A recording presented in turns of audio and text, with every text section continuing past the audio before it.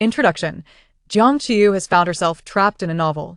She has become a mindless cannon-fodder character in a story about the entertainment industry, where she discovers that the plot has already progressed beyond the halfway mark.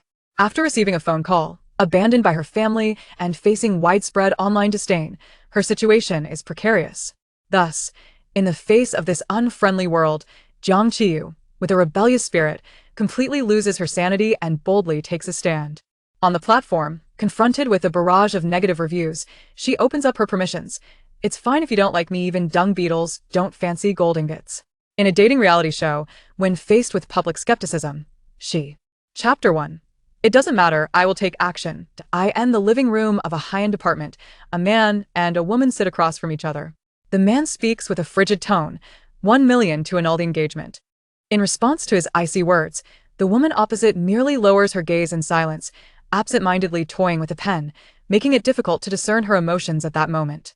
What's the matter? Cat got your tongue? Didn't you just demand 500,000 over the phone? Seeing her silence, Lu Heng furrows his brow in irritation, his expression betraying his disdain. I'll give you another 500,000, but don't use the engagement to disgust me. Jiang Qiyu doesn't want to remain silent. She's just afraid that her instinctive retort, damn it, I detest pretentious people, might slip out. In all honesty, she had merely commented on the man's overly pretentious tone during their phone call the night before, jokingly suggesting, "Rich guy, send me 50 to see your prowess." Who could have anticipated that this man would actually show up the next day, claiming he would give her 1 million? Do the male leads in romance novels never surf the internet? Her name is Jiang Qiyu, once an obscure stand-up comedian who was diagnosed with late-stage breast cancer before she could realize her comedic aspirations.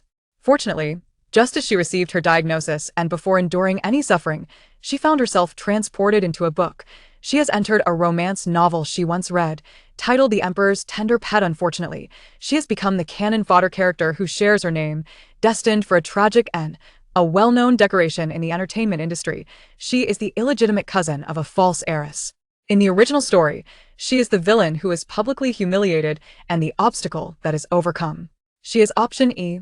Plan B, a mere passerby trampled beneath foot. How should one put it? As the antagonist, she merely hopes that the author will keep both eyes open while sleeping at night. Though this notion may seem absurd, embracing the philosophy of picking oneself up from where one has fallen, Jiang Qiyu swiftly comes to terms with her new reality. After all, she had always been solitary now. To live again, she must ensure that her life is a balanced mix of indulgence and restraint, having exhausted all possibilities. This is what she deserves. Moreover, if she holds the script, what harm can the antagonist do? It doesn't matter, she will act. Jiang Qiyu, have you had enough of this commotion? Who are you? Don't play dumb. Do you think I would marry you based solely on a verbal engagement? Dream on. You are not even worth a finger of Jiang Mian. Your entanglement only makes me feel disgusted. Are you alright? Humph. I see you want money, right? Name your price. No, are you really putting on an act? Rich guy, why not send me 50 to prove your worth? Jiang Qiyu, remember your words. After hanging up, the bewilderment on Jiang Qiyu's face lasted merely 3 seconds before she suddenly widened her eyes in realization. This situation feels off. It quickly dawns on her that she has arrived too late. The cannon-fodder character's career, familial ties, and love life have all collapsed, and she is left with no choice but to leverage the engagement to blackmail the male lead. As for how she has been cornered, she was falsely accused by the false heiress, made to bear the blame for schemes against the female lead, and expelled from her home by the old patriarch of the Jiang family. Completely losing her eligibility to inherit the Jiang family fortune and her career, she was anonymously smeared with scandal, had to lower herself to pursue the film emperor Lu Heng, faced exclusion from newcomers, workplace bullying, and indulged in diva behavior, ultimately leading to her image shattering, scandals piling up, and even being left without any roles to play. It doesn't matter, she will handle her own funeral. Thus, adhering to the motto of burying oneself where one falls, Jiang Qiyu, the washed-up version, chooses to give in. When faced with uncertainty, she opts for a long sleep, leaving tomorrow to take care of itself. Yet, before she can drift into a natural slumber, she is awakened by the arrogant man before her. Lu Heng, 27 years old, currently the hottest film emperor in the entertainment industry, and the male lead of this overly sentimental romance novel. Also, the fiancé with whom the original character had an engagement since childhood. Well, that will soon change. Jiang Qiyu.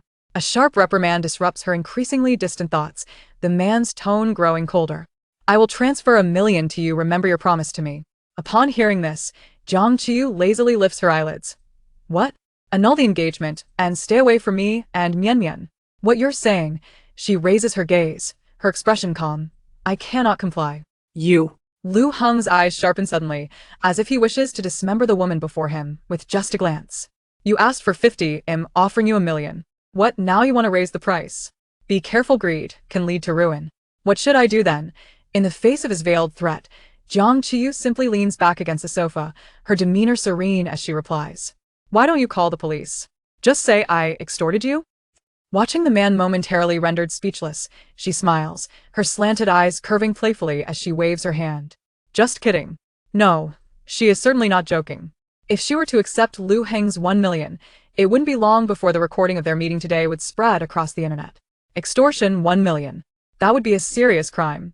At that point, she would become a pariah, nailed to the pillar of shame, unable to rise again. Jiang Qiyu firmly believes that no one is entirely devoid of foolishness. If you perceive someone as flawless, they are undoubtedly engaging in some foolishness out of your sight.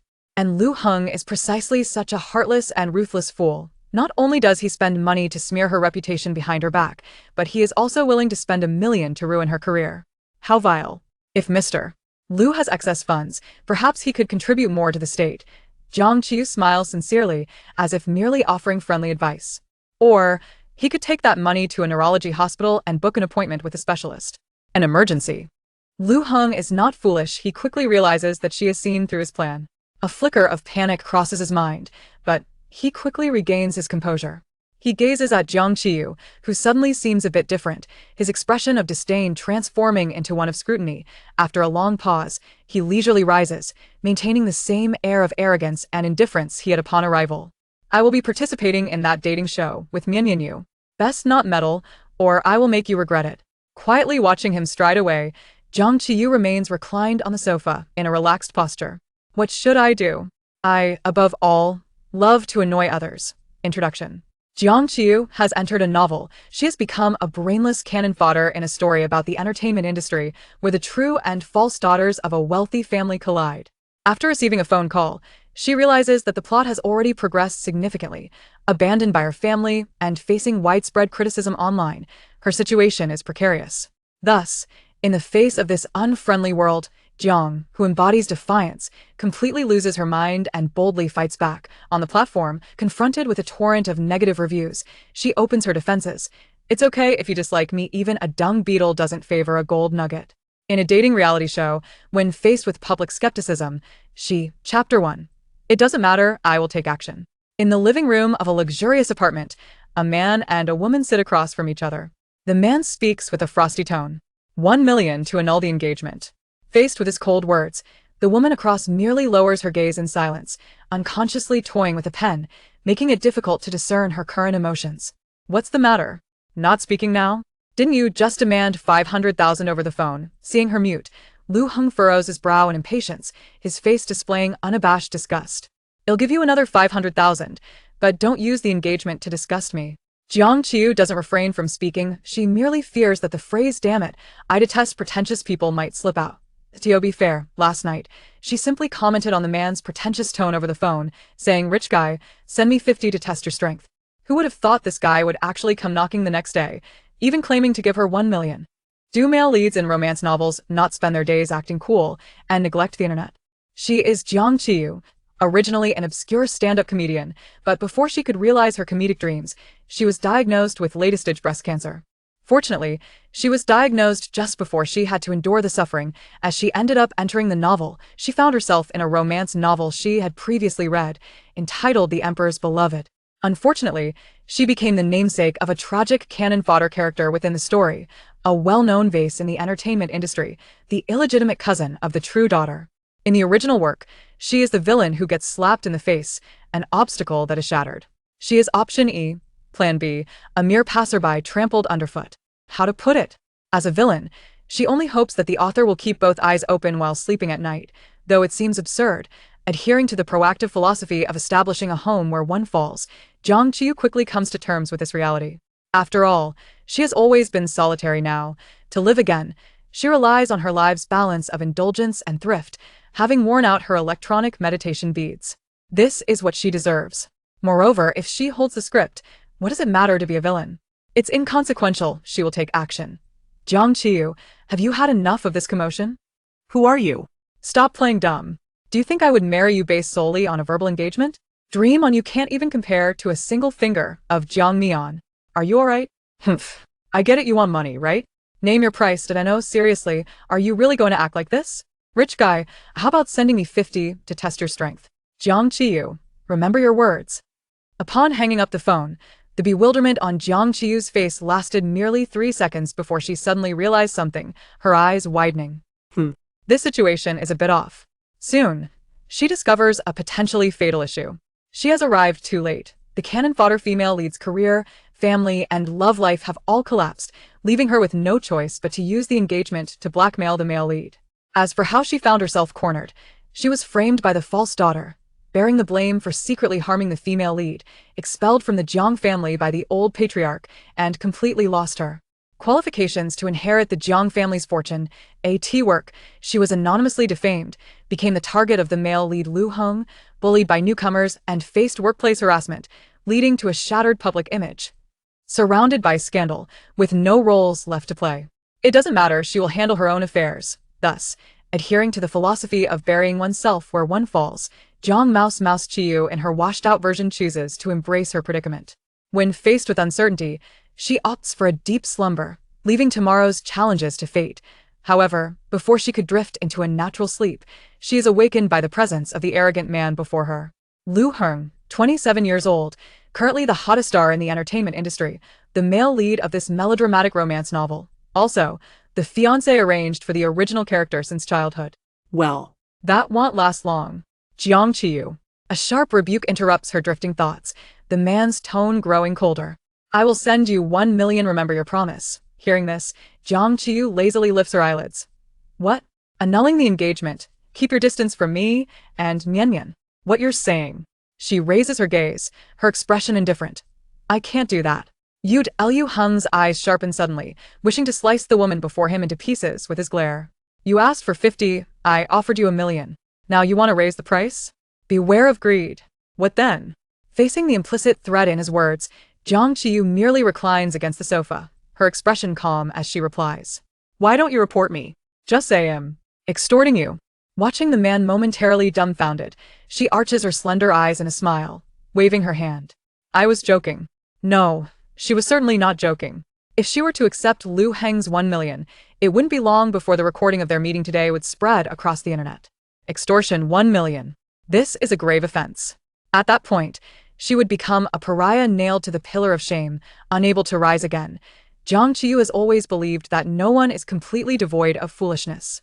If you perceive someone as flawless, then they are undoubtedly engaging in some quiet folly beyond your sight. And Lu Heng is precisely that ruthless, unfeeling fool. Not only does he spend money to smear her reputation behind her back, but he is also willing to spend 1 million to ruin her career. Despicable indeed. If Mr. Lu has more money than he knows what to do with, perhaps he can contribute more to the country's taxes. Jiang Qiyu smiles sincerely, as if genuinely offering friendly advice. Or, he could use that money to visit a neurology hospital for an expert consultation. Emergency. Lu Heng is not a fool. He quickly realizes that his plan has been seen through, a flicker of panic crossing his mind before he regains composure. He examines the suddenly different Jiang Qiyu before him, his disdainful gaze gradually shifting to one of scrutiny. After a long pause, he leisurely rises, maintaining the haughty demeanor from when he arrived. He'll be appearing on that dating reality show with Mian. It's best you don't interfere, or I will make you regret it. Watching him stride away, Jiang Qiyu remains reclining on the sofa in a relaxed posture. What to do? I, above all, love to vex others. Chapter 2. Just say whether or not there is popularity. Jiang Qiyu was indeed not speaking in vain. She was a person who managed to get by in most aspects, except for the fact that her rebellious spirit weighed in at 99 pounds out of 100. In the past, her indiscreet tongue had led her to create a scene at a company dinner where the boss coerced female colleagues into drinking with clients. She boldly exclaimed, "Why does our boss, who loves to pimp, not simply become a madam?" This remark earned her the ire of many. Her life, which had initially been scripted as a pursuit of dreams in the entertainment industry, had abruptly transformed into a narrative of being cast out. Now, having transmigrated into a book, She faced not only scorn but also the aftermath of the original owner's chaotic legacy, further destabilizing her already precarious mental state. Given the circumstances, With imminent expulsion from the entertainment world looming, she resolved that rather than engage in internal strife, it would be far better to unleash her madness upon the world. She intended to live her life by 2 words: rebellion. The dating reality show that Lu Heng mentioned was an anticipated program titled You Understand Love. This show distinguished itself among the myriad of dating shows by virtue of its impressive guest list, featuring rising stars like Jiang Qiyu, the ballad prince Zhou Shun, the breakout idol Feng Shubai, and the popular actress Zhang Ling, all well-known figures in the entertainment sphere. The production team had been compelled to hastily replace a female model due to unforeseen circumstances, with the official announcement already made on Weibo. Showcasing a perfect blend of 3 men and 3 women, it would be quite challenging for her to join at this stage. Contemplating this, Jiang Qiyu retrieved her phone from her pocket, located her agent Chen Jia in her contacts, and dialed. "Hello, Chen Jia? I want to participate in that dating show you turned down for me. Is there any possibility?" On the other end, Chen Jia appeared to be preoccupied, the background chaotic. rest? Who authorized that? "I haven't even begun to shine for the company, and you think I can rest?" "I don't agree." After a moment of silence, the environment seemed to shift to a quieter setting before she replied, "Don't give me that. I know what you're thinking. Even if we hadn't turned down director Zhang, given your current reputation and popularity, it's best to forget about the show for now." Genya.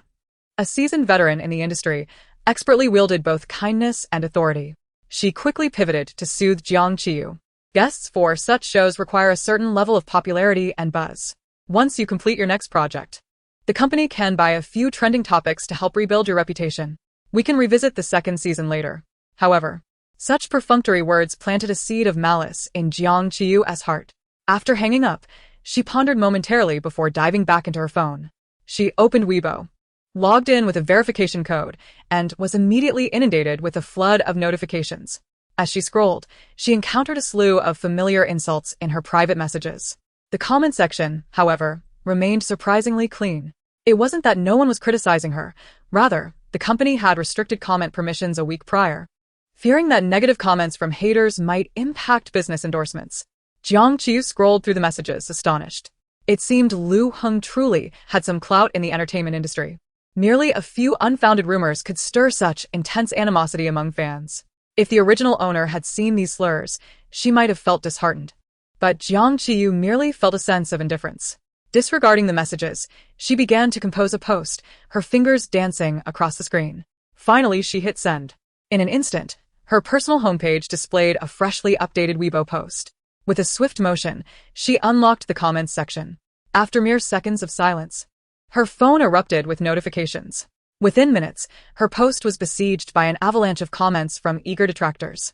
Amidst the endless mockery and vitriol, Jiang Qiyu noticed a few comments that had garnered significant likes. "Junzi Ruheng. I thought it was someone important, but it turns out to be a desperate girl chasing after attention." Clearly a fan of Lu Heng, without a second thought, she boldly replied, "Jiang Qiyu, I know you don't like me. That's perfectly fine. Even a dung beetle cannot roll away a gold ingot. Mian Mian little angel. Jiang Qiyu, hasn't he apologized for bullying the new starlet on set, has she? Poor us having to film alongside such a venomous vase." Facing Jiang Mian as defender, she retaliated fiercely. "Jiang Qiyu. Oh my, is this real? How chilling. In the world of adults, nothing is easy. Knowing such grave matters and bearing them alone, I respect you, a woman as strong as a rose. Sending love." Did Jiang Qiyu leave the entertainment industry today? A smoking little delinquent still trying to maintain a pure persona? Disgusting. Observing the comment accompanied by a blurry paparazzi shot of her seemingly holding a cigarette to her lips, Jiang Qiyu scoffed. "Jiang Qiyu, I not only enjoy smoking but also delight in meddling in the affairs of nosy netizens." Initially, only fans from various factions engaged her, but soon, some curious bystanders joined the fray. Sad pig intestine, what is happening? Has Jiang Qiyu gone mad? Jiang Qiyu, the situation is precisely that. What the specifics are, we shall see. Donkey Little 5. I thought the sister was just a pretty face, but she's truly wild. She has both talent and looks, as well as grace. Jiang Qiyu, why engage in mental self-harm when one can unleash madness upon others? I stand by my words. There's no need to be overly normal in life. Frozen fish war god. Sister Yu, I've heard you have capital backing you. How much does it cost to speak up for you? I'm a bit tight on cash lately. Can we settle daily? Jiang Qiyu, you're still young. Being financially strapped now isn't a big deal. There will be many tighter days ahead. Such exchanges were merely routine for the once rebellious Jiang Qiyu. However, in the broader context of the entertainment industry, this was nothing short of explosive. Soon, a fresh topic surged to the top of the entertainment trending list like a wild stallion. Jiang Qiyu was embroiled in a fierce battle against her detractors when her agent Chenjia's call burst forth once more, urgent as a fire. Jiang Qiyu intentionally pulled the receiver away from her ear before answering. Chenjia, don't call me sister. You're the sister here. I asked you to build your popularity, and you're out here acting like a lunatic online. Listening to Chenjia's furious tirade, she merely glanced at the rapidly climbing trending topics and her swiftly increasing follower count, allowing a confident smile to bloom. Just say whether or not there is popularity. Finally, she squeezed out a heavily laden curse from between her molars. Jiang Qiyu, you truly ought to perish. Chapter 3. What is the difference between this and defecating in public? Chenjia was not wrong. She had been diagnosed with breast cancer and truly should have perished. Yet she did not die. Not only did she survive, but through this chaotic upheaval in the celebrity fan community, she managed to catapult her waning popularity back into the spotlight. In the entertainment industry, as long as there are topics of discussion, one is always in demand wherever they go. To prevent her from further erratic behavior, Chenjia immediately contacted director Zhang of You Understand Love. Coincidentally, director Zhang was also contemplating reaching out to them. Although filming was imminent and the 6 guests were already confirmed, the official Weibo account temporarily announced that a female artist would be joining as a mysterious guest. Following the explosive events in the entertainment industry, Jiang Qiyu's Weibo account was forcibly confiscated by the company. She found herself embroiled in arguments with Lu Heng's fans beneath a post announcing the new film from an award-winning actor, bickering with Zhang Mian's fans on marketing accounts, and squabbling with her own fans in the comments of damage control posts. In essence, she was in a state of all-out conflict with everyone. After a week of relative calm, the much-anticipated show You Understand Love officially announced the commencement of filming. In this apartment, all participants will engage in a month-long coexistence, during which they will come to know one another under the premise of romance. The program, in addition to broadcasting weekly highlights across all platforms, has also opened a dedicated 24-hour live streaming room for individual stars, allowing viewers to immerse themselves in the minutiae of their lives. Logically speaking, the true commencement for the guests begins the moment they arrive at the recording venue. However, this variety show possesses an unusual feature: hidden cameras. Countless fans have long awaited in the streaming room, and to enhance interactivity, real-time comments are being sent. Unlike the cheers of other guests' fans, the streaming room of the mysterious guest remains shrouded in ambiguity. To amplify the entertainment value, the production team has applied real-time blurring to Jiang Qiyu's face, ensuring that viewers can hear her voice but not see her form. This peculiarity naturally piqued the curiosity of many online users, who eagerly speculated about the identity of this enigmatic guest, causing the comments to flood in rapidly. In the airport waiting hall, Jiang Qiyu glanced down at the large white suitcase beside her feet before turning her gaze towards her panting assistant, Mixue, who trailed behind. She then raised a meaningful smile and asked, "Mixue, are you tired?" Huh. Mixue, laden with bags, was momentarily taken aback, following Jiang Qiyu's gaze to the white suitcase. Realizing her implication, her expression shifted dramatically. "Sister, let us not do that, okay?" Faced with her assistant's resistance, Jiang Qiyu remained resolute, declaring, "I'm tired." Mixue wished to argue further, but under Jiang Qiyu's imposing demeanor, she could only reluctantly nod. "Fine then." Their ambiguous exchange was accurately captured by the hidden audio devices and transmitted to the streaming room. Consequently, in addition to the viewers speculating about her identity, another type of comment emerged. "Who is this mysterious guest? I feel like she's acting all high and mighty. Is she really expecting her assistant to carry her suitcase? The assistant already has so much. Does she have a princess complex, unable to carry even a single suitcase?" As doubts continued to arise, no one anticipated what would happen next. Without a word, the blurred mysterious guest lifted her long leg and sat squarely atop the white suitcase. Once settled, she turned to her assistant and called out, "I'm leaving, you follow me." As soon as she spoke, the seemingly ordinary suitcase emitted a loud mechanical chime. "Beep beep. Welcome to use our company's electric suitcase. We wish you a pleasant journey." Then, an unexpected and slightly alarming melody played. "A heartbeat is love, like a raging fire. Your laughter is madness. I love like a flame that warms the heart. I see the flickering flames of love. A sister. Yu Xiaoyu stood frozen, along with the viewers in the streaming room who were processing the astonishing scene. Gazing at that carefree figure, accompanied by the earworm-like music, she swiftly departed the bustling airport hall. Wait for me. Without considering anything else, Yu Xiaoyu gritted her teeth, hoisting the suitcase onto her shoulder, barely covering half her face. Mimicking Jiang Qiyu's actions, she climbed atop the suitcase amidst the astonished gazes of passers-by and pressed the switch. Beep beep. Welcome to use our company's electric suitcase. We wish you a pleasant journey. No one expected the two to pull off such a stunt, and the camera momentarily lost track of them. However, the comments in the streaming room continued to speed up. The immersion is too strong. I feel embarrassed for them. For the first time, I realize watching a live stream requires courage. Director, quickly switch the camera. They'll be lost in a moment. As the director frantically searched for their image among numerous shots, viewers finally noticed that Jiang Qiyu had halted her ride. Beside her stood not only her flushed assistant, but also a little girl, approximately the height of the suitcase. Actors were arranged to play various passers-by for each guest, testing their reactions and provoking discussions among viewers. However, the blind person Jiang Qiyu was supposed to encounter had been left behind due to her electric scooter's unexpected speed. The sudden appearance of this little girl clearly had not been part of their plan. Witnessing the staff exchange glances, the assistant director prepared to express his anger, but was tugged at the sleeve. The director responsible for Jiang Qiyu's streaming segment pointed at the live feed, tentatively suggesting, "Director, would you like to take a look first?" Chapter 4. Your daughter is in my hands. The high-definition camera zoomed in, revealing the mysterious guest sitting on the suitcase, gazing down at the tearful little girl before her. "What's wrong?" she asked, stopping in her tracks as the child blocked her way. However, the girl merely widened her watery eyes, pouting and staring up at her in silence. "Not very forthcoming, are we?" Seeing the child's reluctance to speak, Yu Xiaoyu, who had just caught up, leaned closer and whispered, "This child is Jiang Qiyu." Studied the girl attentively, then turned to Yu Xiaoyu with a serious expression, stating, "A girl." Glancing at the big-eyed little girl wearing a ponytail and a dress, Yu Xiaoyu nearly rolled her eyes to the back of her head. "How presumptuous of you to judge." Holding back her thoughts for the sake of her job, she decided to take action to prevent Jiang Qiyu from saying something inappropriate. Yu Xiaoyu bent down and kindly asked the little girl, "Where are your parents?" Thinking she was being approachable, Yu Xiaoyu was startled as the little girl reacted to her intrusive gesture, raising her head and opening her mouth, on the verge of tears. What?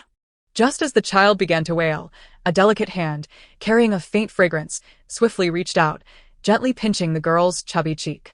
"So I know you want to cry, but please hold on." Meeting the child's round, glistening eyes, Jiang Qiyu lowered her mask, symbolically curving her lips into a smile. "Let me ask you, are you lost from your parents?" The little girl seemed captivated, blinking her tear-filled eyes before nodding.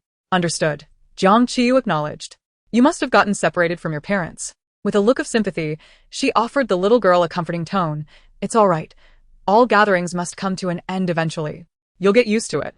However, her attempt at consolation only caused the child to break into a wider cry. Wah. Not only was the little girl sobbing, but the viewers in the streaming room also resonated with her emotions. This sister is quite adept at nonsense. You really know how to comfort someone. First of all, your intentions are good, but secondly, perhaps hold off on the advice. Little girl, that was well said, but please don't do it again. Despite Jiang Qiyu and Yu Xiaoyu's efforts to soothe the little girl with their limited vocabulary, they ultimately failed.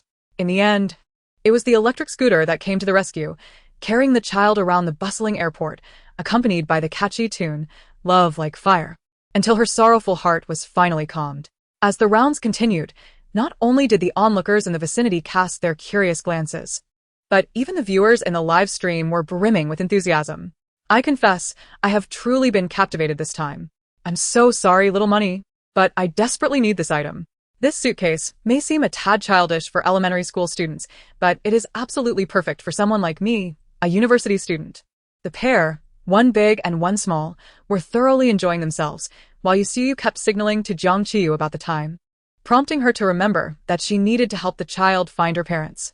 "Little one, let me test your memory. Do you remember your family's phone number?" After playing for a while, the little girl innocently regarded this rather brusque yet strikingly beautiful sister as a companion. Naturally, she answered every question without hesitation. "Of course I remember." "Really? Really? I don't believe you. Upon hearing her disbelief, the little girl's face flushed with urgency. To prove her point, she was about to reveal everything, nearly divulging her father's bank card password.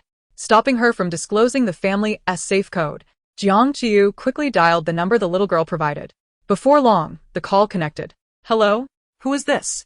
A deep male voice resonated through the phone, its rich timbre painting an image of an elegant gentleman clad in a suit. Dreaming of a bright future, she spoke with a hint of urgency. I've found your daughter. Who is coming to pick her up? What greeted her was a long silence from the other end. Assuming that the child's parents did not comprehend, she casually rephrased, Your daughter is with me. I hope you grasp my meaning. Yet, the person on the line remained silent. Please hold on. To prevent the man from mistaking her for a fraud, Jiang Qiyu kindly handed the phone to the little girl, who was still engrossed in exploring the suitcase. The child merely turned to the receiver and cheerfully exclaimed, Uncle Chi. After which, she promptly resumed her joyful exploration of the extraordinary suitcase. Realizing that he was not the child's biological father, Jiang Qiyu mused that it was no wonder the child was so unperturbed about being lost. She once again raised the phone to her ear. Did you hear that? We are in the airport's waiting area. As she spoke, she noticed Yu Xiaoyu glancing at her watch, signaling her to not miss the boarding time. Prompting her to add, You don't have much time left. She then turned her attention back to the little girl, who was now activating the electric suitcase and attempting to climb on board, adding, Hurry up, or I want to know where she'll end up. Listening to the busy tone on the other end, she tucked her phone away and signaled to Yu Xiaoyu, who was frantically assisting the little girl, indicating that everything was proceeding smoothly. However, while she felt confident and composed, the live chat in the stream erupted with comments. What did the sister do before entering the entertainment industry? The tone is just right. She sounds like she has been sewing for at least a decade. I just came to watch a variety show. How did I become a witness? Is there any authority to investigate her? This is serious. I'm not joking. Chapter 5. The uncle's slap is acceptable. Although the little girl's uncle maintained a calm demeanor over the phone, he arrived at the waiting area in under 20 minutes. The newcomer, dressed in a brown suit and tall in stature, resembled a graceful greyhound. Sprinting towards them from a distance, Xin. Upon spotting the child perched atop the suitcase, he rushed forth, appearing as if he could hardly contain his relief. Upon reaching her, he slid to a stop, scooping the joyfully singing little girl into his arms, his expression one of sheer relief. Xin, you scared me to death. How could you sneak off here alone? Don't you know Qi? At that moment, the boarding announcement echoed through the airport. Jiang Qiyu exchanged a glance with Yu Xiaoyu and promptly waved her hand at the lanky man. You two catch up, I have business to attend to. Miss. Please wait a moment. Uncle Lingdi, having confirmed the child's safety, turned to Jiang Qiyu, repeatedly expressing his gratitude. Thank you so much. If anything had happened to the child, no need for thanks. Returning a lost child is the duty of every citizen. Now that the child is safe, I shall take my leave. However, just as she took a step forward, she felt a sudden tug at her pant leg. Sister. Turning around, she met the gaze of the little girl, her large, watery eyes wide with sincerity. You must have something to say. The child, with her innocent demeanor, clutched Jiang Qiyu's sweatpants tightly, making the already loose waistband precariously low. Sister is a good person. Xin wants to repay you. No need, it was my responsibility. Huh. It's supposed to be. She quickly corrected the slip of her tongue, yet it elicited a round of laughter in the live stream. Haha, not hard, just unfortunate. Is she really unaware of the hidden cameras? This is too hilarious. I'm curious about how she will interpret love next. However, the small yet clever Xin sensed the dismissive tone and became agitated, tightening her grip. Sister, don't you believe me? My dad has lots and lots of money. Secretly pulling her waistband with one hand, Jiang Qiyu brushed it off, glancing at her phone for the time to deflect. I believe you. But tell your dad not to be too proud. My dad is already working hard. Huh. This statement nearly left the child bewildered, yet it did not hinder her from gripping tighter. Forced to bend down, Jiang Qiyu took on a serious demeanor and began to fabricate. Xin, right? Let me ask you, do you believe in light? The little girl tilted her head, her eyes shining with innocent clarity. Light? Yes. Eager to extricate herself, she wove a tale. I am actually a warrior from the 78th Nebula, and I've received a call from the defense team. I must immediately head to the next target location. There's no need for repayment, but if you truly wish to thank me, leaning closer, she whispered in a tone only they could hear. Just have your parents support a star named Jiang Qiyu. She is my informant here on Earth. Upon hearing this, the little girl paused for a few seconds. Then her face scrunched up in disbelief. Sister, I'm a child, not a fool. Overzealous. A warrior in a bodysuit, ha ha ha. It took me 3 whole seconds to process that. I'm so curious about who this mysterious guest is. Are there really such extraordinary figures in the entertainment industry? Just then, Uncle Lingdi, unable to hold back any longer, stepped forward and bowed politely. Miss, our CEO Qi is on his way. I kindly request that you accept his gratitude in person. What CEO? But before she could finish her question, the little girl's eyes brightened, and she called sweetly behind her, Uncle Qi. At that moment, Jiang Qiyu had no time to ponder whether he was the 7th or 8th uncle. Seizing the opportunity while the little girl was distracted, she nimbly leaped onto the suitcase. Xiaoyu, keep up. Didi welcomes you to use our electric suitcase. Wishing you a pleasant journey. Watching her silhouette fade into the distance, Xiaoyu was momentarily taken aback before quickly regaining her composure. Mimicking Jiang Qiyu's actions to swiftly climb onto the suitcase. She turned to Mr. Lingdi, who wore a bewildered expression, and offered an apologetic smile. I'm sorry. We are truly pressed for time. Due to their rapid pace, the camera struggled to capture the moment, leaving the crew scurrying like mice in search of the elusive Jiang Qiyu. The director in the control room momentarily kept the camera fixed in place. Just as the assistant director contemplated inserting a graphic announcing a mysterious guest had boarded, he inadvertently caught sight of the live chat. Oh my gosh. Did I just see a top-tier idol flash by in that moment? That figure, that proportion, those legs. Wow. Quick, zoom in. Is that the child's parent? In high definition, just as Jiang Qiyu seemed to vanish from the frame, a tall figure with broad shoulders and a narrow waist unexpectedly entered the shot. The man stood tall and firm, clad in a sleek black suit that perfectly accentuated his athletic physique. He strode confidently through the crowd, exuding an air of grace and poise. Uncle Qi, the little girl called out, stretching her arm toward the man. The director swiftly zoomed in, allowing viewers to see the man's strikingly handsome features that seemed almost divine. Qiao Xinxin. The man's defined jawline and sharply contoured face bore little emotion, save for a slight frown as he looked down at the small child before him.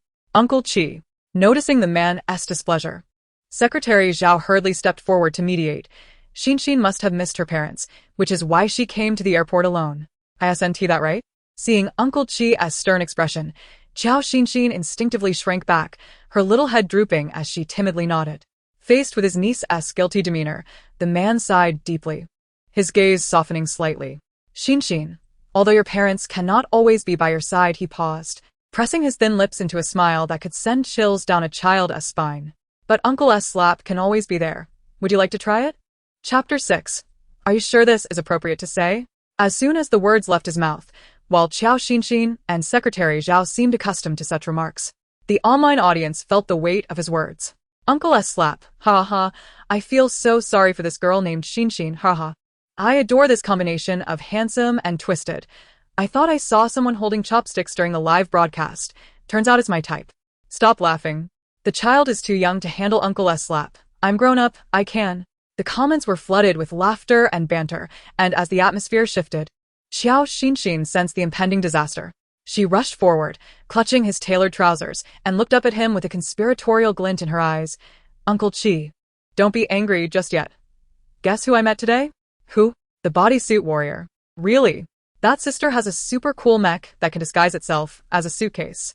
Her eyes sparkled with innocence and wonder, a stark contrast to her earlier demeanor as a little adult who claimed her youth didn't equate to a lack of intelligence. The bodysuit warrior cannot fool a child. Perhaps try it on an adult instead. Okay, adults are no good either. Almost instantly, as the man's voice fell, Qiao Xinxin's bright eyes dimmed, her head drooping in acceptance. I know I was wrong. Ha ha, this girl must have 1,000 hollow hearts. I truly don't understand you all. Have some sympathy for the child. I would never mock. I just happen to be cooling off my teeth a bit. How are these parents teaching their children? Education should guide towards positive energy, not lead me to the altar of marriage. Just as the comments became increasingly chaotic, Secretary Zhao, who had been standing as a mere backdrop, received a sudden phone call. After a brief conversation, he approached the man and whispered something. Subsequently, both hurried away, taking the forlorn little girl off screen. The director in the control room swiftly transitioned to a gradient animation, and the live broadcast soon morphed into promotional material for a dating show. By this point, all 7 guests had boarded their flights. However, no one anticipated that this simple teaser would ignite a fervent discussion online. Uncle S slap. How is that different from defecating in public at the airport? Who is this pure prison-style female star? Searching the internet for Uncle Slap. These bizarre topics quickly overshadowed trending searches related to Lu Heng, Zhang Mian helping the elderly, and Feng Shubai dancing at the airport, dominating the charts. Meanwhile, Jiang Qiyu, already aboard and resting with an eye mask, remained blissfully unaware. The dating show was set in a seaside town far from the city. The production team had invested in a 4-story garden villa with ocean views as the shared residence for the guests over the next month. As dusk fell, the brightly lit living room was filled with numerous cameras capturing the scene. Except for the yet-to-be-revealed mysterious guest, the other 6 had gathered around a round table laden with hot pot ingredients. Familiar faces exchanged smiles and nods, creating a harmonious atmosphere. Outside the frame, an electronic screen displayed the live broadcast, inundated with a flurry of comments. The connection with the mysterious guest was established, and each guest was allowed to ask one question. Whoever guessed her identity first would have the privilege of choosing their room first. The stipulation: no direct questions about her name or works. As soon as the rules were announced, the eager online audience flooded the comments. Jiang Qiyu? I can see how that could fit. However, upon mentioning her name, fans from all sides reacted defensively. Can we refrain from mentioning that clingy sister? It's so unlucky. Seriously, don't force me to curse in such a joyful place. Impossible. I heard Jiang Qiyu was sent to a sanatorium, right? At that moment, the connection to the mysterious guest was established. Hello? Her voice resonated clearly through the speakers, though slightly distorted by static. Yet, her tone was crisp and lively, instantly endearing her to the audience. The 6 individuals before the camera exchanged glances of uncertainty, and the supermodel, Song Yan, who sat at the edge, spoke first. I'll go ahead and ask. With her hair tied back and an air of sophistication, she smiled slightly and inquired, May I ask, dear mysterious guest, what is your age? Without hesitation, the guest answered, 22. With the age confirmed, the possibilities narrowed significantly, prompting many viewers in the comments to express their disappointment at having guessed incorrectly. Rising star Jiang Ling smiled softly. What personality do you think you possess, mysterious guest? Quite extroverted. I never wear a hood when I go to the bank. The Prince of Love songs, Zhou Shun, chimed in. Have you ever sung in public? At that moment, the youngest boy band idol, Feng Shubai, flashed a charming smile, his small canine teeth glistening under the lights, and asked a question everyone was dying to know. Where did you buy your mech? After a brief silence, the guest responded calmly, I haven't received the advertising fee yet, so I can't disclose that. Not surprised by the lack of an answer, Feng Shubai's smile only grew more endearing. Well, I wish you the best in securing that endorsement, bodysuit warrior. Now, let me ask a question. She paused for a moment, her eyes sparkling with mirth as she gazed directly into the camera, her tone playful and confident. Could you please reveal your WeChat nickname? Upon her utterance, the previously lively barrage of laughter fell into a momentary silence, swiftly followed by a tidal wave of compliments. Mian Mian is truly clever. It must be easy for celebrities to match WeChat nicknames with their real identities. Oh my, is this what they call a smart and sweet person? I'm utterly enamored. Jiang Mian certainly strikes to the heart of the matter, but am I the only one curious about the WeChat name of this unexpected treasure? Curious one. Curious 10,086. Yet, while the barrage was bustling, the mysterious guest on the other end suddenly fell silent. After a prolonged pause, she finally managed to utter a vague retort. Are you sure this is something I can disclose? Chapter 7. The Mecha Chariot rides forth. Remember my name? Qi. Jiang Qiyu had been waiting outside for over 20 minutes. She answered numerous questions to the best of her ability. However, Jiang Mian, being the protagonist, posed a question that momentarily stumped her. Lowering her head, she pulled out her phone and glanced at the glaring 8 characters atop her WeChat profile, remaining silent for a long while before retorting into the device. Are you sure this is something I can disclose?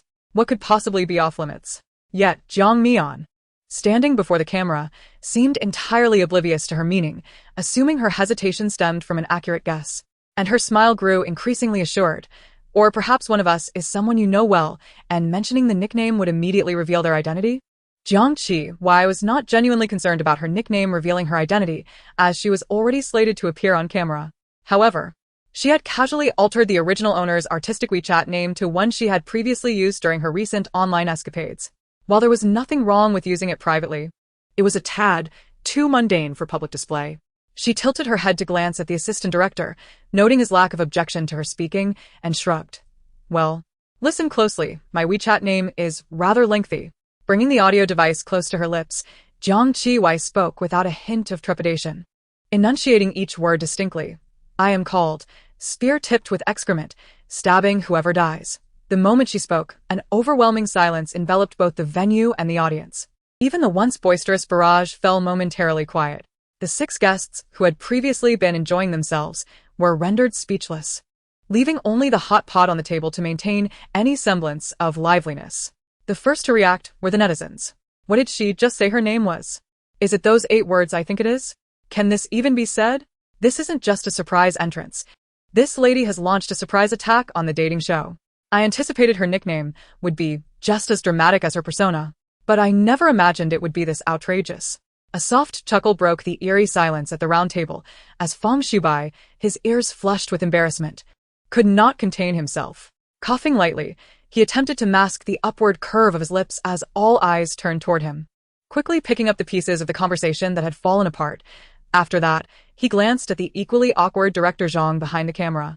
Receiving a nod of approval, Feng Shubai turned to the lens, flashing a dazzling smile. And with that, the barrage erupted once more. Spear teacher, ha ha ha, what a legendary name. What does this question have to do with guessing the mysterious guest's identity? Is it just a waste time? No. Fong just arrived and is already launching an offensive against the mysterious guest? Fong, you're still young. Mama doesn't approve of this marriage. Meanwhile, Hyani, Seated in the outer area, had not overthought the situation. Since others were asking, she naturally responded truthfully. Let us find someone who doesn't like to speak ill of others. Upon hearing this, Feng Shubai's perfect smile faltered for a brief moment, but he quickly regained his composure. He furrowed his brow in confusion and asked why. I enjoy gossiping too much. In a relationship, one must cultivate virtue, right?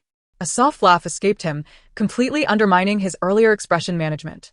After posing a second irrelevant question, he still failed to clarify the identity of the spear teacher. Now only one person remained without a question posed. At this moment, all eyes turned to the man seated at the center, the undeniable star of the dating show. The film emperor Lu Heng. Lu Heng had always maintained an image in the entertainment industry as a cold, aloof figure, a highborn who seemed untouched by the mundane world. Now, facing this intriguing spear teacher, he felt a wave of disdain wash over him. Jiang Qiyu, at that moment, caught a fleeting glimpse of the distaste that crossed his face through the outer screen. Narrowing her eyes slightly, she spoke before Lu Heng could formulate his question. You've asked so many, but only Jiang Mian's earlier comment hit the nail on the head. Suddenly addressed, Jiang Mian lifted her gaze. Which point? Among those present, there was indeed someone I am intimately familiar with. Just then, Lu Heng, who had remained silent, seemed to suddenly recall something, his expression momentarily frozen. At 22, tone-deaf, and with a personality he found utterly unappealing, coupled with her near-manic behavior, he instantly recalled a name that filled him with exasperation, yet was all too familiar. He lowered his gaze, suppressing his disbelief, and frowned as he asked, What is your relationship with that person? Jiang Qiyu had anticipated this question. With a smile that remained hidden from the audience, she responded cheerfully, We grew up together. Our bond is quite close. She deliberately paused, adding, Oh, by the way, even our families are very close. This seemingly ambiguous statement set off alarm bells in Lu Heng's mind. The Jiang and Lu families had been close friends for decades, their relationship undoubtedly intimate, which was why an engagement had been arranged when the children were young. This mysterious guest was indeed Jiang Qiyu, seeing Lu Heng's complexion shift. Jiang Qiyu smiled mischievously from the outer area. She possessed few merits, but she held grudges and relished humor. Her intent in saying this was purely to unsettle Lu Heng. Just as Lu Heng was spiraling into a frenzy of thoughts, the director's voice punctuated the air. Now that everyone has asked their questions, does anyone have a guess about the identity of our mysterious guest? The living room fell into silence, once more. The others furrowed their brows, fervently searching their minds, while Lu Heng remained somewhat uneasy. Even if he had deduced Jiang Qiyu's identity, he would never voice it. Noticing the lack of answers, Director Zhang raised a small megaphone and announced, Since no one has guessed the identity of our mysterious guest, let's welcome her to the stage. As his words rang out, a familiar melody wafted through the air. The heart is racing, love is like a raging fire. Your laughter is the madness of a love that warms the heart. I see the flickering flame of love. The doors to the living room swung open, revealing a figure clad in youthful, casual attire, riding the now famous mecha chariot, who slowly entered. Approaching the camera, she dismounted gracefully, her smile a blend of friendliness and casualness. With composed hands, she clasped them together and declared, "The mecha chariot rides forth. Remember my name, Qiyu." Chapter 8. The past is the past. Now, it's a different story. Hiani. You are the spear teacher? Two exclamations of surprise resonated simultaneously.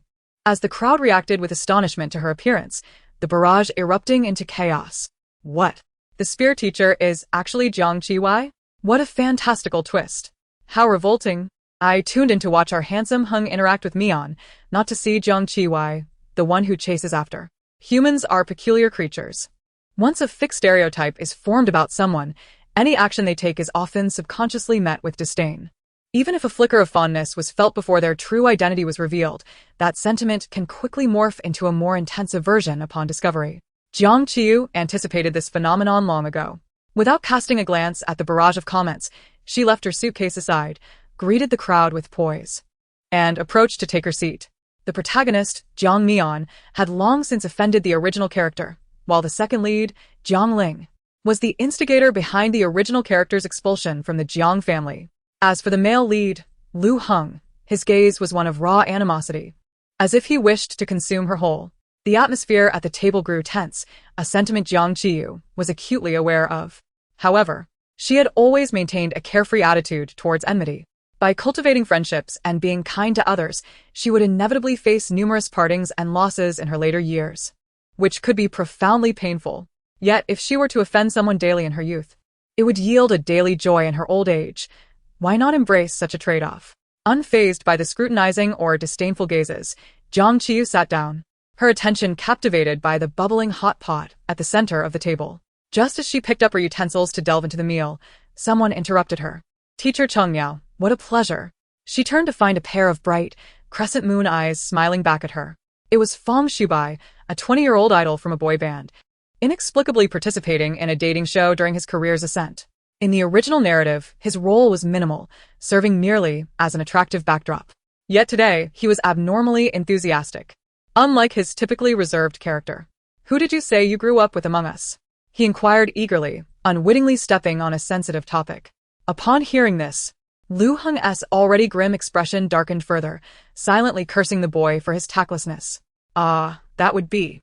She boldly met Lu Heng's increasingly stormy gaze and replied coolly, "My dear cousin, Jiang Ling was indeed a cousin to both Jiang Mian and Jiang Qiyu, having grown up together, albeit under different circumstances." However, to Lu Heng, this revelation felt like a veiled threat regarding their engagement. As Feng Shubai expressed surprise, "You're really relatives? I've never heard of this before." Jiang Ling prepared to employ her usual tactics to cast Jiang Qiyu in a negative light. Yet before she could speak, Jiang Qiyu preempted her. "Strictly speaking, we aren't truly related," she stated nonchalantly while adding meat to the boiling pot.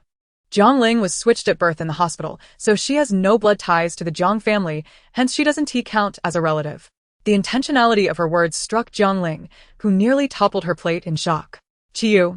Jiang Ling had painstakingly secured the elder Jiang's agreement to conceal the truth about the switched daughters. To the public eye, she was still the esteemed heiress.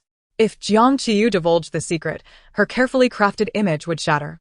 Faced with the perplexed stares of the others and Jiang Qiyu's enigmatic smile, Jiang Ling could only force a laugh and attempt to redirect the conversation.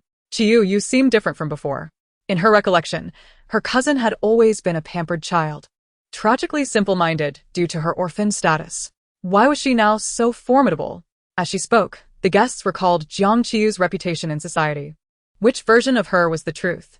Cousin, isn't that a narrow perspective? Under the scrutinizing gazes, Jiang Qiyu remained focused on the fish roe she had just added to the pot, responding leisurely. As the saying goes, reputation can be both good and bad. The past is merely the past. Now is what truly matters. Her words sparked a flurry of reactions in the comment section. A perfect rhyme. She claiming her share of the rap scene's cake. Was that a slip of the tongue? Or intentional? It feels like she is the only one genuinely here to eat. In a twist of fate, as the unrecognized mysterious guest, she naturally secured the privilege of selecting her room first. With her enormous suitcase in tow, Jiang Qiyu decisively chose the top floor.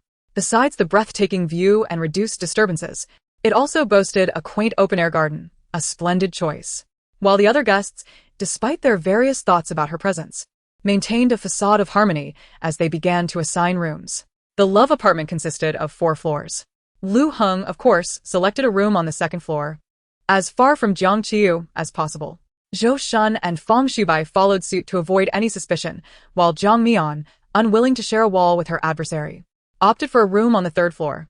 Jiang Ling, despite her jealousy towards Jiang Mian for usurping her position as the favored daughter, chose to smile sweetly and select a room adjacent to her. Song Yan, perceptive of the underlying tensions, chose to stay on the 3rd floor as well, despite her envy of the garden. Thus, the boys settled on the 2nd floor, while the girls occupied the 3rd, leaving Jiang Qiyu alone on the top floor. As the guests busied themselves with their accommodations, netizens began to speculate about the implications of these arrangements. This must be intentional. They're definitely doing this on purpose. Heng is in 201, while Mian is in 301. I can't help but feel they're subtly expressing their affection by living in close proximity. In addition to the established couple of Lu Heng and Jiang Mian, viewers began to conjure pairings for other guests. Doesn't Zhou Shun and Jiang Ling seem like a good match? Their energies align perfectly. Zhou Shun with Song Yan seems ideal. She is the cool model. And he is the romantic ballad prince. But who is paired with teacher Chang Miao? Jiang Qiyu? She is being ostracized. Her popularity in the circle speaks for itself. Of course, teacher Chang Miao would pair with Feng Shubai, a neurotic starlet with a younger, innocent boy. Taking our bye-bye away? Do you not feel guilty about this? I expected some drama once Bye-bye joined the dating show, but if it's with teacher Chang Miao, what could happen? The pairing of Changbai Mountain? Let us get this rolling. Changbai Mountain might be too chilly. If we're doing ghost ships, let us call it the White Spear Girl. Laughing out loud. The name may be obscure, but it shouldn't be ominous. An hour swiftly passed, and the time barely reached 9:30. The production team organized the assembled guests, seating them comfortably on the living room sofa, and distributed a sponsored brand of mobile phones to each of the 7 attendees. Outside the camera's view, Director Zhang began to introduce the functions of the phones using a small megaphone. The app, Understanding Love, allows guests to make calls, video chat, exchange messages, and share their lives and emotions in a social circle akin to WeChat and Weibo. Most importantly, the usage of the software is entirely transparent, with all communications and social circle interactions displayed in a small window during the live broadcast. This not only enhances audience engagement, but also ensures that no private conversations between guests go unnoticed. Furthermore, Understanding Love boasts several unique features. It calculates the mutual affection between guests based on their chat frequency and at the conclusion of each day's activities. A pop-up window prompts the phone holder to rate the other guests, excluding themselves. Additionally, there is an anonymous feature, granting each participant a daily opportunity to confess their feelings anonymously to someone they are fond of. Neither the audience nor the recipient will know the identity of the admirer, leaving it to the individual to decide whether to reveal themselves. One cannot help but feel a touch of madness after a month without engaging in games. And even if one were to leave the scene begrudgingly, earning money would be the first priority for a comfortable life. While Jiang Qiyu was relishing her delightful retirement, indulging in fruits with a small fork, Director Zhang announced, "Next, we begin the first segment of Understanding Love Night Talk." As the name suggests, it is an evening gathering for the guests to sit together, filled with food and drink, to engage in casual conversation.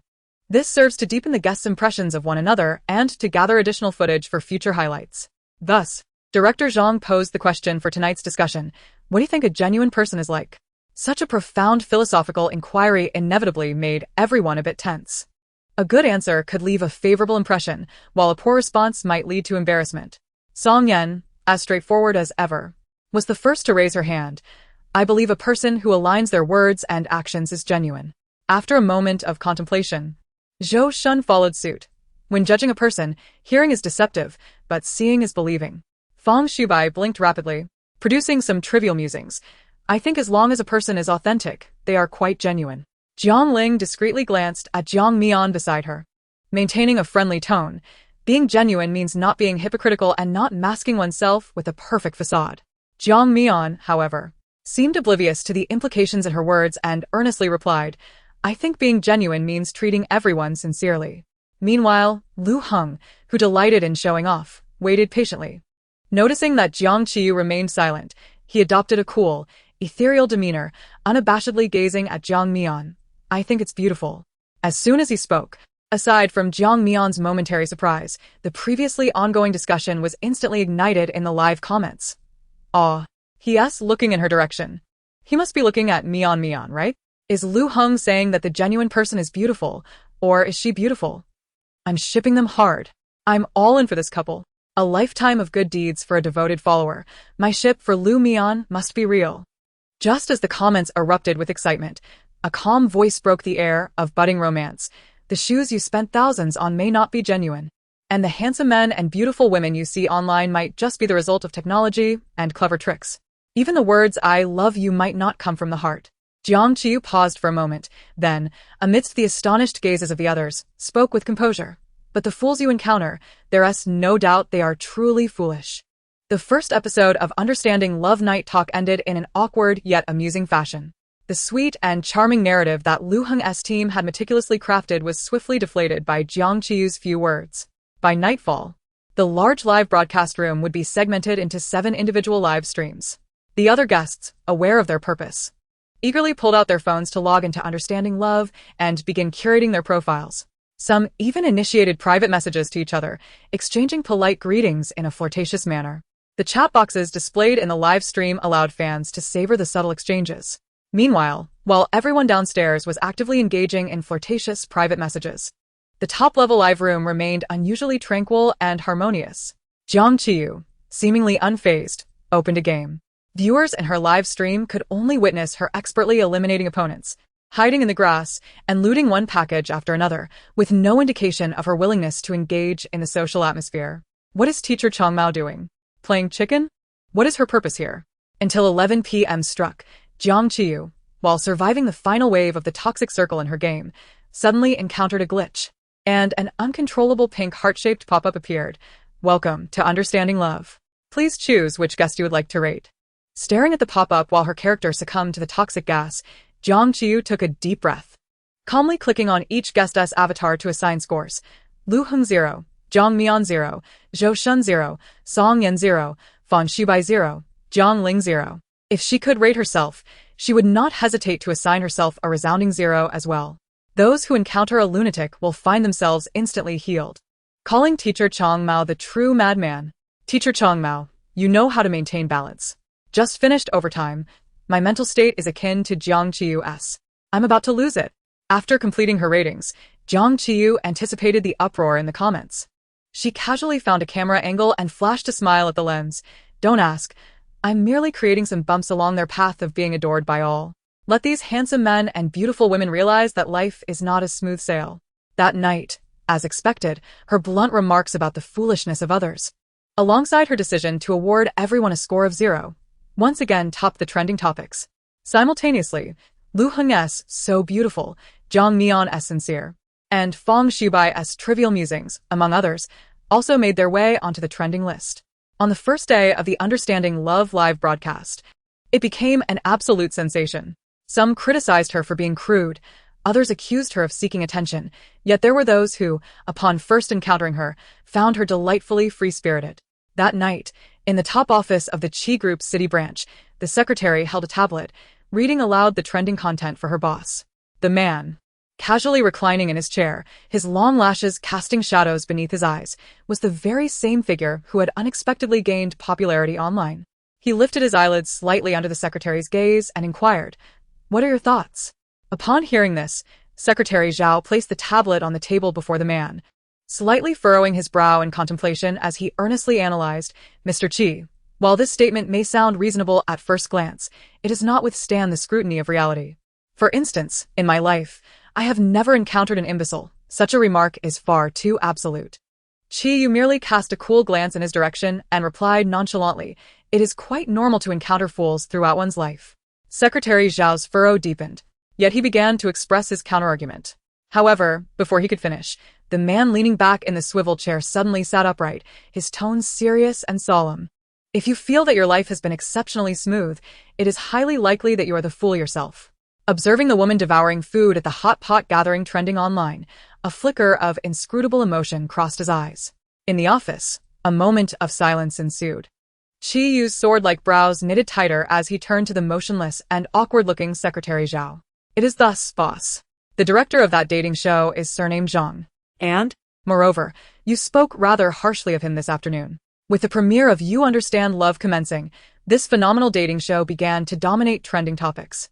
The day after its launch, the official Weibo account released a shocking announcement. The program would soon welcome a second surprise guest. This new male guest was introduced without the mystery surrounding Jiang Qiyu, instead being directly announced with great fanfare.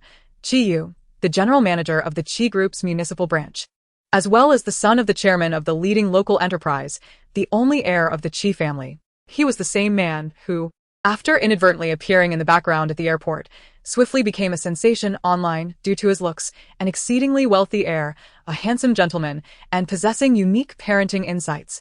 All attributes that combined to create a top-tier individual. Consequently, upon the Weibo announcement, a frenzy of discussion erupted among countless netizens. Why call him Uncle Slap? Mr. Qi is only 25. Call him Brother Slap instead. This official photo looks strange. It's neither the domineering CEO type nor the cool and handsome vibe. Instead, it's something that drives me insane. I must date someone like this in this lifetime. I hope you all don't go too far. Your continuous derogatory remarks about my husband amount to sexual harassment.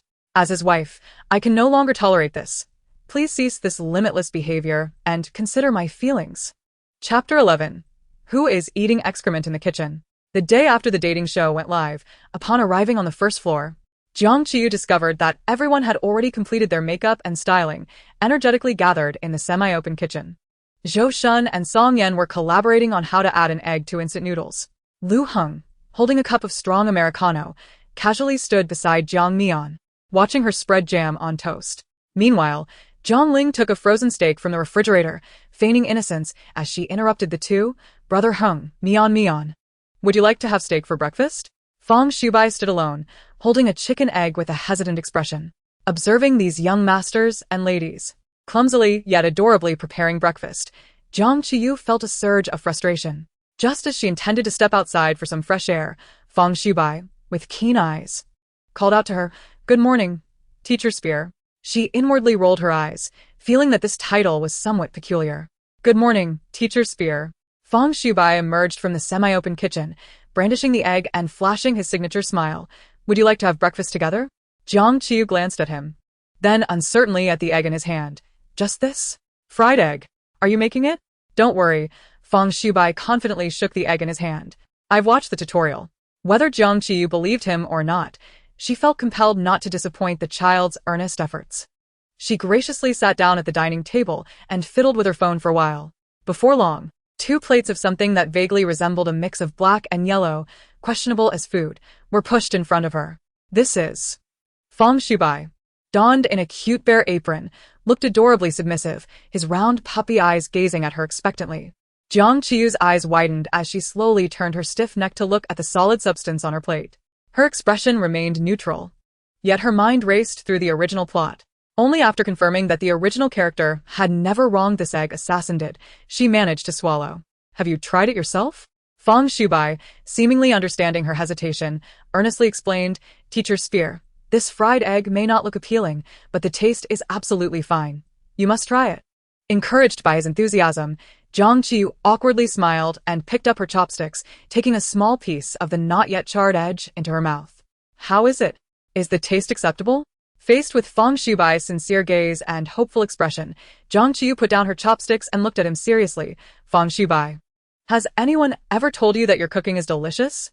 "Not yet," Fang Shubai replied, somewhat embarrassed as he scratched his head. "This is my first time cooking." "If you..." "Then don't cook again in the future." "Ah." To strengthen her assertion, Jiang Qiyu earnestly continued, "The fried egg you made is somewhere between tasty and inedible. And that is quite inedible. Cooking emphasizes color, aroma, and flavor. Fang Shubai's cooking has renounced all 3. As soon as these words left Jiang Qiyu's mouth, the viewers in the comments section erupted into laughter. I'm rolling on the floor laughing. Although Bai Bai is indeed adorable, the egg you fried is truly unacceptable. Fong Shubai, 2 years into his debut, scandal, fried egg. Teacher Spear, you did well. Let us pretend we never had this meal. Do not cook again. Just as Fong Shubai's hope was utterly dashed, his head drooping in disappointment as he prepared to collect his culinary demonstration, Jiang Ling, having been dismissed by Lu Heng with just a few words, seemed to notice the numerous cameras pointed in their direction and approached with a smile. Qiyu? Xiaobai put in a lot of effort. He ruined 4 or 5 eggs to make you this heartfelt breakfast. You must not disappoint his good intentions. She emphasized the phrase heartfelt breakfast heavily, implying both Fong Shubai's wastefulness and Jiang Qiyu's lack of appreciation. Jiang Ling had always had this nature, appearing smooth and kind-hearted. Yet every word she spoke bore a subtle sting, leaving one uncomfortable without being able to pinpoint exactly why. In stark contrast, Jiang Qiyu was straightforward due to her lack of cunning. Then you eat it. Upon seeing Jiang Qiyu push the charred food towards her, Jiang Ling's face turned pale as she repeatedly waved her hands. No, that wouldn't be appropriate. This was specially made for you by Xiaobai. Forget it. Seeing Jiang Ling's ambiguous expression, Fong Shubai felt even more disheartened, lifting the plate of unappetizing fried eggs with a sorrowful expression and murmuring, I truly lack this talent. I'll just toss it. Jiang Qiyu quietly watched his despondent figure, sighing as she prepared to head to the kitchen to make something barely edible to satisfy her hunger. In terms of culinary skills, her forte lay in ordering takeout, yet as a former struggling performer, knowing how to cook instant noodles remained an essential life skill. However, upon entering the kitchen, she was immediately captivated by a strange and stimulating aroma. Who would indulge in stinky tofu so early in the morning? Upon hearing this, Lu Heng, who had been enthusiastically preparing cheese while subtly showcasing his biceps and jawline, abruptly halted his movements. The knife in his hand veered off course, resulting in a minor accident. Ah! Exclaimed Jiang Mian, standing beside him. Lu Ge, are you alright? Jiang Qiyu followed the sound and noticed that Lu Heng had a cut on his little finger, and the old rascal was seemingly intent on prolonging the healing process by squeezing out a couple of drops of blood with his left hand. Meanwhile, as everyone scrambled to locate a first aid kit, the barrage of comments on the live stream began to criticize Jiang Qiyu. Why does Jiang Qiyu have such a big mouth? It's all her fault that our handsome Heng got hurt. ISN, she just trying to attract our handsome Heng's attention? Poor Heng, entangled with such a woman. Amidst the chaos, none of the 7 noticed the front door of the living room being opened. A clear and magnetic voice cut through the clamor, tinged with a hint of disdain. Who is in the kitchen eating shit so early in the morning? Chapter 12, The Snail Boy. After a brief and chaotic round of introductions, everyone finally understood the identity of this unexpected guest. Qiyu, the 8th guest sent by Donglian, the eldest son of the Qi family.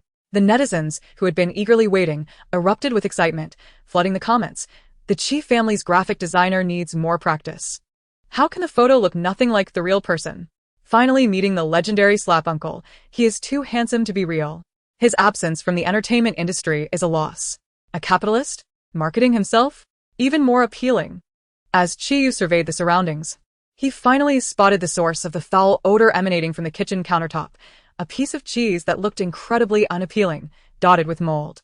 Clad in a perfectly tailored high-end suit, tall and exuding charisma, he stood out among the star-studded guests. However, the slight furrow in his brow diminished the imposing aura he typically commanded. Qi raised a hand to cover his nose and gazed at the moldy cheese on the countertop. What is this revolting thing? His words drew the attention of everyone present to the countertop, where they could now more distinctly smell the odor. To help the viewers on the live stream empathize, Jiang Qiyu thoughtfully employed a metaphor to describe the scent. It smells like a pair of stinky socks worn by an athlete for 10 days. Stewed in foot soak water for 3 days and nights over a roaring flame. Upon hearing this, everyone, except for the owner of the cheese, Lu Heng, instinctively nodded in agreement. The metaphor was vivid and specific, making them feel even more nauseous. Teacher Chang Miao truly understands metaphors. After hearing this metaphor, I realized that what Teacher Chang Miao said about stinky tofu was rather mild. Heavens, what on earth is Lu Yingdi doing? You all have no idea. This is a special type of cheese from abroad, a bunch of uncultured bumpkins. If you don't understand, don't bark, show some respect. At this moment, Lu Heng, whose finger had been bandaged with a plaster, wore a rather displeased expression. Under the watchful eyes of the crowd, he approached the countertop. picked up the knife he had just used, and repositioned the unsightly cheese. "This is French blue cheese. Although it may look unappealing," he began, seemingly to validate his taste. And with a swift motion, he cut the cheese in half, confidently displaying the cross-section of the blue cheese. The sight was even more unappetizing. Lu Heng, who had sailed through life without facing such blatant ridicule, turned pale, preparing to explain the origins and development of blue cheese, hoping to sugarcoat the unpleasantness. However, Jiang Qiyu interjected, "I know this cheese." Looking at the specks of mold, she casually tossed the burnt black eggs into the trash and stated earnestly, "I suggest everyone try it before passing judgment. Just a small addition to a vegetable salad can make it quite unpalatable." Seeing Lu Heng at a loss, Zhang Ling couldn't help but step in to defend him. "Actually, you need to savor this slowly. At first, it might taste terrible, but later you'll discover that the taste of shit is still more expensive." It was evident that Qi was not a part of the entertainment circle. He showed no mercy to Lu Heng. "Ha ha ha, I'm lacking in manners. I'm laughing first. Ha ha ha, I also lack manners. This slap uncle looks like a refined, handsome guy, but once he opens his mouth, it all goes awry." After such commentary, Lu Heng's face grew even greener. He held back his frustration, maintaining his cool, aloof persona as he looked at the disdainful Qiyu. "We were just making breakfast. We didn't know you were coming. Would you like to join us?" Although the Qi family had long been entrenched in the city, Lu Heng had heard plenty about Qiyu's exploits from within the circle. A young man who had been pampered from a young age, probably didn't he even know how to use natural gas. Uncertain of why Qiyu had suddenly appeared on a dating show, he refrained from confronting him directly. But he felt a hint of confidence in exposing the blunders of such a temperamental young master. Qiyu, however, did not respond immediately. He quietly scanned the surroundings, noting the instant noodles boiling over, the several charred eggs in the trash, an unthawed steak, a slice of toast smeared with jam, and a piece of blue cheese emitting a sour odor. His handsome brow gradually furrowed deeper. "You plan to eat this for a month while living here?" Beside him, Fang Shubai, wearing a bare apron, shrugged against the wall. "They don't allow takeout." Then, Lu Heng smirked slightly. "Does Qi Xiao excel in cooking?" Sensing the inexplicable hostility, Qi showed no leniency.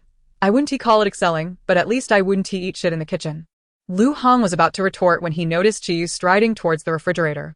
He casually opened the double doors and, upon seeing the abundance of ingredients within, nodded slightly. Without uttering a single unnecessary word, he removed his impeccably tailored suit jacket and glanced at the person preparing instant noodles. "Are we having Chinese or Western food for breakfast?" Without a moment's hesitation, Jiang Qiyu replied, "Chinese." Subsequently, she was inexplicably handed a black jacket that carried a faint, cool fragrance. The group, forced out of the kitchen, could only stand in stunned silence as they watched the man move gracefully yet efficiently, cooking amidst the chaos. His white shirt sleeves rolled up, revealing well-defined muscles. He diligently chopped vegetables, scrambled eggs, and prepared pancakes with seamless expertise. Fang Shubai clamped his jaw shut but couldn't hide his astonishment. "What is he doing?" Jiang Qiyu swallowed hard, drawn in by the savory aromas wafting from the kitchen. The Snail Boy? Chapter 13. 9-turn intestines? Intestine sashimi. With vegetable egg pancakes, fried eggplant boxes, tomato and egg noodles, and shrimp and egg custard. A series of steaming Chinese breakfasts soon adorned the table. Compared to Fang Shubai's bland offerings, the culinary skills of the newly arrived tempestuous brother were nothing short of explosive, even in the grand culinary world. Monday pause, I'm going to eat. I'm not joking. Handsome, wealthy, sharp-tongued, and can cook? He got it all. To be fair, looking at the dishes he made, it's hard to believe he's a rich second generation. It feels so homely. How infuriating. I haven't eaten breakfast yet. As the last bowl of tofu soup was served, Qiyu elegantly untied the apron around his waist and comfortably took the main seat that others had intentionally left for him. Observing their eager expressions, he merely curled the corners of his mouth and waved his hand. "Everyone dig in. Save me a piece of the egg pancake. Don't snatch it. Go ahead." The 7 individuals who had toiled in the kitchen all morning without a morsel in their bellies were now irresistibly drawn to the feast laid before them, a banquet of colors, aromas, and flavors. While the others hesitated in front of the camera, eating at a leisurely pace, only Jiang Qiyu and Fang Shubai, having been thwarted by the charcoal fried eggs, truly cherished this unexpected culinary delight. Delicious. After swallowing the crispy, yet tender egg pancake, Fang Shubai sincerely expressed his admiration to Qiyu, who was slowly sipping his soup at the main seat. "Chigo, your cooking is extraordinary. I'll give you a perfect score this month. Will you support me? Qiyu leisurely set down his spoon without even glancing at him. Sorry. Everything I raise tends to die. Jiang Qiyu, holding her bowl of soup, drank it all in one gulp and looked at him with a grin.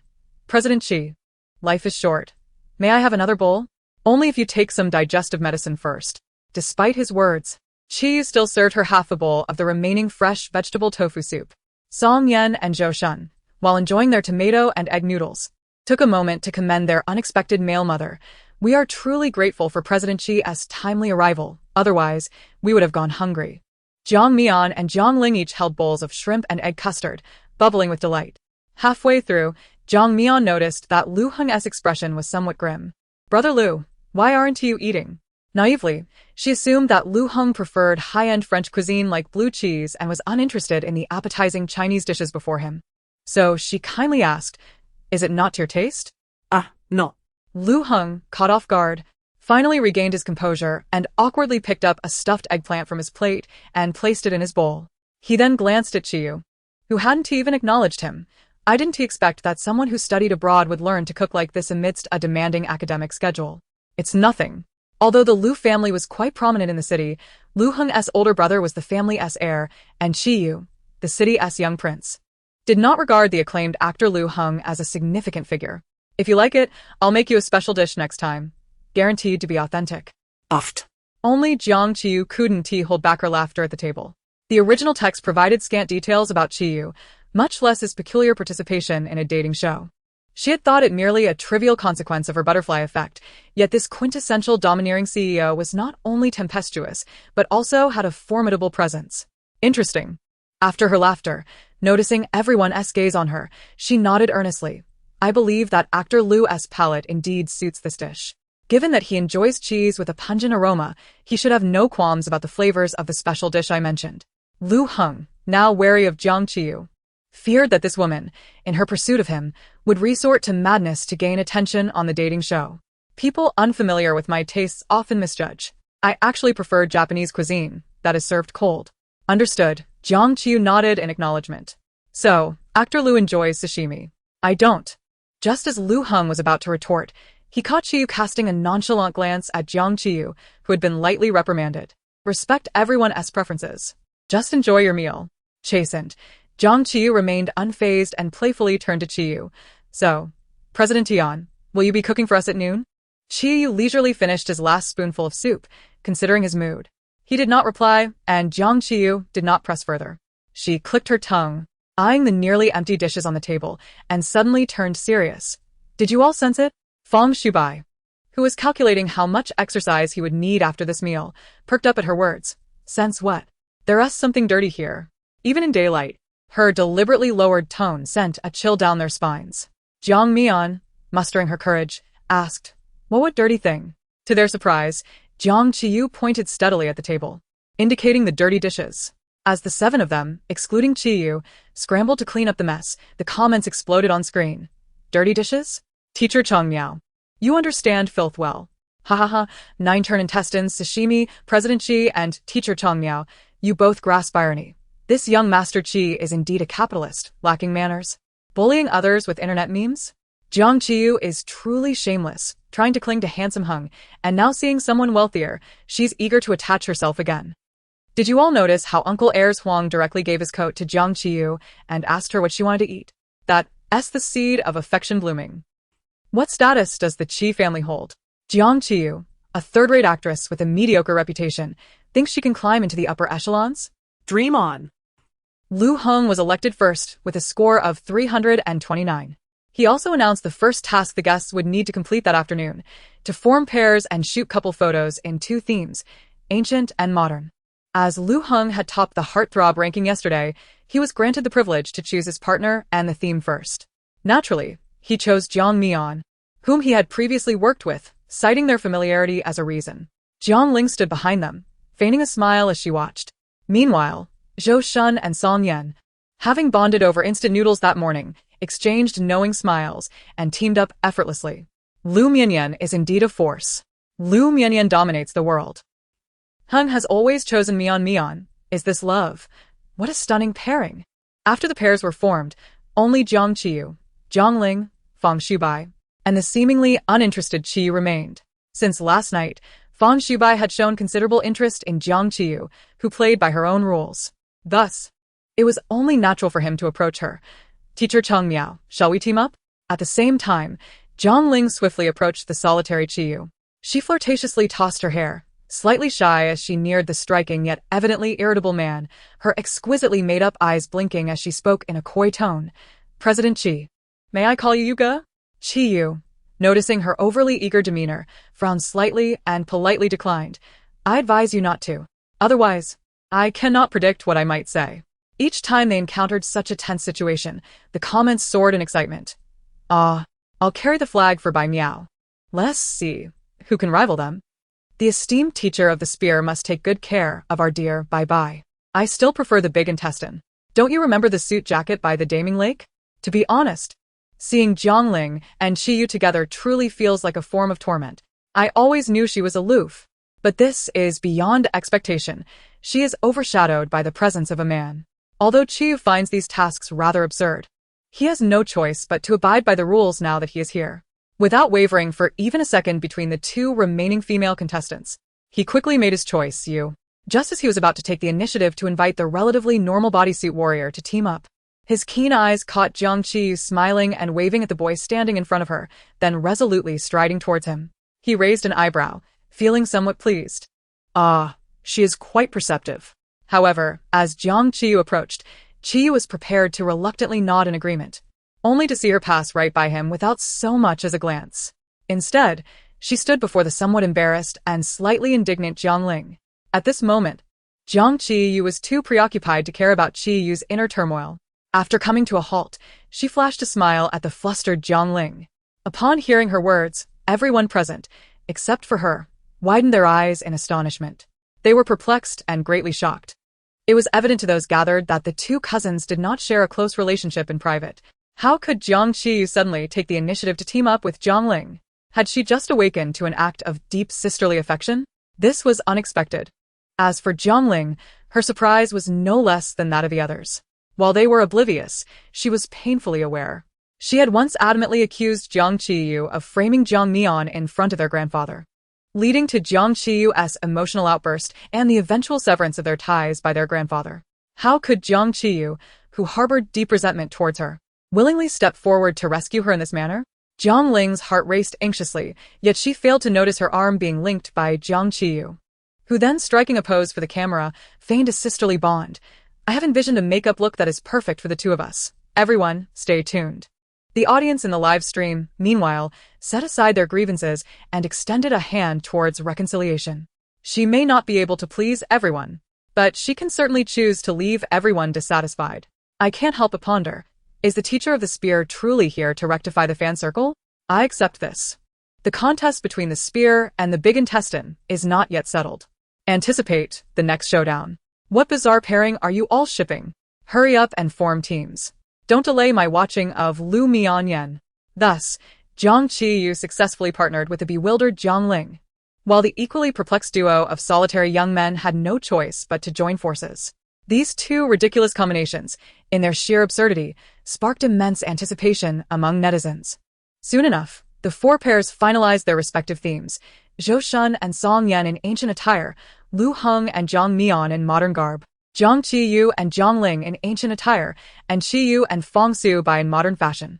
The two filming locations were set up in the Garden S2 studios on the first floor, with a lavish array of costumes brought in via two vans, featuring dozens of modern and ancient outfits from which to choose. The most crucial aspect was that the guests had no assistance from makeup artists or stylists, relying entirely on their own skills to complete the looks. The time allocated was 1 hour. As the task commenced, Jiang Qiyu dragged the reluctant Jiang Ling into the changing room. Zhou Shun and Song Yan, also adhering to the ancient theme, hastily squeezed into the makeup room. In contrast, Lu Heng and Jiang Mian took a more leisurely approach, first discussing their style before entering together at a relaxed pace. Meanwhile, Qiyu and Fang Shubai exchanged glances, both silently acknowledging a shared sentiment, a profound sense of disillusionment. As time ticked by, netizens eagerly shared their expectations for the unfolding combinations. Finally, at the 45-minute mark, the curtain of the changing room stirred. Song Yan and Zhou Shun emerged, resembling royal figures from the past, hand in hand. The man was handsome, and the woman was graceful, a perfect pair. The audience erupted in applause. After showcasing themselves before the camera, they swiftly entered the photography studio for a photo shoot. Soon, around the 50-minute mark, the curtain moved once more. A pair of slender fingers parted the fabric, revealing a striking visage characterized by sharp features and a refined appearance. Qiyu, clad in a crisp military green outfit reminiscent of the Republic era, exuded an innate air of authority. He stepped out confidently, his slightly furrowed brows adding a hint of rebellious charm, yet also signaling that his patience was wearing thin. After waiting approximately 30 seconds, Qiyu could no longer contain himself and urged the lingering figure behind the curtain, "Hurry up and come out already." Before long, the curtain shifted again. After a prolonged pause, as if preparing himself psychologically, Fong Su-bai's voice emerged from within. "The Southern Village warlord has forced me into this girl's outfit." Following this declaration, a hand adorned with white lace gloves slowly drew back the curtain. At that moment, all present held their breath. Stepping from behind the curtain was a man clad in a voluminous dress, topped with a white lace hat, his golden curls cascading alluringly. Indeed, a man. Though Fong Su-bai possessed delicate features, he did not resemble an androgynous figure. At this moment, fully adorned, he did not appear overly offensive, yet an indescribable oddity lingered. The audience was captivated by his selfless spirit of sacrifice, showering him with mockery, no accolades. "May I inquire about this enchanting lady?" Bye-bye. "If you're being coerced by Qi, just blink. Brother, it's merely a job. There's no need to sacrifice your entire life for it." Under normal circumstances, Fong Su-bai would rather perish than succumb, but Qiyu's offer was simply too tempting. 1 week of meal ordering privileges. With no restrictions on cuisine, this was an almost lethal allure for someone capable of transforming an egg into a culinary weapon.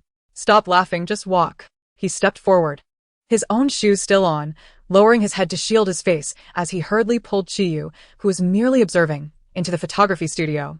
However, just then, an unexpected occurrence unfolded. A loud, high-pitched, and somewhat discordant peaking opera voice resonated from the changing room, startling everyone into silence, even causing Fong Su-bai to momentarily forget to cover his face. All eyes shifted towards the curtain of the changing room. Qiyu frowned and clicked his tongue. "What are you shouting for?" You startled me. Yet, Jiang Qiyu's voice followed. "Ladies and gentlemen, are you ready to appreciate our group's gender-neutral fashion?" The audience naturally caught wind of her words, gradually shifting their focus away from the enchanting Fong Su-bai. Upon hearing her words, Qiyu and Fong Su-bai did not rush inside but instead stood aside, awaiting the unveiling of her gender-neutral attire. Jiang Qiyu, unperturbed, lifted the curtain with a swift motion. Instantly, silence enveloped the room, and the screen for comments went blank. There she stood, adorned with a vibrant red headscarf, a brilliant crimson sash cinching her waist. Her outfit a stark contrast of red and black, a minimalistic design that could hardly be deemed attractive, merely a faint echo of ancient attire. Yet, it was not merely these elements that commanded attention. In each hand, she wielded an extraordinary object. What could this be? This. Jiang Qiyu glanced at the antiquated wine flask in her left hand and the towering ghost-headed blade in her right, grinning widely to reveal a perfect set of 8 teeth. Utterly carefree. This was the pièce de résistance of her ensemble, a true fashion statement. The audience's reactions varied. I anticipated her antics. Yet I did not foresee such an overwhelming display. Is this truly how one embodies gender neutrality? In a certain sense, she has indeed succeeded in captivating both men and women. Aside from a mere 6, I find myself at a loss for words. Where is Jiangling? Are these two engaged in a fierce competition? Noticing her partner hesitating behind the curtain, Jiang Qiyu deftly secured the wine flask to her waist and forcefully pulled out the hidden individual within. The staff, who thought they had braced themselves for the spectacle, were taken aback once more. Jiangling's attire was far more subdued than Jiang Qiyu's flamboyant ensemble, bordering on the excessively simple. She emerged clad in a stark white garment, her long hair cascading down to obscure half her face. The most distinctive features of her outfit included a large character for prisoner encircled on her chest and a long, tape-bound prop affixed to her back, clearly indicative of a condemned individual's death token. I shall refer to today's costume change as contemporary performance art. Let me reiterate. Jiang Qiyu is not making a casual appearance. She is launching an assault. Attention, this is no drill. Thank you for the invitation. I am so immersed that I feel as though I am one of the commoners witnessing an execution. Suddenly yanked into the spotlight, Jiang Ling appeared more embarrassed than Feng Shubai moments ago, desperately attempting to conceal her face with her hair as she sought refuge behind Jiang Qiyu, mentally cursing her companion. An hour prior, Jiang Qiyu had entered the dressing room, oblivious to the chaos, and selected 2 ornate Tang Dynasty-style outfits among dozens of hanfu. She kept a pink one for herself and stealthily snipped the blue ties down to a mere thread. Little did she know that her plans would be upended. Just as she completed her preparations, Jiang Qiyu burst forth from the prop room, brandishing a steel blade and coercing her into donning the prison garb. As she felt the peculiar gazes of the onlookers, Jiang Ling found the fabric of her clothing unbearably scorching. She seethed with anger. Meanwhile, Feng Shubai, observing her plight, covered his mouth and found her ensemble surprisingly charming. Is this what you meant? He looked at them, astonished. Gender neutral? This is too. Jiang Qiyu interrupted him, shaking her head with a serious demeanor. Setting aside other matters, do you think this can indeed slay? It can, right? Seeing his skeptical expression, Jiang Qiyu resolutely removed the wine flask from her waist, tilted her head back, and took a hearty swig of the water she had filled it with, puffing her cheeks and signaling the audience to watch her performance. Then, raising the ghost-headed blade, she steadied her breath. With a puff, a fine spray of water not only drenched the blade, but also splattered Jiang Ling, who was cowering behind her. Ah! Jiang Ling jumped out, unable to mask her fury as she pointed at Jiang Qiyu. You are truly... Calm down, cousin, Jiang Qiyu said with a playful smile, wiping her mouth and sporting an infuriatingly cheeky expression. I did it on purpose. You... Jiang Ling, unable to catch her breath, turned crimson in the face, shaking her hand in frustration as she stormed towards the photography studio, unwilling to endure further humiliation alongside Jiang Qiyu. Sister, wait for me. Cousin. Friend. Noticing Jiang Ling's departure, Jiang Qiyu hurriedly followed, wielding her blade as she pursued. The scene was undeniably chilling. A prisoner stormed ahead, and behind her, a grim executioner brandished her weapon. As they passed by Qiyu and Feng Shubai, Jiang Qiyu took a moment to greet them. So, what do you think? Am I adorable? You are laughable. Qiyu replied coolly, unable to suppress a smile. Jiang Qiyu paused, feigning a frown. How can you attack someone's taste? Qiyu's smile deepened, his tone softening. It is not that I wish to criticize your taste, but rather that your taste has taken the initiative to assail me. Chapter 16. The life of a mouse is also valuable. Following the increasingly elaborate antics of the preceding pairs, Lu Heng and Jiang Mian, who dragged their feet until the very last moment, failed to leave a significant visual impact on the audience. Although they emerged with confidence, the real-time feedback on the screen diverged greatly from Lu Heng's expectations. The comments section reflected a preoccupation not with their chemistry, but rather with who had sacrificed more, Feng Shubai or Jiang Ling. The absence of comments regarding Jiang Qiyu was universally attributed to the consensus that engaging in such unrefined antics elicited a different response from her. While other celebrities might react with outrage, Jiang Qiyu genuinely relished the experience. After a lengthy session in the studio, the crew was finally dismissed to remove their makeup. On the way, Jiang Ling and Feng Shubai dashed off, leaving only Jiang Qiyu to leisurely carry her wine flask and blade, playfully showering her friends. While removing their makeup, the staff informed them of an evening event for Friends interactions, encouraging the guests to utilize the remaining afternoon to enrich their content and engage more with one another. Jiang Qiyu cheerfully ascended the stairs, a half-watermelon in hand, declaring, I must rest well during the day, for I shall need my energy for a good night's sleep. The others dispersed throughout the apartment, savoring their fleeting moments of relaxation. Qiyu, who had yet to select a room, dragged along his exorbitantly priced luggage, far more extravagant than Jiang Qiyu's mecha vehicle, yet utterly useless, directly to the top floor. It was only after the show Understanding Love had successfully dominated the trending topics that his proposal passed the scrutiny of the Qi Corporation's board, preparing for a financial investment. Ironically, during the bidding meeting for additional investments, he received a perplexing phone call from kidnappers concerning his brother's daughter, Qiao Xinxin, who was yearning for home, prompting him to rush to the airport. Missing the opportunity to become an investor, he inadvertently found himself thrust into the limelight. When the show's director reached out to him, Qiyu had just ended a call with an elderly gentleman from the city, momentarily losing control and venting his pent-up frustrations during the conversation. The reason he chose to humble himself and personally attend the dating show was to consolidate his experiences and sentiments regarding Understanding Love into a report for Secretary Zhao. Qiyu glanced up at the floor-to-ceiling window, where the sky was painted in hues of twilight, revealing a charmingly designed swing basket gently swaying in the garden pavilion. Unexpectedly, Qiyu furrowed his brow, pausing before casually picking up the remote control. With a soft click, the blackout curtains gradually descended, obscuring another figure that inched closer to the swinging basket. In the open-air garden, Jiang Qiyu reclined comfortably in a hanging basket, her expression serious as she held her phone. The newly acquired 8-fold magnification had barely warmed in her grip when a sudden sound startled her, causing her to inadvertently reveal her position and suffer a metaphorical bullet. Still immersed in the anguish and indignation of her virtual demise, she looked up to see a face that concealed daggers behind a smile, Jiang Ling. Having changed out of her usual attire, she held a cup of milk, beaming at Jiang Qiyu with an expression of overt friendliness. "Qiyu, since we last met, we haven't found a moment to step away from the cameras and have a proper chat," Jiang Ling remarked. Jiang Qiyu raised an eyebrow at her words, extinguished the screen, and slowly sat up, a teasing glint in her eyes. "What's this? You wish to douse me, your friend?" Jiang Ling's expression faltered for a moment, yet she gently set her milk down. "I know you're still upset about that incident, but my actions were justified." With that, she settled into a chair beside Jiang Qiyu, forcing a smile. "I don't blame you for not understanding. So, thank you." Faced with her shamelessness, Jiang Qiyu nearly burst into laughter. "You are well aware of my identity. Regardless of any momentary folly, you are grandfather's genuine granddaughter. He will soon forgive you. I, on the other hand..." Seeing Jiang Ling adopt a self-pitying demeanor, Jiang Qiyu felt vexed and waved her hand dismissively.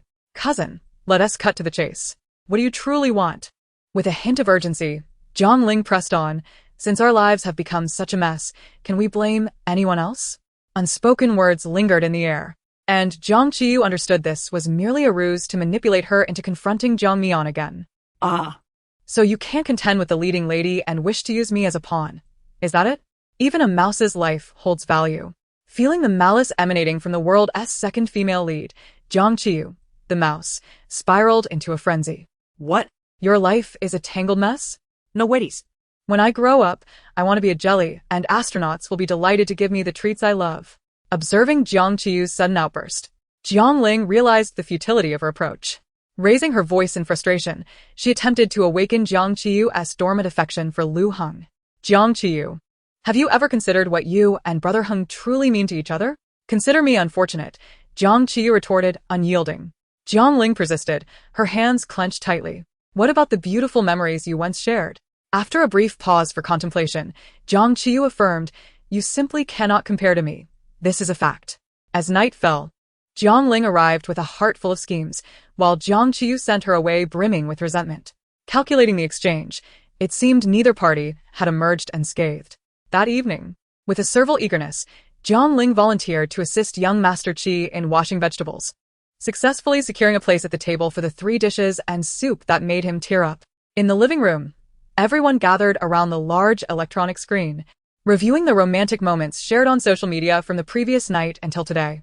Yesterday, Zhou Shun posted a photo of his room with the caption, "A beautiful co-living experience." Song Yan shared a mirror selfie with the caption, "Anticipation." Jiang Ling captured a night view outside the window, captioned, "As the gentle breeze arrives, all beauty will come unexpectedly. Met an intriguing friend." When this image appeared, Fang Shubai instinctively glanced toward Jiang Qiyu. Jiang Mian's post surfaced this morning, showcasing a table laden with various Chinese breakfasts, captioned, "Food, like love, is gentle." Lu Heng not only liked her post immediately, but followed up with a photo of the garden, captioned, "What is seen is gentle and beautiful. My youth shall not be wasted." As the screen displayed these moments, the comment section erupted with admiration for Lu Heng and Jiang Mian's interactions. The next day, Qiyu's social media remained devoid of updates, showcasing only a fleeting glimpse of his blank romantic circle. From the previous night until now, the group had only shared sporadic posts or none at all. Aside from Lu Heng's cleverly crafted post aimed at Jiang Mian, the rest barely made a ripple. The reason? A solitary text post from this morning read, "There are many kinds of spiciness in this world. Mild, medium, and extra hot." The message trailed off, leaving everyone puzzled until the next post appeared, a photo of a cut piece of blue cheese, captioned, "Stinks of spiciness." Lu Heng's expression soured instantly. The following image showcased a bowl of vegetable tofu soup, with the caption, Smells heavenly spicy. Qiyu raised an eyebrow, while a selfie in a striking red outfit was captioned, beautified to the point of death. Jiang Ling's face turned pale. Another image displayed a radiant smile against a backdrop of the sea, captioned, me and the ocean. Finally, a comical image with a reluctant Jiang Ling beside Jiang Qiyu was captioned, if you can't stand me, blame my sister. If I am like this, what good could my sister possibly be? After berating her, you cannot scold me. Jiang Ling's expression darkened further. Jiang Mian's face, too, showed signs of displeasure. Truly, the master of the spear can ruin everyone's good mood with just a few simple posts. One comment read, take your 7 kinds of spiciness and roll out. I'm not joking. Another chimed in. Are Jiang Ling and Jiang Qiyu truly sisters? How could they look so different?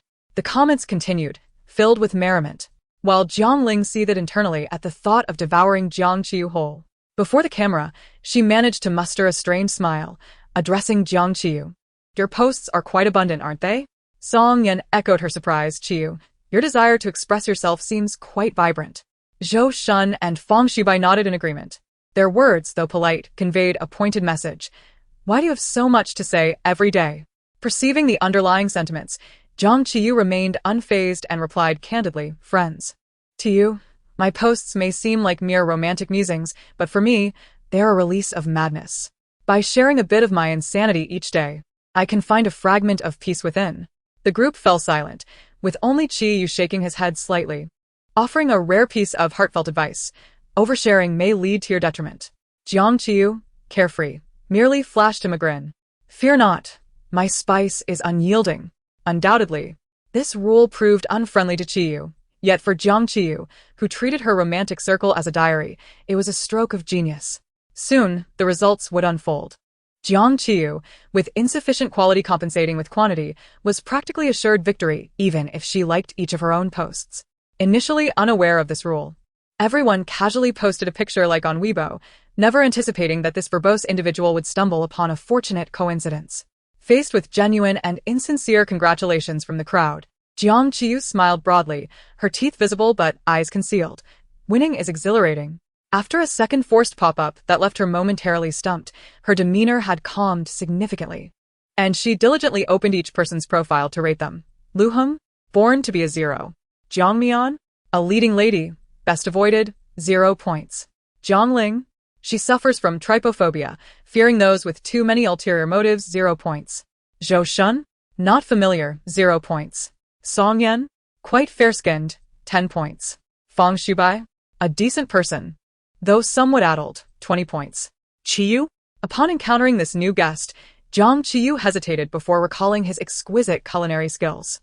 Well, that merits 50 points. However, remembering his earlier verbal jabs at her taste, deductions had to be made. Under the gaze of the audience in the live stream, Jiang Qiyu pondered for a moment and then slowly deducted 6 points from Qiyu's score. That evening, the official Weibo account for Understanding Love swiftly released promotional images featuring the 4 pairs from earlier that day. Once unveiled, the photos ignited a frenzy among netizens, both those who had watched the live stream and those who had not. Several phrases soared into the top 10 of trending topics overnight. Jiang Qiyu, universally appealing. Spear teacher, a captivating executioner. Qiyu, the most dashing warlord. Fang Xibai, is this truly a free show for me? Lu Mianyan, a perfect match. Charming, time-traveling. The consecutive days of trending topics propelled the already popular dating show into unprecedented heights, drawing an influx of viewers eager to witness the peculiar antics of the spear teacher in real time. Jiang Qiyu's persona transcended from that of a green tea vixen to a humorously undefined character. No one could have predicted that as the show progressed, the true beneficiary would be Jiang Qiyu, the parachuted guest with a tarnished reputation. Naturally, she herself had not foreseen this, as she basked in the privileges of a victor. During the morning run, all participants were required to complete a designated route before breakfast. The 8 of them donned sports attire, lined up at the apartment entrance, and against the backdrop of a scenic seaside morning, formed a striking tableau.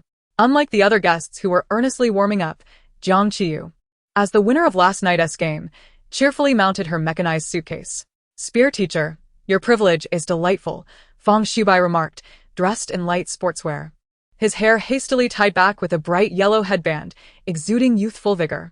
He approached Jiang Qiyu, admiring her viral mechanized suitcase with evident envy.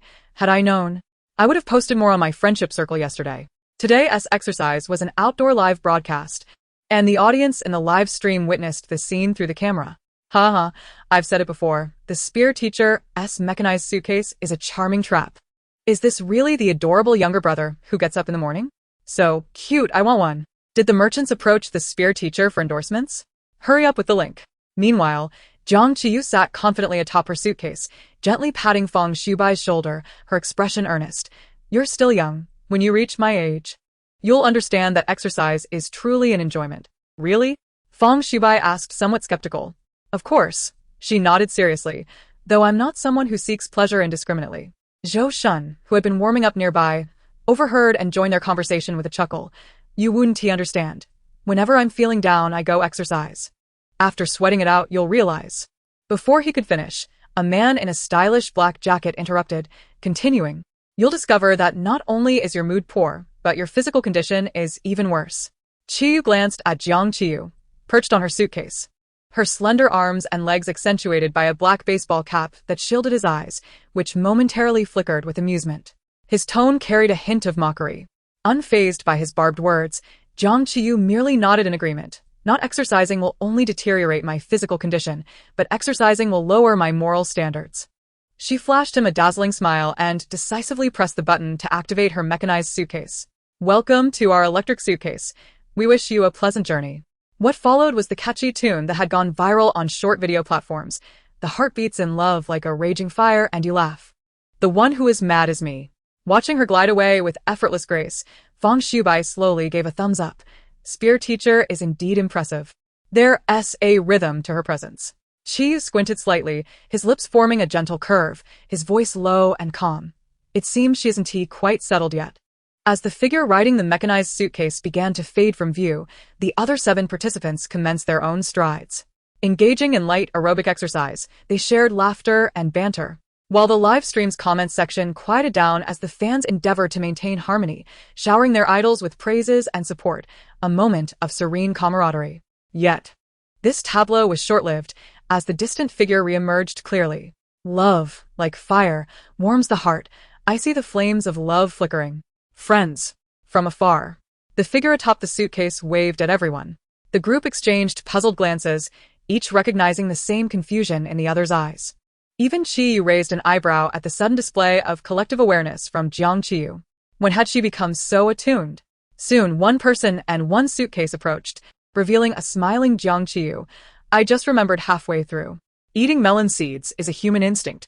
Jiang Qiyu, though somewhat unconventional, was no exception. Thus, she trailed behind Jiang Ling and Jiang Mian, her gaze fixed intently on Jiang Ling, fearing she might miss some action. Yet, as they neared the finish line, Jiang Ling showed no signs of movement. This was understandable. Being scrutinized so closely by someone who naturally attracted attention would deter anyone from acting rashly.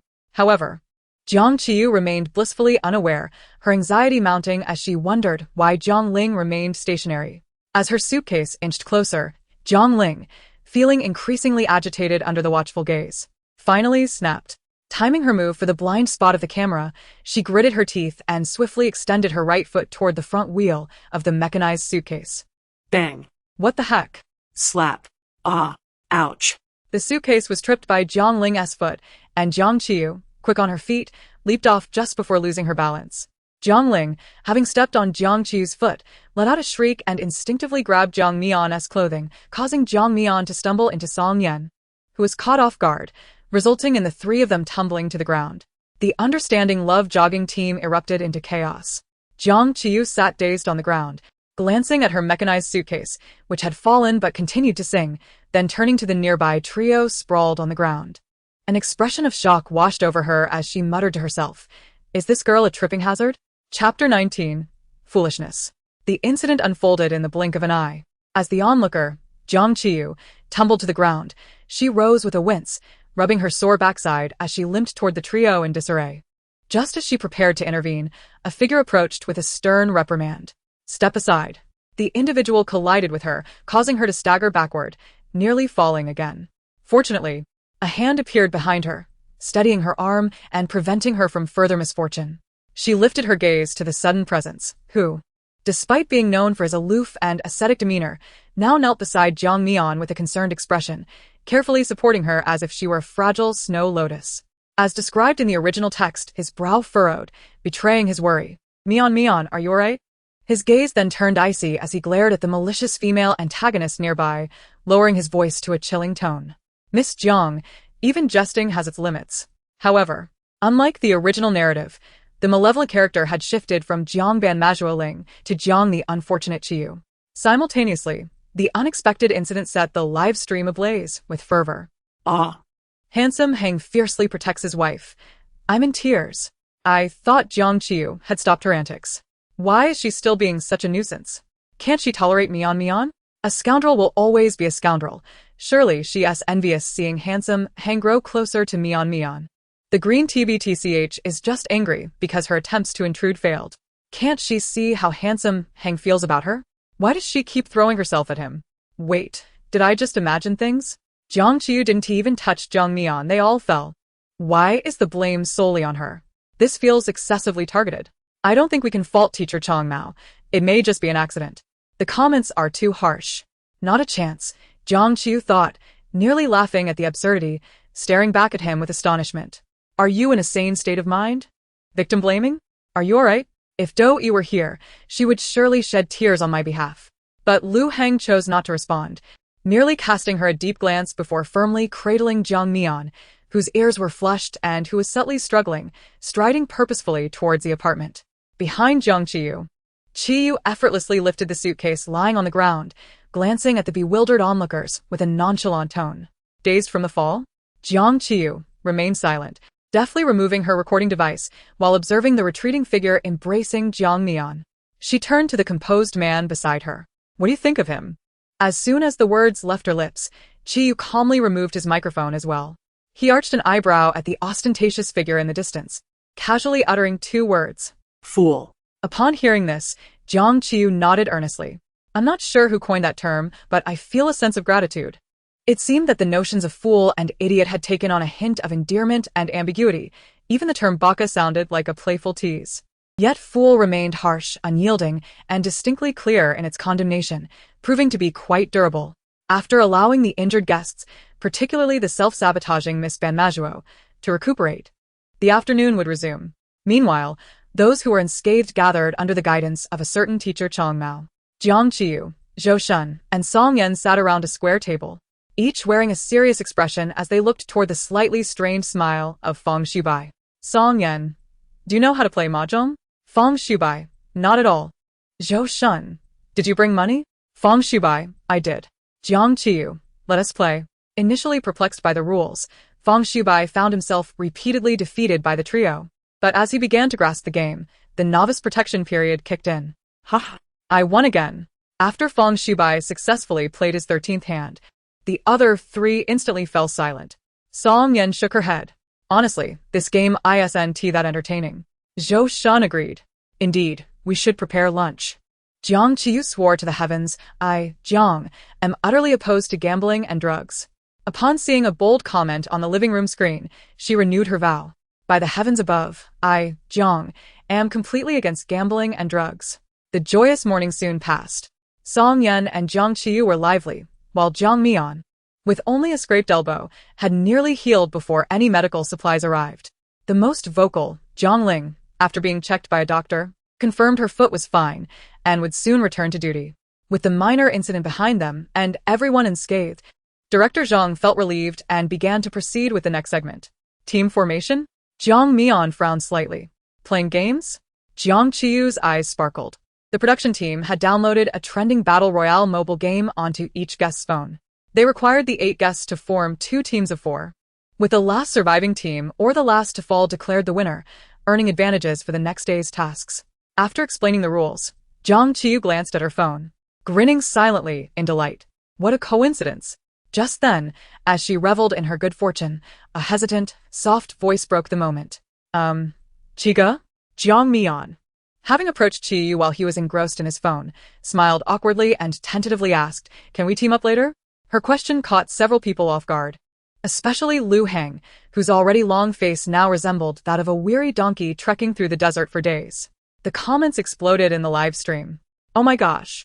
Handsome Heng rescued the beauty in the morning, and in the afternoon, the beauty has her heart set on someone else? What a battlefield. Stop fangirling. Mian clearly wants to team with Qiyu because he is good at games. It's just for the task. You all are making too much of this. Let's take handsome Heng away. Our film emperor is just handsome and kind-hearted. No need for any bindings. Battlefield, so intriguing, love to watch, can't get enough. In that moment, the attention of everyone shifted subtly, and the atmosphere grew somewhat delicate. In response to Jiang Mian's unexpected overture, Qiyu exhibited no discernible emotion, merely lifting his gaze to her. Yet before he could speak, someone nearby seized the opportunity. Kia. Zhang Ling, holding her phone, smoothly inserted herself between them, affectionately linking arms with Jiang Mian and beaming sweetly at Qiyu. Mian and I lack gaming experience, so we'd like to ask Chiga to guide us. This declaration left not just the individuals present bewildered, but also the viewers in the live stream utterly confused. Where did Zhang Ling come from? Two women vying for one man? No way, I thought Zhang Ling and Mian had a good relationship. Is Zhang Ling interested in Qiyu, but too shy to admit it? So she sent Mian to ask? The truth emerges. Since the broadcast began, Mian and Qiyu hardly interacted.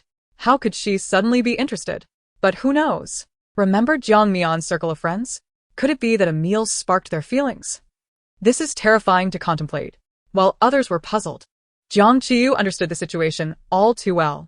According to the current development of the plot, Jiang Mian's feelings for Lu Heng should still be rooted in admiration and respect for a senior, with the flames of love yet to be ignited. In stark contrast, Qiyu, an exemplary young man, undoubtedly surpasses the nearly 30-year-old Lu Heng. Although Jiang Ling has subtly inserted herself between Lu Heng and Jiang Mian, her affections for Lu Heng are rather superficial. Her true motivation lies in her inability to tolerate Jiang Mian's success. Jiang Mian's presence has not only usurped her pride as the daughter of the Jiang family, but has also stolen the affections of the Jiang family members. Consequently, Jiang Ling seeks to take away what Jiang Mian holds dear, a form of retribution on her part. However, due to Jiang Mian's protagonist aura, her attempts at revenge ultimately prove futile. Just as Jiang Mian begins to express her feelings towards Qiyu, Jiang Ling, unable to contain herself, rushes in. Look at the game I just started. Chiga, what is your name? Let us be friends. Qiyu squinted and finally discerned the game displayed on her screen. Little Rabbit Princess? He slightly curved his lips, maintaining a composed demeanor, yet his words left everyone momentarily stunned. What a coincidence. I'm called Princess Elsa. Elsa? Indeed. Qiyu nodded calmly, without a hint of embarrassment, affirming, Elsa. Jiang Ling's usual sweet smile faltered slightly, quickly replaced by an awkward chuckle. I didn't expect Chigo to be so feminine. Before she could finish, Jiang Qiyu, unable to stifle her laughter, glanced at the friend request on her game interface, then met Qiyu's almost amused gaze, raising an eyebrow to sincerely inquire. How feminine. Qiyu smiled, kill one. See one. What? Meanwhile, Fang Shubai, preoccupied with the beginner's tutorial, scratched his head in confusion. What had he missed? Love-killing princess. Only then did he realize the riddle the two were playing. So it's really that hard-hitting? I almost forgot he grew up with his niece. The uncle who accompanies with slaps. Folks, let us not ignore it. Uncle Slap and Teacher Spear are truly a match made in heaven. Big Intestine is too harsh for me to say. I strongly suggest renaming it Long Ear. I second that. I second that too. With this distraction, even Jiang Mian and Jiang Ling, no matter how oblivious, recognized that Qiyu was disinterested in teaming up with them and refrained from further questioning. At that moment, Fang Shubai, who had just clumsily completed the beginner's tutorial, approached Jiang Qiyu with a radiant smile. Teacher Spear, what is your name? Let us be friends. Jiang Qiyu, not one to hide, graciously displayed her already completed tutorial interface to him. Meanwhile, the backstage director conveniently switched to her phone screen. Next to a fierce-looking female character with a watermelon rind on her head, the game panel boldly stated, Burial Half-Dragon Service. Fang Shubai scratched his head again. Puzzled, what does half-dragon service mean? Jiang Qiyu shrugged. Cares for killing, not burying. Ha! What a half-dragon. Anything more ISNT Teacher Spear style. Fang. Why even bother asking? What pearls of wisdom could possibly come from Teacher Spear? Hey, don't walk away. I suspect you're a black fan of Teacher Spear. Take my sword. Jiang Qiyu, with a narrowed gaze, looked at the visibly displeased Lu Heng, then at the somewhat awkward Jiang Mian. Before her eyes darted to the stumbling Jiang Ling, finally resting on Qiyu nearby. She propped her chin on her hand, glancing between the four, as if contemplating something. Before she could draw any conclusions, a clear, slightly husky voice interrupted her thoughts. "What are you looking for?" Jiang Qiyu was compelled to retract her keen gaze and, pouting, whimsically declared, "You wouldn't understand. Using eye contact to convey thoughts seems very cunning, an essential skill for us actors. I'm just honing my craft." Noticing her lack of subtlety, Jiang Qiyu shot him a glare, promptly countering with her own wit. "So clever? Maybe you should take some anti-press medication to adjust." Afterward, she lowered her voice to extend a team invitation. "Since Qiyu isn't speaking up, I have a rather unpopular idea." This time, Qiyu responded without hesitation. "Elaborate." Chapter 21. At any time, any place, a super criminal, committing crimes against the wind. Utilizing her scarce cunning, Jiang Qiyu conceived a brilliant idea. Upon receiving Qiyu's approval, she promptly dashed to Jiang Mian, blocking Lu Heng, who sought to engage her, and flashed a crooked smile. "Would you like to join our team?" Jiang Mian hesitated, then tentatively asked, "You guys?" "Yes, us." Jiang Qiyu pointed to herself, then gestured to the indifferent Qiyu and the jovial Feng Shubai behind her. "We four as a team, how does that sound?"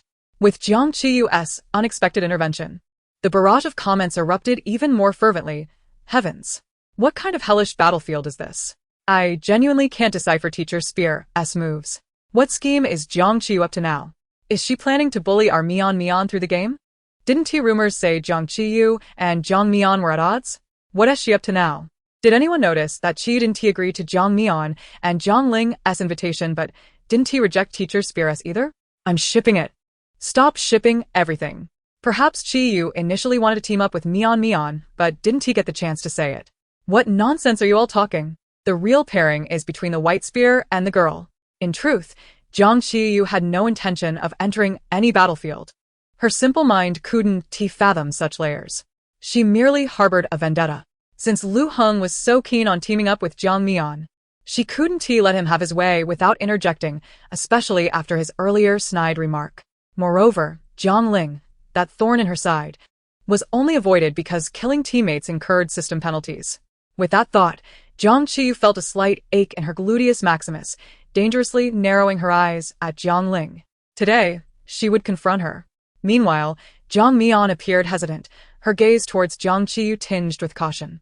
This was understandable, as Jiang Qiyu had always shown disdain towards her, and now, her sudden interest in teaming up raised suspicions. As she pondered, her eyes inadvertently drifted to the man behind Jiang Qiyu. Just as she was caught in indecision, Lu Heng could no longer bear it and directly interjected. "Jiang Mian." You, Jiang Ling, equally intent on preventing her from teaming with Qiyu, also interrupted, Mian. The two spoke simultaneously, but before they could finish, they were abruptly interrupted by Feng Shubai, who caught Jiang Qiyu's subtle signal. "Sister Jiang Mian, just team up with us. Don't worry. We won't let you die so soon." Jiang Mian pursed her lips, quietly avoiding Lu Heng's gaze and, after inadvertently meeting Qiyu's eyes, quickly lowered her head, her heart fluttering, and gently nodded. "All right then." With her agreement, Lu Heng and Jiang Ling's expressions simultaneously soured, but in front of the camera, they could only suppress their emotions temporarily and join forces with Zhou Shun and Song Yan. For Jiang Qiyu, who needed no medication for her cleverness, this trivial matter was easily dealt with. After hearing her slogan, the expressions of the three teammates turned somewhat awkward and indescribable. Soon, they each maneuvered their characters into the main map. Half-Dragon Funeral Service, Quickly Found, Princess Assassin, Funeral Love, Young Master Bai, and the Spinning, Gingerbread Man. The four formed the Killing Without Burial Squad. Once both teams were assembled, they entered the game simultaneously. This game randomly matches 100 players into the same battlefield each time they enter the map, where players must gather resources, defeat other players, and evade the toxic zone. Survival until the end signifies victory. Before parachuting, Lu Heng and the others shouted their slogan in a conventional manner, sounding rather imposing. When it was Jiang Qiyu's turn, Jiang Mian hesitated and looked at her. "Shall we discuss it further?" "No time, just shout." Heeding her command, Feng Shuba immediately faced the camera and boomed their slogan. "Anytime. Anywhere. Super criminal. Defying the odds. You really indulge her, huh? Ha ha, super criminal. You know how to deliver a slogan. I carry the flag for killing without burial. Let us see who dares to oppose them. As both teams concluded their slogans, everyone controlled their characters to leap from the aircraft. The guests were fully engrossed in the game, their battle scenes magnified on the live stream screen, immersing the audience in the experience. Wow, Mr. Chi's luck is astounding. He found a sniper right off the bat. Didn't he expect Heng Shui to have such great skills, playing the game so well? Must watch closely. Song Yan, the beautiful goddess. Bye is so adorable. The way he focuses on gathering items is just too cute. But Jiangling is picking up quite a bit. Why don't you support your teammates? In fact, the online comments were fervently pouring in, but Jiang Qiyu felt as though her ears were being bombarded as well. Teacher Chang Miao. I found a bottle of drink. Saving it for health. Teacher Chang Miao. I found a crowbar. For self-defense. Teacher Chang Miao. I found a roll of bandages. Then use it to wrap your mouth. Teacher Chang Miao. What now? Where can you wrap a bandage on your mouth? The logistics personnel weren't just Fang Xiba. Jiang Mian was also diligently gathering items nearby, quietly placing any good finds next to Qiyu before continuing to scavenge. The other team might have been unclear, but the division of labor in the Killing Without Burial squad was quite explicit. Half-Dragon Funeral Service was responsible for wielding close-range weapons and confronting the ever-appearing enemies, simultaneously taunting to attract more hatred toward his already precarious reputation. Princess Assassin took cover behind barriers, using a scope to eliminate potential threats. Funeral Love, Young Master Bai, and Gingerbread Man were tasked with staying alive within a 3-meter radius of their teammates, occasionally enduring a mix of verbal assaults from both the princess and the half-dragon. Armed with a gun, Jiang Mian found herself being chased around by someone wielding a frying pan. Qiyu, having eliminated the foe with a single shot, questioned in disbelief. Are you a Buddhist? Why not kill? Fang Xiba, panicked and targeted, dropped to the ground, and after Jiang Qiyu dispatched the opponent, she sincerely suggested, next time you drop, try to choose a slope surrounded by trees facing south. The burial ground's feng shui will be better. As the four synchronized their movements and gradually advanced towards the map center with the toxic zone closing in, an unexpected event occurred. Bang! Jiang Qiyu was suddenly shot and fell to the ground, the enemy's location unknown. With her fall, a piercing wail echoed in her ears. Teacher Chang Miao. Now in a downed state, Jiang Qiyu could only roll to the nearest cover, signaling to Fang Xiba, hurry and take cover. She was certain that if Fang Xiba recklessly rushed over, he would lose any chance of choosing his burial spot. Fang Xiba possessed a remarkable gaming prowess, focusing solely on 3 objectives: avoiding embarrassment for himself, sparing his teammates from shame, and inadvertently causing embarrassment to the opponents. It was foolish. Yet in this dire situation, no teammate was available to assist her, and the scene fell into a stalemate. Soon the toxic zone began to shrink again. They had to move to the safe zone quickly to avoid bleeding out in the poisonous mist. Jiang Qiyu sighed, cursing her bad luck in her heart.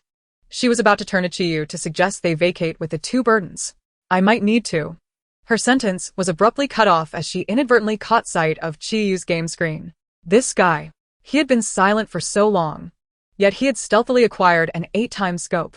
At that moment, a faint silhouette appeared in his sniper's viewfinder. The very player who had been lurking for a sneak attack.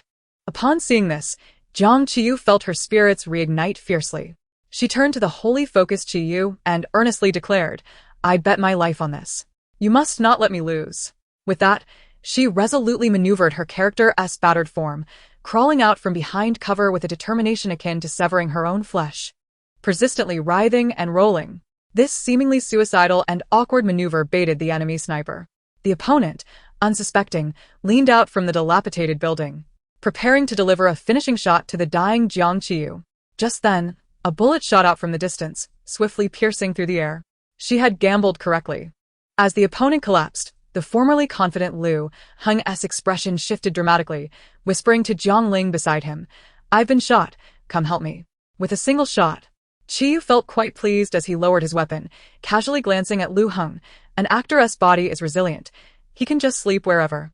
Observing the scene, Jiang Qiyu immediately deduced who the little rascal was lurking in the shadows shooting at her.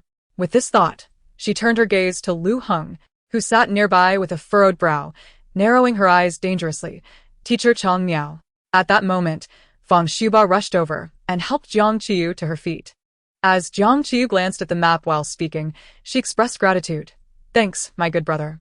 I owe you one. Just let me know if you need anything. Feng Shuba, thinking she was addressing him, awkwardly chuckled while treating her wounds. In that case, can teacher Chang Miao take me along for gaming in the future? Then I owe you 2 favors. As the toxic zone closed in, Qiyu interrupted their conversation, immediately rising to prepare for their retreat. You all go ahead. While Jiang Qiyu healed herself, she glanced at the shrinking toxic circle and replied nonchalantly, I still have scores to settle. Without further ado, she dashed towards Qiyu's marked location. Feng Shuba, holding a crowbar, stood there puzzled. Brother Qi, what is wrong with her? She's having a fit. Without hesitation, Qiyu turned and ran towards the encroaching toxic zone. Jiang Qiyu. Before she could respond, she was riddled with bullets from the half-dragon. After looting the box, Jiang Qiyu didn't forget to look up at the furious tripwire and flashed a mischievous smile. Cousin, why do you leave the moment I arrive? Is there something at home? Having avenged her grievances, she inadvertently spotted a figure eager to sprint away. It was Jiang Qiyu. Zhou Shun, while maneuvering his character with agility, turned to the woman with a sinister smile and jested, If you kill her, will you spare me? Bang! A shot rang out, and Jiang Qiyu flashed a toothy grin at the exasperated Zhou Shun. Oh, it's no bother, just a trifling matter. The audience erupted in laughter. Haha. The Spear Master has gone mad. Haha, Spear Master, you truly understand sarcasm. This attack power is commendable. Silently infiltrating the dilapidated factory where Lu Heng was located, she noticed that Song Yin was absent, likely having gone to gather supplies. As she consumed drugs and dashed ahead, she swiftly found Lu Heng, who was on the brink of death, awaiting rescue from his teammates. Adjusting her perspective slightly, Jiang Qiyu looked down at Lu Heng's character and greeted him warmly. Lu, the Shadow Emperor, what a coincidence. Are you napping here? Upon hearing her biting sarcasm, Lu Heng's struggling character froze. Setting aside his phone, he glared at the woman who seemed to revel in her small triumph. Miss Jiang, shouldn't you hurry and gather supplies? Be careful not to succumb yourself. Bang! The response was the sound of a gunshot echoing through his headphones, accompanied by the bleak game visuals. Who said the Spear Master was pursuing Lu Heng? I vehemently disagree. Have you ever seen someone strike so decisively at their crush? Don't be ridiculous. Everyone knows Jiang Qiyu, the green tea, is always chasing after our Henge. Who knows what she's pretending this time? If Zhang Ling hadn't run so far and failed to save Lu Heng, it could have been someone else lying there. Don't get too attached, sister. If you can't have him, you'll destroy him, right? Aside from the curses and lamentations from Lu Heng's fans, those who admired Jiang Qiyu began to revel in the barrage of comments. Spear Master, you're wild and reckless. Indeed, the spear is death incarnate. I stand here today. Who dares oppose my Spear Master? Wait, why hasn't he the Spear Master left after eliminating Lu Heng? What is she up to? In the game, after avenging her grievances, Jiang Qiyu nonchalantly consumed another vial of medicine and proceeded to activate an action icon. Lu, the Shadow Emperor, it's your first funeral. I have nothing to offer. So here's a dance for you. As her words fell, the game depicted a female character clad in a bulletproof vest and baggy shorts, commencing a grotesque dance. What a graveyard rave. Spear Master, are you performing a dance or a criminal dance? Chapter 23, Funeral Service in the Wilderness. However, Jiang Qiyu soon found herself unable to laugh, for after finishing her provocative dance, the toxic circle had completely encroached upon her. Watching her health deplete rapidly, she cried out in despair while consuming drugs and frantically pursued her teammates in a vehicle. Just as she was nearing their location, she suddenly heard Feng Shubai's deep voice beside her. Spear Master, may I ask you a question? While driving, Jiang Qiyu casually replied, Go ahead. With a range of 400 meters, if I stand at 401 meters, can I catch a bullet with my bare hands? She almost crashed the vehicle. Glancing at the serious-faced individual. Wait until I arrive. I'll give it a try. After a brief silence, Feng Shubai set his phone down. No need. I just tried it, and I'm already down. Jiang Qiyu arrived just in time to hear his final words before he felt his opponent's bullet. Spear Master, you're here. It's fine. I'll just take my leave first. Go ahead, without worry. Without hesitation, she mourned her teammate for half a second before avenging him with the same weapon, then nonchalantly looted 2 boxes. Qiyu swiftly dispatched his opponent, and as Zhang Mian had predicted, Feng Shubai was indeed close to surviving until the final circle. Elated with her spoils, Jiang Qiyu rounded the corner of a building to reunite with the duo, only to find Jiang Mian parked on a motorcycle in front of Qiyu. "Brother Yu, I found a vehicle, getting quickly." The three exchanged glances, and an awkward silence fell over the scene. For in this game, motorcycles could only carry 2 characters at a time. Euphoria for the Yumian faction. Spear Master. Should I leave? With Bye-Bye gone, the Spear Master has no home left. Woe is me. Choose your punishment. Just don't use a white spear to kill me. As the 3 factions debated whether Qiyu would get on the motorcycle, Jiang Qiyu interrupted the silent conflict, because something more dangerous was approaching. The audience watched as Jiang Qiyu's game perspective shifted, revealing a small, cute, oval object growing larger on the screen. It's a grenade. Run. Boom. The good news was that the debate over whether Qiyu would get on the motorcycle was resolved. The bad news was they were all taken out in one fell swoop. Jiang Mian sighed, glancing at Qiyu with a regretful smile. What a pity, we perished together. Qiyu ignored her and turned to the visibly frustrated Jiang Qiyu, narrowing his eyes dangerously. You brought this upon us, didn't you? Just that one sentence broke the previously somber atmosphere, and the audience erupted in laughter. Whose father, whose husband, and whose son is this? In the adult world, nothing is easy. I respect you, a man as strong as steel. Haha, you're the one who lured the enemy here, right? Jiang Qiyu, you should go abroad for a while. This is no small matter. I hope the state forms a special task force. This isn't joke. In response to his accusation, Jiang Qiyu muted her screen and gritted her teeth. There are 2 types of people I despise while gaming: teammates who expose my location and those who blame me when I'm exposed. No worries. Qiyu, unfazed by her indignation, raised an eyebrow with a nonchalant smile. Messing things up is also a talent. Keep it up, you useless thing. Annoyed, the audience burst into laughter once more. Ultimately, amidst a harmonious atmosphere, the game concluded. Although none of them succeeded in their mission, Song Yan, with her exceptional luck and remarkable survival instincts, became the last player standing. The situation reversed, and the team that had lost 3 members first emerged victorious. Just as they celebrated with high fives, Director Zhang's voice suddenly echoed through the living room speakers. I sincerely advise everyone not to rejoice too soon. All the tasks we accomplished today were merely preparatory work for the competition. Preparatory work. What tasks require such preparation? Everyone present was filled with anticipation, except for Jiang Qiyu, who suddenly felt a chill run down her spine. Oh no, she almost forgot. Next up was the first official outdoor task of Do You Understand Love? A real-life battle royale. Tonight, all the guests would head to the battleground for a 3-day live-action survival game. As long as they didn't withdraw midway or get eliminated by opponents, they would survive until the end and receive a mysterious prize. After Zhang Dao concluded his remarks, an oppressive silence enveloped the entire living room. It was understandable that the guests were rendered speechless. Even some fans struggled to accept the situation. Friends, is this a dating show? I could have sworn I tuned into a military channel. Nevertheless, aside from a few fans who felt sympathy for their idols, the majority of the audience harbored a sense of anticipation. Imagine the sparks that might ignite between a lone man and woman amidst the chaos of battle. It could be utterly captivating. Oh, the excitement. Sisters in the front, please share more. I'm all ears. The thrill was palpable. Having just heard Zhang Dao's words, Fang Shubai was momentarily taken aback. However, as the youngest guest, he had yet to be severely tested by the trials of the world. Once he regained his composure, he immediately applauded, exclaiming, Teacher Cheng Miao, are we really gearing up for a live-action battle?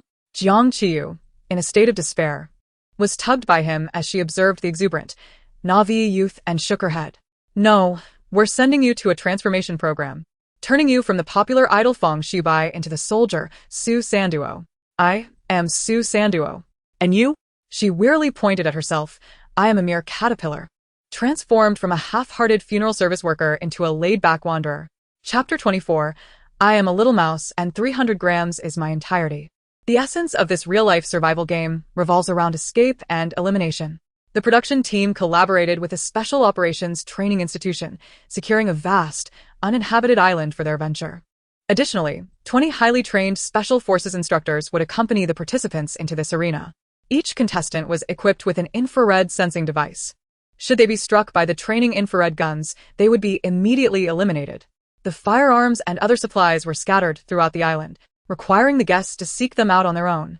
The instructors would also be armed, and any contestant who fell victim to their fire would likewise face immediate disqualification. Thus, Not only must they contend with one another in this wild terrain, but they also had to contend with the skilled instructors. This daunting start elicited exclamations of excitement from numerous viewers and instilled a sense of trepidation in the participants, who began to question themselves. Do I truly need this job? Ultimately, the answer was inconsequential. That evening, the guests, having packed their belongings, boarded the bus bound for the battleground, their hearts heavy with apprehension. As they found themselves in an area devoid of live cameras, the broadcast transitioned to the streaming feeds from their individual phones. Lu Heng routinely exchanged simple greetings with Jiang Mian each night, reminding her to exercise caution the following day. Yet, even these mundane pleasantries were dissected by their fans, who reveled in the sweetness of their interactions. Zhou Shun and Song Yan also frequently engaged in chat on social media, bidding each other goodnight, eliciting a fond smile from onlookers. Jiang Ling posted a sunset photograph taken in the car on her social circle, captioning it, "Today's dusk is particularly radiant. The streetlights, and I pursue the retreating sun." Today, Jiang Qiyu, who had been unusually spared from the game's predicaments, keenly noted this and couldn't resist commenting below, "How fortunate. I spotted Kwafu in my social circle." Immediately, Jiang Ling deleted the post. Jiang Qiyu, finding it rather dull, was about to move on when a notification chimed in the chat. Moreover, "Teacher Chang Miao, are you still awake? Chang Miao's curse. Sleeping. Moreover, Sister Qiyu. It's my first time playing a real-life game. Could you guide me tomorrow? Chang Miao's curse. Have you lost your mind?" After a pause, Jiang Qiyu thought of the scattered supplies for the next day and reconsidered her tone. "Chang Miao's curse. Fine. I vow not to abandon you tomorrow. Moreover, what if you do leave me behind? Chang Miao's curse. Then I shall continue to take oaths." Having sent that message, Jiang Qiyu ignored Feng Shubai and instead opened another person's profile. "Chang Miao's curse. Are you there? Chang Miao's curse. Ignoring me?" Jiang Qiyu remained undeterred, unleashing her trump card. "Chang Miao's curse. It's alright if you ignore me. Your coldness is like a chilling 8 degrees below zero. But my autumn pants are firmly secured." Observing the dialogue box indicating the other party was typing, she anticipated Qiyu's response. "Chang Miao's curse. I've built up immunity to the tranquilizers. I need to discuss something with you." "You? Chang Miao's curse, Mr. Qi. We should be on the same boat to the island tomorrow, correct? As the saying goes, the leather pants fit the autumn pants for a reason." Jiang Qiyu sought out Qiyu primarily because, according to the original narrative, this real-life task was fraught with challenges. While it served as a pivotal moment for the main character's budding romance, it was decidedly less favorable for her, a mere supporting character. If memory served her right, the 8 of them would enter the island through 2 different entrances, based on the teams formed in today's game. Tomorrow's task would be an individual competition. They could choose to band together or fend for themselves. However, since she was a liability, dragging along Feng Shubai, a fellow liability, she felt compelled to cling to Qiyu as strength for reassurance, lest unforeseen mishaps occur. As for Jiang Mian, if all went well, she would be trapped with Lu Heng, allowing their relationship to flourish rapidly. If not, well, that was a risk she was willing to accept. "Chang Miao's curse. We cooperated quite harmoniously today in our shared mission." Upon hearing this, Qiyu immediately grasped her intent. In his room, having just finished a shower, the man's hair was still damp, a few strands hanging down, obscuring the faint smile in his eyes. Qiyu pressed his lips together, his long fingers deftly typing on the screen. Did you not say earlier that you despise teammates like me? Chang Miao's curse. Who said that? How could one speak ill of you? It's utterly scandalous. Chang Miao's curse. I can't stand such things. Here's what we'll do. I'll send you my payment code, and you can transfer me 200. Though it's not much, it's a token of goodwill. I hope you can weather the storm. I admire your generous willingness to face peril. Chang Miao's curse. Mr. Qi, don't let my indifferent exterior fool you. I've spoken ill of you behind your back. Chang Miao's curse. Mr. Qi, don't let my indifferent exterior fool you.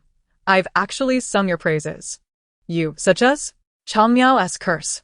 Others believe that 300 grams is the weight of the heart, yet none realize that I am but a little mouse. 300 grams is my entirety. Having uttered these words, Jiang Qiyu felt not a twinge of hesitation. As a former professional stand-up comedian, she was well acquainted with such corny jokes. She could recite them effortlessly. A few flattering words, or even 3 days and nights of flattery, would yield no repetition. However, Qiyu was genuinely taken aback by her shamelessness, his brow furrowing as he wore the expression of a weary commuter on the subway. You all right? Having read your messages, regardless of any past grievances, they are all forgiven. Jiang Qiyu remained unfazed, her teeth bared as she continued typing. Spear dipped in filth. Whoever it prods shall perish. What about tomorrow? You. As long as you refrain from uttering those foolish words, whatever you say shall hold true. Chapter 25.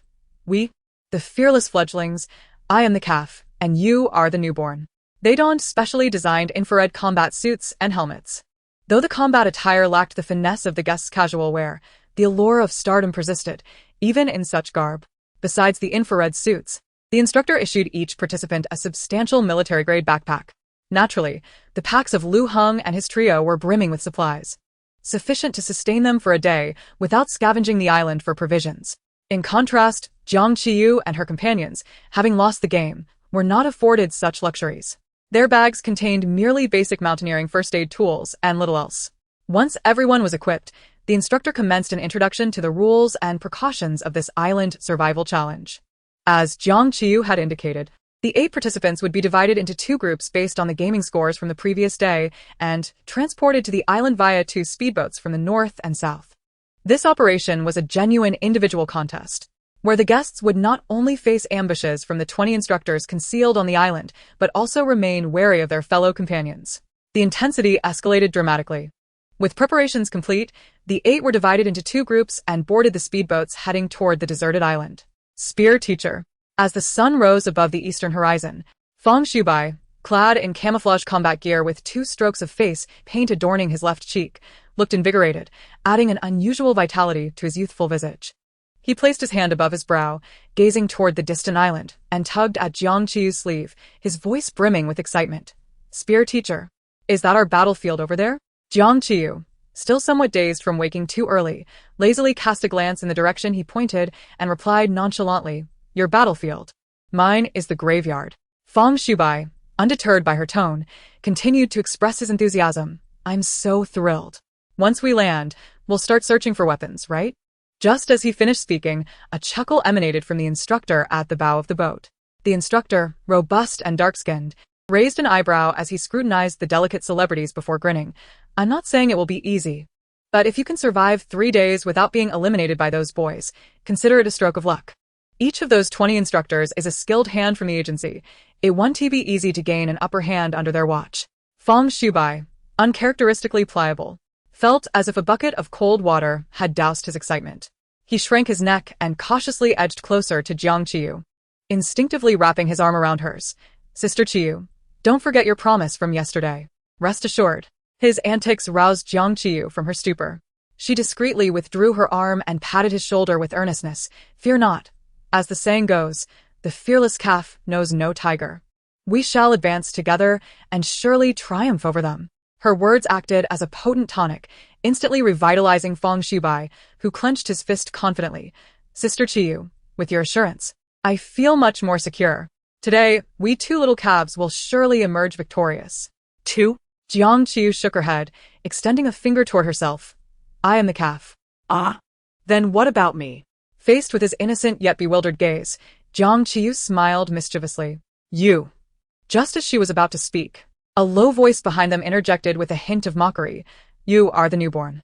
Their conversation was captured word for word by the recording devices they each wore, broadcasting live to the audience. Ha ha ha, help. Can you 2 act like actual people? Are these 2 here to participate in a romance show or to perform a comedic dialogue?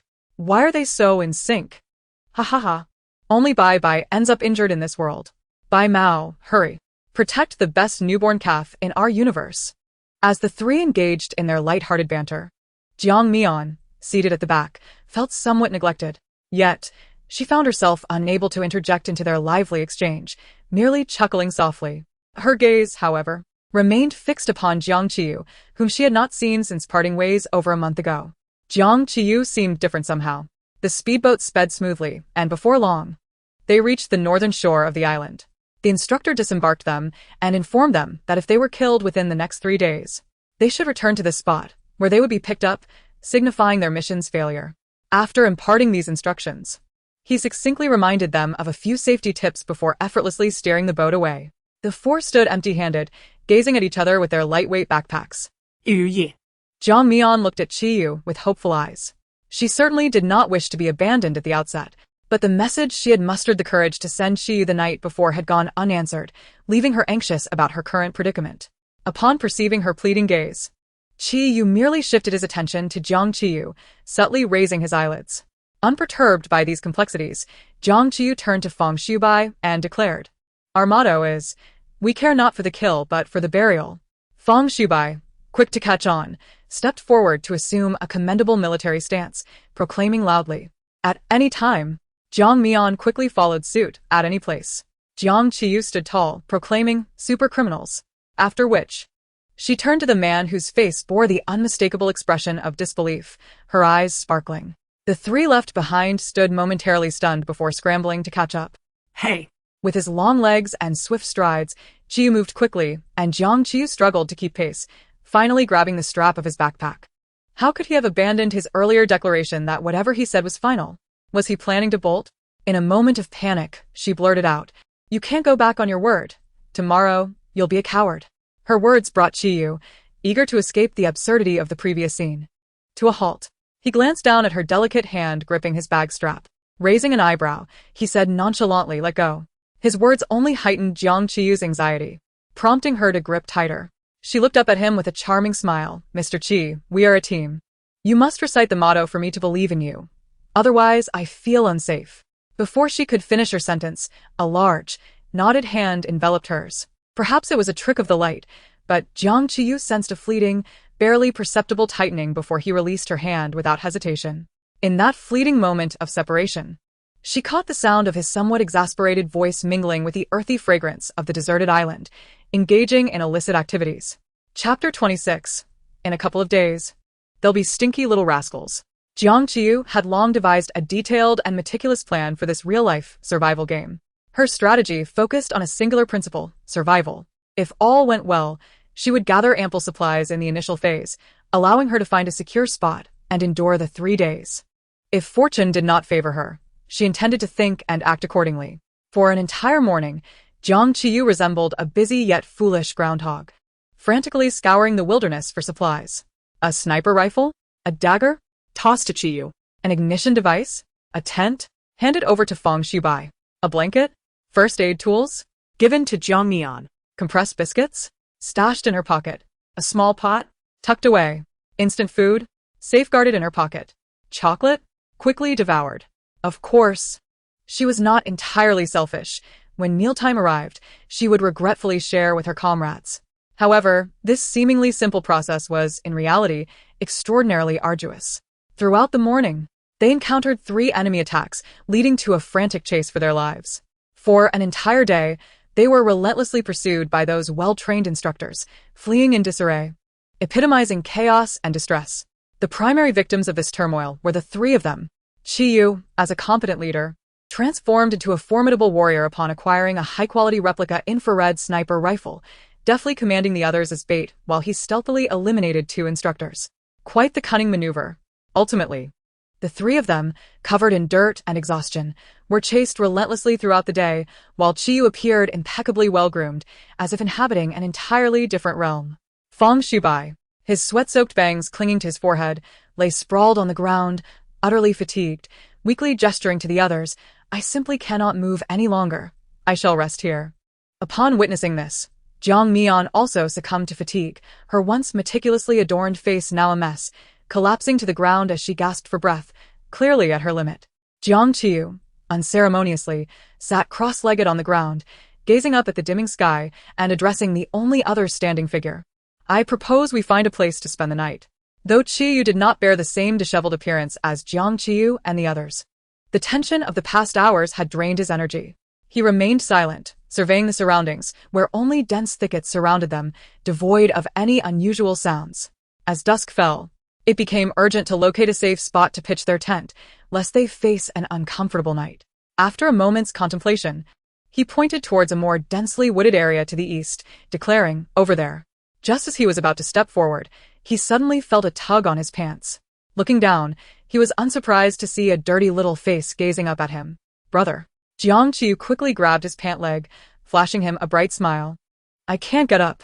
After a brief pause, the man sighed in resignation and grasped her outstretched hand, pulling the exhausted girl up from the ground. Seeing this, Jiang Mian also extended her hand, but before she could speak, Qiyu turned to assist the heap of fatigue on the ground, standing beside the seemingly boneless Feng Shubai. Qiyu kicked his leg with a hint of impatience. Get up, we're leaving. The figure on the ground remained unresponsive. Jiang Qiyu, displaying camaraderie, helped Jiang Mian to her feet and approached Feng Shubai, kicking his other leg. You rascal, are you truly asleep? Yeah. At last, Feng Shubai exhibited some reaction. Tilting his head to look at the three standing around him, weakly lifting a hand, I genuinely cannot move another step.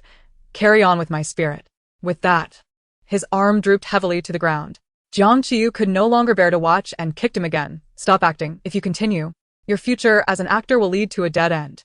Typically, when male idols reach a certain age, they often choose to pursue solo careers as singers or actors. Observing Feng Shubai's earlier antics, it was evident his acting career was destined to be short-lived. As Feng Shubai had been performing quite dramatically, he immediately revived upon hearing her remark, raising his hand once more. Qiyu Jia, I truly cannot get up. Lend me a hand. Then you might as well sleep here. In a couple of days, you'll be a stinky little boy. Undeterred by rejection, Feng Shubai turned to Qiyu. Brother Qi, before he could finish, Qiyu, arms crossed and indifferent, turned away, his tone laced with apathy. Hey. Feng Shubai watched Jiang Mian also walk away, prompting him to scramble to his feet. Fearing he would be left behind to fend for himself, hurriedly chasing after them. Yeah. Teacher Cheng Miao, wait for me. As the sun gradually set, the chaotic, deserted island returned to tranquility. That night, all who remained uneliminated instinctively chose to rest in place, allowing each other some much-needed respite. The four of them found a relatively dry and secure spot, clearing the area slightly before using the ignition devices gathered during the day to kindle a small fire. They had collected an ample supply of tools and food, ensuring they would not suffer from shortages for the time being. However, now, having eaten and drank enough to wash up, the four faced a rather significant dilemma. There was only one tent, and though it was large enough for all to squeeze in, the question of how to fit together became a prickly issue. As they exchanged awkward glances at the assembled tent, the chat room buzzed with excitement. Ah. A battlefield of turmoil. So thrilling, love it. This dating show is great. While others are holding hands, mine is sleeping together. What a pity we can't see Lu and Mianyan. Hey. Can't you see Lu and Mianyan are trying to avoid each other? Mianyan is even being cautious. What's all the fuss? You just don't understand the joy of my white spear and long ear duo. Total bliss. We can't ship anything inappropriate. Long ear is a pure love warrior. While the live chat and the scene were worlds apart, the four exchanged glances until Feng Shubai finally spoke up. Qiyu Jia, how about we sleep together? Upon receiving a horrified look from Jiang Qiyu, he hesitated, scratching his head before adding, how about we sleep in the middle? With two men and two women. Regardless of how they tried to avoid awkwardness, one pair would inevitably end up sleeping close together. Qiyu was their pillar. It wouldn't do to put him in a difficult position, so Feng Shubai automatically took up the task. Upon hearing this, apart from the ecstatic fans in the chat room, the expressions of Qiyu and the others varied as they gazed at him. Why are you all looking at me like that? However, Feng Shubai remained blissfully unaware. He turned to Qiyu, who stood behind Jiang Qiyu with an expression of calm detachment, wearing a selfless smile. Brother Qi, don't worry. I'll be quiet while sleeping. Before he could finish, the previously calm man interrupted him with a faint remark. I'm afraid of the cold. You don't snore, right? Qi reiterated once more. I am afraid of the cold. Let me cover you with a blanket, Brother Qi, he replied, yet still felt cold. Shall I hold you? Qi shot him a glare. Get lost. Is that not an option? Feng Shubai asked, furrowing his brow in confusion. After a moment's contemplation, he cautiously suggested, then you could sleep in the middle. Without a moment's hesitation, Qiyu accepted the proposal. That works too. Having listened to the exchange for a while, Jiang Qiyu nearly rolled her eyes into the back of her head. If you want to sleep in the middle, just say so. Do you think you're Qin Shi Huang? Must I guess your intentions? Meanwhile, after a prolonged silence, Jiang Mian hesitated before speaking up. Well, Her soft voice was abruptly interrupted by Feng Shubai's loud exclamation. He glanced at Jiang Qiyu, then at Qiyu, his puppy-like eyes wide with astonishment. So, Brother Qi and Sister Qiyu, you two are. Jiang Qiyu quickly raised her hand, declaring, "I'm not afraid of the cold. I have plenty of warmth." Before she could finish, she felt her collar tighten suddenly, her unfinished words transforming into a gasp. The sudden force pulled her back, causing her to stumble into a solid, warm chest. At that moment, a deep, slightly hoarse voice resonated above her. "Teacher Chang Miao, let us sleep together." By now, the comments were ablaze with excitement. What did he say? Is this something I can hear without paying? I'll take the flag for Chang Miao. You two sleep. I'll stand guard over your romance tonight. Which direction should I bow to find someone like that? Unbeknownst to Jiang Qiyu, she was the subject of all this speculation. Initially taken aback, she soon realized Qiyu intended to use her as a human hot water bottle. How infuriating! The night sky had darkened, casting flickering shadows over his sharply defined features, the chiseled jawline more fluid than her lifeline. Jiang Qiyu couldn't help but swallow hard. To be honest, Qiyu's appearance would stand out even in a sea of handsome faces in the entertainment industry. However, Jiang Qiyu was not one to let her values be swayed by mere looks. Faced with such an invitation to share a bed, she maintained an air of composure, shaking her head resolutely and displaying her cultural depth. How can I bow and bend for the powerful? It will not bring me joy. Upon hearing this, Qiyu merely raised an eyebrow, his narrow eyes narrowing slightly, his tone calm, yet laced with an undeniable threat. Are you certain? Jiang Qiyu's fa of a chaste maiden crumbled within 3 seconds, and she couldn't help but chuckle, showcasing her local dialect. I can bow and bend for the powerful. I can. Values may not follow appearances, but sometimes they can willingly take their leave. Thus, the four of them entered the tent in the order of Feng Shubai, Qiyu, Jiang Qiyu, and Jiang Mian. The only sleeping bag was relinquished by the genuinely warm Jiang Qiyu to Jiang Mian. Though the night air on the deserted island was frigid, the four of them huddled together in the cramped tent, creating a flicker of warmth amidst the cold night. Before long, silence enveloped them alongside the darkness. Wrapped in a thick blanket, Jiang Qiyu lay stiffly between Jiang Mian and Qiyu. Once their breathing became steady, she relaxed her taut nerves and cautiously turned to face Jiang Mian. It was uncomfortable. As she turned, she suddenly locked eyes with a pair of bright, dark orbs in the dim light. Damn. Immediately, the soft sound of breath drew nearer, the clean, warm air brushing against her cheek. The man's deliberately lowered voice, raspy yet gentle, whispered near her ear, "Sleep. If you move again, I'll kick you out." "This is your fault for asking me to sleep," she retorted. Chapter 28. You two are fools. Is this acceptable? All right. Jiang Qiyu didn't hold back. Exhaustion washed over her. She intended to fall asleep quickly, but hesitated for various reasons, hoping to wait until everyone else was asleep.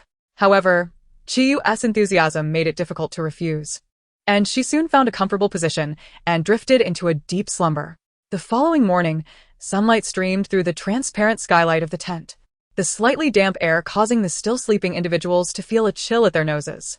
Slowly opening her eyes, Jiang Qiyu found Jiang Mian above her, staring intently, his expression hard to describe. Sister Qiyu. Upon hearing her name, she looked down to see Feng Shubai sitting cross-legged on the blanket, seemingly hesitant to speak. Still groggy, Jiang Qiyu instinctively waved at them. Good morning? As soon as the words left her lips, a terrifying sound erupted from beneath her. Jiang Qiyu, roll off. At this proclamation, not only did Jiang Qiyu's body tense, but even the online viewers, who could only hear the guests through a recording device, erupted in excitement. Did I hear that correctly? Did Qiyu just tell her to roll off? From where? What happened yesterday? Did anyone eavesdrop? Since no one is clarifying, I might as well spread rumors. On the second day of the real-life escape game, a well-rested and revitalized Jiang Qiyu shouldered her bag, trailing behind the somewhat sullen-faced Qiyu. Qiyu? Brother Qi? Qizong? Seeing the man maintain his silence, she couldn't help but pout, softly defending herself. Yesterday, I was the one who volunteered to sleep beside you. You insisted on sleeping next to me, and I even let you go first. You insisted I sleep first. This cannot all be blamed on me. Jiang Qiyu had many redeeming qualities, but one flaw stood out. She was a restless sleeper. Unlike others who might toss and turn in their sleep, causing only personal discomfort, her restlessness harmed others while she remained oblivious. Despite being elbowed 8 times, receiving a dozen punches, and suffering over 20 kicks, Qiyu had not managed to get a good night's sleep. Ultimately, to avoid disturbing others, He had to endure the night wide awake, keeping an eye on the boundary lest Jiang Qiyu, Jiang Mian, and Feng Shubai enjoyed a peaceful night's rest. All because someone bore the burden. Ultimately, it was Qiyu who shouldered it all alone. He glanced down at the incessantly chattering Jiang Qiyu beside him and sighed deeply, gravely advising if you know your situation, you should consider getting some sleep aids. Jiang Qiyu's eyes brightened. What kind of aids? Restraint straps used in psychiatry. With that, Qiyu strode away, leaving no room for argument. Now, he deeply regretted sleeping beside Jiang Qiyu. Had he known she would transform into a restless creature while asleep, he would have chosen to freeze outside rather than share a tent with her. On the second day on the deserted island, the sense of crisis was greater than the first. The remaining instructors seemed to have completely let loose, no longer pretending to chase them but genuinely attacking. Fortunately, Qiyu had the foresight to lead the group deeper into the jungle on the first day, using the dense foliage as cover to evade wave after wave of ambushes. Thanks to Qiyu's keen observation and reflexes, they not only found a substantial supply of food sufficient for the next 2 days, but also managed to survive the escalating threats that loomed over them. While traversing the path, they fell victim to an ambush and eliminated a coach who sought to surprise them. Regrettably, another team was not as fortunate. They encountered a combined assault from 3 coaches the following morning. Not only was the physically weaker Jiang Ling eliminated after straying from her group, but the others were also scattered and lost contact with one another. Meanwhile, the serenely unbothered team, having procured ample supplies, promptly adopted Chief Strategist Jiang Qiyu's plan. They ceased their fruitless search for resources and instead ventured deeper into the deserted island, preparing to seek a refuge where they could leisurely enjoy a picnic over the next 2 days. As they cautiously advanced, the leader Qiyu suddenly raised a hand, urging silence. The group instinctively crouched low, holding their breath. Jiang Qiyu strained to listen, faintly catching what seemed to be the sound of an argument ahead. Exchanging glances, they decided to stealthily approach the source of the commotion. As they drew nearer, the squabbling voices became increasingly distinct. You keep calling her an idiot. She's not the fool here. Upon realizing the nature of the dispute, their expressions froze in disbelief, particularly Jiang Qiyu and Jiang Mian. If they weren't mistaken, the 2 quarreling ahead were undoubtedly fans of theirs. The content of their argument was absurdly straightforward. Stop disgusting me. Jiang Qiyu, that green tea, only knows how to bully the gentle and kind Jiang Mian. If I ever meet her, I'll take her out with a single shot. The exchange continued, rife with insults, escalating to the point where it seemed violence was imminent. Just as the situation appeared to reach a boiling point, a clear voice, laced with a hint of mirth, interjected, "How about we all take a step back and be fair?" Before they could react and draw their weapons, they found themselves staring down 2 dark gun barrels aimed squarely at their hearts. Moments later, a figure nimbly emerged from the underbrush, standing before them with a radiant smile. "You 2 are both fools. How does that sound?" Half an hour later, what should have been a confrontation turned into a harmonious meeting of fans and idols on the deserted island. Since both groups of fans were rivals, the scene transformed into 2 distinctly divided fan gatherings. A somewhat portly man, unable to conceal his excitement, carefully took Jiang Mian's outstretched hand, exclaiming, "Jiang Mian, hello. I'm a member of your fan club. I absolutely adore your portrayal of the purple cloud fairy." Jiang Mian responded with a warm, gracious smile, maintaining her pure goddess aura even in this desolate setting. "Thank you for your support. It is truly an honor." While the 2 engaged in pleasant conversation, the atmosphere on the other side was quite different, as one fan began to act rather erratically.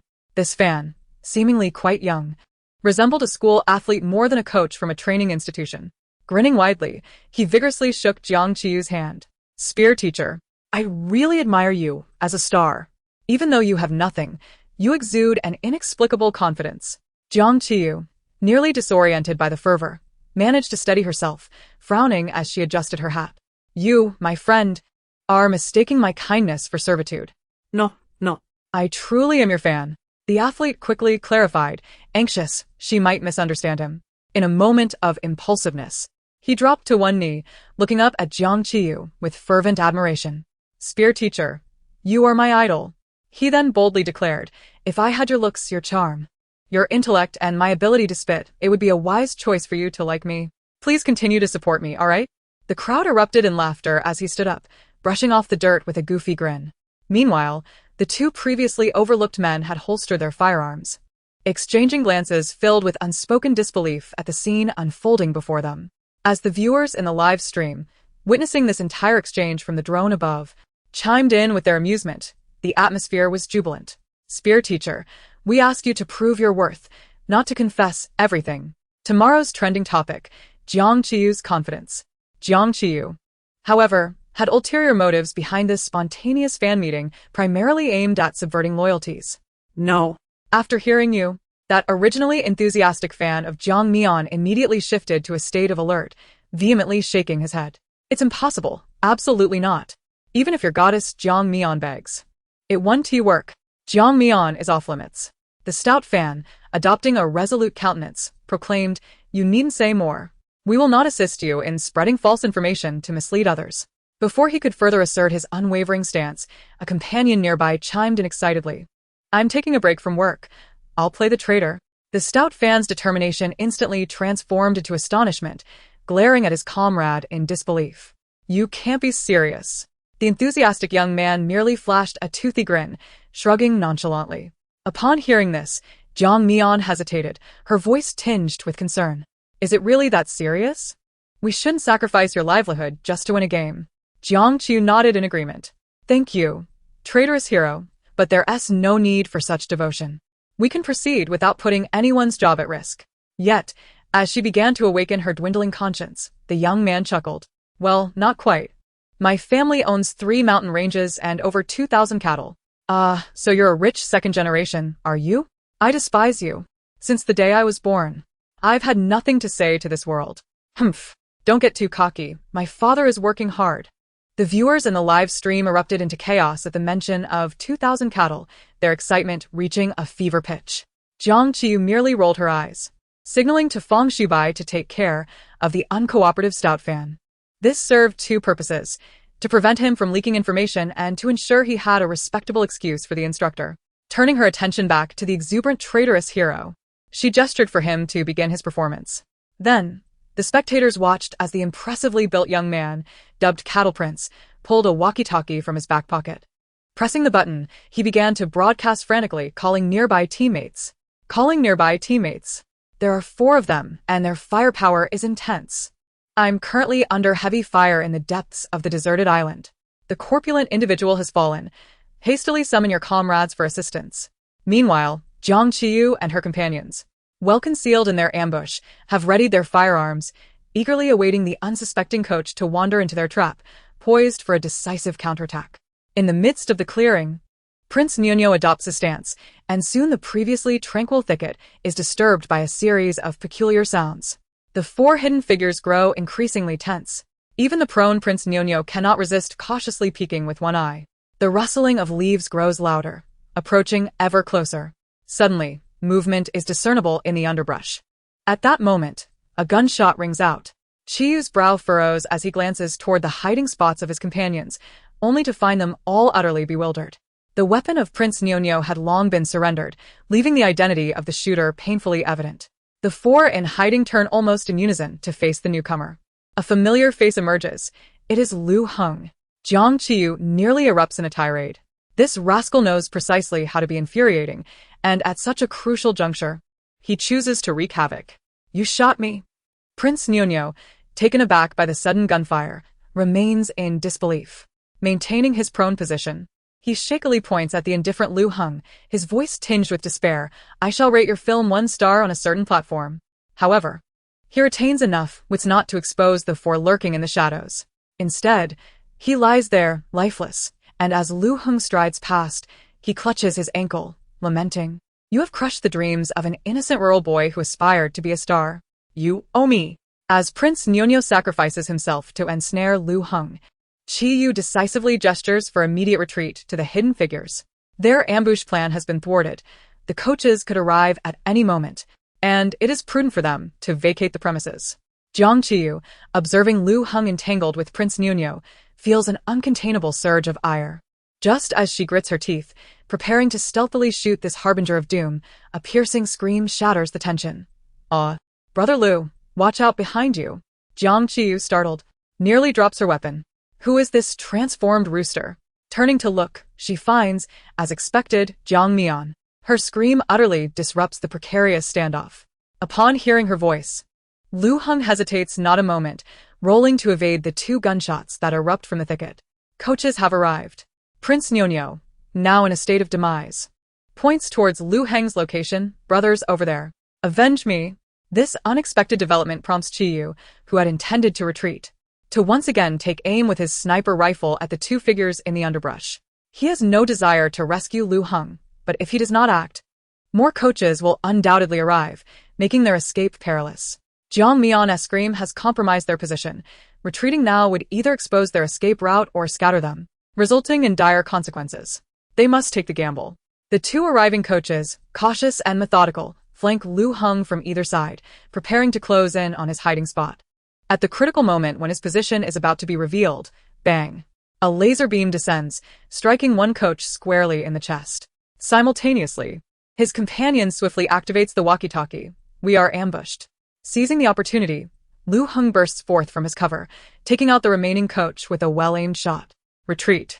Qiyu, having made his mark, promptly withdraws. The others, disregarding all else, hastily collect their weapons and flee. Watching the four escape, Lu Heng hesitates momentarily before joining their retreat. Prince Nyonyo, left behind, can only glimpse Jiang Qiyu's desperate flight, yet even this does not quench his fervor for stardom. Springing to his feet, he leaps and waves his arms. Mauzi. You must find happiness, Mauzi. As the five depart, several swift figures arrive almost simultaneously, kicking aside the traitorous infiltrator attempting to delay them, before hastily pursuing deeper into the island's mountainous terrain. Our plan could have succeeded, were it not for his sudden appearance. One murmurs. His voice, neither too loud nor too soft, is heard by those nearby, prompting Jiang Qiyu to vehemently nod in agreement. I detest those lacking any sense of boundaries. The mention of this incites a frown from Lu Heng. While Jiang Mion wipes the sweat from her brow and attempts to mediate, Brother Lu did not intend for this to happen. Sensing the awkward atmosphere, she smiles and shifts the subject. Thankfully, Qi Ji's marksmanship is precise. We were truly in danger just now. At her words, Feng Shubai recalls the earlier scream that had given away their position, muttering under his breath, if not for Sister Jiang Mion a shout. We wouldn't have been in this predicament. Feng Shubai. Before he can finish, Lu Heng, whose expression darkens, strides forward, shielding the embarrassed and aggrieved Jiang Mion behind him. Glaring at Feng Shubai, this is a matter of my ignorance. Do not vent your frustrations on the innocent. Feng Shubai, merely a 20-year-old youth, feels a surge of anger in response to Lu Heng's apparent reprimand. Without further ado, he raises his weapon in defiance. You both caused us to be hunted, and you think you have the right to complain? Lu Heng, not one to remain passive, raises his firearm in kind, aiming at Feng Shubai's laser receiver. Jiang Mion, seemingly frightened by the escalating tension, rushes forward to grasp Lu Heng's arm. I'm sorry. Let us discuss this calmly. It was indeed my fault. However, her words are abruptly cut off. A dark barrel is suddenly pointed at her. Unbeknownst to her, Jiang Qiyu has leveled her gun directly at Jiang Mion's forehead. I say, she tilts her head nonchalantly. If you acknowledge your mistake, you should at least learn to bear the consequences of your actions. Jiang Qiyu, Lu Heng enunciates each word with a chilling intensity, his gaze fixed on her as if he wishes to devour her whole. You had better. Bang! Before he can finish his threat, a tremendous force unexpectedly strikes the back of his knee, sending him staggering forward. Do not lose your temper recklessly. When angered, one cannot help but reveal their true capabilities. He drawls lazily, twirling his firearm, his tone dripping with disdain. Very pathetic. Chapter 31. I can die, but the spirit of entertainment lives on. As events unfold, Feng Shubai begins to regain his composure. Gradually lowering his weapon, he tentatively addresses the tense standoff among the four. Shall we not continue our escape? Currently, the crowd has merely cast aside their coaches for the time being, yet should the number of those shifting in this direction continue to swell, one cannot guarantee that they will not be targeted once more. As the sun gradually descends, it is indeed time to seek a place to rest. No sooner had he spoken than an unusual sound emanated from within, shattering the tense atmosphere. A gurgle. Under the collective gaze of the onlookers, Jiang Qiyu offered an awkward smile, holstering her firearm and patting her stomach. Given the circumstances, shall we have a meal first? Meanwhile, The audience watching through the drone's lens exhaled in relief, beginning to voice their thoughts. We weren't wrong, were we? They caused harm and still have the audacity to complain? It seems like someone has a serious illness.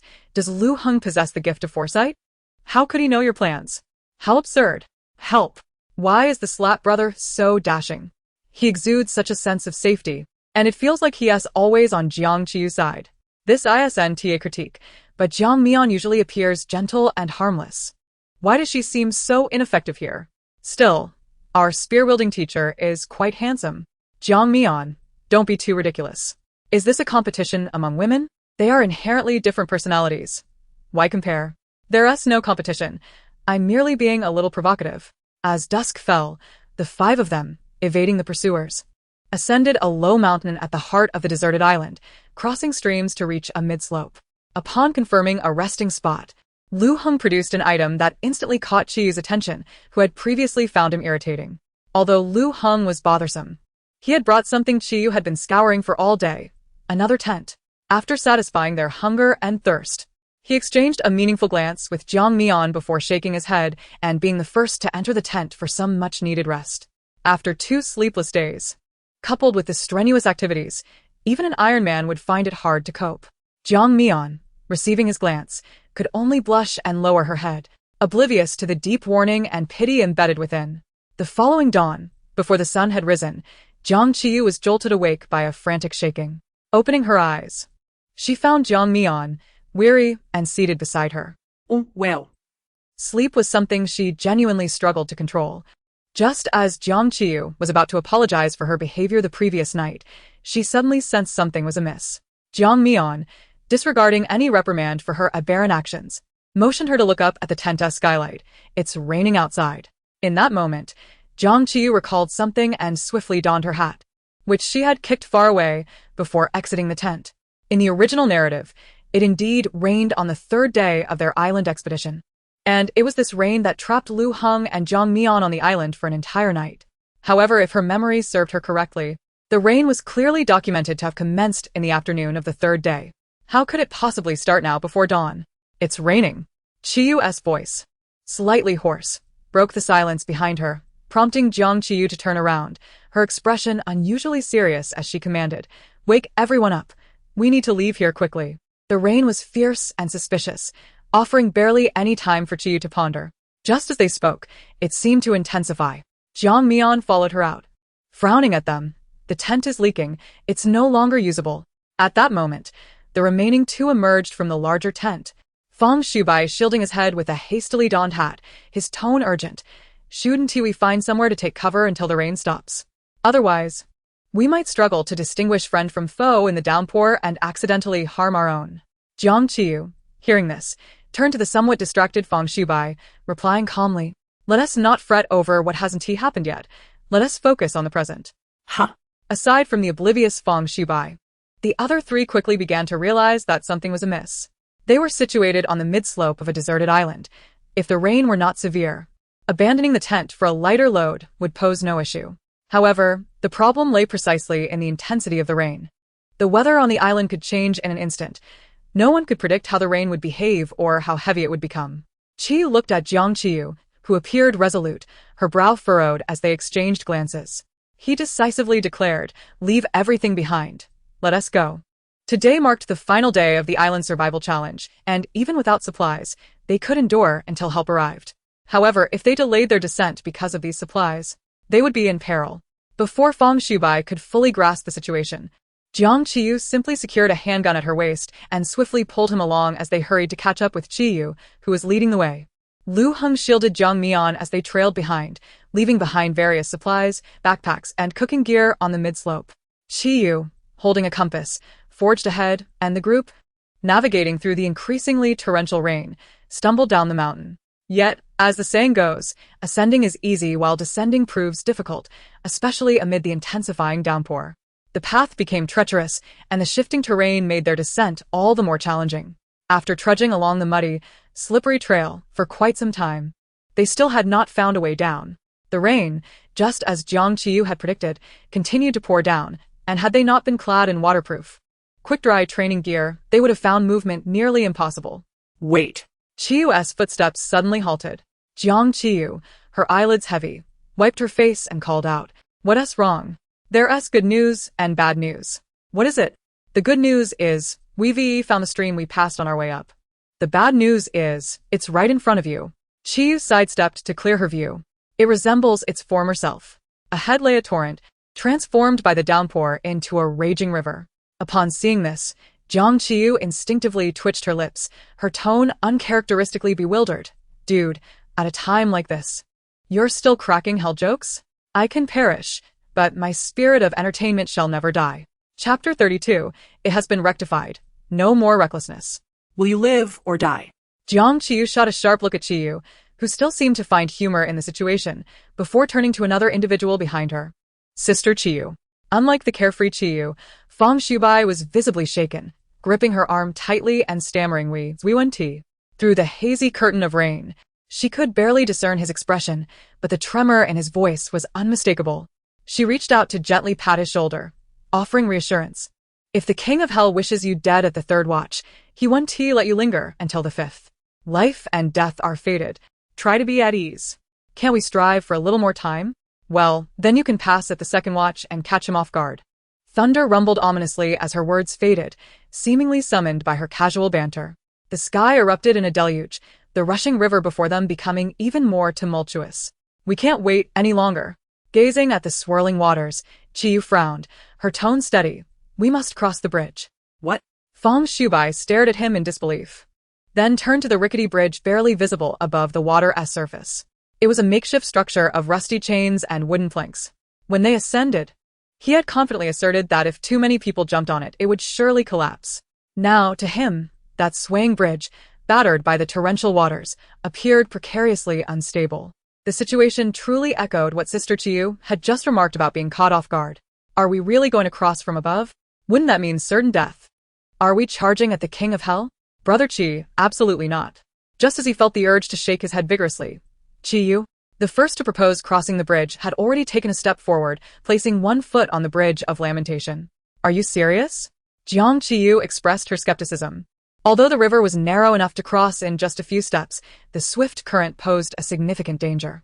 A single misstep or a broken plank could lead to being swept away by the furious waters. She approached Qiyu and stood beside him, glancing up at the intensifying rain, her tone grave. How confident are you? The man simply lowered his gaze to her, then smirked slightly, responding with a question of his own. Do you believe in me?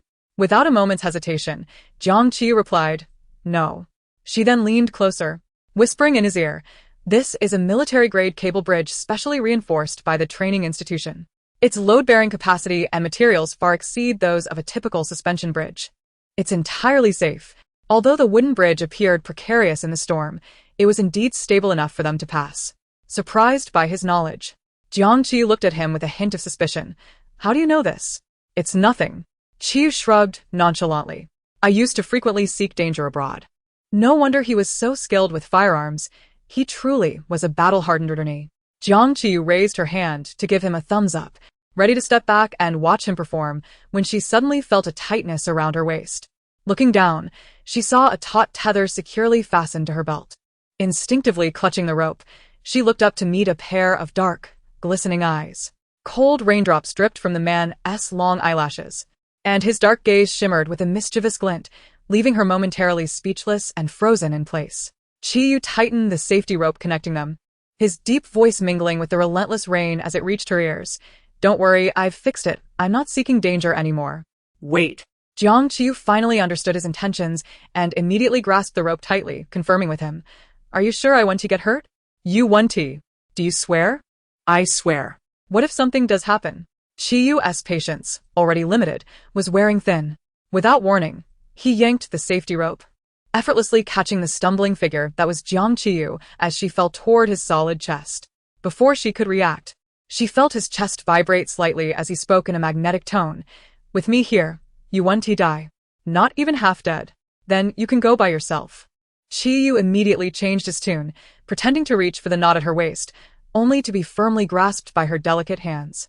Jiang Qiyu relied on her survival instincts, looking up with a sheepish smile. All right, I'll follow your lead. Casting a sidelong glance at her, Qiyu chose not to argue further and then waved to the three individuals a short distance away. Pull out your safety ropes and secure them together. Let us cross the bridge in 2 groups. The length of the tether is limited, and with 5 people connected, movement is restricted. It's safest to bind 2 or 3 together while crossing. Without a moment's hesitation, he stepped onto the submerged planks of the bridge, reminding Jiang Qiyu, "Follow my lead." The bridge, appearing shaky from the shore, surprisingly stabilized once Qiyu stood upon it. "Courage, Qiyu. Don't fear the challenges."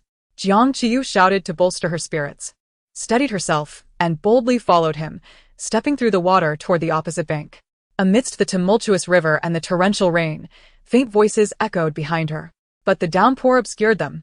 "The final step is here. Jump over." Qiyu, now safely on the other side, turned to extend his hands toward Jiang Qiyu, who was still standing on the last plank of the bridge. "Don't be afraid. I'll catch you." Without the weight of Qiyu, the bridge began to sway slightly. With no retreat possible, Jiang Qiyu acted without hesitation, releasing her grip on the tether and crouching slightly, preparing to leap into Qiyu's arms. Here comes the flying squirrel. In that split second, a piercing scream erupted from the opposite bank. Awe. Startled by the unexpected, chilling cry, she slipped. "Oh no, this time I'm really in deep trouble." As everything spun around her, her mind went blank, and she instinctively reached out to grab something. She did manage to grab hold of something, though it felt a bit soft. Unsure, she groped again. Just as her hands began to fumble, a slightly irritated voice sounded above her. "Jiang Qiyu, if you don't want her claws, I'll chop them off." Due to her reluctance to become disabled, she sensibly removed her hand from Qiyu's chest. With a sheepish smile, she muttered under her breath, "What a stingy person. What's wrong with a little touch?" Qiyu stood up and pulled her to her feet, feeling her murmured words tighten his grip unconsciously, his tone carrying a hint of danger. "What did you say?" "I said, Brother Qi, you're truly reliable. Our camaraderie is indestructible." Looking at the woman before him, drenched in rain and covered in mud, yet smiling brightly, Qiyu couldn't help but arch an eyebrow, replying softly, "You are mistaken.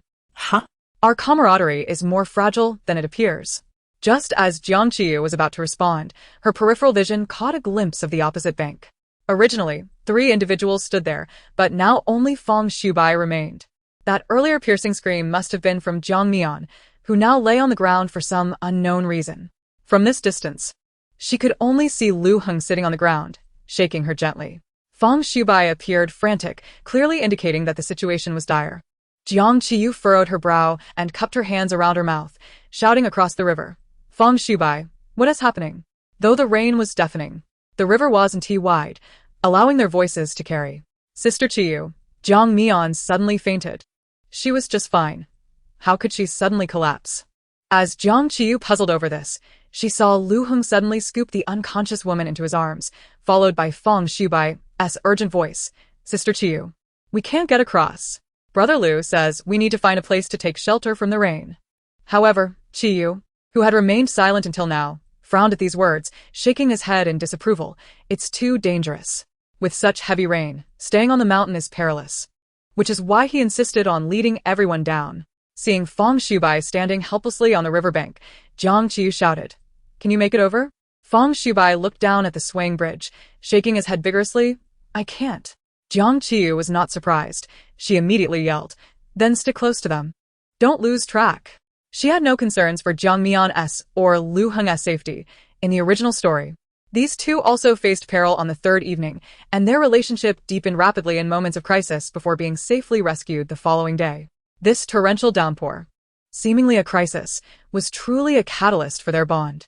Although there are some discrepancies with the original work, the male and female protagonists fortuitously find themselves together. As long as Feng Shubai keeps close to them, he should encounter no significant issues. Standing on the riverbank, she gazes at Feng Shubai, who turns to chase after Lu Heng. Amid the torrential downpour, a profound camaraderie wells up in her heart, prompting her to call out to him, "Shubai, no matter what, you must remember."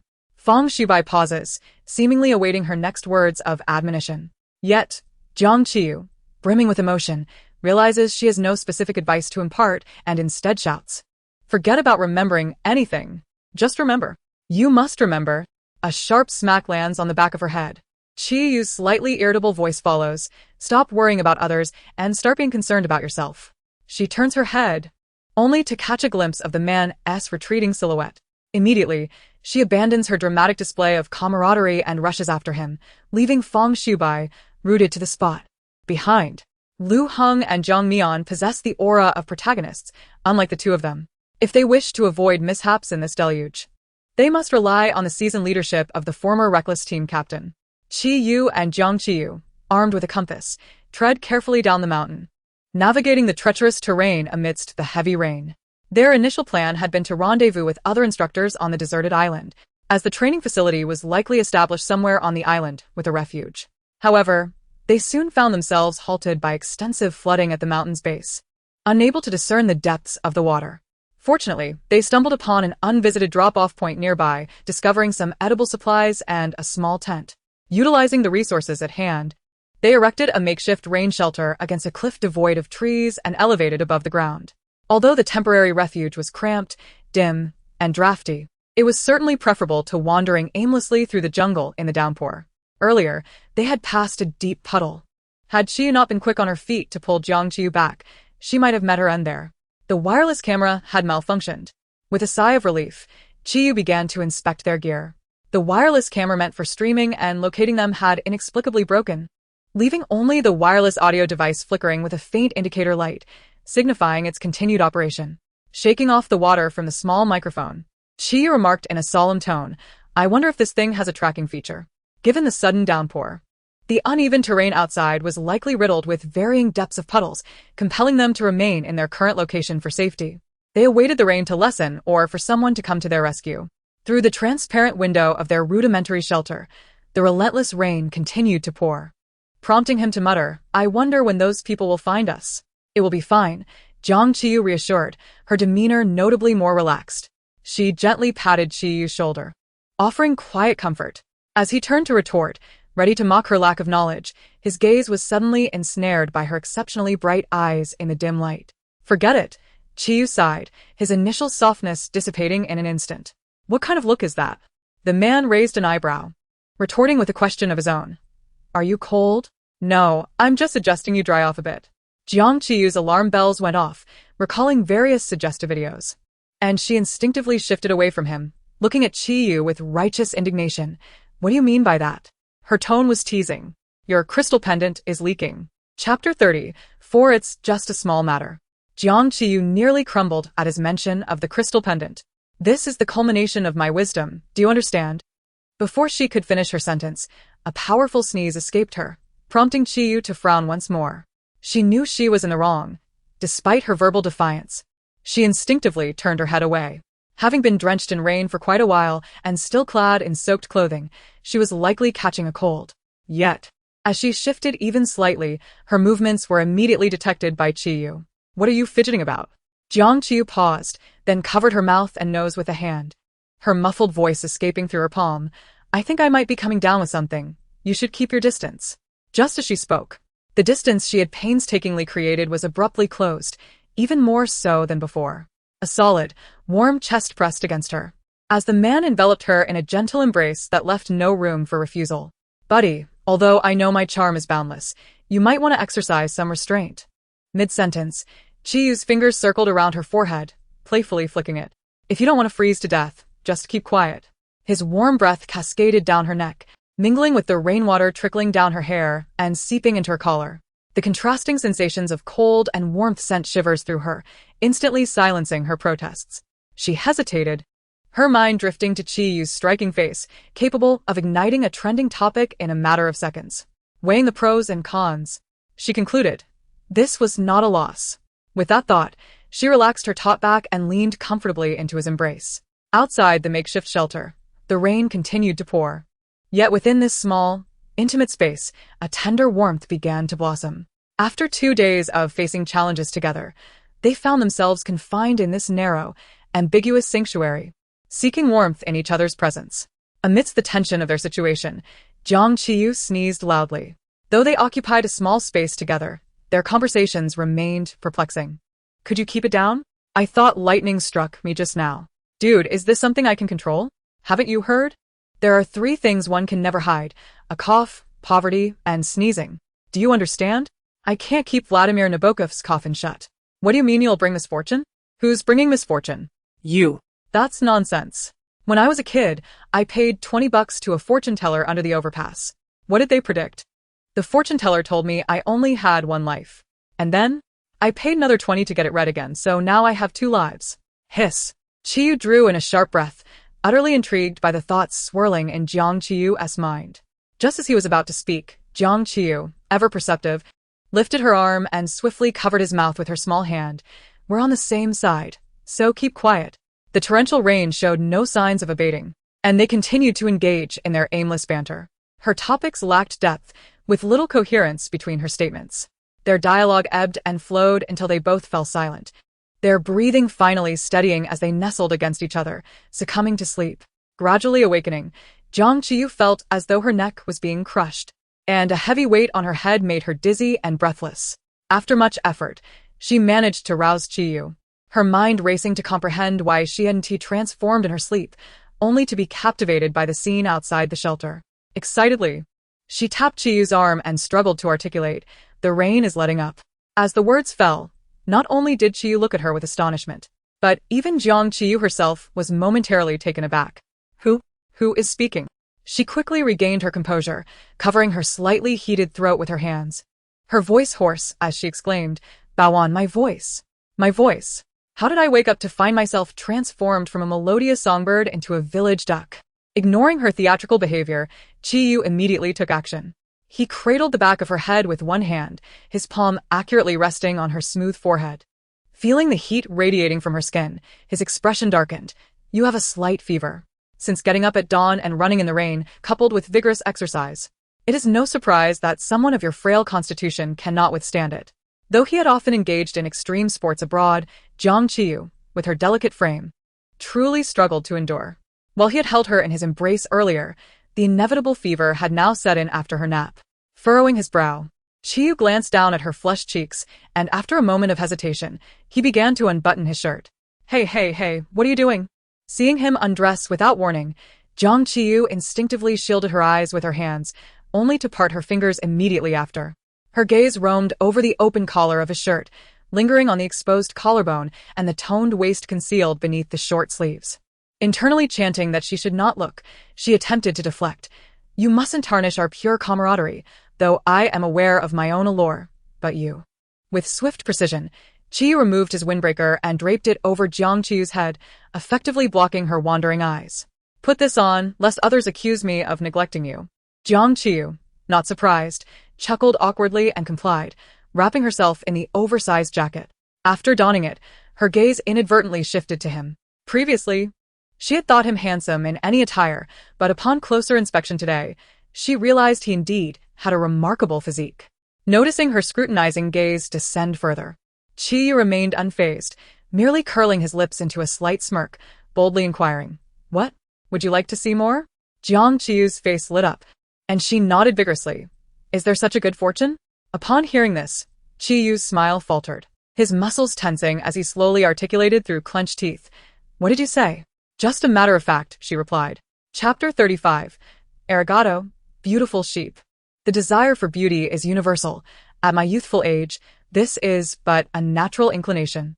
Jiang Qiyu leaned closer to the brooding Qiyu, flashing a rather ingratiating grin. Observing his silence, she continued to defend herself. "Brother Qi, consider it from another angle. Wouldn't you want to see if I were to undress?" Qi shot her a glance, his expression clearly conveying, "Not interested." Jiang Qiyu, unfazed by his dismissive tone, calmly shook her head. "You must be speaking in jest. I refuse to believe you." The corners of Qiyu's eyes twitched as he lowered his voice, leaning closer to her ear with a warning growl. "Do not compel me to discipline you in such an inappropriate setting." As his words hung in the air, an eerie silence enveloped them. Jiang Qiyu promptly mimicked a zippered gesture across her mouth. Qiyu was about to resume his quiet contemplation when he heard a rustling sound beside him and opened his eyes to see a chocolate bar being held out before him. Behind it was a face, flushed yet bright-eyed and resolute. "Do you want some chocolate?" In that moment, his heart skipped a beat. The previously tranquil atmosphere was suddenly filled with alarm bells ringing loudly in his mind. Qiyu quickly realized that this excursion to the deserted island might not merely be an adventure, but rather a serendipitous encounter with Qiyu. No, wait. Who is speaking? Clearly, Jiang Qiyu had also heard the heartbreaking voice from afar. They exchanged glances and promptly recognized the source. It was Feng Shubai. Without a moment's hesitation, They hurriedly unzipped the makeshift rain shelter and rushed outside, accompanied by the thunderous sound of breaking air as they looked skyward. In the distance, a helicopter was rapidly approaching. Jiang Qiyu waved her arms excitedly until the aircraft hovered directly above them, equipped rescue personnel descending slowly with parachute ropes. She turned slightly to glance at her equally relaxed companion, her smile radiant and tone buoyant. "We are finally saved." Upon hearing this, Qiyu looked down at her and allowed a small smile to grace his lips. "I told you, you would not perish." No sooner had he spoken than a familiar chocolate bar reappeared before his eyes. "So, do you want some chocolate now?" Amidst the deafening whir of the helicopter blades, he smiled gently, reaching out to take it. "I could indulge a little." Soon, the rescue team descended beside them, securing the ropes around their bodies. Jiang Qiyu was gradually lifted into the air, waving at Qiyu below. "I forgot to tell you. I accidentally dropped that chocolate on the ground before picking it up for you to eat." The rescue personnel exchanged anxious glances as they observed the chocolate bar, now crushed in the stoic man's grip, swallowing hard before tentatively assuring, "It's all right. We will get you up to her shortly." Qiyu glanced upward at the figure swinging their legs serenely in midair, then turned his gaze back to the rescue team. "Please, hasten your pace." Meanwhile, Jiang Qiyu reached the helicopter and was immediately enveloped in a tight embrace from the anxious Feng Shubai. "Sister Qiyu, I thought I would never see you again." He appeared as disheveled as ever, seemingly just rescued himself. "Hold on, don't speak just yet," Jiang Qiyu said, pushing him away with a hint of disdain.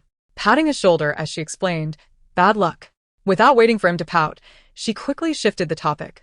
"What about Jiang Mian and Lu Heng?" They were rescued by another helicopter. Feng Shubai's emotions shifted rapidly. Upon seeing Jiang Qiyu safe, he wiped his face, collected himself, and began to recount his tale of woe. "Sister Qiyu, you have no idea. We found a cave to shelter from the rain. And Brother Lu was so worried about Sister Jiang Mian, but what?" He scratched his head uncertainly. "I'm not quite sure how to put it. But Sister Jiang Mian seemed a bit shaken when she woke up. She just changed." Experiencing such an unexpected event, it was natural to be startled. Jiang Qiyu took his words at face value, offering a few perfunctory responses before turning to find Qiyu's cold gaze upon her. "Brother Qi." Feng Shubai greeted him excitedly, while Jiang Qiyu awkwardly smiled and waved. "Hey there, what a coincidence to see you on the same flight." Qiyu shot her an exasperated look, but chose not to dwell on the crushed chocolate bar, silently sitting beside her. Once the rescue personnel arrived, they all boarded the helicopter, leaving the island of serendipity behind. Perhaps it was the first time riding a rescue helicopter, but with the weight lifted from his shoulders, Feng Shubai chattered incessantly, keeping the drowsy Jiang Qiyu engaged in conversation. Ultimately, it was Qiyu who, unable to endure the incessant chatter, instructed the oblivious young man to be quiet. He firmly pressed Jiang Qiyu's nearly feverish head against his shoulder. Feng Shubai watched the tranquil figure resting against Qiyu, his expression gradually shifting from excitement to despondency. "All right, I think I finally understand my place," he lamented. Qiyu cast a sidelong glance at him. What do you understand now? "In the past, I was referred to as a backup, then a dog of flattery. Last year, I became a victim. And this year? What term will be used this year to describe a deeply affectionate and handsome man like me, who is so despised?" At that moment, Jiang Qiyu, who was feeling dizzy and resting her head on Qiyu's shoulder, did not even open her eyes, but nuzzled closer to find a more comfortable position. "Calmly," she replied. "Fei Yang." Feng Shubai almost cried out, dramatically pointing a trembling finger at the gloating Qiyu. "And he? Is he or she Yang?" Hearing this, Jiang Qiyu opened her eyes a crack, turned her head to look at him, and chuckled softly, shaking her head. "Not quite. Then I can rest easy. He is the Prince of Antelopes." Just as she finished speaking, a light chuckle came from above. Then, the man's slightly teasing deep voice rang out, "Arigato, Yang-san." Chapter 36. The old pervert. The three of them disembarked from the helicopter and were urgently transported to a nearby hospital for a thorough physical examination. However, even as they boarded the ambulance, Feng Shubai continued to mutter that peculiar phrase, "Arigato, Yang-san." Despite his silence, it was merely a refusal to engage with Qiyu. Consequently, all guests and coaches were successfully rescued. Although the unexpected ordeal on the deserted island was unforeseen, fortunately, it did not result in any casualties. The production team promptly issued an emergency statement after their rescue. To appease fan emotions, they announced that 3 days later, the guests of Understanding Love would initiate an interactive live broadcast, randomly selecting highly praised comments from the official Weibo comment section to address during the broadcast. Meanwhile, as the buzz surrounding the stranded guests on the deserted island diminished, several related topics suddenly surged to the forefront of entertainment trending lists. Qiyu, such a young age. Jiang Qiyu, hidden old pervert. Conflicts erupting among understanding love members on the deserted island. Looming Yan, true feelings revealed in adversity. Fan Shubai, Fei Yangyang. These related terms swiftly dominated Weibo's trending topics, maintaining a high level of attention. Following the sudden torrential rain, although drones and wireless cameras could not broadcast images, the audio equipment continued to function properly. The incident stirred the hearts of countless viewers and fans, resulting in an unprecedented surge in online viewers despite the broadcast being shrouded in darkness. Their conversations were all recorded. Initially, everyone was concerned for their safety. Now that their safety was confirmed, these recorded dialogues began to flourish across various short video platforms. The variety show Understanding Love, due to this unforeseen natural disaster, experienced a remarkable spike in attention and topic popularity. Fans from various factions erupted into heated discussions online. Just as she was about to click on a fan's video about Lu Heng and Jiang Mian, the door to the hospital room was suddenly flung open with a bang. "Sister Yu!" A piercing wail rang out, and she immediately turned her terrified gaze towards the doorway.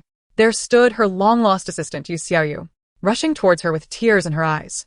Fortunately, she was quick-witted and rolled off the bed just in time to avoid this incoming bombshell. "You little rascal," Jiang Qiyu said, still shaken, looking at Yu Xiaoyu, who had flopped onto the bed. "You thought I was dead on the deserted island and wanted to deliver the final blow. Huh? Sister Yu Xiaoyu struggled to pull her head out from the covers. Her messy hair a sight to behold as she looked up at her. "Are you alright?"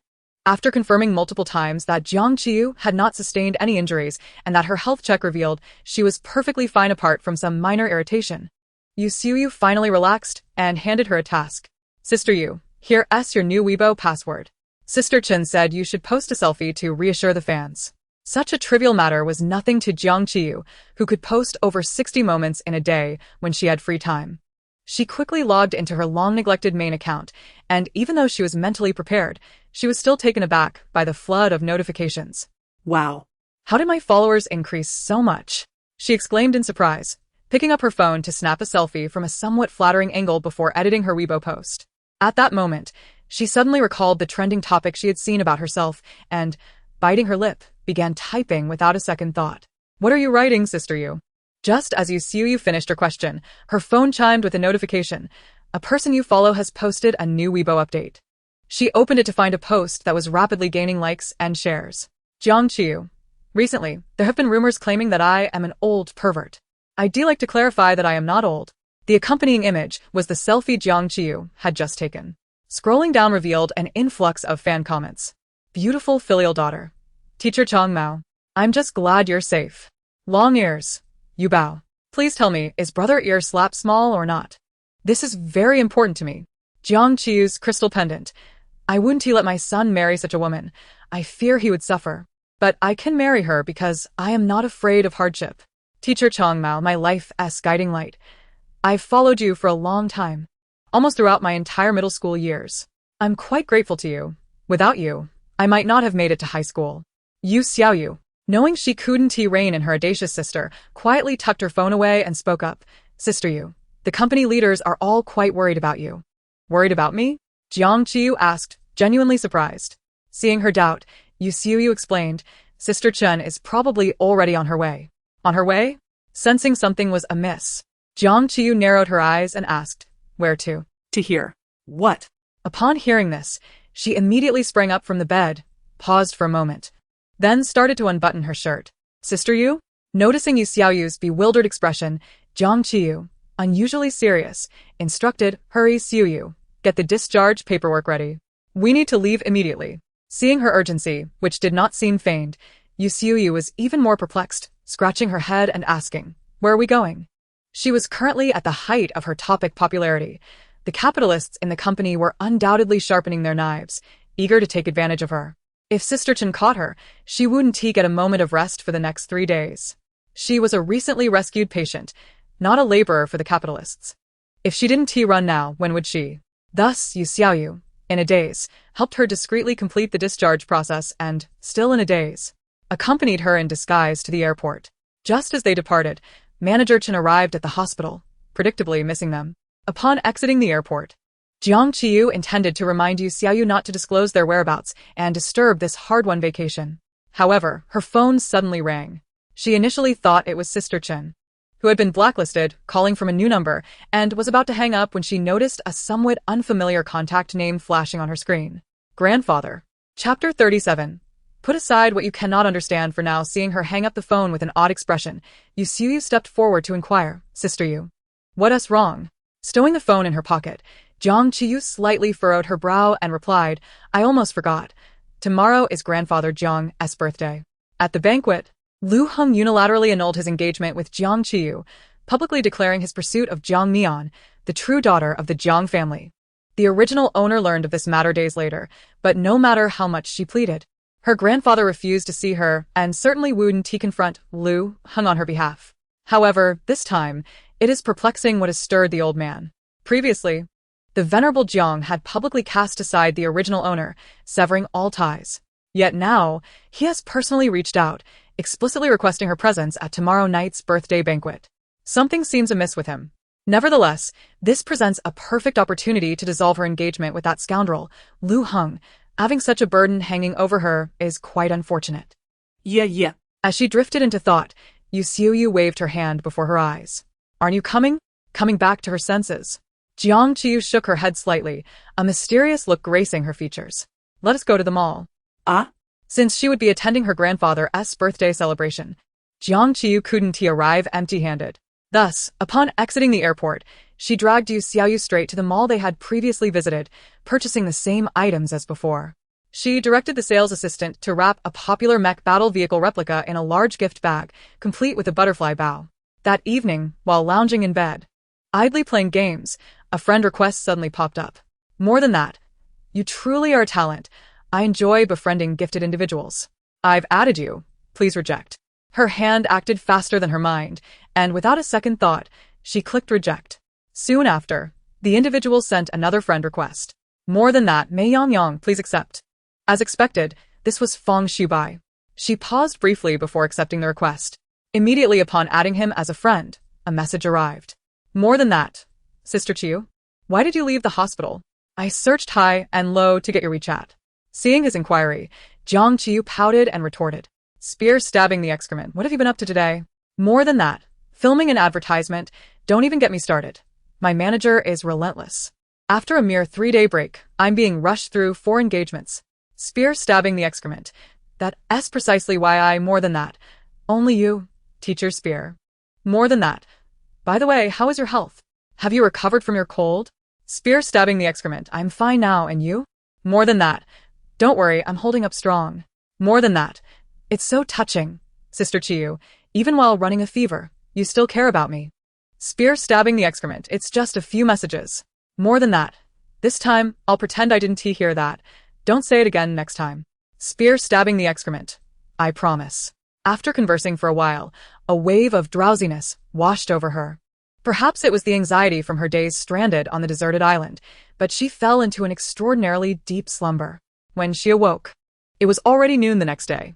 The birthday banquet for the old man would take place that evening, and she felt no urgency. Ordering takeout, she continued to lounge in bed, scrolling through her phone. By chance, she stumbled upon a video she hadn't had the time to view the day before. Compelled by curiosity, she clicked on it.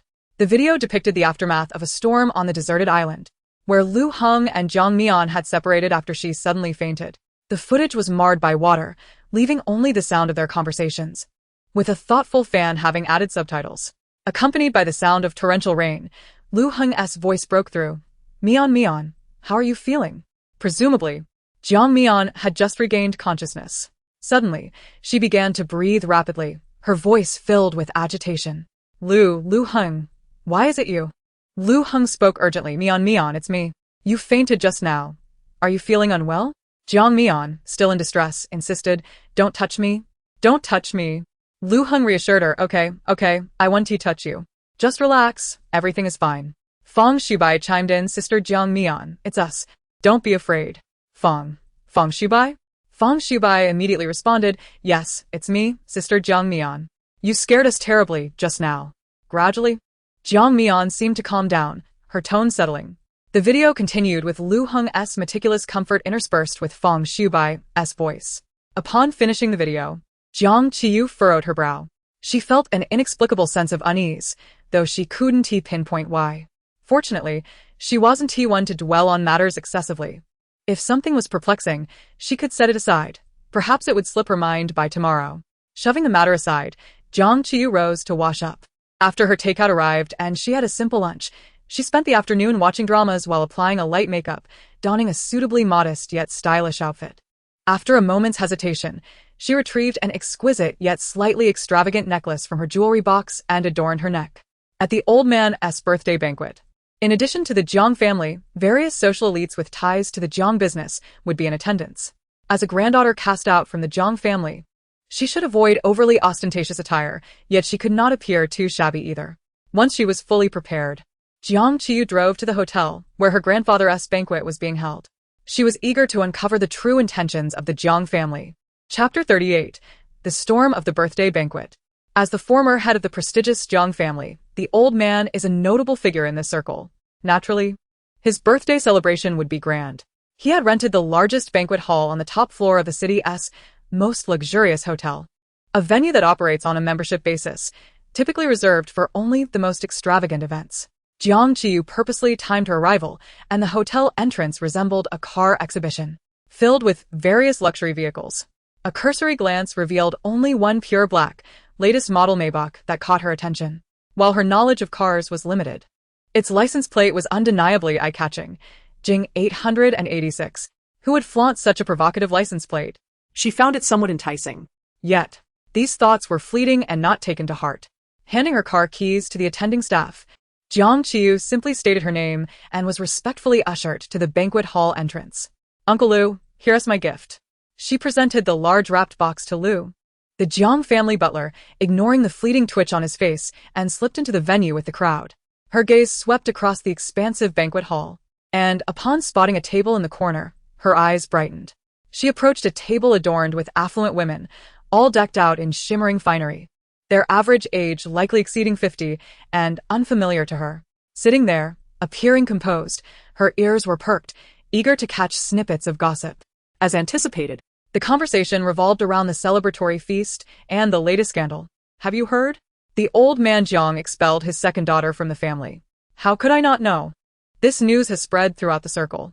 What did that girl do to anger the old man? I hear she, like Jiang Ling, is a celebrity. Stole a man.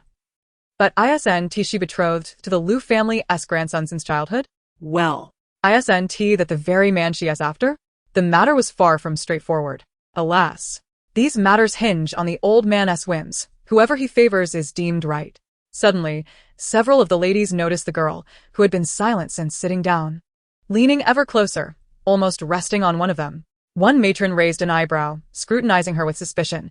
You look unfamiliar. Who are you? Oh, dear. Upon being discovered eavesdropping, Jiang Qiyu exhibited no signs of embarrassment. She straightened her posture and calmly adjusted her clothing, responding with nonchalance. Who am I? Just a little someone. Before she could fabricate a name to engage with the elderly women and inquire about the Jiang family's recent affairs, a familiar voice called out warmly from behind her. Qiyu, you finally made it. Furrowing her brows slightly, she turned to identify the source of the voice. There stood Jiang Mian, whom she hadn't seen since their perilous encounter on the deserted island, adorned in a delicate, light-colored haute couture dress, approaching her with an enthusiastic smile. Jiang Mian? Jiang Qiyu felt a momentary bewilderment. Wasn't Jiang Mian usually evasive towards her? What was the reason for her sudden cordiality today? Despite her confusion, Jiang Qiyu was not one to rebuff a friendly gesture and return the smile, saying, what a coincidence. Upon hearing this, Jiang Mian's poised demeanor momentarily faltered before she composed herself and approached Jiang Qiyu, replying with a teasing smile. Qiyu, you truly have a knack for humor. We are all here to celebrate grandfather's birthday.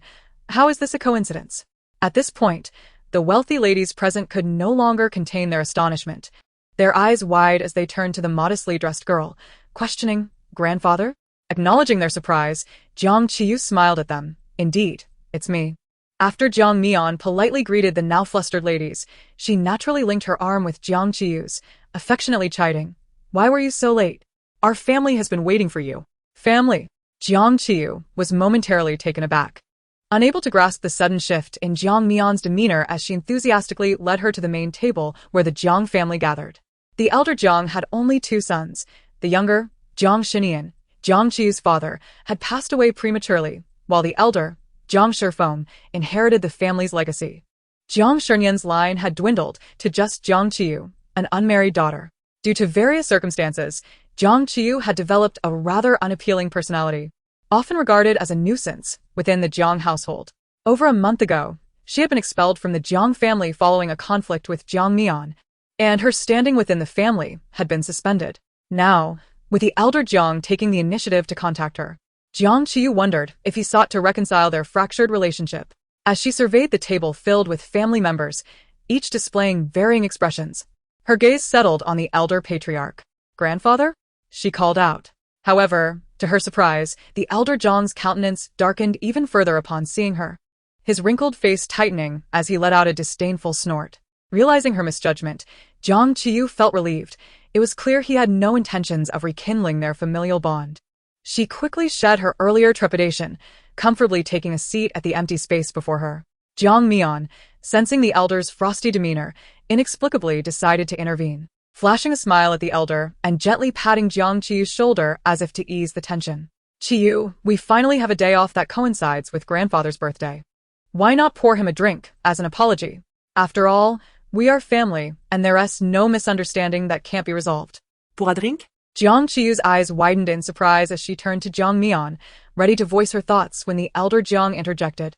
"Mian, if it weren't for your request, I would never permit her to be here." He paused, his voice dripping with disdain. "That shameless girl who maliciously framed her cousin is unworthy of pouring me a drink." The elder Jiang had always harbored disdain for Jiang Qiyu, as she was not born of the daughter-in-law he favored, and he had subjected her to relentless scrutiny throughout her life.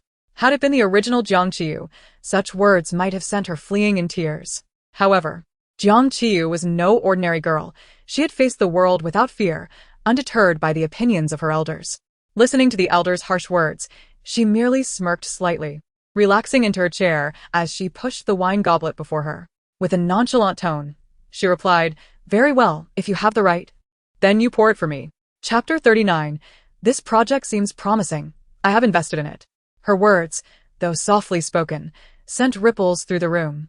Not only did Jiang Mian, Jiang Ling, and her 3 brothers look stunned, but even their father, Jiang Shifeng, was taken aback. Was Jiang Qiyu truly challenging the status quo? How dared she speak to the elder so defiantly at his birthday banquet? As the elder Jiang's eyes widened in disbelief, ready to slam his fist on the table, Jiang Qiyu interjected, "I know you are angry, but please, do not let your temper flare. Everyone is watching." Jiang Shifeng's expression darkened as he turned his stern gaze upon her, his voice laced with warning. "Qiyu, after a month apart, you have become increasingly unruly." Jiang Qiyu was not naive. She recognized that publicly challenging the Jiang family would not serve her interests. With a bright smile, she seized the opportunity to pour herself a drink from the exquisite 50-year-old vintage mitai that had caught her eye. As she filled her glass, she cheerfully addressed the elder. "Grandfather, I was merely jesting. Please forgive me. Today, I shall drink 3 cups as my apology." Without waiting for anyone to protest, she raised her glass and downed the precious liquor in one go. Fortuitously, Jiang Qiyu had few hobbies aside from indulging in gaming and savoring fine spirits. This was a rare vintage mitai, and she felt compelled to demonstrate her sincerity through her actions. After finishing 1 cup, she swiftly poured another, and then another. Just as she was about to pour a 4th glass, the elder Jiang could no longer bear to watch and quickly gestured for her to stop. It wasn't he out of concern for her health, but rather from the anguish of witnessing his precious liquor go to waste. In the aftermath of her bold actions, the tension surrounding the act of pouring drinks dissipated into a muddled resolution, as no one wished to air their family's grievances at the elder's birthday celebration. Although Jiang Qiyu had consumed 3 cups of liquor, and while the aroma lingered pleasantly, her throat felt slightly parched. Fortunately, the restaurant's service was commendable, and the dishes were exquisite, satisfying her appetite. Despite her contentment, there were always those intent on stirring discord. Jiang urged Jiang Yuan, while praising Jiang Mian before the elder, took the opportunity to disparage Jiang Qiyu. "Mian possesses both beauty and grace, with a gentle demeanor. My sister is truly exceptional, unlike certain others." Unfazed by the scrutiny of her relatives, Jiang Qiyu casually reached for a succulent prawn, unbothered. No worries, I have a hearty appetite. Seeing her nonchalant demeanor, Jiang Yuan rolled his eyes. Tisich, your audacity knows no bounds. Yet Jiang Qiyu showed no signs of irritation. As she peeled the shrimp, she smiled back at him. Indeed. It seems we are seated at the same table during this banquet. I have thick skin, and you have a sharp tongue. We are alike in that regard. Care to say more? As Jiang Yuan prepared to retort, she deftly shifted the conversation, as if engaging in casual banter among relatives. Cousin, if I recall correctly, you studied financial management in university, right? What of it? Jiang Qiyu leisurely set down the half-peeled shrimp, wiped her hands, and with a look of regret, remarked, You should attend an agricultural university. With that mouth of yours, cousin, if you planted it in the ground, crops wouldn't even need fertilizer. Is young Master Jiang's tongue truly that formidable? If he were to speak a bit more, wouldn't it save on herbicides? Several younger members, who had been paying attention, turned towards the voice and beheld a handsome man adorned in finery, standing cheerfully behind Jiang Qiyu's chair. The newcomer, arms crossed in a leisurely pose, regarded Jiang Yuan with an air of haughty derision, raising an eyebrow as he mockingly stated, This project is quite commendable. I have invested in it. Young Master Jiang, feel free to contact me at any time if you're interested. Qiyu? Co Qi? Both Jiang Mian and the eldest Jiang brother exclaimed simultaneously. It has only been 2 days. How have you become so influential? After uttering these words, Qiyu did not linger, immediately turning to approach the elder Jiang, who occupied the main seat. Jiang Qiyu silently observed his tall figure, blinking slowly. Was he also here to attend the birthday banquet? However, she pondered this only briefly before her attention was drawn to another impeccably dressed figure.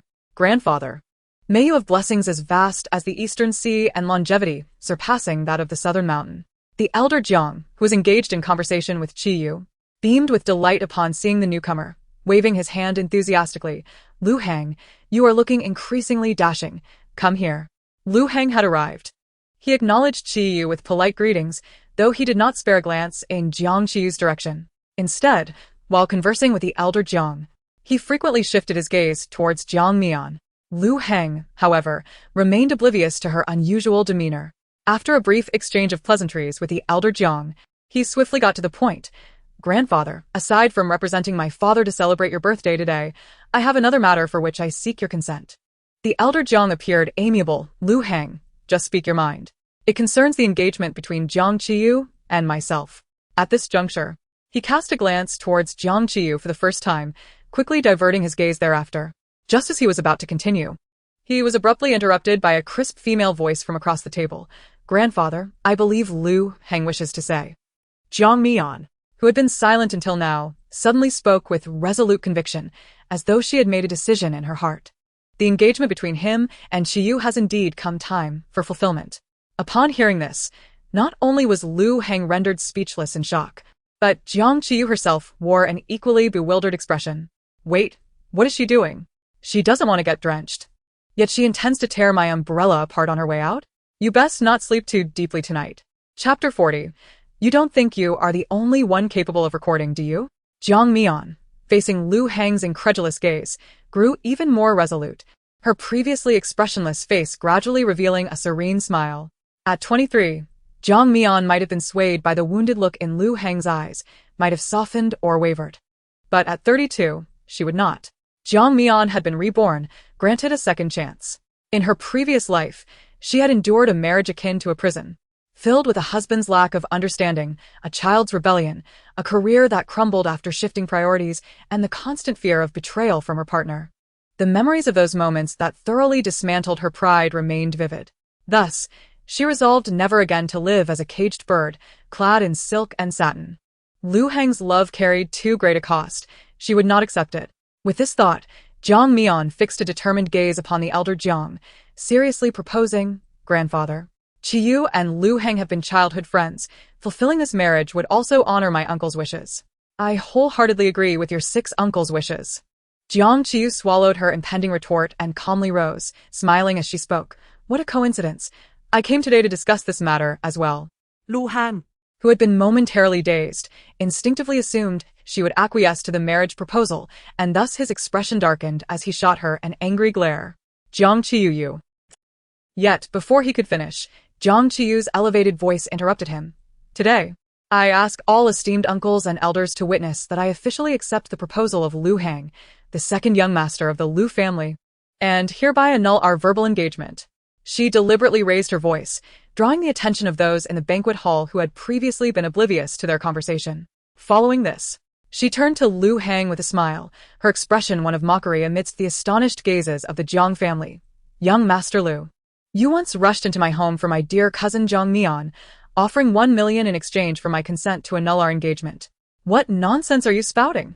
Ignoring Lu Hang's furious rebuttal, she dramatically placed a hand on her heart and continued, I have observed your feelings for my cousin, in this day and age. Men like you who are mature, steady, and deeply devoted are truly rare. Therefore, Jiang Qiyu then turned to the equally shocked Jiang Mian, a slight smile gracing her lips. I decided to step aside for this remarkable love and willingly withdraw to facilitate your union. Applause, please. After delivering this speech and finding no one joining in her applause, she felt no embarrassment, clapping for herself and preparing to take her seat when she heard Lu Hang's low, cold snort. Jiang Qiyu, what trick are you playing? Everyone in the Jiang family knows that you have been the one pursuing me relentlessly since childhood. He paused, casting a discreet glance at Jiang Mian, before continuing with a stern reprimand. Have you lost your mind, being cast out by grandfather? How dare you publicly slander my relationship with Miss Jiang Mian? Although he was unsure why Jiang Mian had brought up their engagement, he recognized that admitting his pursuit of Jiang Mian would benefit neither of them, leaving him no choice but to deny it firmly. After a moment of shock, Jiang Mian quickly regained her composure, her face adopting a wounded expression as she bit her lip and lamented. Qiyu, how can you slander me like this? Witnessing this situation, Jiang Yuan, her older brother, could no longer remain seated and slammed his hand on the table. What madness are you displaying, you wretched girl? The eldest Jiang brother, Jiang Heng, also stood in anger, casting a cold glare at the focal point of the tension. Jiang Qiyu, causing a scene at grandfather's birthday banquet and slandering Lu Hang and Mian. What exactly are you trying to achieve? In an instant, all eyes turned to her, and whispers of doubt began to circulate, some hushed murmurs drifting through the air. Everyone knows how fiercely Jiang Qiyu pursued Lu Hang in the past. Why is she suddenly letting go? What could the reason be? If she cannot have him, she seeks to destroy him, and she even spitefully drags her cousin into this.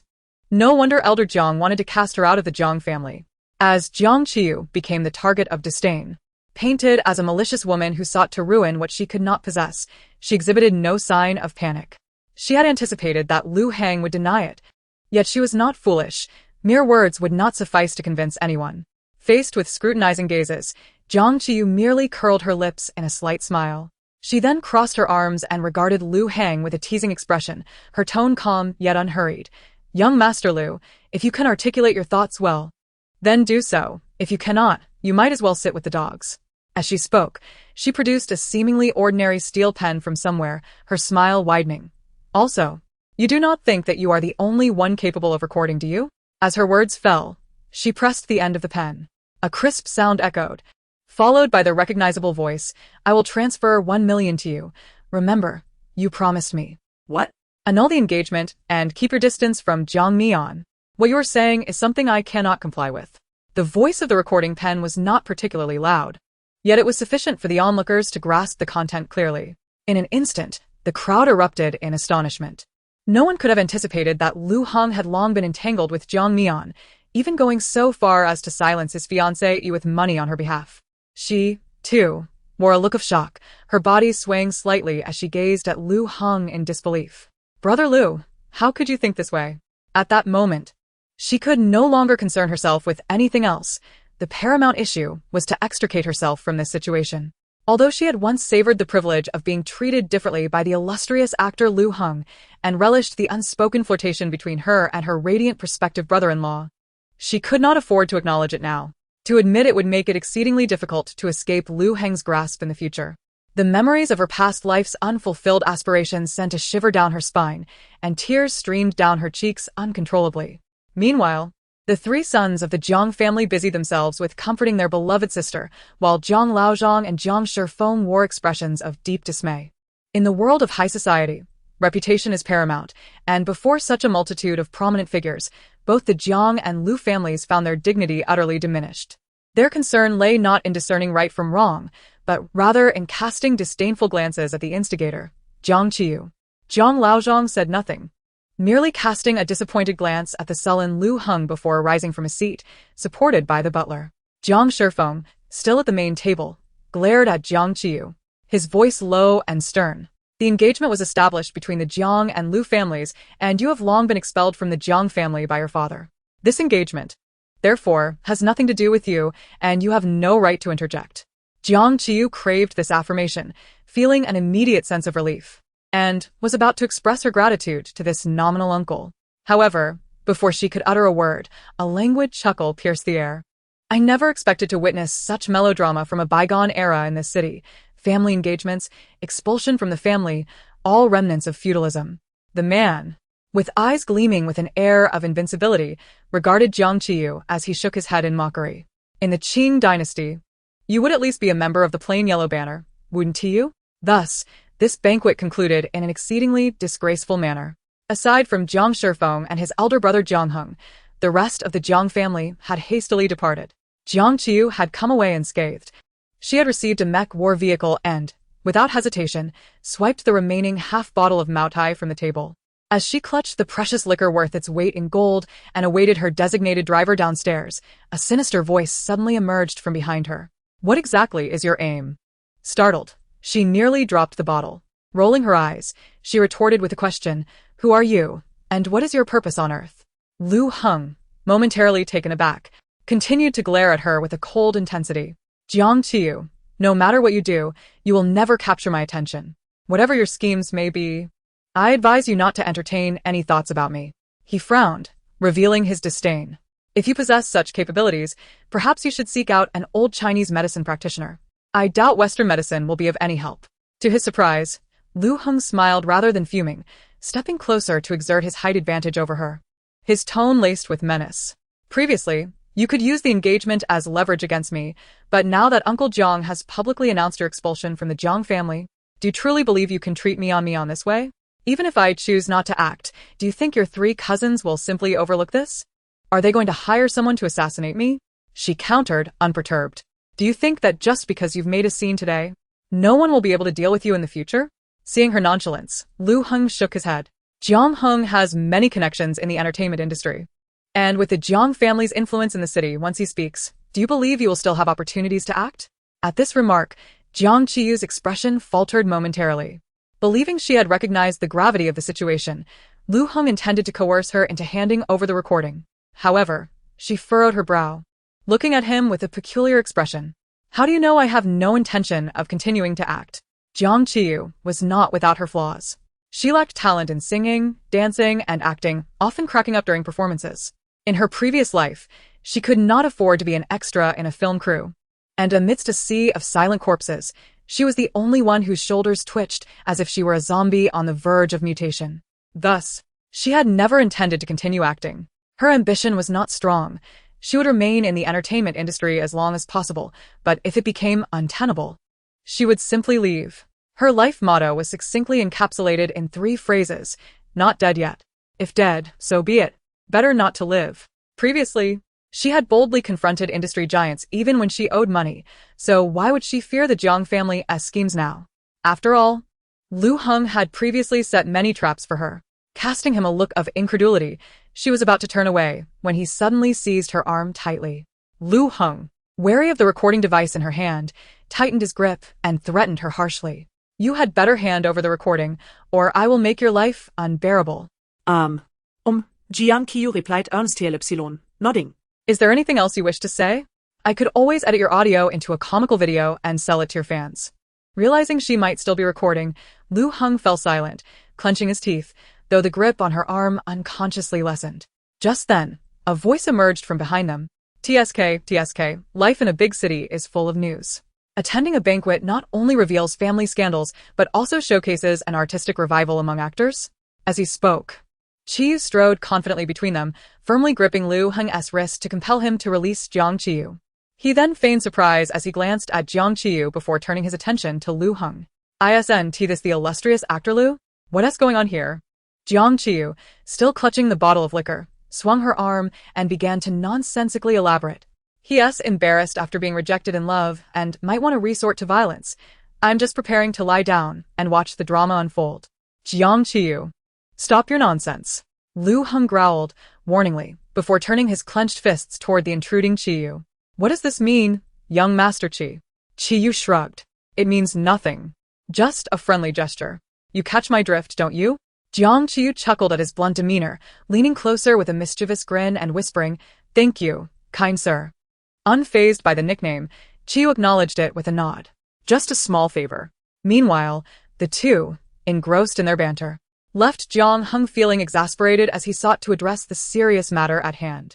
With a final glare at Jiang Qiyu, he scoffed and turned to leave. Jiang Qiyu waved her fists at his departing figure, but before she could finish, someone lightly tapped her tightly clasped hand. Why are you hitting me? Qiyu did not respond, instead striding toward the exit. Hey. Left behind, Jiang Qiyu thoughtlessly chased after him. Kind sir, wait for me. With his long legs, he took a few strides, forcing her to jog to keep pace. As she hurried to catch up, she heard Qiyu's cool voice. How do you think your chances are against Lu Heng in a fight? Upon hearing this, she immediately grasped the implication, stifling a laugh while struggling to keep up with his pace. Despite his imposing stature, Lu Heng, like many celebrities, possesses muscles cultivated through protein supplements, merely superficial strength that lacks true power. Oh. Qi paused, crossing his arms and raising an eyebrow at her. What do you mean? For instance, if you were to punch me, I might perish, yet I would remain defiant.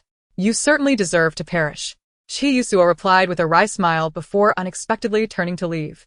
Hey. Jiang Qiyu shamelessly trailed after him, seizing upon an available topic. What about you? How do your odds compare against his? The man hesitated briefly before casually responding, I would say it's 1 to 9. 1 to 9? Who's 1 and who's 9? I am 1, he is 9. Such modesty. This is unlike your usual demeanor. In response to her skepticism, Qi merely smirked, his deep, dry voice carried by the gentle night breeze. With one punch from me, he would find himself in the netherworld. As the night deepened, the conversation shifted to more mature subjects. You ought to consult a seasoned, traditional Chinese physician. Jiang Qiyu momentarily found herself at a loss for words due to his excessive confidence.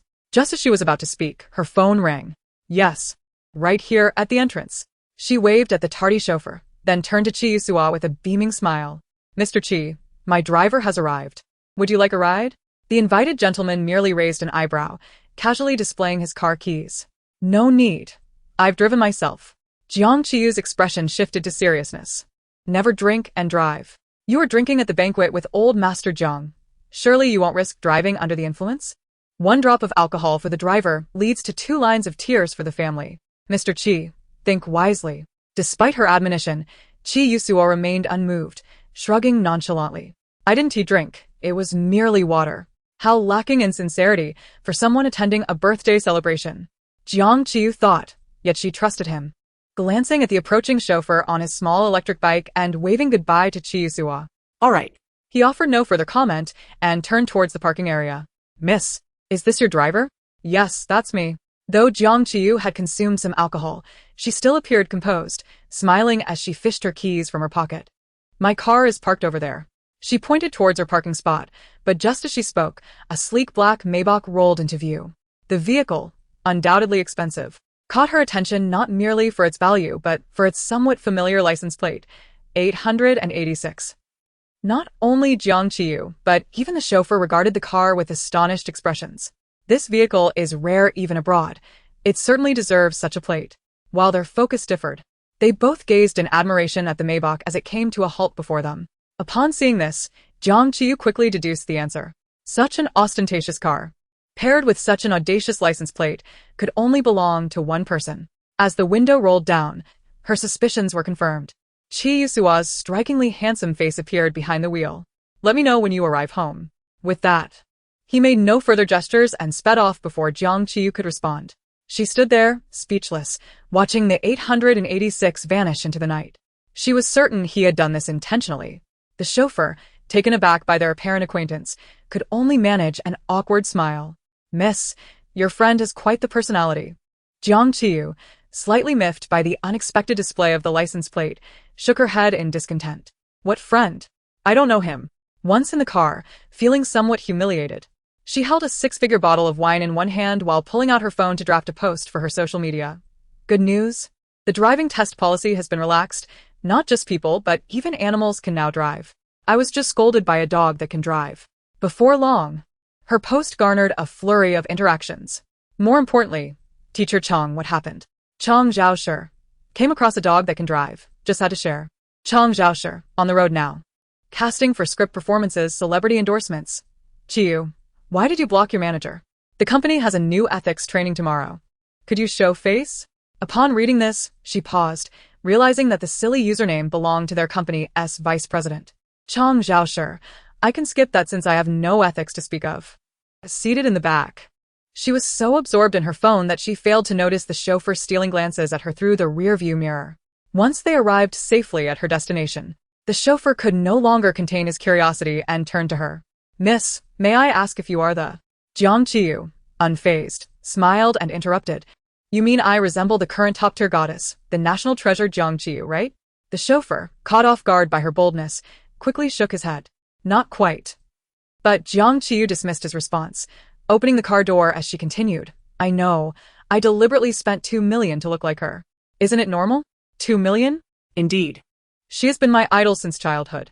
With no hint of embarrassment, she recounted her story to the increasingly bewildered chauffeur.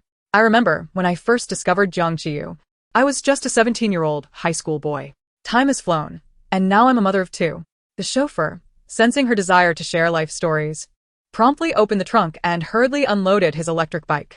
He bowed to her, a woman of remarkable experiences, before hastily riding away. Watching him flee in such haste, Jiang Qiyu shook her head, muttering to herself. When out in the world, one's identity is self-assigned. However, as soon as she stepped through her front door, still unshod, her phone rang once more. Upon checking, she noticed it was an unfamiliar number. After a brief hesitation, she answered. Hello? Yet there was silence on the other end. Jiang Qiyu frowned, checking that the call was still active, and brought the phone back to her ear. Hello, who is this? Just as she was about to hang up, a familiar voice, intertwined with a faint electrical hum, emerged. Did you not save my number? Qiyu Suwa? Surprised, she inquired. How did you get my number? His breath heavy. He replied tersely, you called me. With his reminder, Jiang Qiyu recalled that the man who had helped the lost girl at the airport was none other than him. Not lingering on the phone number, Qiyu Suwa continued. Have you arrived home? Yes. Good. As he prepared to end the call, Jiang Qiyu seized the moment to suggest, Mr. Qi, it's late. Shall we discuss some adult topics? His tone was laced with curiosity. Though he anticipated her unremarkable retorts, he patiently awaited her response. Thinking he had taken the bait, Jiang Qiyu smirked cunningly and, lowering her voice, broached the subject of adulthood. What time do you start work tomorrow? Clearly, she had not crafted anything particularly profound. Regarding that late-night adult conversation, Qiyu ultimately left her with nothing but a string of cold, busy signals. After completing her nightly routine, she delightfully lay in bed, but paused to retrieve her phone from the bedside table, locating the number she had completely forgotten. She created a new contact and saved it. The following noon, she was unexpectedly awakened by Yu Xiaoyu, who knew the door password. The two quickly had a light meal before heading directly to the airport. The 3-day vacation seemed to vanish in the blink of an eye, and the guests of the dating show also wrapped up their other commitments, making their way to the recording site of You Understand Love. By 7 that evening, all the guests had arrived. As soon as the live stream commenced, countless eager viewers surged into the chat room, unleashing a torrent of comments that had been building for days. With the number of viewers skyrocketing, after exchanging greetings and acknowledging the camera, Director Zhang took up a microphone to announce. The scrolling comments soon halted, and one particular message was magnified for all to see. The first question came from a fan named Lu Mianyan, who asked, I want to know, Han Shui, when everyone was trapped on the mountain, were you more afraid or more worried? This was a hot topic among Lu Mianyan's fans, originally phrased as, during her fainting spell, were you more afraid of the torrential rain blocking the mountain, or more worried about her waking up safely? The production team deliberately chose a question that could spark discussion without being overly explicit. As soon as the question was posed, even those who had not actively followed the situation could discern who the concern was directed at. In an instant, all eyes turned toward the question Lu Heng and the somewhat unnatural-looking Jiang Mian. Upon hearing the question, Lu Heng instinctively glanced at Jiang Mian, only to find her discreetly avoiding his gaze, a flicker of hurt crossing her eyes. He quickly composed himself and addressed the camera, stating clearly, "I suppose I was more afraid." As soon as he spoke, the comments exploded in excitement, but before they could begin their ecstatic lamentations, Lu hung at it. "Aw, this is killing me. Lu Mianyan isn't real. I'm the fake one." Since Lu Heng said that, isn't it a public confession? You two have a kind of love that disregards others. Of course the husband worries when the wife faints. Just as the fans reveled in their jubilation, Jiang Qiyu, seated nearby, inadvertently cast a glance at Jiang Mian, who was receiving the audience's blessings. The comments continued to scroll. Each participant was asked a variety of current topics that fans were keenly interested in, such as Feng Shibai's Fiangyang, Jiang Qiyu's crystal pendant, and Qiyu's threshold for large. Amidst the chaos, the comments sporadically erupted in excited shrieks. The live stream would soon initiate a connection, randomly inviting several viewers to interact with the guests online. Before long, the first viewer was connected. After several excited confirmations, the viewer finally calmed down enough to pose a question to the guests. "Hello, everyone. I mainly want to ask Mr. Qi. I've saved up for a long time to buy a house, and I've recently found a property with a reasonable price, but it lacks good lighting. I just want to ask Mr. Qi, could you sponsor me $1 million to buy a well-lit one?" Upon hearing this question, the guests were momentarily struck dumb, exchanging bewildered glances. What kind of question is this? This is a live stream, not a wishing well. And Qiyu, unfazed by the absurdity that could have caused a live stream catastrophe for anyone else, merely curved his lips slightly. He then looked directly into the camera and calmly replied, "Wah wah wah." Soon after, the second viewer was connected. Curiously, this second random participant also chose to pose a question to Qiyu. "Mr. Qi, in the eyes of you capitalists, I leave for work at 7 in the morning, finish at 5:30 in the afternoon, work part-time at Heideleo until 10 at night. Am I considered hardworking?" Qi raised an eyebrow and slowly shook his head. "You're just a laborer." The second viewer regrettably exited the session. The third participant was finally a female, and her question was directed at the casually bored Jiang Qiyu. "Teacher Cheng Miao, hello.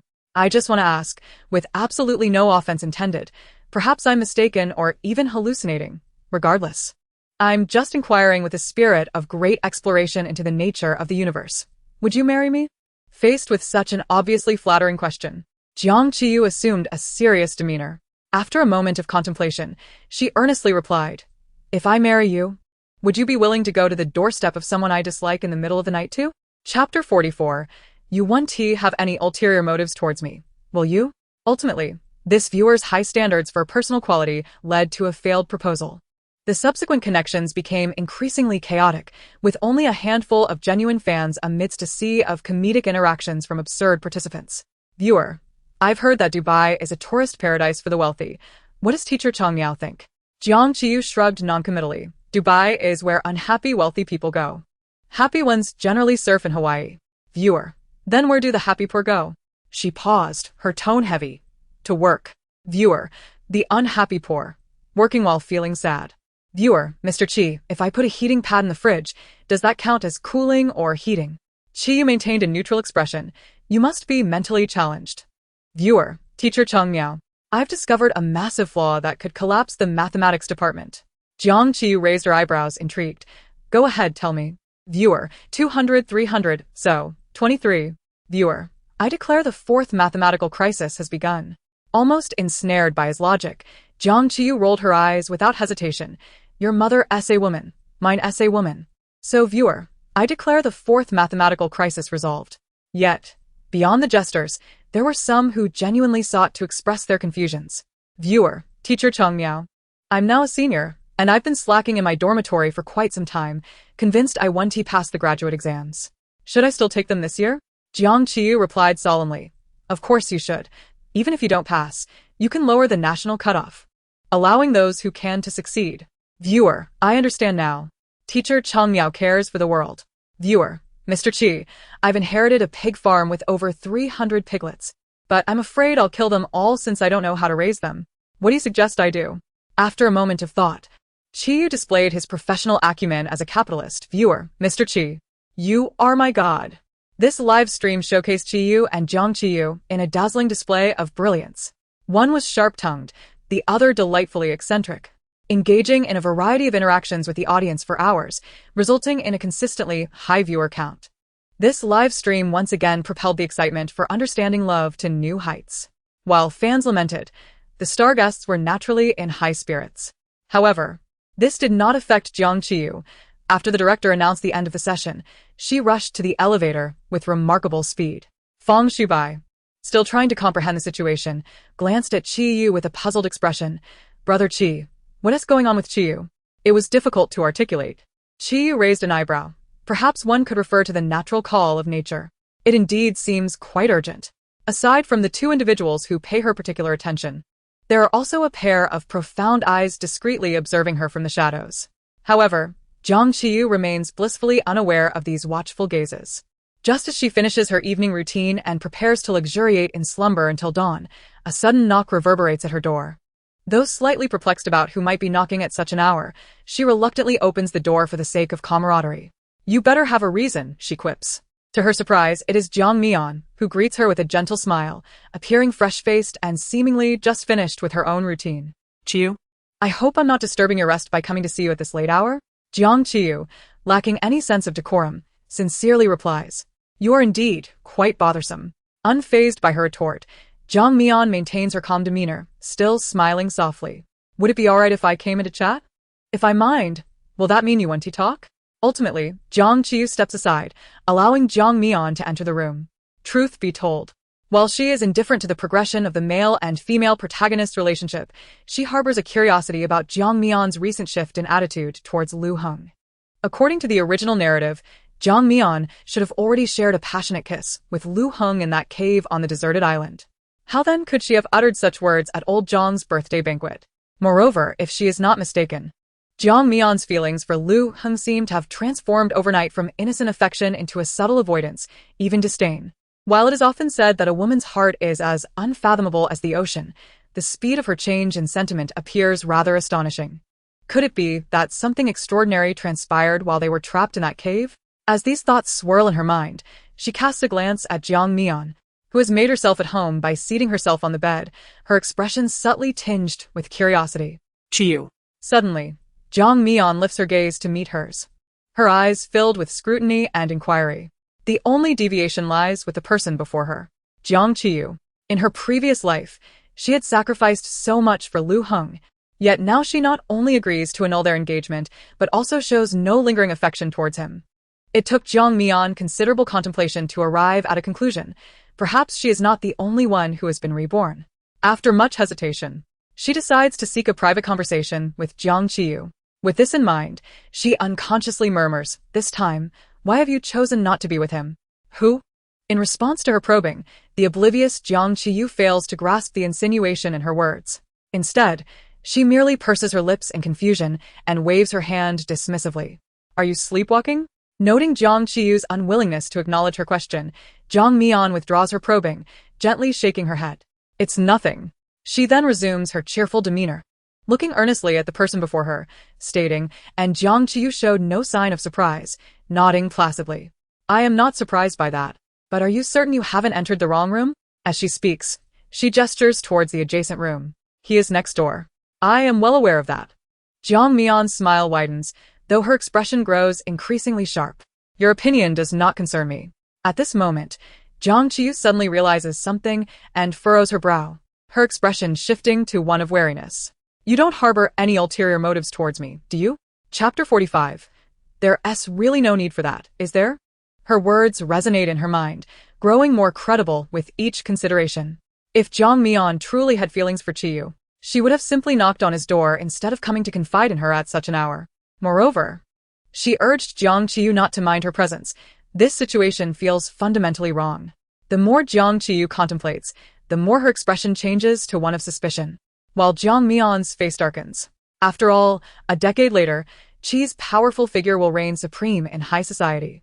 By revealing her interest in Qiyu, Jiang Mian aims to provoke Jiang Qiyu into revealing her identity as a reborn individual. Yet, observing Jiang Qiyu's increasingly perplexed expression and her wandering thoughts, Jiang Mian finds it increasingly difficult to maintain her composure. Qiyu. She bites her lip and rises from the bed. That's not what I meant. Then what do you mean? Jiang Qiyu remains lost in her misinterpretation, thinking herself an attractive enigma to both genders. Upon seeing Jiang Mian rise and instinctively retreat, Her face betrays a hint of fear, nearly dropping her phone in the process. Noting Jiang Qiyu's apparent confusion, whether genuine or feigned, Jiang Mian abandons her probing and offers a slight smile, explaining, "I want to know what your current relationship is with him." What relationship? Jiang Qiyu's self-satisfied musings lead her to finally realize that Jiang Mian perceives her as a rival. She exhales a sigh of relief, her eyes darting mischievously as she concocts a plan. "So that's what you meant." Facing Jiang Mian's intense gaze, Jiang Qiyu, who had previously shied away, now steps forward, linking arms with her enthusiastically. "You like Qiyu, right? You should have told me earlier. I can help you." "You." Jiang Mian finds it challenging to respond to Jiang Qiyu's sudden exuberance, her calm smile becoming somewhat strained. "You will help me?" "Of course," Jiang Qiyu affirms, thumping her chest with a brotherly camaraderie, leaning closer. "So tell me, what do you like about Qiyu? This way, I can assist you more effectively." Caught off guard by the unexpected inquiry, Jiang Mian, who had actually intended to probe Jiang Qiyu's feelings while concealing her own indifference towards Qiyu, finds herself led astray. But since the conversation has taken this turn, she steels herself and responds, "Qiyu is quite handsome, very capable, and attentive. It's perfectly normal to like him. Isn't it?" "You make a valid point." Jiang Qiyu nods earnestly, seemingly enlightened. Then, in Jiang Mian's bewildered gaze, she slowly raises the phone she has been clutching and grins mischievously into the receiver. "Did you hear that? The handsome, capable, and caring CEO Qi." In an instant, both Jiang Mian and the silent Qiyu on the other end of the line are rendered speechless. The atmosphere turns awkward to the point of discomfort, sending electric shivers through Jiang Mian. Qiyu's breath becomes slightly heavier before his languid, magnetic voice breaks the silence. "Jiang Qiyu, if you are truly so idle, perhaps you should ask them to provide you with some expired newspapers to tear up for entertainment tomorrow." Sensing his displeasure, Jiang Qiyu remains unfazed, but Jiang Mian, on the other hand, becomes anxious. Although she does not genuinely harbor feelings for Qiyu, she is determined not to let his opinion of her deteriorate. Without a second thought, she interjects, "Qiyu, actually, I..." Yet before she can finish, his impatient voice interrupts from the other end. "And if you cannot sleep, rather than knocking on doors in the middle of the night, you might as well sit downstairs until dawn breaks, at which point you can crow like a rooster." With that, he swiftly hangs up before either of them can respond. Beep, beep, beep. Listening to the busy signal emanating from the speaker, Jiang Mian stares at Jiang Qiyu in astonishment. "You said you would help me." Jiang Qiyu's smile remains intact as she nonchalantly replies after hanging up, setting aside the facts. "Just answer me. Did you receive help or not?" "You did help, but..." Jiang Qiyu interrupts, placing her hand on Jiang Mian's shoulder, her tone sincere. "Given our sisterly bond, feel free to reach out whenever you face difficulties. I will certainly assist you." She hesitated to utter the last two words, for the recipient across from her already wore an increasingly displeased expression. Jiang Mian could easily discern that Jiang Qiyu was deliberately trying to intimidate her. Yet, she was not an innocent young girl unacquainted with the ways of the world. Her expression quickly returned to normal. Until she could ascertain whether Jiang Qiyu had also been reborn, she would not confront her. Anyone could be at odds with her, but not Jiang Qiyu. With this thought in mind, Jiang Mian forced a smile onto her face and excused herself, claiming it was late, as she hurriedly left the room. Once she was alone, Jiang Qiyu lay on her bed, contemplating, before reaching for her phone to type a message. "Spear dipped in excrement, who dies? Are you asleep?" She had just sent a clandestine message to Qiyu, driven by the notion of causing trouble that could backfire on herself. Over the years, the only person whose offensive prowess she genuinely acknowledged was him. By cursing through Qiyu, she could also convey to Jiang Mian that he treated them both equally and that she need not view herself as an obstacle. However, she realized she had interrupted his rest, and it was only proper to apologize. Just as she deleted her previous message, she noticed a reply from the other side. "You, writing a thesis in the chat. Spear dipped in excrement. Qizong, still awake. You, I was sleeping. Spear dipped in excrement. Why not continue sleeping? You, I'm contemplating whether to go and defecate at Jiang Mian's door. Spear dipped in excrement. Spear dipped in excrement. I see no necessity for that." Chapter 46. Whatever you buy, it all costs 2 yuan. Ultimately, this plan that had utterly overturned her worldview was promptly called off. After Qiyu assured her he would not act irrationally in the middle of the night, Jiang Qiyu finally felt secure enough to set her phone down and sleep. The following day, everyone was awakened by Director Zhang's broadcast alarm. Once they had finished freshening up and gathered in the living room, Director Jiang picked up his small megaphone to announce the day's tasks. He believed that after their journey to the deserted island a few days prior, everyone should be familiar with one another and have developed a profound understanding. In this process, they had speculated whom the guests would gift their presents to, enhancing the audience's sense of immersion. Thus, when this rule was revealed, the barrage of comments erupted in cheers. Fans from various camps danced with excitement. On the bus heading to the mysterious purchasing point, Fang Xubai, sitting behind Jiang Qiyu, quietly leaned forward. Poking her arm with a finger, he lowered his voice, filled with anticipation, and asked, "Sister Qiyu, who are you planning to give a gift to?" Jiang Qiyu turned to him, feigning contemplation before responding, "To the one who gives me gifts and whom I like." As for those she found bothersome, she wished to give them only one thing, a one-way ticket to the afterlife. Hearing this, Fang Xubai's eyes lit up, and he grinned widely, revealing his shiny little tiger teeth as he continued, "What kind of person do you like, and what kind of gifts do you prefer?" After saying this, he suddenly felt his inquiry was too obvious and hurriedly added, "I'm not asking for myself, just a casual question." Jiang Qiyu did not expose him, merely turning her gaze out of the window with an air of sophistication, as if to say that worldly possessions were merely fleeting. When you like someone, don't dwell on whether they are tall or handsome, whether they have time for me, or the color of the Porsche they gift me.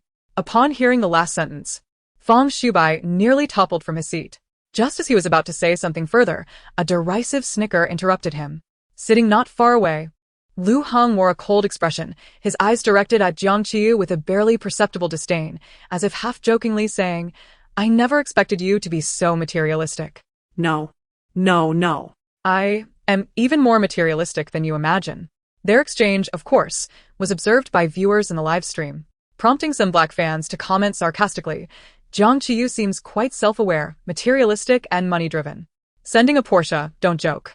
I do laugh at anyone who gives her a Porsche for a lifetime. What is wrong with being materialistic? If you're not, why work for your boss for free? How noble you are. Go out to eat and see if anyone gives you a face or not." Lu Heng is meddling too much. What is wrong with our spear teacher liking Porsches? I like them too. I like them too. The comments were heated, while the bus compartment fell silent. They sat on the bus for quite a while before finally arriving at the so-called mysterious purchasing point. Standing before the 3-story large shopping venue, the 8 of them gazed at the enormous sign reading 2 yuan general store. For a moment, they collectively fell into silence. This was indeed a place where the value of the gifts far exceeded the 2 yuan items on the shelves. The constraints of this purchasing location caused the gift plans they had carefully orchestrated to vanish into thin air. Naturally, many viewers relished their predicament. Help. I originally wanted to say poverty limited my imagination, but it turns out it's not being poor enough that restricts my imagination. Ha ha ha. I'm already looking forward to how they will choose gifts for each other. As soon as the timer sounded, the 8 celebrity guests rushed into the vast market with expressions of conflict. Amidst the calls of "Everything is 2 yuan, take whatever you want." The expansive 3-story area was filled with various categories, with countless items both familiar and unfamiliar, useful and useless, stacked in a dazzling array on the shelves. Zhou Shun and Fang Xubai headed straight upstairs upon entering, while Jiang Ling and Jiang Mian roamed the first floor for a couple of laps before also ascending to the second floor. Lu Heng went to the cultural and creative supplies section, while Song Yan ventured into the household goods area. They all unconsciously adopted the same strategy. Only Jiang Qiyu and Qiyu remained unperturbed, as if they were mere shoppers at a mall, leisurely pushing their cart through the aisles. Jiang Qiyu strolled and browsed, stopping to admire items that piqued her interest, yet she did not place a single item in her cart. She simply looked and moved on. Qiyu went even further, abandoning the shopping cart at the entrance and seemingly wandering aimlessly on the first floor. Time swiftly passed, and the 8 of them scattered across the 3-story market, each searching for their desired items. Beep. Time's up. Soon, the whistle blew once more. Finally, everyone gathered in the living room, each holding the gifts they were to present. Their expressions varied. Chapter 47. I accept the gift, but your sentiment should be returned. Alright, since everyone is ready, let us have the guests exchange gifts. Director Zhang announced. As soon as he finished speaking, Song Yan was the first to raise her hand. Cradling her carefully wrapped gift box and smiling at the live stream camera, I choose to give my gift to a talented singer. With that, she turned her smile towards the only singer present. Zhou Shun, this is for you. Upon hearing this, everyone understood, and the barrage erupted in cheers. Perfect match. It seems Song Yan has feelings for Zhou Shun. Bold and talented singer. I'm here for it. Oh my, so sweet, this is too sugary. Similarly, upon hearing her words, Zhou Shun, though already prepared, felt his ears redden under the teasing gazes of everyone. He cleared his throat awkwardly and, after receiving Song Yan's gift, naturally handed over the gift bag he held. My gift is also for you. Mutual affection. They must be mutually affectionate. Perfect match confirmed, and I've chewed the key to bits. As the exchange between the two concluded, Jiang Mian grasped the beautifully wrapped gift box in her hand and flashed a smile at Qiyu. Brother Yu, this is my gift. Upon hearing her words, Qiyu lifted his eyelids and glanced at the exquisitely packaged box, giving a slight nod. Nicely wrapped. Surely, she would not assume that Jiang Mian merely intended to show him the gift? How rude of the capitalist. Our Mian has wrapped the gift so beautifully, and yet he refuses to accept it. Hey, don't say that. Jiang Mian never specified it was for President Xi. What if she just wanted him to see it? It's like guessing the thoughts of a child. Jiang Mian did not expect Qiyu to disregard her in public, causing her smile to falter momentarily. Realizing he might be upset about the previous night, her expression softened. And she smiled innocently at him. Brother Yu, I was inconsiderate last night. This gift is just a small token of my appreciation, and I hope you'll accept it. Upon her utterance, not only did Lu Heng's mind nearly explode, but the comment section was also in an uproar. What? Did I just hear that? I knew something would go awry without a live stream yesterday. I implore the production team to release last night's story. Yu Mian fans rejoice. It turns out Yu Mian is the real couple? How absurd. Yu Mian cult, retreat. Retreat. I stand with the long-eared faction. Hearing her, Lu Heng nearly crushed the carefully prepared gift in his hand, while Jiang Qiyu looked at Jiang Mian in astonishment. Pursuing Qiyu? This girl truly has no fear of scorn. Her concern was not unfounded. Indeed, Qiyu merely lifted his gaze towards Jiang Mian after hearing her ambiguous words. He did not refute or clarify anything, just nodded indifferently. Ha ha ha, I'm exhausted from laughing, let me take a breather. Who just claimed Yu Mian? Step forward and face the consequences. As expected, Brother Slap is equally dismissive of everyone. Hasn't Qiyu always been this way? He once remarked that Jiang Qiyu was laughable. What does that even signify? The comment section was in chaos, with Yu Mian, Long Ear, and Lu Mian fans vehemently arguing amongst themselves, creating an awkward atmosphere on stage. Jiang Mian found herself at a loss for words again, hesitating before forcing a smile and pushing the gift towards Qiyu. Nearby, Feng Shubai noticed this and immediately chuckled awkwardly to lighten the mood.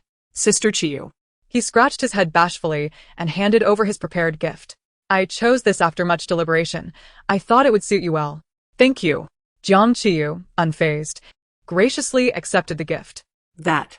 Feng Shubai seemed to have more to say, looking eagerly at the petite square box in Jiang Qiyu's hand. His tone akin to that of a child requesting candy. Sister Qiyu, who is your gift intended for? Oh, this? Upon hearing, Jiang Qiyu showed no hesitation, casually shaking the small box in her hand, preparing to say she would give it to him if he liked it. However, she was interrupted by a sudden light cough nearby. Qiyu, who had remained immovable, finally lifted his gaze towards her, his deep-set eyes revealing an unmistakable warning. Oddly, Jiang Qiyu seemed to have an epiphany, or perhaps she comprehended the complex emotions of pride and expectation in his gaze. This gift, she turned to Feng Shubai, shrugging helplessly, is intended for President Xi, to thank him for often cooking for us. Ah. Upon hearing this, Feng Shubai's previously hopeful expression dimmed instantly. If he had ears, they would have drooped in disappointment. In contrast, Qiyu, who had been seeking the answer, was different. Though he did not exhibit as much enthusiasm as Feng Shubai, he straightened slightly, his brows arching as he accepted the small box from Jiang Qiyu. He then seemingly nonchalantly nudged the flat, bagged gift before him. Since that is the case, I want to take yours for free. Let us exchange. His near double-standard behavior greatly pleased the long-eared fans in the live stream. Who dares claim mine is fake? The double standard is irrefutable. This is too much of a double standard. I want to disclose who Brother Slap favors. Having lived a virtuous life, seeing it become reality is what I deserve. Don't cry, bye-bye. If Long Mao doesn't want you, we will. Thank you. Thank you. Jiang Qiyu smiled as she accepted the gift, yet she hardly took it to heart. After all, she had seen Qiyu wandering aimlessly on the first floor. likely having grabbed something at random to fulfill a task. The situation now was that everyone had received gifts, leaving Jiang Mian and Fang Shubai empty-handed. However, rules were rules, and Director Zhang could only follow the process and call out. Now, may the givers briefly explain their choice of gift. Chapter 48. Boys love electronic products. Following the order of receiving gifts, Zhou Shun opened his package to reveal a mask adorned with heart patterns. Song Yan smiled slightly. A few days ago, Zhou Shun got caught in the rain on the deserted island, so when I saw this mask, I immediately thought of him. Zhou Shun held the inexpensive yet heartfelt mask in his hand and sincerely smiled at her. Thank you, I really like it. Next was Song Yan, who received a box of band-aids featuring a small bear with floral patterns. Zhou Shun shyly explained, I noticed you often wear high heels, and sometimes your feet might get sore, so. Song Yan carefully examined the delicate and adorable band-aid, then beamed at him, her tone earnest. I really like your gift. Their interaction, marked by steadfast choices, naturally elicited cheers and screams from the fans in the live stream. Next was Qiyu, who received Jiang Mian's gift. He swiftly unwrapped the box to find 2 concert tickets inside. Once Director Zhang finished the introduction, Jiang Mian smiled at the indifferent Qiyu. I stumbled upon these on the 3rd floor. It's a stroke of luck, and I just wanted to share it with you. Her words were succinct, neither overly flattering nor lacking in goodwill, allowing the recipient to sense her kindness. As expected, her sentiment drew sympathetic exclamations from the live stream fans. Our Mian is truly too innocent. She merely wished to share this fortune. What wrong has she committed? Woo-woo. Those who criticized Mian earlier should come apologize. This is overwhelming. The scent is too strong, and I feel as though I've entered a tea garden. However, if she could use this gift, once bestowed upon her by Lu Heng, to gain Qiyu's favorable attention, it would be ideal. In truth, Jiang Mian was not infatuated with Qiyu. Rather, knowing his illustrious future, she could not help but seek his favor in front of this man. After all, men typically harbor no ill feelings towards a woman who is interested, yet knows her limits. Even though she had never contemplated becoming Mrs. Qi, establishing a good rapport with Qiyu and expanding her connections within the industry could only be beneficial for her career. With this in mind, her gaze towards Qiyu softened further. Yet, her flirtatious glances seemed to fall upon a blind man. Qiyu did not spare her a glance, immediately turning his attention towards Jiang Qiyu, who had just opened Fang Shubai's gift. The gift is a diminutive, star-shaped glass bottle, inside which are several crookedly folded paper stars. Fang Shubai grinned at Jiang Qiyu, his tone earnest. This was made on a whim after watching a tutorial. Though my folding skills may not be the best, I put my heart into it and hope you like it. Upon hearing these words, the long-dormant barrage of comments erupted with enthusiasm. Ah, someone come and end my misery to cheer them on. You can always believe in a puppy's love. I can, bye-bye. What a silly, sweet puppy. Teacher Chong Mao. Do you want it or should I take it? Sincerity is the ultimate weapon. I want to mention who is envious and crying. Quite nice. Jiang Qiyu said cheerfully as she accepted the gift, an unusual display of her good nature. Hearing her compliment, Fang Shubai's drooping ears perked up instantly, and he squinted at Qiyu with a silly smile, then turned to Qiyu. Brother Qi, what gift did Sister Qiyu give you? Seeing his attention, Qiyu feigned casualness while unwrapping the small box in his hands. He was well aware that Jiang Qiyu wouldn't bestow anything of worth, yet he was reluctant to witness her gift being handed to someone else. Clearing his throat, as Qiyu unwrapped the gift, Jiang Qiyu coughed lightly, her tone serious and sincere. Well, I heard that boys like electronic gadgets, so I prepared this with care. Is this what you call an electronic gadget? Qiyu frowned, gazing at the tiny, amusing gift in his palm, both exasperated and amused by her choice. I thought it would be a mere trinket, but I didn't expect it to be this trivial. Ha ha ha, I'm exhausted from laughing, let me take a breather. Who on earth categorized a battery as an electronic product? Who? Forget the trivialities, just tell me if it has enough power. Noted, I'll send my beloved boy an electronic gadget tomorrow. Hihi. It's the thought that counts, it's the sentiment that matters. Jiang Qiyu chuckled without a care, and then, as if shifting the topic, began to unwrap the gift Qiyu had given her. As she unwrapped, she continuously justified. Director Zhang insisted we choose gifts from the 2-yuan store.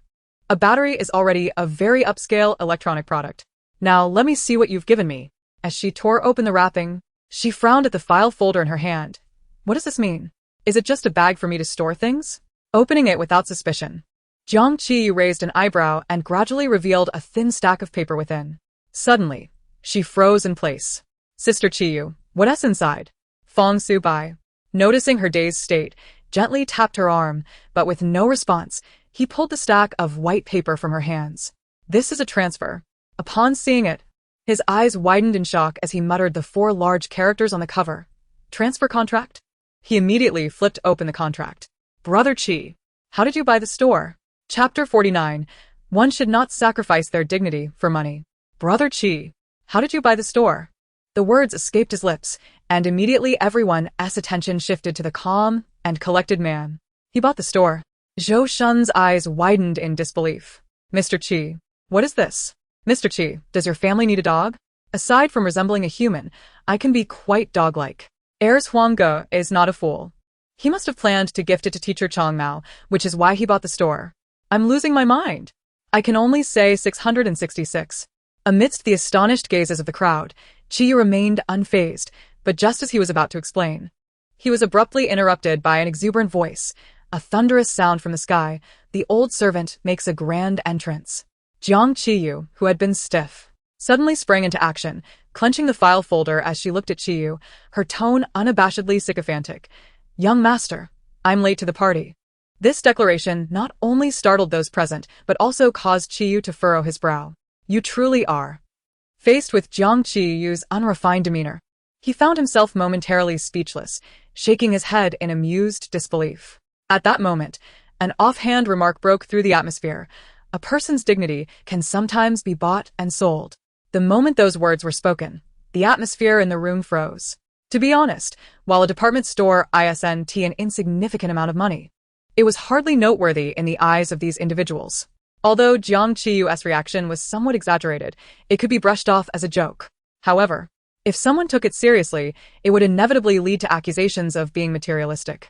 Lu Heng's comment, seemingly innocent, was actually a veiled jab at her for selling her dignity for money. As expected, once he spoke, the tone of the barrage began to shift. The originally playful comments gave way to criticism. Laughing to death, selling oneself for a 2-yuan supermarket, Jiang Qiyu has such a narrow vision. Teacher Chang Mao is just joking. Surely no one would take that seriously? Casual passerby. I see you're a ghostly passerby. Remove those deeply ingrained thoughts. And a joke doesn't need to be taken to heart. Gold digger, despicable. On the big screen, the barrage continued to scroll furiously. But no one paid attention to the matter at hand.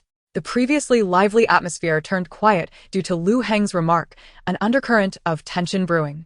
Qiyu, impatient, frowned and prepared to instruct Lu Heng on manners. I say you eat. Yet, just as he was about to speak, Jiang Qiyu interrupted him with a calm demeanor. It's unavoidable. Great film emperor. She turned, unyielding as she faced Lu Heng, her smile increasingly cryptic. Who made us lesser actors so naive, unlike you, who starts with a base of 1 million? Her words, seemingly self-deprecating, were a clear warning to Lu Heng. The recording of that 1 million still lay in Jiang Qiyu's possession. Indeed, after uttering those words, Lu Heng's expression visibly darkened. One cannot sacrifice their dignity for money. Does that even make sense? Wait a minute. Why does that statement feel a bit off? Ha ha ha. Teacher Chang Mao, you understand the art of subterfuge. Indeed, receiving a store and thanking someone is selling dignity, yet you bow and scrape for your boss. That's all in good faith? Seeing the situation spiraling out of control, Fong Su-bai shook the transfer contract still in his hands, promptly breaking the awkwardness. Sister Qiyu, give me the file folder. I'll help you put it away. No need. As soon as he said this, Qiyu suddenly chuckled, his tone unconsciously indulgent. She has already put it away. Fong Su-bai followed his gaze to Jiang Qiyu, who raised her delicate chin, exuding a sense of triumph. Remember to inform the finance department to send this quarter's financial report to my assistant for confirmation. After finishing, she pretended to ponder. It seems I'm still missing something. Watching her theatrical performance, Fong Su-bai was left bewildered. Missing what? Qiyu's lips curled into a subtle smile. His voice soft, an iced Americano. Right. With a slight lean back, Jiang Qiyu adopted a pose reminiscent of an overbearing yet charming corporate elite. In my youth, I indulged in iced Americanos to appear sophisticated. Now, I find myself increasingly drawn to them as my fondness for pretense deepens. A chuckle escaped her lips. Observing her deliberately playful demeanor, Song Yen was the first to break into a laugh. Subsequently, the atmosphere in the room thawed, and the barrage of comments turned from hostile to lighthearted. The proceedings continued, and Jiang Ling received another hidden gift originally intended for Jiang Mian, 2 tickets to the Snow Lotus concert. Meanwhile, Lu Heng was presented with an exquisitely crafted ballpoint pen. Another gift involved successfully acquiring the original owner of a 2 yuan dollar store for 10 times the market price within 10 minutes. Amidst the chaos of competing live streams, Chang Er stood out, having purchased an entire building, a feat typically confined to the pages of a Mary Sue novel. As the guests shared their gifts, Director Zhang reappeared, holding a megaphone. All right, I need the 2 guests who received hidden gifts to pay attention. He paused, ensuring all eyes were on him before continuing. Please check the dates on the back of your tickets. Jiang Ling, holding the hidden gifts, turned the tickets over, scrutinizing the performance date. Is it tomorrow? Indeed. Tomorrow morning marks the first one-on-one confession in You Understand Love. Should your confession succeed, a special vehicle will take you for a half-day date in the city. Guests with concert tickets may choose to attend with their chosen partners.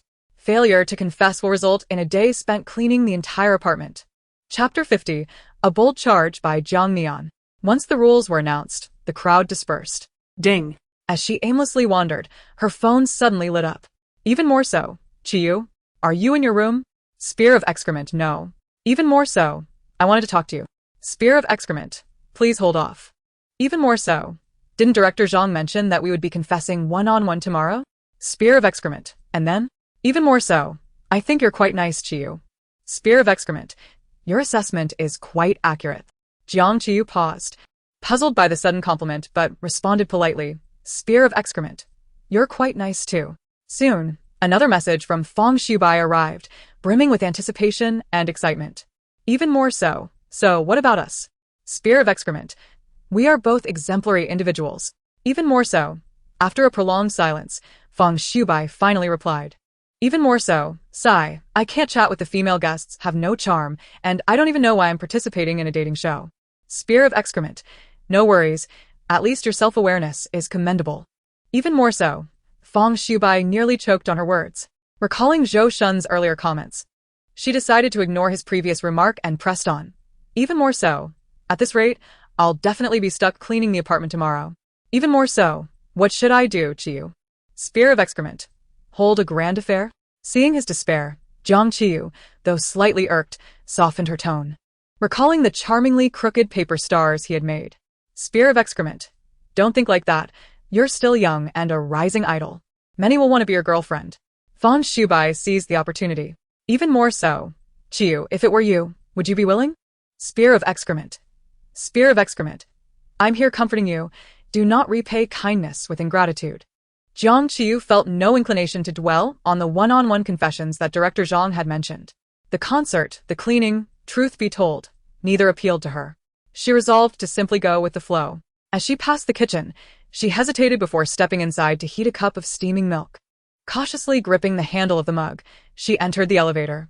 Upon reaching the top floor, she was blowing on the steaming milk while walking towards her room when, quite inconveniently, she collided with a rushing figure in the hallway. Ah! In unison, both exclaimed, just as the scalding milk threatened to spill over them.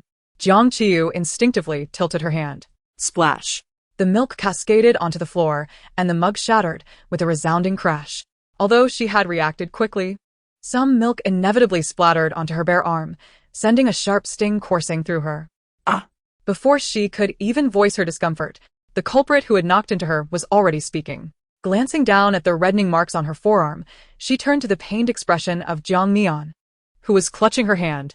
Shaking her stinging arm, Jiang Qiyu couldn't suppress a smirk. Are you a pig? Is your talent the charge of a boar? The Jiang sisters are quite the pair. One sets traps while the other charges headlong. Why are you even on a dating show? You should join a military channel as fierce female soldiers. Jiang Mian, however, remained silent, her head bowed in response to her reproach. TSK, Jiang Qiyu rolled her eyes, intending to bend down and pick up the shards of the mug when a low voice interrupted her. What happened? She looked up in the direction of the voice. To her surprise, it was indeed a sight worth the price of admission. Qiyu strode towards them, clad only in a bathrobe, the neckline slightly ajar, revealing hints of well-defined muscles. His meticulously styled hair was damp, with a few strands clinging to his forehead, droplets cascading down. His brows were furrowed, eyes brimming with an impending storm as he approached them with long strides. Upon seeing the scattered milk and broken mug, his already sharp gaze intensified. Ah. Jiang Qiyu forced herself to divert her gaze from his collar and pointed at the mess on the floor. I brought up a cup of hot milk. But who knew? Before she could finish, Jiang Mian, still looking down, interjected, "It was my fault. I wasn't looking." Don't blame Qiyu. With that, she bit her lip and slowly raised her gaze, her eyes glistening with unshed tears as she looked at the man. "It's my fault. I'll call someone to clean this up." She then deliberately revealed her hand, scalded and reddened by the milk. Jiang Qiyu watched in awe. Every action of hers appeared meticulously choreographed. Realizing there were no cameras around, she mused how even seasoned actors could slip into character. While she pondered this, she suddenly felt her wrist gently grasped. Hey. "Can you pay attention when others are oblivious?" Jiang Qiyu was about to retort, but was interrupted by the seasoned actor. "Qiyu, I apologize. It is entirely my fault. I was just speaking with Brother Yu." She cast a glance at Qiyu, her words trailing off. After a brief pause, she continued to Jiang Qiyu, "I was simply walking too hastily. Are you all right?" "I'm fine. Are you okay?" "I'm perfectly well." Meanwhile, Qiyu was less reserved, standing with his arms crossed, casting a cool glance at Jiang Mian, his tone rather unkind. "If you're fine, then why are you running to the top floor 8 times a day? If you're not exhausted, the elevator surely is." Chapter 51. I am a person of principles. Ultimately, Jiang Qiyu contacted the staff to address the situation. Fearing that the commotion might arouse suspicion among the live stream viewers, Jiang Mian hurriedly descended the stairs. Sister Qiyu. "Here is the first aid kit. Although the milk's temperature isn't excessively high, it would be wise to address it promptly." Thank you. Jiang Qiyu was about to take the first aid kit from the staff when a hand suddenly reached out and snatched it away. The staff member was startled and turned to the unexpected figure. Mr. Qiyu. At that moment, Qiyu, having changed out of his bathrobe but still with damp hair, appeared at the door of Jiang Qiyu's room. He casually held the first aid kit, casting a nonchalant glance at the staff. Then The production team member seemed to suddenly gain clarity, their eyes brightening, and they smiled at the two, saying, "I'll take my leave." After the staff departed, Qiyu held the first aid kit at the door without entering, instead glancing at the live stream camera on the ceiling. His tone flat. "Come out. I'll apply the medication for you." Jiang Qiyu observed his decisive demeanor as he turned away, her eyes narrowing slightly. Just as she was about to retort, she recalled the incident earlier at the 3-story Tuyuan Mall, and a smile spread across her face. "I can bend and kneel for the powerful." With that thought, she transformed into a devoted servant, joyfully following the leading gentleman, no, the young master, before her.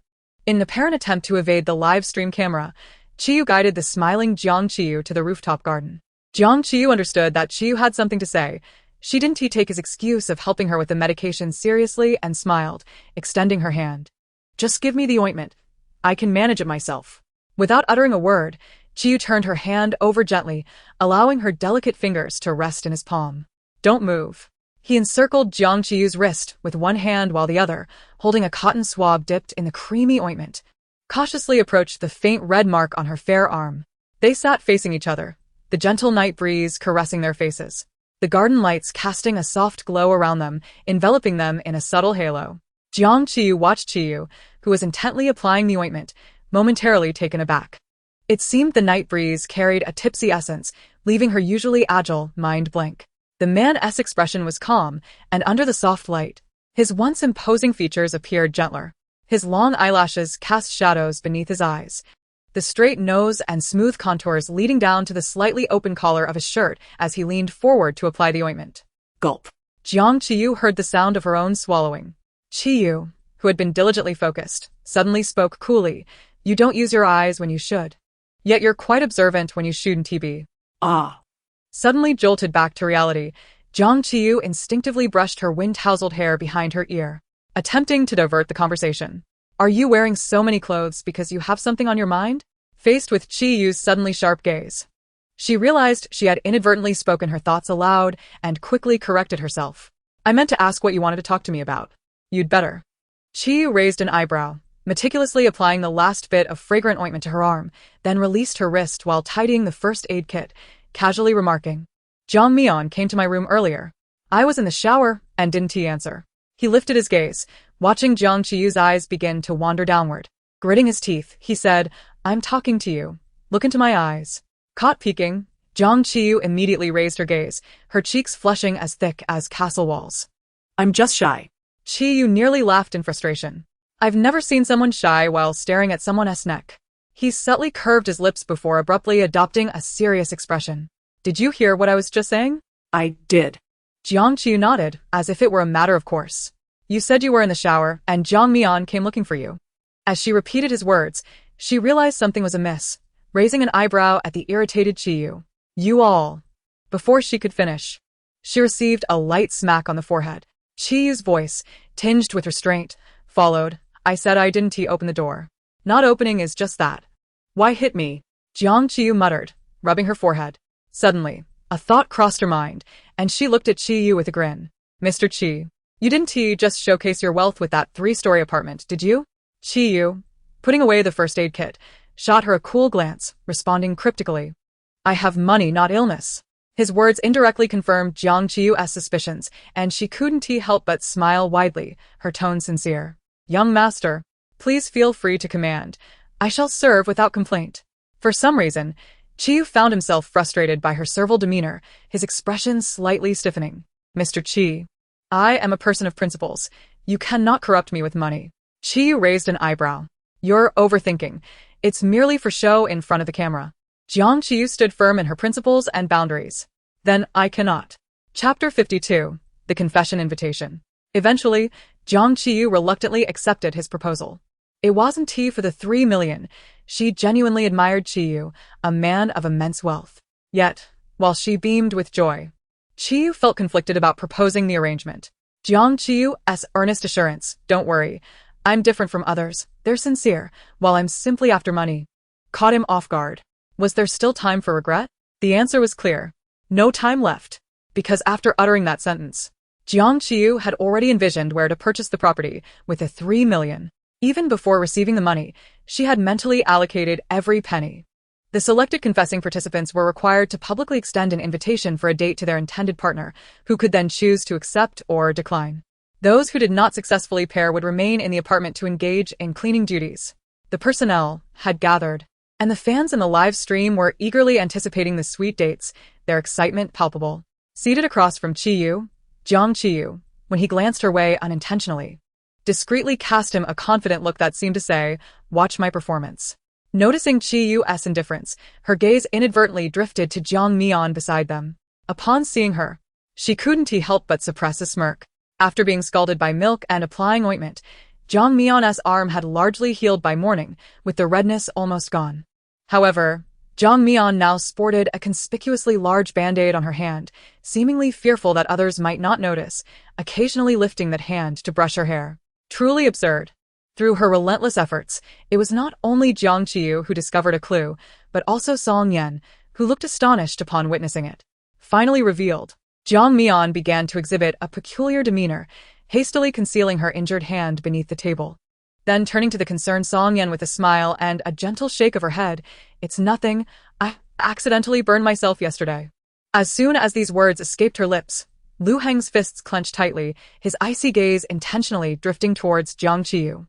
The previous night, he had mustered the courage to approach Jiang Mian, only to see her descending from the top-floor elevator, her eyes slightly red and clutching her hand. Afterward, he subtly inquired with the staff and learned that Jiang Qiyu had inadvertently burned Jiang Mian while serving her milk. Habitually, he concluded that Jiang Qiyu was, as before, deliberately tormenting Jiang Mian, deepening his disdain for her. It seemed his gaze was too overt, as Jiang Qiyu soon met Lu Heng's eyes and, without hesitation, rolled her own in response. Without caring for his intentions, she first scolded him silently with her eyes.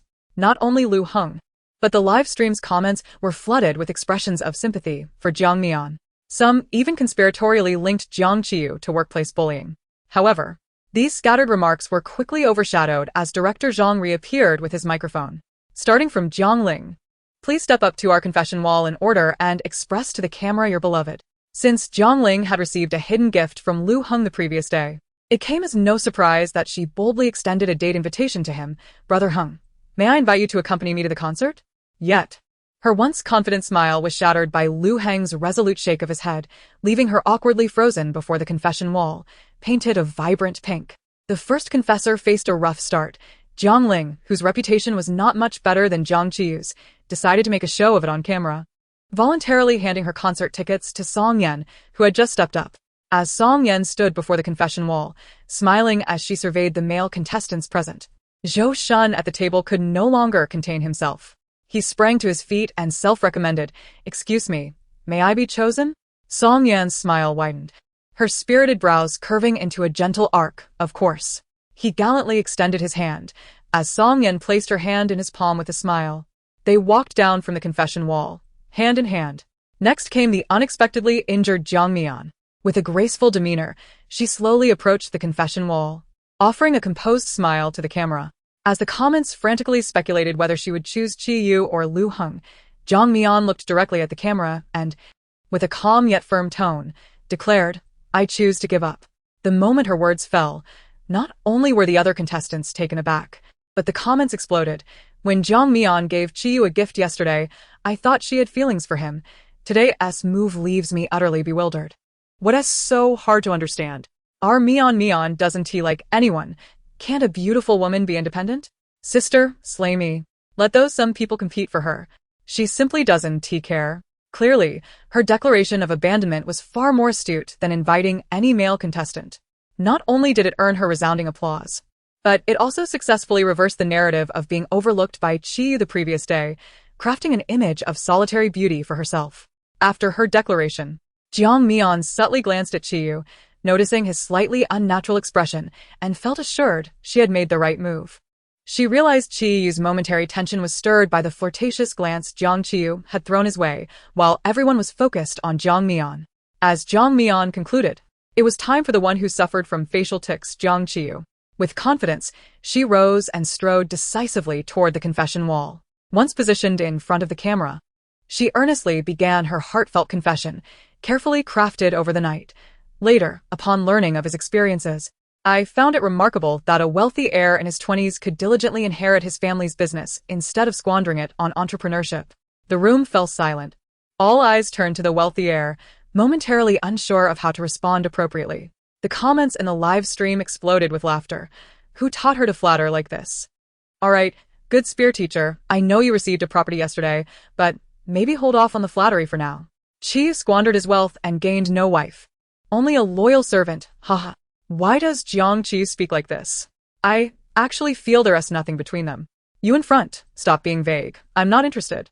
Yet, Jiang Qiyu paid no mind, slowly shifting her gaze to the man whose brow was slightly furrowed with embarrassment. With utmost sincerity, she addressed him, "Mr. Qi. My feelings for you are no longer merely about your wealth." Qiyu's eyelids twitched violently. Was that so? It was purely about money. She stated this with unwavering conviction, then turned to the camera, candidly confessing to the live audience, "To be honest, I am a money-oriented person. I only like the wealthy, but I am not materialistic. I hope everyone can understand and respect every orientation." Thank you. Her preemptive strike rendered the criticisms of being materialistic feeble and ineffective. Most netizens, initially taken aback by her seemingly nonsensical reasoning, found a strange logic beneath its surface. Thanks for the invite. Watching the live stream at 8 this morning made me realize a sexual orientation I hadn't discovered in over 20 years. Let me repeat. Good spear teacher deserves to be honored. Good spear teacher, please start your class. I would definitely buy it. Satisfied. Jiang Qiyu nodded and then turned her attention back to the now visibly displeased Qiyu. With a radiant smile that sparkled like summer sunlight, she extended her hand towards him. "So, what do you say? Qiyu, let us go on a date."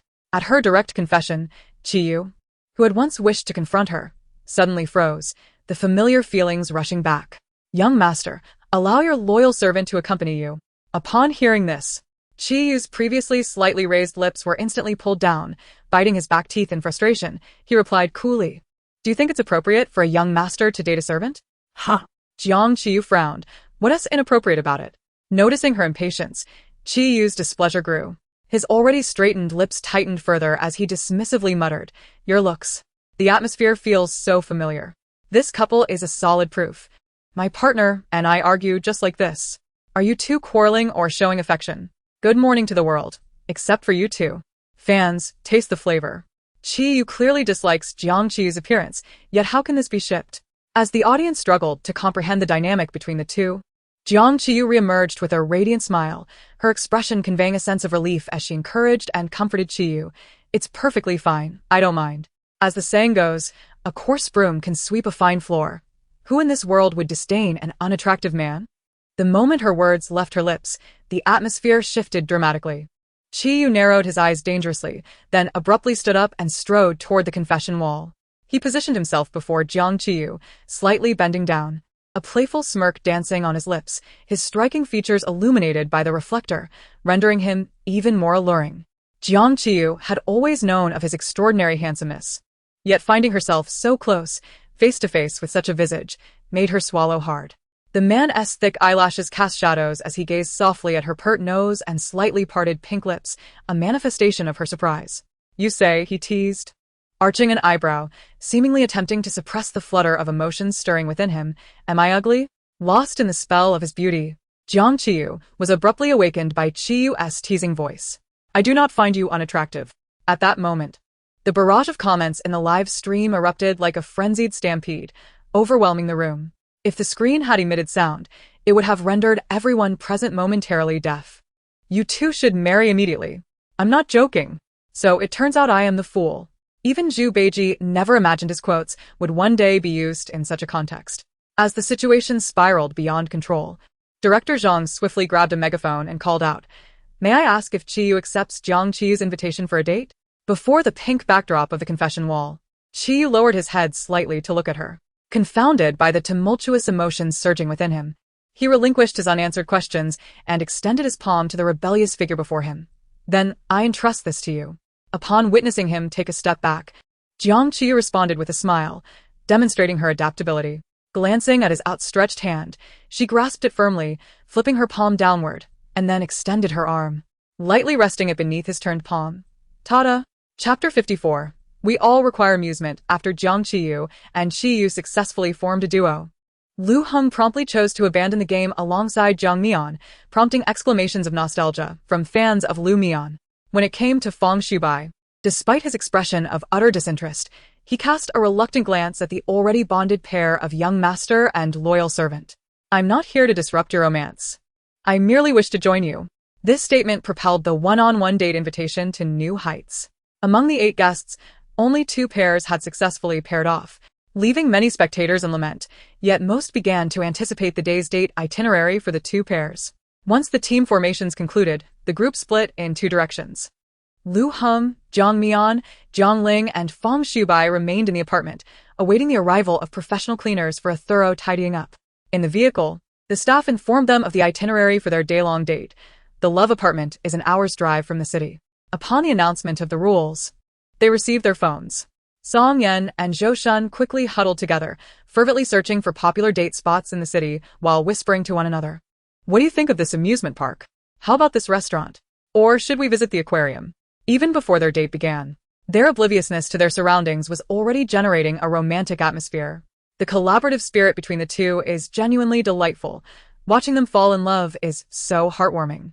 Please, you too, don't hold back. Shower me with sweetness.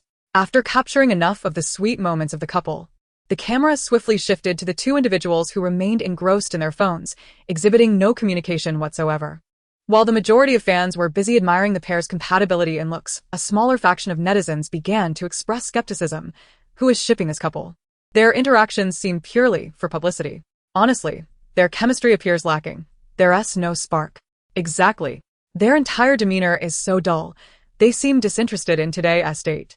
Unbeknownst to them, the comments flashed across the screen as they were wholly absorbed in their phones. Jiang Qiyu furrowed her brows.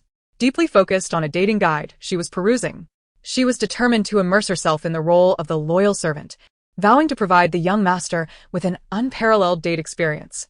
Meanwhile, Qiyu, seemingly indifferent to the date, was engaged in a conversation with his secretary on his phone. Location. President hasn't smiled in 10 years. Understood. You wait. Just 2 words, yet his counterpart appeared to anticipate his next inquiry. Before Qiyu could send his next message, a link to a highly rated upscale restaurant was efficiently dispatched. President hasn't he smiled in 10 years. Would you like me to make a reservation? You. Never mind, I'll manage. President hasn't he smiled in 10 years. All right, mister. Chi. You. Also, what kind of ridiculous username is that? Change it. Long time since I've seen the young master so cheerful. All right, Mr. Chi. Yen yen. Your international show was absolutely captivating. Brother Zhou Shun, when will you release a new song? Our fan club is eagerly waiting. Have you two decided where to go for your date? I recommend the City S Aquarium, a perfect spot for romance. In stark contrast to the fervent enthusiasm of Zhou Shun and Song Yan's fans, the atmosphere surrounding Jiang Qiyu and Qiyu felt rather absurd. Does teacher Chong Yao have a partner? No love, no money. My only weapon is my words. Mr. Qi, I'm your fan. Could you spare me some money? As the staff guided them out, Jiang Qiyu impulsively turned to the surrounding fans, smiling and waving, inquiring, "Do you know any must-visit places in the city?" Her question prompted a chorus of local recommendations. Among them, a robust male voice boomed through the crowd, assertively declaring, "Of course. We all need entertainment." The moment those words left his lips, the previously chaotic crowd fell silent for a full 3 seconds, even causing Jiang Qiyu to nearly trip over the staff member who had suddenly halted in front of her. She turned toward the voice, suppressing a smile as she responded, "Buddy, sincerity is crucial, not to suggest that we all need entertainment." After a brief pause, the crowd erupted in laughter. At that moment, Qiyu appeared to notice something, subtly drawing closer behind her and discreetly tightening his grip on her wrist. Run. In an instant, they darted through the crowd like slippery eels, swiftly reaching a Porsche parked by the roadside. This action took not only the dozen fans by surprise but also left the staff who had been closely trailing them in utter bewilderment. The cameraman, who had been capturing their every move, was equally perplexed, shaking his head in confusion. In the blink of an eye, the fans swiftly reacted, abandoning the staff to dash towards the still stationary Porsche. However, before they could close the distance, the powerful roar of the engine echoed, showcasing the luxury car's impressive acceleration. The dark Porsche swiftly shot away, like an arrow released from a bow. Disappointment rippled through the crowd as they sighed in unison. Just a few minutes later, when everyone assumed the duo had left and were preparing to disperse, that familiar engine sound resonated once more from behind. The cameraman, still reeling from the earlier chaos, was startled to see a sleek luxury car halt before him. The passenger door swung open, and from the back seat came Jiang Qiyu's voice. "Get in." Without a second thought, he grabbed his equipment and leapt into the vehicle. The fans, once again a step too late, could only stand there, regret etched on their faces, watching the Porsche with the license plate 886 disappear from sight. Chapter 55. Is this what you call a dating paradise? Inside the car with the license plate 886, Jiang Qiyu and the cameraman both exhaled in relief. She turned to her companion, Qiyu, whose expression was a mix of surprise and composure, and finally voiced a question that had been nagging at her. "Wait, isn't your license plate a copy-paste? I remember you drove an imported Maybach in the city with a plate number like 886. How did it become 886 here?" Before Qiyu could respond, the driver, who had just showcased his drifting skills, interjected, "Miss Jiang, you may not be aware, but our President Xi prefers uniformity. His license plates are the same nationwide." Upon hearing this, Jiang Qiyu suppressed her thoughts on the peculiarities of the affluent. Instead, she recognized the familiar voice. Looking up into the rearview mirror, she was met with the smiling face of someone she had previously encountered at the airport, the slender figure she had initially mistaken for a lost child's parent. You are. Indeed, it's me, Zhao Jin replied, maintaining a polite smile through the mirror while driving. "I didn't expect you to remember, Miss Jiang. My surname is Zhao. I'm President Xi's assistant. You may call me Secretary Zhao." Hello. So, our task today is a day of dating. I hope it's not too much trouble." "Not at all," Zhao Jin responded with an appropriate smile, continuing with his pre-prepared lines. "President Xi places great importance on today's date, so he specifically instructed me to assist you both." "No, you might have misunderstood." Jiang Qiyu interrupted his lengthy monologue, speaking earnestly. "I want you to pull over so I can drive." "Of course. Where would you like to go?" The Porsche with license plate 886 soon resumed its journey. Meanwhile, the atmosphere inside the car had clearly divided. Up front, Jiang Qiyu was driving the extravagant vehicle with enthusiasm, glancing at the navigation while confidently assuring Qiyu, "Rest assured, I will ensure today is unforgettable for you." Though she couldn't articulate it on camera, the sentiment was simple. Young master, I will serve you with utmost comfort. While she eagerly planned their date, Zhao Jin in the back seat felt increasingly uncomfortable, like a thorn in his side. Having followed Qiyu for several years, he sensed a chill despite Qiyu's neutral expression. Why does this feel so different from what I imagined? Zhao Jin mused, discreetly pulling out his phone to type. This is the situation. Haven't seen the young master this happy in a while. What about my arrangements? Let her be. Jiang Qiyu's attitude towards Qiyu seemed to echo his own sentiments, which was unexpected. Jiang Qiyu's driving skills were commendable, and she soon arrived at the well-researched dating paradise. As they exited the car, Qiyu stood before the grand entrance of an imposing building, gazing at the towering steps. Even though he had mentally prepared himself, he was momentarily stunned by the destination. Not just him, but even Zhao Jin and the cameraman struggled to maintain their composure. The audience in the live stream, already accustomed to her eccentric antics, was once again taken aback. Wait, is this really the place? Surely, I must be mistaken. Is this where we're headed? I can't deny it. Teacher Cheng Miao seems to be in good spirits. She's been consistent. Is this what you call a dating paradise? Qiyu felt his temples throb, his gaze sharpening as he looked at Jiang Qiyu, taking a deep breath before speaking solemnly. Jiang Qiyu, tell me, which good person brings their date to a courthouse? Indeed, Jiang Qiyu had driven them to none other than the entrance of the municipal courthouse. Facing Qiyu's skepticism, Jiang Qiyu was unfazed. She smiled brightly, stepping forward to explain earnestly. You might not understand, but as long as you bring your ID, you can enter the courtroom as an observer. I checked, and there happens to be a divorce trial going on. Seeing his expression still clouded, Jiang Qiyu reassured him. Trust me, I've come here often. This place is far more interesting than any performance. With that, adhering to the principle of since we're here, we might as well see, they ultimately decided to take a look. Due to the nature of the venue, the cameraman and Zhao Jin were left outside. As they witnessed this, the audience in the live stream transformed into a frenzy, spamming the comments. Let me see, I want to watch the divorce trial. Family, there's a live broadcast of this trial on the municipal court's official website. Hurry. Wait, can this really be live-streamed? I'm on my way. Chapter 56, It's Better to be Married Than Divorced. Soon, as Jiang Qiyu's impulsive plan unfolded, the municipal courthouse's official website was inundated with viewers. Unfortunately, unlike entertainment streams, courtroom live broadcasts did not allow real-time comments. In both the entertainment and courtroom realms, this was an explosive occurrence. Before long, Jiang Qiyu and Qiyu, armed with their IDs, were seamlessly granted entry to the courtroom, taking seats in the back of the audience. After the clerk confirmed the attendance of both parties involved in the divorce case, court decorum was announced. The courtroom exuded an air of solemnity, yet amidst this atmosphere, Qiyu felt an indescribable sensation. During his years abroad, he had indulged in extreme experiences, from icy tundras to soaring heights, partaking in every adventure that skirted legality. Yet, even with his rich life experiences, attending a divorce trial as a date was a first. As these thoughts swirled, he discreetly glanced at the woman beside him, who was seemingly ordinary, yet strikingly unique. She maintained a serious faade, yet her eyes sparkled with excitement as she observed the divorce proceedings. He said nothing, nor did he make any significant movements, but if Zhao Jin were present, he would undoubtedly express his astonishment with a line he had long anticipated. It's been a while since I've seen the young master so happy. However, Jiang Qiyu, who was solely focused on speculating about which partner was at fault, failed to notice the enigmatic smile that played on his lips. Even Qiyu himself remained oblivious. Once the presiding judge declared the court session open, both the plaintiff and defendant proceeded to present evidence. The reasons for this couple ending up in court were indeed explosive within the marriage circle. The plaintiff wife initially provided a series of incriminating evidence against her husband, including videos, audio recordings, and hotel check-in records, asserting her demand for a clean break, with all marital assets awarded to her. The evidence was overwhelming, effectively sealing the fate of the husband's infidelity.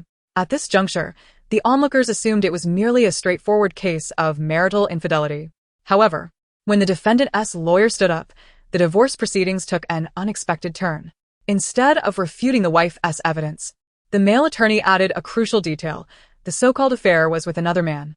The civil code stipulates that unless one engages in a long-term cohabitation with an opposite-sex partner during the marriage, it cannot be deemed as fault. They argued that cohabiting with someone of the same sex does not fit the legal definition of cohabitation with another, and thus the plaintiff was not entitled to any compensation. Therefore, while divorce was possible, a clean break was not. As the audience empathized with the unfortunate wife, a more shocking revelation emerged. The husband's lawyer presented evidence demonstrating that the wife had also engaged in multiple extramarital affairs during their marriage, albeit without cohabitation as her husband had done. Even more astonishing, the object of her infidelity was the same person as her husband's. Jiang Qiyu was taken aback, unable to suppress a low murmur of disbelief. Such a revelation was enough to stun even the most ardent advocates of pure love. Even the minotaurs shook their heads, declaring this couple true experts in the art of deceit. Throughout the court proceedings, the two individuals, who could no longer be categorized as merely spouses or even friends, seemed eager to pounce on one another like ravenous beasts. Fortunately, their 3-year marriage had not produced any children, thus avoiding custody complications. When the hearing concluded, the presiding judge announced a recess for deliberation. Jiang Qiyu seized the opportunity to nudge Qiyu's arm, leaning in to whisper, "What do you think?" Even Qiyu, who had witnessed numerous such trials, was nearly ensnared by the convoluted relationship at play. He nodded seriously, a departure from his earlier nonchalance. "I have gained invaluable insights." Ultimately, after the deliberation, the judge declared, both parties share fault. However, according to the civil code and marriage law, neither can be legally deemed at fault. Thus, the judge pronounced a divorce, with marital assets to be divided evenly. With the gavel's echoes still resonating, this sensational divorce case reached its conclusion. Despite their dissatisfaction, neither could disrupt the court's order and were left to leave with clenched teeth.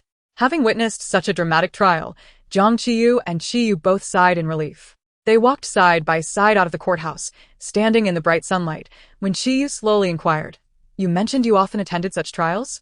Jiang Qiyu hesitated before responding with a vague chuckle, "I come occasionally." Noticing her evasiveness, Qiyu observed the two individuals emerging from the car and raised an eyebrow quizzically. "Does that mean everyone who divorces you will end up empty-handed?" "Not necessarily." Jiang Qiyu turned to him with a beaming smile, her tone light and carefree. "At least I could gain a beautiful celebrity ex-wife." As their banter continued, Zhao Jin and the cameraman approached briskly, with a lithe figure resembling a reporter rushing towards them. "Ready to interview. You two have attended this remarkable trial. What are your thoughts?" Jiang Qiyu smiled at the camera, pretending her fist was a microphone, and earnestly began to share her perspective. "I believe marriage is still a good thing." Zhao Jin's eyes widened in disbelief. "How so?" "Not being married means one waits alone for death, while being married allows one to hope for the other's demise," Jiang Qiyu replied, her laughter radiant, as if she had truly discovered a profound life philosophy. After stating this, she gestured for Qiyu to share his thoughts. Qiyu, however, did not follow her lead of addressing the camera, instead glancing at her and leaning slightly closer, his lips brushing her hand that held the fist microphone, casually stating, "My sentiment is that divorce is not an option." As Qiyu's words settled, fans who had been watching the trial online quickly flooded the chat with their reactions. "Marry me and I'll die early. You'll be the beneficiary of $1 million insurance policy." Who understands? Others are still holding hands, while mine has promised never to divorce. If it weren't for my rational mind reminding me, I would have thought today was the announcement of their marriage. Guys, I've already scheduled to observe tomorrow's local court session. Can anything be more interesting than this? Having concluded their courtroom experience, the time was just noon. Qiyu glanced at his watch before turning to Jiang Qiyu. "What would you like to eat?" Jiang Qiyu instinctively touched her pocket, recalling the task entrusted to her by her master. After a moment of contemplation, she smiled and replied, "I want to eat hot pot in a romantic place with you."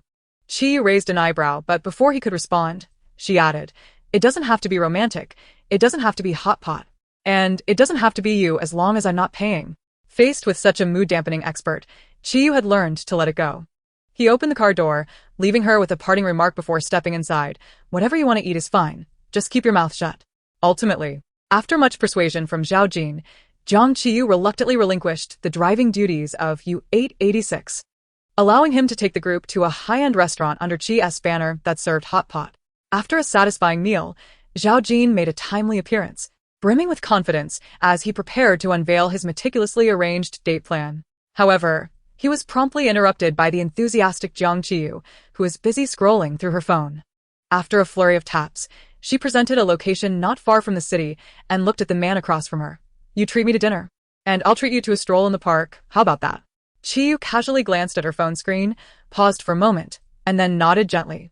Having already been to the courthouse, what could be so unacceptable? Besides, a walk in the park should be harmless, right? Yet, reality proved that Qiyu had indeed underestimated the situation. Standing at the entrance of the so-called park, he took a deep breath and could not restrain himself. He placed a hand on her head, gently turning her to face him, narrowing his eyes dangerously as he leaned in, delivering a menacing question. Is this what you call a park? Yes, Jiang Qiyu replied defiantly, pointing at the large stone monument at the entrance of the public park. The public cemetery, colloquially referred to as a park. The atmosphere is unexpectedly suitable for a rendezvous. The court's public hearings are devoid of fanfare, and the cemetery, aside from its graves, offers a surprisingly pleasant environment during the day, primarily due to the sparse crowd. Although it is evident that the instructor has put thought into the selection, I cannot help but chuckle. Meanwhile, Zhao Jin, taken aback, stammered out a question. Did you choose these places in advance? Of course, Jiang Qiyu replied, removing Qiyu's hand from atop her head, nodding earnestly before striding confidently into the city's largest affluent mausoleum. She is quite principled regarding dates, regardless of her companion. She carries no more than 10 yuan. Today, both the court and the cemetery share a common trait. They are free. No expenditure is required, just companionship. The aim is to enjoy the most extravagant experiences with minimal cost, emphasizing value for money. As she walked with determination, Qiyu exhaled in relief and matched her pace. Upon entering the cemetery, they discovered it differed vastly from their preconceptions. The surroundings were adorned with well-trimmed greenery, and the architectural styles of the tombs varied greatly, featuring numerous sculptures dedicated to the departed. Although seldom visited, the sounds of insects and birds filled the air. Strolling through such a tranquil and pleasant environment naturally encouraged a more relaxed state of mind, allowing them to appreciate the unique scenery, which was quite intriguing. As they wandered, they encountered a variety of tombstones and epitaphs. One modest grave, rather than the usual square stone, was meticulously carved into the shape of a cloud. Inscribed with the life story of a little girl who passed away at 8, her epitaph whimsically declaring, "I wish to become a free-spirited cloud in the future." Another tombstone belonged to a young man who died at 30, with a simple inscription, "No need to sleep much when alive. One will rest eternally after death." An elderly gentleman in his 80s quoted Hemingway, "Forgive me for not rising." Several other epitaphs were equally striking and thought-provoking, viewing life and death with a cold eye. "I ride through the mortal world. The soul ascends to the heavens, while the body rests in the earth. Unnamed gravestone, who am I? Please do not place cilantro as an offering." These epitaphs, imbued with a sense of relief and even humor, prevented any feelings of sorrow or heaviness from overshadowing their stroll through such a place. Confronting death is indeed a remarkable experience. As they leisurely strolled side by side, Qiyu suddenly spoke, his tone calm and devoid of emotion. "If it were you, what would you wish to inscribe on your epitaph?" Jiang Qiyu glanced upward at the dense foliage above, pondering for a moment before replying. "Life is akin to tofu pudding, sweet or salty. It matters not, for it is all equally fragmented." Following her words, the audience in the live stream began to speculate about their own life epitaphs. Before long, another highly discussed topic trended, your life's epitaph.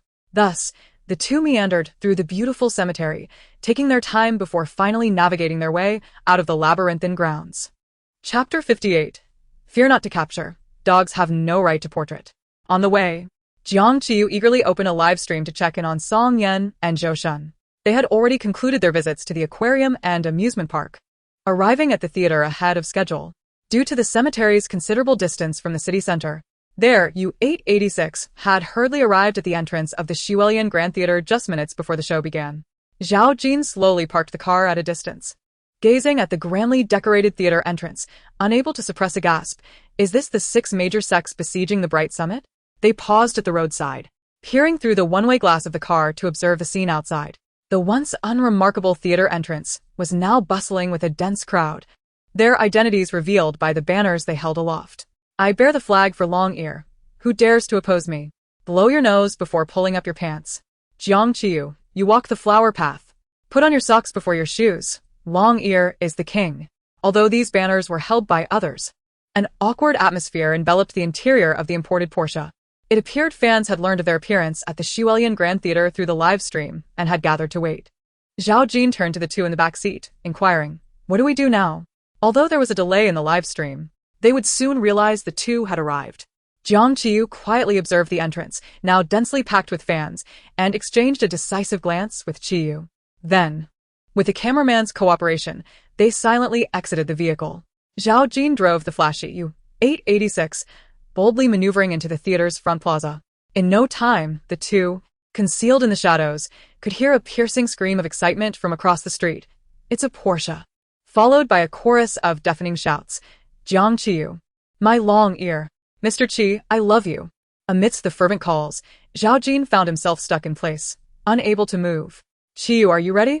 Jiang Qiyu crouched nearby, cautiously observing, preparing to slip into the theater once the crowd had dispersed. "When I count to 3, we rush in together." She focused on the Porsche encircled by fans, gradually regulating her breathing. 1, 2. However, before she could utter 3, she felt a firm grip on her hand. As she was taken aback, she heard the man's voice, laced with amusement. "Do you truly wish to attend the concert?" His words momentarily left Jiang Qiyu frozen in place. Indeed, the perspective shifted dramatically. His elongated eyes, illuminated by distant lights, sparkled like stars. Those eyes, which had always held an air of superiority, now gazed at her with a warm familiarity, as if seeking her consent, or perhaps deliberately enticing her. "Jiang Qiyu, shall we escape together?" In response to his invitation, Jiang Qiyu slowly shook her head, a sly smile curling at the corners of her lips. How can this be called an escape? Then what is it? An urgent retreat. With that, she firmly grasped Qiyu's hand, and together they sprinted in the opposite direction of the theater. Their hands remained tightly entwined. In that moment, their footsteps, breaths, heartbeats, and even the accelerated flow of blood synchronized in harmony. Qiyu's heart raced like a drum, his breathing thunderous. It was a sensation he had not felt since withdrawing from extreme sports years ago. Remarkably, on this ordinary night, running felt even more exhilarating than soaring at 10,000 feet, cheering atop snow-capped peaks, or successfully parachuting down. This surpassed all previous thrills, providing an experience far more heart-stopping. Jiang Qiyu, too, felt her heartbeat quicken and her breath hasten. She was simply exhilarated, her mind solely focused on the prospect of an early departure. Thus, two individuals with divergent thoughts but a shared goal held hands and, in a blatant display, departed amidst the fervent pursuit of numerous fans. They aptly termed it an urgent escape. Once outside the confines of the theater, the pair swiftly hailed a taxi, successfully extricating themselves from the organization. Today, "Dear sister is in high spirits. Let's indulge in some yakitori," she proclaimed. Qiyu initially assumed that she had experienced a sudden moral awakening and was prepared to treat him to a lavish meal at a Japanese restaurant. Yet before he could fully comprehend the situation, he found himself unceremoniously seated on a small stool at a roadside barbecue stand. boss. "Bring me 2 pounds of grilled chicken offal." Jiang Qiyu, adorned with a mask, showed no concern for being recognized as she shouted to the busy vendor while holding a glistening menu. "And 2 more beers." Qiyu, clad in casual attire worth nearly 6 figures, exhibited no discomfort sitting at such a modest establishment. He merely raised an eyebrow at her and inquired, "Do you have a penchant for drinking?" At the last banquet of Zhang's venerable grandfather, she had not only consumed 3 shots of liquor upon arrival, but had also stealthily pocketed the remaining half bottle of Maotai. "It's all right." Jiang Qiyu waved her hand dismissively. "I don't understand why some people become addicted to alcohol.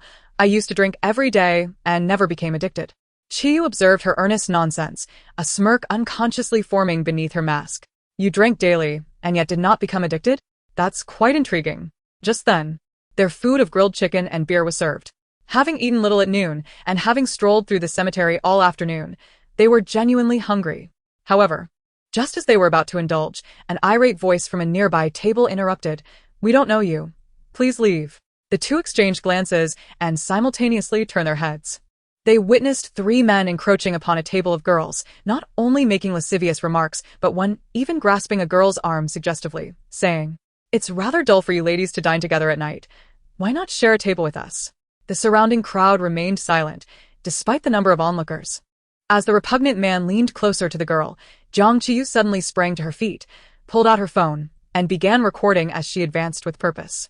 When the men looked up in confusion, she smiled and said, "Excuse me, it's quite novel to witness a dog attempting to share a table with humans. May I capture this moment?" Mind your own business, woman, one of the men retorted as they regained their composure.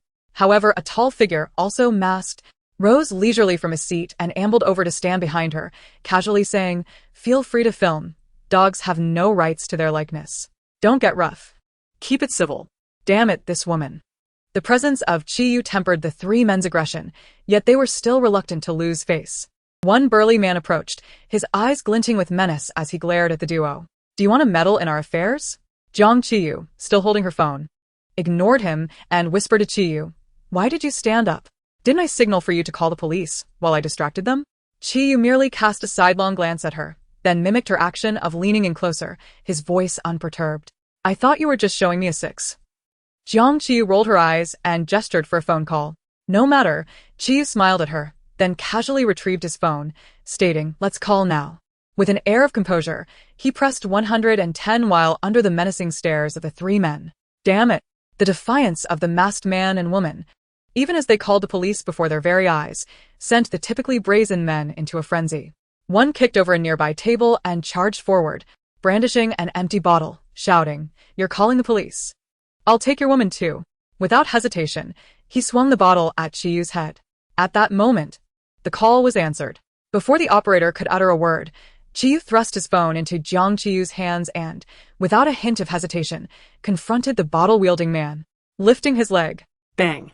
the man, of shorter stature, was met with a swift kick to the chest, sending him flying backward, crashing onto a nearby table that had recently been vacated by the girls. The flimsy table splintered into pieces, dishes crashing to the ground. The other two men, enraged by their companion's injury, rushed forward. "You're dead," one exclaimed, brandishing a chair, while the other seized a broken table leg, both charging at Qiyu like rabid dogs. "Be careful." Jiang Qiyu, having finished her call with the police, turned just in time to see the two lunatics barreling toward them and instinctively shouted a warning. Yet, Qiyu showed no fear. Instead, he advanced, deftly sidestepping the incoming wooden stick and the chair aimed at him. He effortlessly evaded their attacks, then shook out his arms, adopting a professional fighting stance. "If you lack aggression," he tilted his head at the bewildered duo, a tone of scorn lacing his words, "then I shall have to take the initiative." Coincidentally, participating in underground fights abroad had once been a thrilling pursuit for him. As the scuffle unfolded, the expressions of the onlookers shifted from fear to heightened terror. Over the course of the brief 10-minute altercation, Jiang Qiyu's expression transformed from astonishment to exhilaration. Once the man finally managed to rise, she seized the opportunity to knock him back down, flashing a sheepish smile at the surrounding crowd while gesturing toward the fallen man. "Look at this young man, such vigor. And he is out cold." After the other two fell to the ground, Qiyu approached the man who had instigated the conflict. Jiang Qiyu's earlier strike had merely left him dazed, and as he clutched his head and sat up, he caught sight of the ominous figure approaching with a wooden stick. Hearing the cries of his companions, he was momentarily speechless, trembling as he attempted to escape. Qiyu stepped forward, placing a foot on his chest, and raised the bloodied stick, leaning down to address him. "What did you just say?" His demeanor was not menacing, nor was his tone harsh, yet to the man, it felt like the whisper of a demon. "I was wrong, I just..." Before he could finish, the pressure on his chest intensified, silencing him. Qiyu shook his head and, with a single hand, brandished the hefty stick as if to thrust it into the man's mouth. Yet, just as he lifted his arm, he felt a hand grasping it, and Jiang Qiyu's serious voice rang out from behind him. "Don't be rough." Turning her head in confusion, she noticed that she was holding a steel rod, seemingly discarded by someone else, with a sinister smile. "How about a slender one?" Before Qiyu could react, the man beneath his feet screamed in terror, rolling his eyes and fainting. Gradually, cheers began to rise from the crowd. "Impressive. Such skill. How handsome. Well done." Just as she contemplated making her escape, a siren echoed from the distance. Faced with several police officers who swiftly parted the crowd, Jiang Qiyu sheepishly pulled her teammate, who had a record of 3 kills, and said with a grin, "Officer, what if I claim they were like this when they arrived?" The officers surveyed the chaotic scene before them, noting the unconscious man on the ground and the 2 others wailing in agony, and sternly requested, "We need you two to come with us." Chapter 60. Why are you visiting urology? Their class had skipped at 7, while they arrived at the police station by 8. Jiang Qiyu felt a pang of regret as she realized she hadn't touched the 2 pounds of grilled chicken and 2 jugs of beer. When it came time to provide her statement at the police station, it was fortunate that she had genuinely recorded the incident with her phone. "Oh no. I'm dying. My chest hurts. I can't breathe. I think I've broken a bone. I'm dizzy. I need to go to the hospital for a CT scan. I might have a concussion." However, the three men were uncooperative once they arrived at the police station, continuously lamenting their impending demise rather than answering questions. The crux of their complaints was clear. They demanded compensation for their beating. The on-duty officers found it challenging to manage these habitual offenders, and despite repeated admonitions, the men refused to cooperate. Just as the situation grew tense, a more piercing wail broke out in the police station. "Oh no!" Jiang Qiyu exclaimed, gripping her hand tightly. Her face contorted in pain as she looked at the startled officer. "Officer, I think I might need an amputation." She had searched her body and found only a nearly healed wound on her palm, likely from hitting someone with a bottle. Yet her ability to twist the truth was remarkable as she reconstructed the scene, claiming, in the chaos earlier, a bottle flew in from who knows where. Upon hearing this, the men across the room grew agitated. "This woman is talking nonsense. We didn't do anything." However, before the man could finish his sentence, he felt a chill run down his spine. Jiang Qiyu continued to wail in response to their cries. As the saying goes, evil begets evil. They had attempted to cause trouble at the barbecue stall but encountered the formidable Qiyu. Now, they found themselves facing the even more cunning Jiang Qiyu at the police station. Qiyu sat quietly nearby, watching her without intervening, occasionally casting a threatening glance at the three men not far away. Unable to retaliate or outcry her, they were left red-eyed and on the brink of tears. Their cries had barely begun when the officers on duty could no longer endure the noise. Given the disheveled appearance of the three men, it was clear they needed medical attention. Thus, both parties paused their confrontation and, under police escort, headed to the hospital for treatment and injury assessments. The emergency room was relatively empty at that hour, allowing Jiang Qiyu to fully embrace her role. She first visited orthopedics for external injuries, then underwent tests for internal injuries, and finally went to psychiatry to confirm any psychological trauma. Ultimately, the doctor suggested that the man accompanying her should be treated first, as her injuries did not warrant immediate attention. After the doctor's reminder, they noticed that Qiyu had abrasions on his hands from the altercation. With her collection of seemingly intimidating but ultimately normal test results, she anxiously helped Qiyu settle onto a bench in the hospital corridor, her face full of concern. "I was so caught up in my act. Why didn't you say anything about your injury?" Qiyu merely cast her an odd glance before responding earnestly. "I was afraid that if I mentioned it, you would want to wail along with me. I'd find it embarrassing." Jiang Qiyu shot him an incredulous look. "So, it's not embarrassing to wail at the police station?" "It is embarrassing," he replied. With a slight eye roll, Qiyu lowered her gaze to meet hers, his expression softening. "But it's slightly better than if I were to wail myself." Suppressing her disdain for the heartless capitalist, she bit her lip and looked up at him. "Aside from your hand, does anything else hurt?" After a moment of contemplation, she murmured, "Perhaps we should get everything checked out." The man sat quietly, gazing down at the girl squatting before him. His gentle eyes traced her soft hair, bright eyes, and well-defined nose, finally resting on her slightly pursed pink lips. As if in worry, "Are you concerned about me?" Qiyu leaned in closer, her voice lowered. "Of course." She nodded earnestly. After casting a furtive glance around, she mimicked Qiyu's posture, leaning in closer. Their proximity was intimate, allowing Qiyu to catch a whiff of her subtle sweetness amidst the sterile scent of the hospital corridor. In that moment of distraction, Jiang Qiyu's voice, deliberately hushed, reached his ears. "Do you have any hereditary diseases, chronic illnesses, infectious diseases, or allergies? Let's get them all checked out. Any ailments can be blamed on them." As her words settled in, Qiyu felt his previously buoyant spirit plummet. He quickly distanced himself, leaning back slightly, his tone tinged with irritation. "I don't." "What?" Jiang Qiyu's face fell, disappointment evident. She was in such good health that even a mouth ulcer eluded her. How could she possibly pin anything on him? Wasn't it said that 9 out of 10 wealthy CEOs suffered from stomach issues, and the last one had a fear of women? Yet here he was, brimming with vitality. Noticing her conflicted expression, Qiyu impatiently shook his injured right hand before testing the pain in his left foot, addressing her eager search for flaws. "Aside from my hand, I think my heel might hurt a bit. Go ahead and get a registration." However, as soon as he finished speaking, Jiang Qiyu, who had been frowning, suddenly wore an odd expression, scrutinizing herself closely. She then patted her knee and decisively strode towards the registration desk. What on earth is she thinking? Yet it soon dawned on him what Jiang Qiyu's surprised, sympathetic, and even reassuring gaze truly meant. This is the department you chose? Why are you visiting urology? Huh. Jiang Qiyu paused, bewildered. Didn't you say your heel hurts? Chapter 61. When feeling down, one should indulge in food. Qiyu nearly choked on his frustration.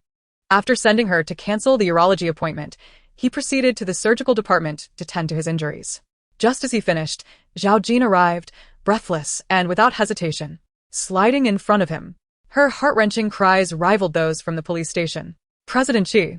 Behind him, there was another person, equally filled with concern and urgency. He hurried forward, cradling a large bouquet of lilies, his expression a mix of trepidation and fear. Mr. Qi, are you feeling all right?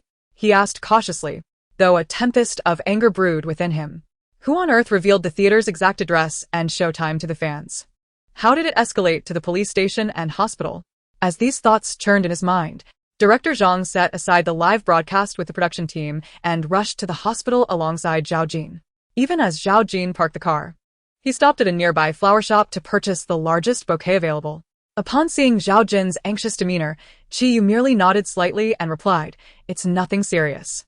Before Zhang could offer any further words of comfort, Qi turned his gaze towards Zhao Jin, who had transformed into a flustered king, and his tone grew somber. "You need to handle those individuals."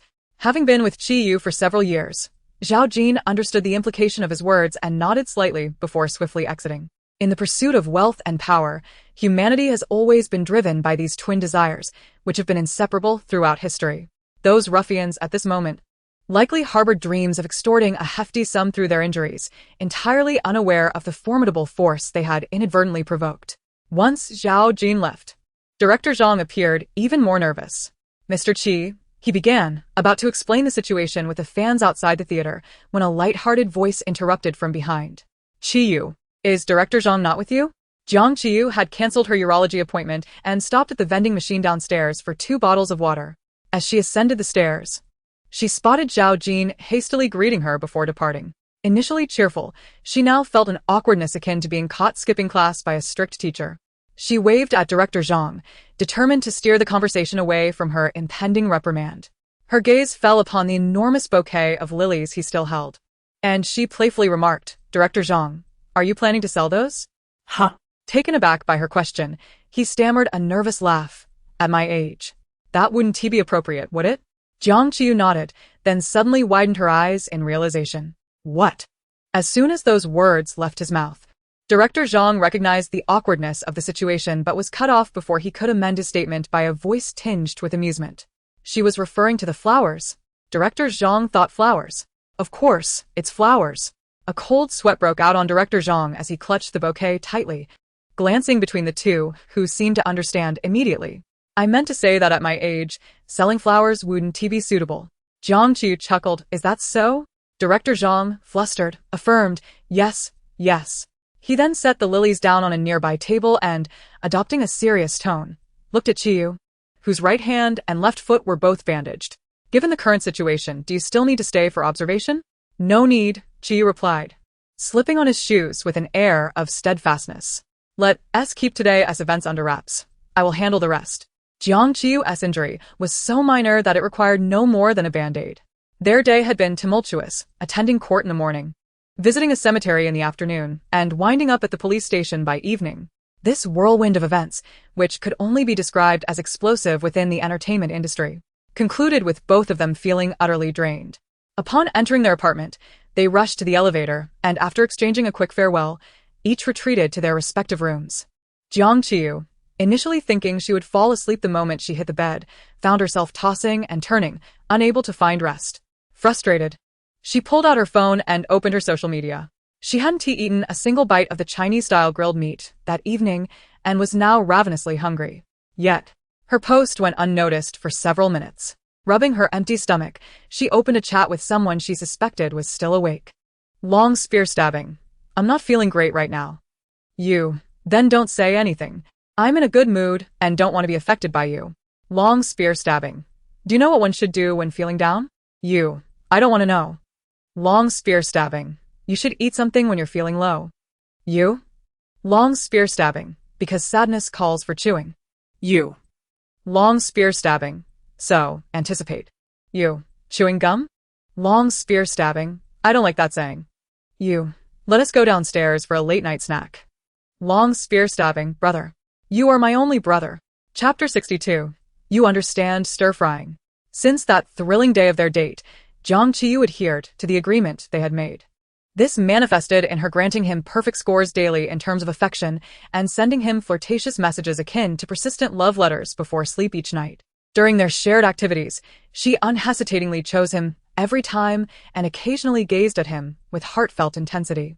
However, these gestures were merely the tip of the iceberg. What truly bewildered Qiyu lay ahead. She changed her fortune sticks 3 times, breaking 16 bad ones without drawing a single good one. Ultimately, under the monk's insistence that such practices were mere superstition, she reluctantly abandoned the activity. Yet, after consuming a few bottles of wine, Jiang Qiyu transformed into the self-appointed guardian of the drinking games. In her words, "My eyes are the measure. No one can escape the drinking." When she noticed someone attempting to evade their drink by adding fruit to their glass, she shook her head in disappointment. "Take your fruit to the children's table." Despite Feng Shubai's pleas for her to drink less, she confidently declared while holding the bottle, "If I take another sip, I'll punish myself with 3 shots. As the night progressed, everyone grew increasingly intoxicated, many slumping over, while she, in a state of half-drunkenness, clung to Qiyu, who was unable to drink due to an allergy, and dramatically professed her feelings. "Young master, you must believe me. Everyone else is sincere towards you. Only I am after your money." The production team instructed the guests to create tokens for one another, while others crafted engraved rings or custom earrings. Jiang Qiyu took measurements of Qiyu's head and painstakingly fashioned a lopsided, but recognizable pure silver headband. Qiyu, not to be outdone, produced a pair of pure silver handcuffs welded together with a silver chain. Together, they left an indelible mark on the token-making segment. During their second day of dating, Jiang Qiyu and Qiyu remained paired once more. This time, Qiyu learned from their previous outing, taking charge of the entire itinerary. Throughout the day, Jiang Qiyu experienced every conceivable and unimaginable form of thrill-seeking. Roller coasters and drop towers were merely the warm-up. Bungee jumping, racing, paragliding, diving, skydiving, and flying a plane followed. At a height of 100 meters, Qiyu shouted excitedly in her ear, "Are you happy?" Almost there. By the end of the day, the myriad of extreme sports made her question whether Qiyu intended to showcase their affection on camera. Meanwhile, Jiang Qiyu, motivated by the prize of 3 million, exerted every effort to interact with Qiyu on screen, showering him with affection. Yet, the harder she tried, the more poignant her efforts appeared. At the outset, when the two individuals had yet to establish any significant connection, the footprints of Long Ear could be observed traversing the vast expanse of the internet, with trending topics emerging one after another. Previously, even their seemingly mundane interactions were meticulously recorded and edited by fans, replayed in slow motion to savor the sweetness of their exchanges. However, the tables had turned, and she found herself genuinely desiring to incite a stir. The unfolding events, however, veered dramatically away from her intended plans, racing wildly in the opposite direction. The once dominant trending phrase "long ear is real" gradually morphed into "is long ear real?" and eventually devolved into "long ear." Jiang Qiyu and Qiyu suspected of discord, and "long ear, please don't go mad, we are no longer shipping them." Following a series of enigmatic maneuvers from both parties, fans collectively concluded that these bizarre actions were merely a protest against the fans, subtly indicating their reluctance to be bound together. They resorted to such extreme measures to convey their discontent.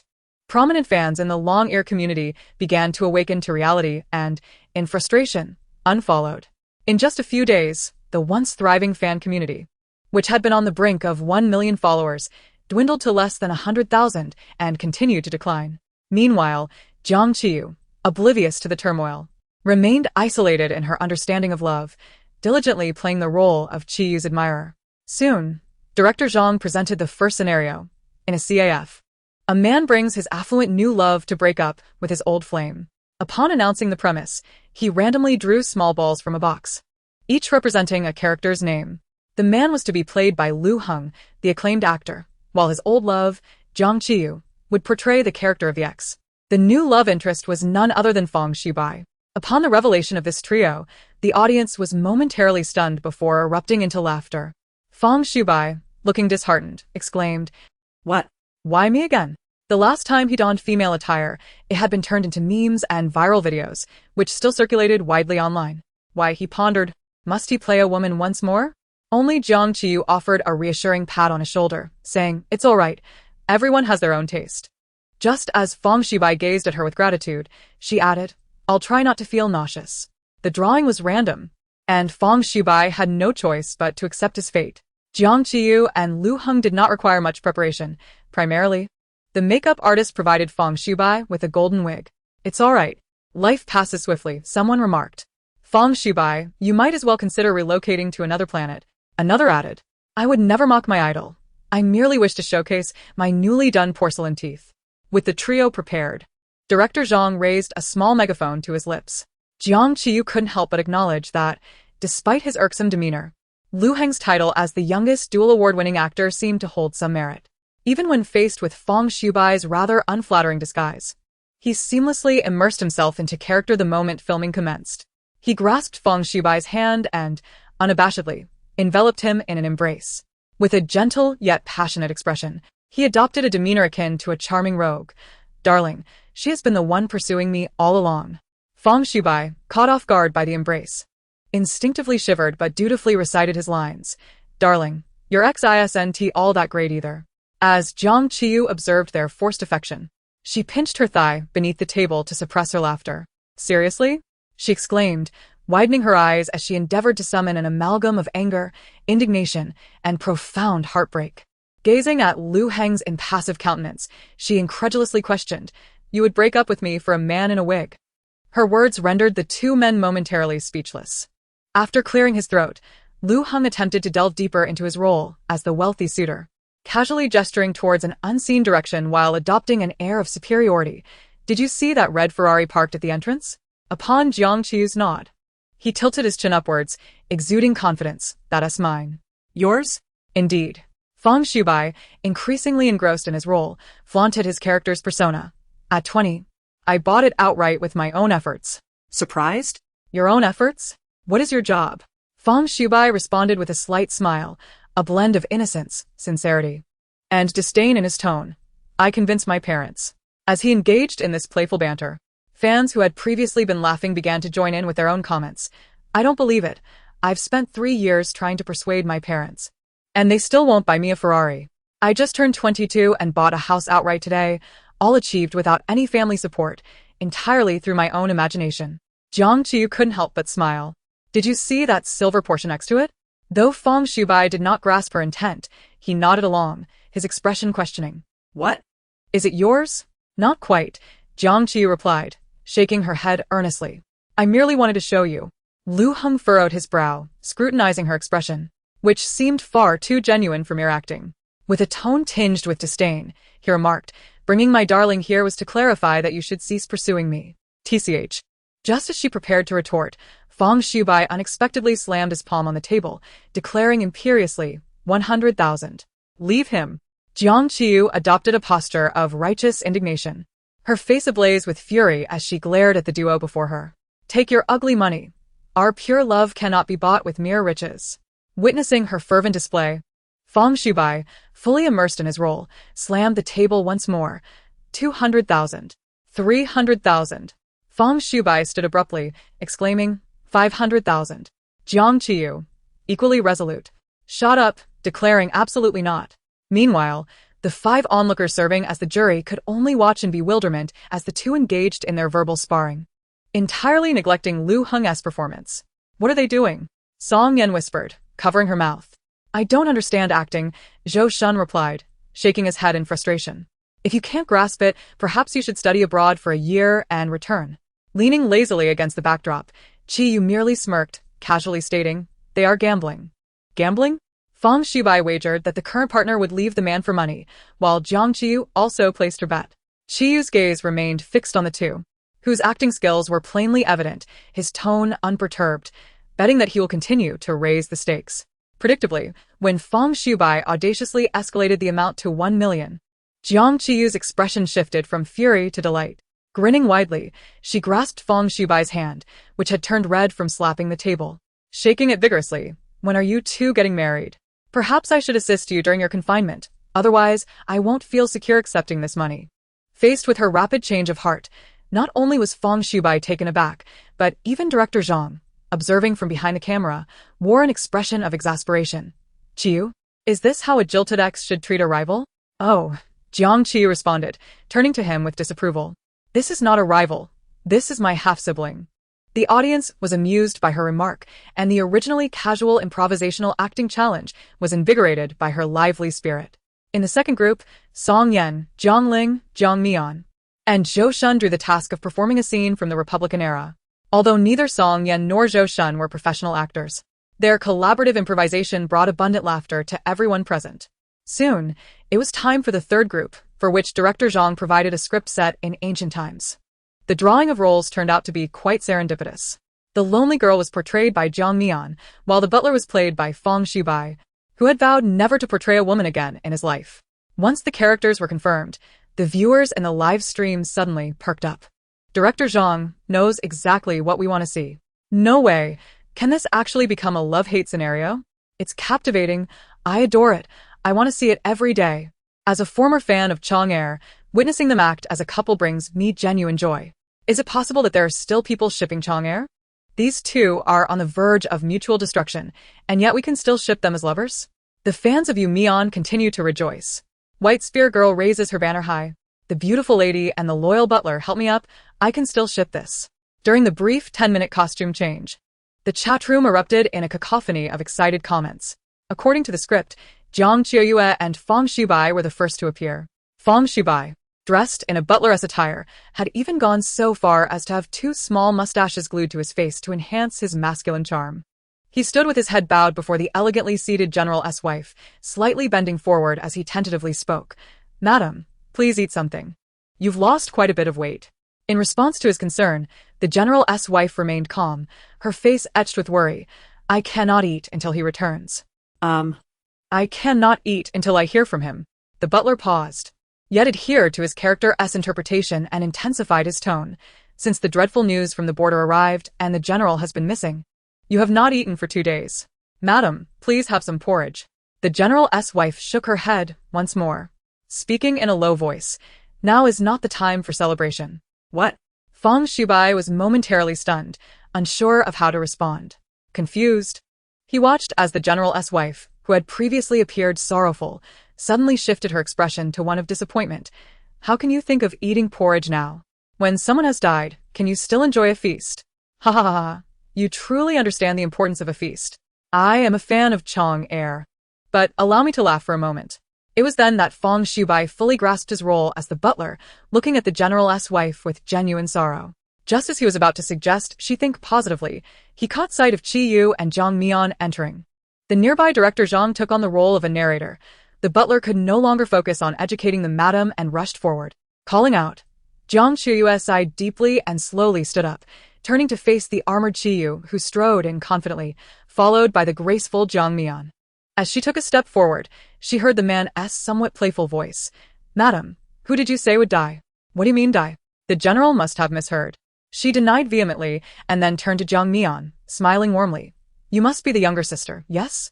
As Jiang Mian stepped forward, politely bowing to her and about to respond, Qiyu interjected. No, she is older than you. Since director Zhang provided only the setting, the dialogue required improvisation from everyone. Jiang Mian paused briefly, then obediently added her own character backstory. I am aware of my humble origins and do not dare to wish for more. I only hope the madam will allow me to stay in the household to serve. Oh dear, what is this nonsense from my elder sister? Before she could finish, Jiang Qiyu grasped her hand and exclaimed warmly, since your family has rendered service to the general, you are our benefactor. The household chores can be handled by the servants. As for you, dear sister. She held Jiang Mian's hand affectionately, embodying sisterly affection. Tomorrow, I will have the butler take you out to find a job. What? Hearing this, Jiang Mian stood frozen, unsure of how to continue the scene. Outside the live stream, director Zhang noticed Qiyu did not intend to stop Jiang Qiyu and promptly activated his microphone to add to the storyline. At that moment, a piece of jade pendant fell from the lonely girl. The general stared closely. It was indeed a matching piece to the pendant he held. This pendant had been gifted to him 3 years ago by a mysterious figure. Qiyu, upon hearing this, shot a cold glance at the mischievous director Zhang. then turned to the amused Jiang Qiyu, shrugging slightly and casually stating, "See? I told you it was stolen." Upon hearing this, Jiang Mian nearly choked but quickly recovered thanks to her years of experience as an actress. She looked at Qiyu, her eyes slightly reddening. "General, what do you mean? This pendant has been with me since childhood. It is not something I stole." Jiang Qiyu seized the opportunity to escalate the tension, smiling at Qiyu. "What does this mean, General? Do you mean to say that the half of the pendant you cherish so dearly is a pair with that of my elder sister?" Qiyu paused for a moment, then pretended to take the half pendant from his pocket, looking at Jiang Mian with a complex expression. After a long silence, he sighed heavily and spoke in a serious tone. "Actually, I stole it." Jiang Mian was left utterly bewildered. Jiang Qiyu, amused, looked at him knowingly. How can a dignified general resort to thievery? What of it? Qiyu replied unabashedly, standing with an air of righteousness. Who says a general cannot steal? Then why only steal half? Why leave the other half? I only like that half. Is there a problem? Ultimately, this third scene concluded with Qiyu, the general, returning the jade pendant he had stolen from the lonely girl, Jiang Mian, in a gesture of sincere apology, bringing the story to a happy resolution. Amidst the laughter of the crowd, the game for the day came to an end. Although most viewers had concluded that Qiyu and Jiang Qiyu could never be a couple, many still cherished their friendship. Due to the unexpected popularity of Chang'er, the previously subdued White Spear girl made a remarkable comeback, successfully overshadowing the already trending Lu Mianyan, establishing herself as a formidable force alongside the likable characters. The burgeoning relationship between Qiyu and Jiang Mian also began to gain traction. Next, we will transition to a rural farm for a 2-day, 1-night group activity. During this time, the live stream will feature real-time voting windows, allowing the audience to dictate the grouping of activities entirely. This means that the upcoming team formations will be determined by thousands of viewers.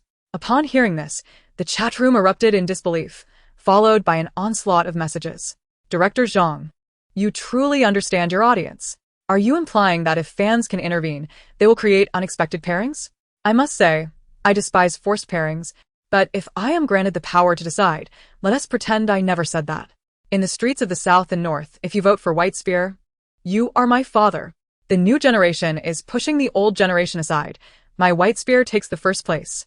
Thus, as the 8 individuals packed their belongings for the rural farm, the voting window in the live stream saw a frenzy of rising votes for several popular pairings. Each fan group is fervently rallying their support, determined to safeguard their chosen favorites. Jiang Qiyu, seated by the window, turned to her companion Qiyu, her expression exuding confidence as she whispered in a voice only they could hear. During our last date, I discreetly noted that we have the most fans in our super topic. Voting is a trivial matter. We'll easily secure victory. It is rather fortuitous that Jiang Qiyu, lacking her own phone, remained oblivious to the external chatter. Qiyu, though possessing a phone, had little interest in monitoring super topics. Unbeknownst to them, external perceptions had labeled them as disdainful of one another for various reasons. Thus, faced with Jiang Qiyu's self-assurance, Qiyu remained unaware of any impending complications, merely raising an eyebrow with a hint of a smile as he inquired, "So confident are we?" "Of course," Jiang Qiyu replied, winking at him with a knowing grin. "You possess the funds, and I have the means to spend. Together, we shall accomplish great things." Upon hearing her, Qiyu furrowed his brow slightly, feeling a tinge of discontent regarding her notion of collaboration. However, after some reflection, he decided against dwelling on her choice of words, casting her a fleeting glance before lapsing into silence. As they alighted from the vehicle, before greeting the awaiting ranch owner, a figure galloped towards them from a distance. Riding atop a cow? Moo. Lancelot. Jiang Qiyu raised her hand to shield her eyes from the sunlight, squinting to discern the approaching silhouette.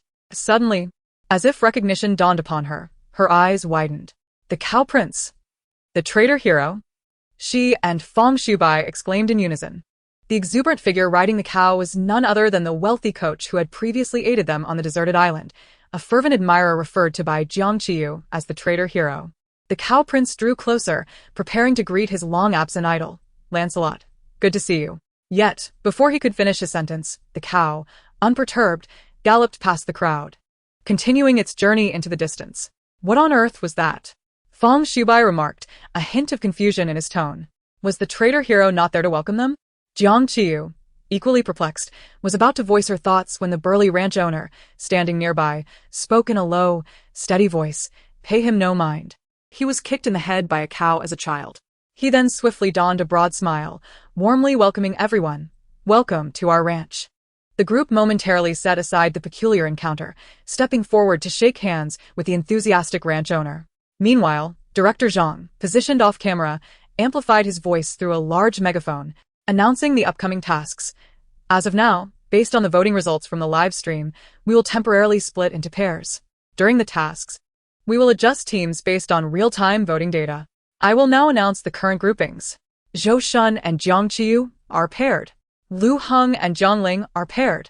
Qiyu and Song Yan are paired. Fang Shubai and Jiang Qiyu are paired. The sudden announcement left all 8 participants bewildered. Such a chaotic arrangement was bound to leave everyone dissatisfied. The barrage of comments from fans reflected the turmoil, with cries of despair echoing through the chat. Help! Whose brilliant idea was this? Step forward, and I promise not to hit you. Besides a few loyal fans, a significant portion of the votes came from individuals who did not support any particular star but relished the drama. Switching partners for romance is delightful. I love watching it daily. I confess, I revel in the deliciously chaotic rivalry. What's the point of sticking with the same team every day? Occasionally swapping partners adds a delightful twist. Jiang Qiyu, who had been so confident she would be grouped with the young master, found herself momentarily stunned, exchanging a glance with the equally taken aback Qiyu. In that shared moment, they both recognized their astonishment.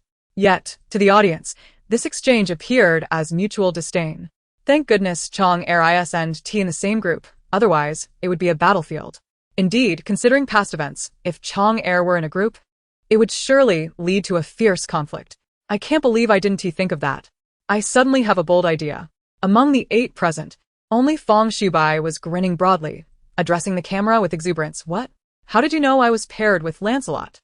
Has the news spread that widely? Just then, Director Zhang's words brought his jubilance to a halt. I misread the data. We are reassigning groups. Zhou Shun and Jiang Qiyu are paired. Fang Shubai and Jiang Mian are paired. Qiyu and Song Yan are paired. Lu Heng and Jiang Ling are paired. Before the group could react, a familiar, resonant call echoed from a distance. Lancelot. Once again, the cow prince rode in, charging towards them from another direction. Wait, let me think of something, he shouted, only to dash away once more. The ranch owner appeared unfazed by the spectacle, introducing himself to the astonished group. Hello, everyone. I am the owner of the cow and horse ranch.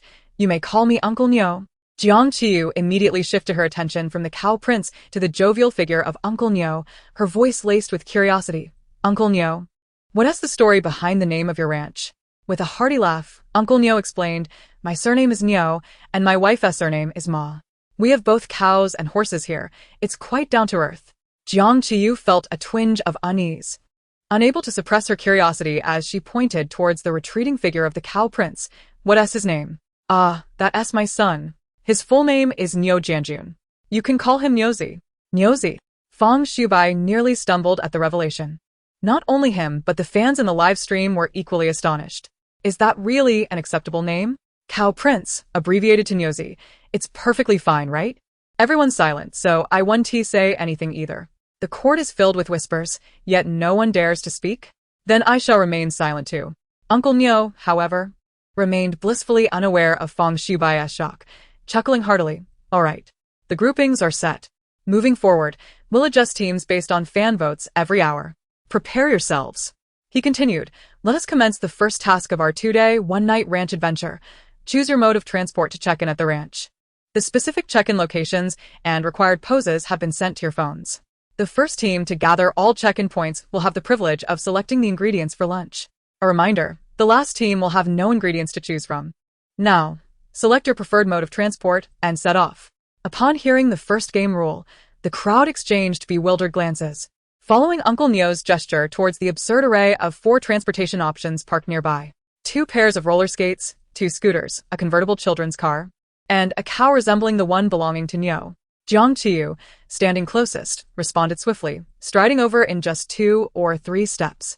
With dexterous hands, she seized the roller skates and took off running, calling out to her teammate Zhou Shun, who stood frozen in place. Teacher Zhou, what are you waiting for? Go. Huh. Oh. Zhou Shun finally reacted, exchanged a knowing glance with Song Yan, and dashed after Jiang Qiyu, who was already seated on the ground, preparing to put on her skates. Teacher Zhou, youth waits for no one. Let us gear up and set off now, Jiang Qiyu exclaimed, looking ready for action. Yet, Zhou Shun hesitated, glancing at the remaining pair of skates beside him, scratching his head in exasperation. I can't skate. Jiang Qiyu, who had once held the title of a skating champion, was momentarily taken aback. Can't skate? She turned to look at the other transportation options now claimed by others. Then, with a sly smile, asked Zhou Shun, Teacher Zhou, how stable is your base? Huh? Before long, Zhang Ling settled into the convertible children's car, while Lu Heng, unwilling to join her, maintained a stony expression as he followed closely behind. Jiang Mian perched atop the old cow, with Fang Shubai anxiously holding the reins. Qiyu and Song Yan each took a child-esque scooter with handlebars. Jiang Qiyu donned her roller skates, clutching a blue scarf tightly in her hands, the other end securely tied to Zhou Shun's hands. Only Zhou Shun is injured in this world, someone quipped. Is this cow safe? Don't let Mian fall. Another added. Our handsome Hung looks so proud, but who noticed him sneaking glances at the old cow? Someone remarked. President Xi is also glancing at teacher Chang Jiao. In the past, I would have shipped them, but now I suspect he has just relieved he wasn't publicly arrested. Ready. Once everyone was prepared, Director Zhang, wielding an upgraded megaphone, shouted with gusto, begin. With that command, the game officially commenced. To secure the ingredients for their lunch, the participants exerted all their efforts toward the first destination marked on the phone map. Taking a deep breath, Jiang Qiyu turned to Zhou Shun, whose hands were bound together with a scarf. Teacher Zhou, squat down. Zhou Shun, unable to voice any protests due to his inability to skate, obediently crouched. Once positioned, he declared, I'm ready. Good. Jiang Qiyu replied, slightly bending her knees and raising her arms, preparing to launch forward. Let us go. Thus, the group embarked on their chaotic journey to secure their lunch ingredients, racing towards the first checkpoint on their map. Jiang Qiyu surged ahead, while Zhou Shun screamed in excitement from behind. Their combined energy left the other three teams far behind. Just as Zhou Shun felt they were nearing victory, the seemingly frenzied sled dogs ahead came to an abrupt halt. Ah! Jiang Qiyu released her grip just in time, while Zhou Shun, caught off guard, tumbled headlong into the thicket that formed the maze's outer wall. Before he could extricate himself, he heard Jiang Qiyu's cheerful voice calling out, Teacher Zhou, wait for me outside. I'll grab the items from the center of the maze. Afterward, he huffed and puffed, finally plopping down on the grass beside the thicket. Glancing at the approaching teams, and yelled towards the entrance Jiang Qiyu had vanished through, Teacher Chang Jiao. Go for it. However, Jiang Qiyu was already lost in the maze and could no longer hear his encouraging shouts. After passing the same familiar fork in the path for the 8th time, she was utterly disoriented, unable to distinguish north from south, east from west. Just as she was about to contemplate her 9th decision at the fork, she heard the sound of wheels rolling against the ground behind her. Then, a teasing male voice broke the silence. Lost, are we? Jiang Qiyu spun around to see a figure emerging from around the corner. Although the man had an impressive physique, his demeanor hardly exuded charm. The handlebars of his children's scooter were too low, forcing him to hunch slightly as he occasionally extended one long leg to push himself forward. It was a sight reminiscent of Lin Daiyu pulling at the willow branches or Xue Baochai striking Jingguanzi. As she contemplated this, Qiyu came to a halt beside her on his scooter. Despite his awkward posture, he appeared unfazed, casually resting one foot on the ground, a smile playing at the corners of his lips as he looked at her. Teacher Zhou said you came in ages ago. Why aren't you moving on? In response to his insinuating remarks, Jiang Qiyu rolled her eyes in annoyance. Then why didn't you enroll in Tsinghua? Was it because you didn't want to? Qiyu shrugged nonchalantly. It's because I chose not to. Jiang Qiyu frowned. What do you mean? Faced with her innocent confusion, Qiyu offered no explanation, instead redirecting his gaze to the fork in the path. Without hesitation, he chose the right path and glided away, leaving behind the bewildered Jiang Qiyu with a casual remark, Harvard. Once Jiang Qiyu regained her composure, she scoffed, muttering under her breath, as if Harbin Buddhist Academy could compare to Tsinghua. With that, she quickly began to chase after him. Due to the low height of the children's scooter, Qiyu's speed could not match Jiang Qiyu's proficiency on skates, and within moments, she caught up. She approached Qiyu, who was diligently scraping the ground, and tilted her head, her tone light and teasing. Thank you for the directions, esteemed Buddhist scholar. I'll take the lead. With that, she bounded ahead, leaving him behind. Qiyu said nothing but quietly watched her retreating figure disappear around the corner. A smile crept onto his lips as he suddenly turned and headed in the opposite direction, leaving behind a whispered remark that mingled with the wind. Deception is a part of strategy. Meanwhile, Jiang Qiyu skated forward with enthusiasm, only to discover that the path she had taken led to a dead end. Realizing she had been duped, she gritted her teeth and charged after him. You little rascal!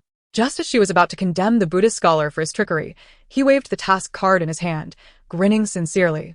Teacher Changqiao. You were moving too fast earlier for me to stop you. You're not mad, are you? Jiang Qiyu inhaled deeply, forcing a smile that lacked warmth. How could I be angry at you? I'd rather see you perish. What? He retorted, feigning innocence. I'd rather tell you I like you. The words I like you were nearly crushed between her teeth. Qiyu bit his lip, struggling to suppress his mirth. Yet the glimmer in his eyes betrayed the joy swelling in his heart. He slightly leaned forward, his eyes lowered to meet the gaze of the person before him, whose expression seemed to long for his downfall. He spoke softly. Is that so? Indeed. True affection is not accompanied by reproach. Much like the people of Yunnan who do not blame mushrooms for their toxicity, but rather believe they have simply not been cooked properly. Faced with her twisted reasoning, Qiyu couldn't help but smirk slightly. He then reached into his pocket and retrieved another task card, presenting it to her. Do not grow fond of mushrooms. Upon seeing the small task card before her, Jiang Qiyu's previously pursed lips broke into a beaming smile. Since you are so courteous, she said, taking the task card from him and flashing a radiant grin. I shall not be polite. Qiyu, caught off guard by her playful banter, felt no trace of irritation as he stood there, quietly watching her lower her body and slide away with determination. He shook his head in bemusement, truly ungrateful.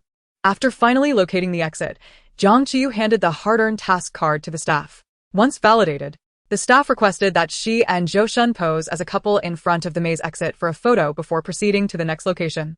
The two were unreserved, gracefully forming a heart shape with their hands for the photograph before hastily departing. This scene was not lost on two observers nearby. Song Yan, already waiting at the entrance, crossed her arms and observed the pair of emotionless task machines with a knowing smile. Do you think the four of us could be regarded as engaging in a sort of romantic transfer? Qiyu raised an eyebrow, feigning nonchalance. Who is in love with whom?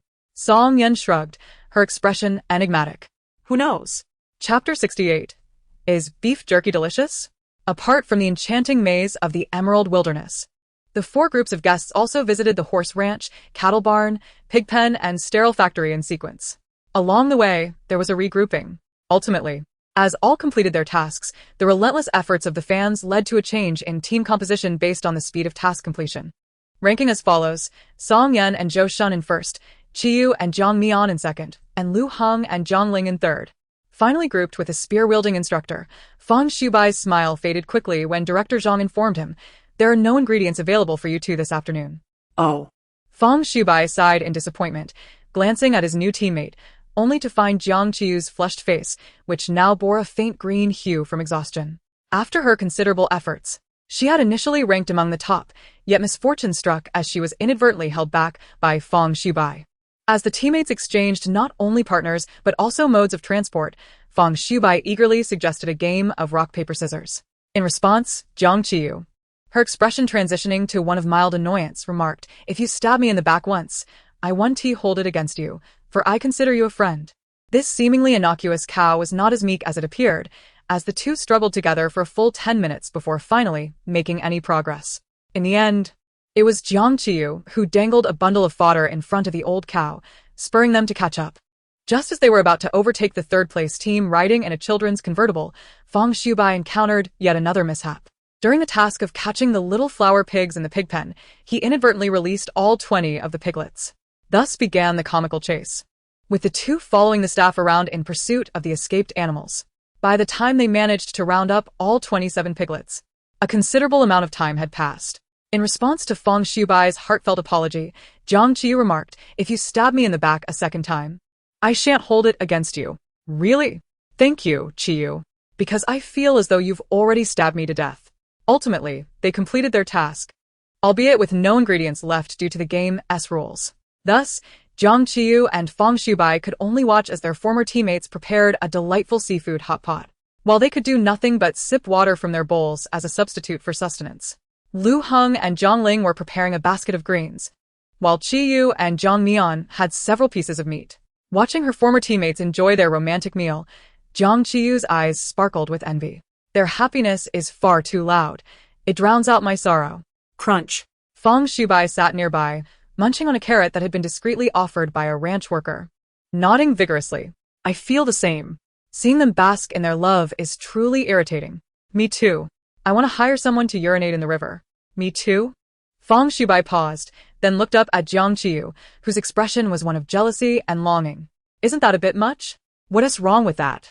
Just then, Jiang Qiyu was interrupted by a familiar voice drifting from afar.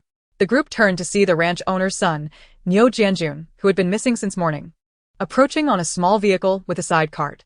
As he drew near, they noticed a scruffy yellow dog sitting in the cart beside him. Longmao teacher. Niu Jianjun dismounted, appearing even darker than before, grinning widely with a mischievous glint in his eyes.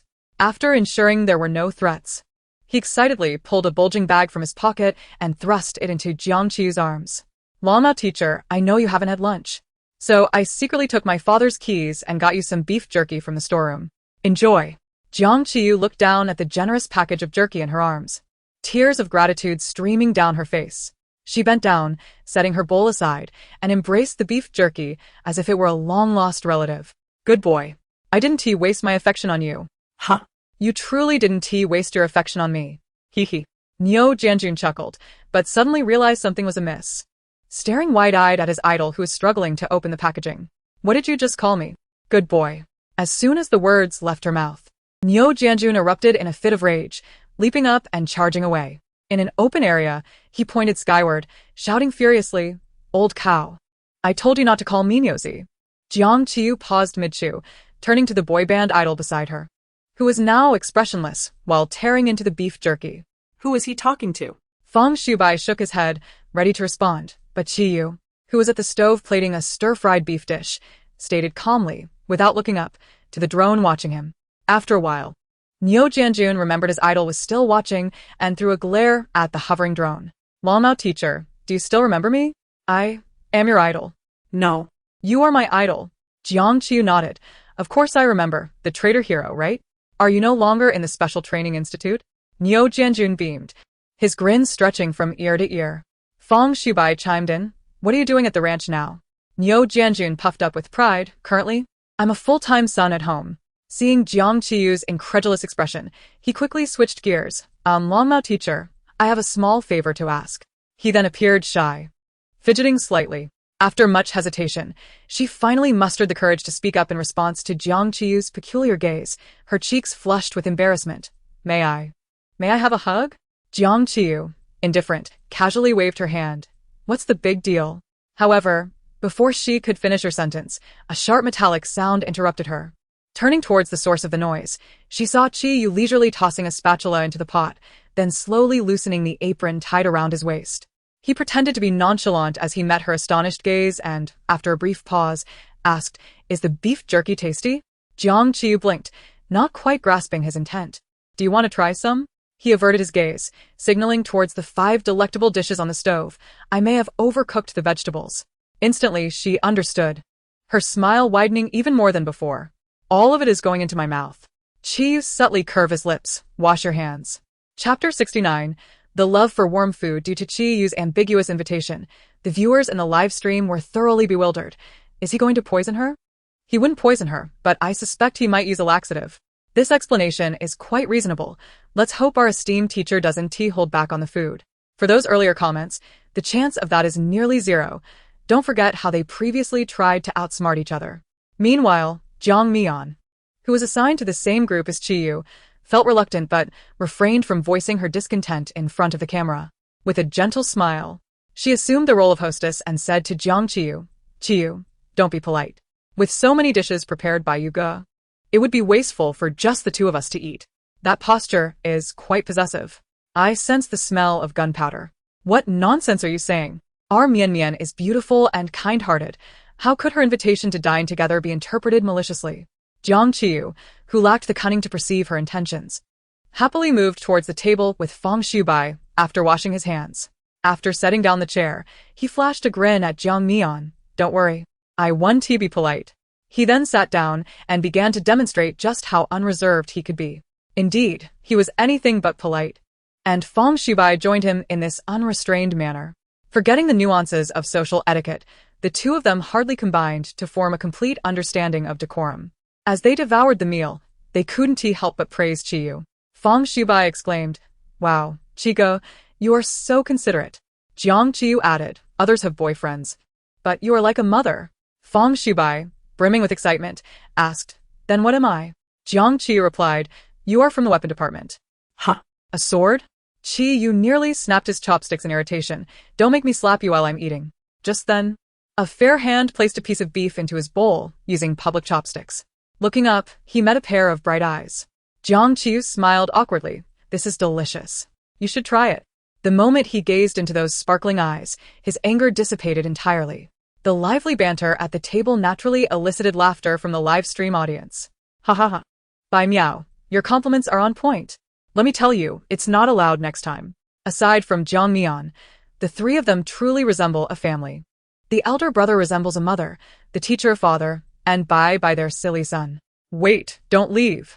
The dynamic at our dining table mirrors the roles you described perfectly. While Jiang Qiyu was earnestly enjoying her meal, a sudden soft exclamation from Lu Jianjun interrupted her. "Da Huang, don't run around." She then felt something brush against her calf. Looking down, she was surprised to see the Chinese rural dog that had accompanied Lu Jianjun, wagging its tail excitedly at her. This dog, named Da Huang, seeing her gaze, wagged its tail with such enthusiasm that it seemed to spin like a propeller, eager to approach her for treats. Jiang Qiyu, noticing this, reached into her pocket and offered a small piece of non-spicy meat.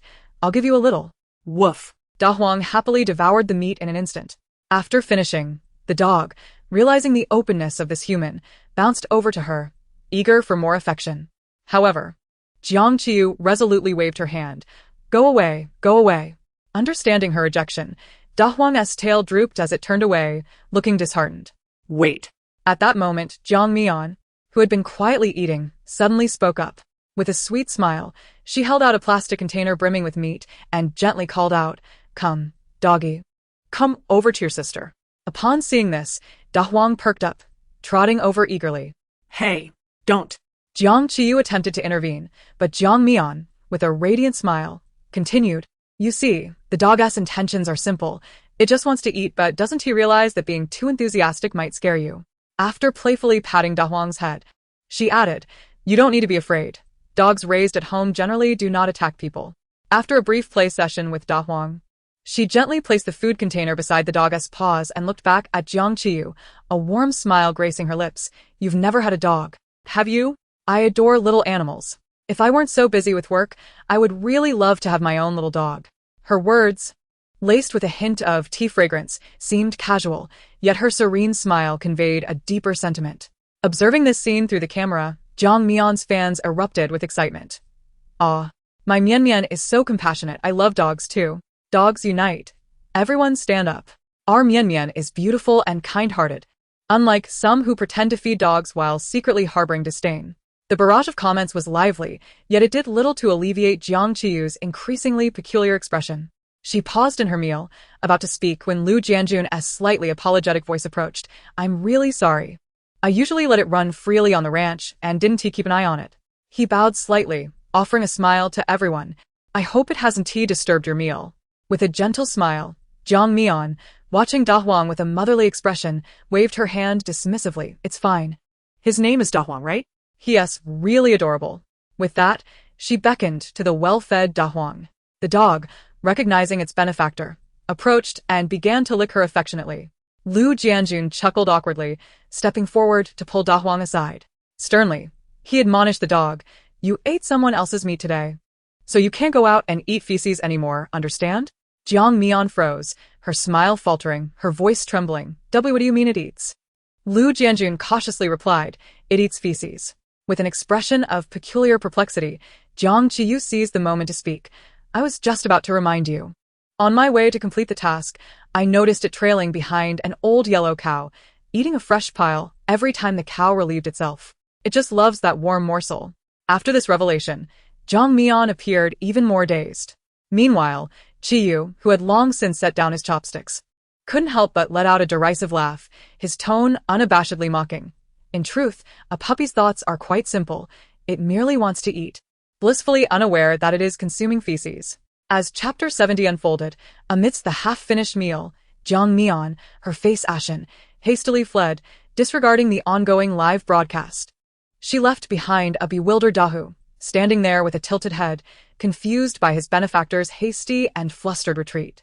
Once all 8 had concluded their meal, Director Zhang announced a new round of group assignments. This time, to the audience's astonishment, the least popular member, Chang Er, was unexpectedly grouped with others. Fang Xibai waved goodbye to Jiang Qiyu with a reluctant expression, energetically rushing towards Jiang Qiyu, however, remained composed, casting a sidelong glance at the beaming Jiang Qiyu, his face softening for a fleeting moment. Just their mere presence together ignited a flurry of excitement among viewers. Oh my! Do so many people wish to see Chang Er and the others tear into each other? What could possibly fuel such animosity? This peculiar battleground is captivating. I adore it. Qi, the CEO, is so handsome. Professor Chang, wield your sword. Strike at the capitalists. Fang Xibai and Jiang Ling lulled all the little lambs to sleep, while Lu Heng, Jiang Mian, and the little pig performed their designated acts. Zhou Shun and Song Yan maneuvered a lawnmower to create specified patterns in the grass. Jiang Qiyu and Qiyu, on the other hand, were tasked with counting the entire flock of ducks at a duck farm. The group that completed their task first would have the privilege of selecting their lodgings for the night, implying that their group would remain unchanged for the entire afternoon. This news elicited a mix of joy and despair, particularly for Jiang Mian, whose customary sweet smile was nearly faltering. Having just washed her hands vigorously, she still felt an unpleasant scent of cow dung mingled with dog saliva clinging to her. Furthermore, being grouped with Lu Heng, the man who was both her closest ally and greatest source of anguish in her past life, left her unable to maintain her composure. Don't say it. You can't deny that these two were once the talk of the town, yet now they seem to have quieted down. Could it be that there's something more between them? I think the more flamboyant Chang Er appears, the more insincere it seems. I'm increasingly convinced that Lu Mian's feelings are genuine. Honestly, I also find Chang Er insincere. How could she offer an entire store right off the bat? It's likely scripted. Jiang Qiyu has few works, yet her marketing is quite adept. Keep your opinions to yourself. Did Professor Chang provoke you? Don't make me slap you while I'm enjoying myself. Laughter ensued as some White Lotus types desperately tried to associate with Qiyu. Yet he showed no interest. Given Qiyu's stature, if he were unwilling, would he engage with Professor Chang for publicity? The complexities of capital are hard to decipher.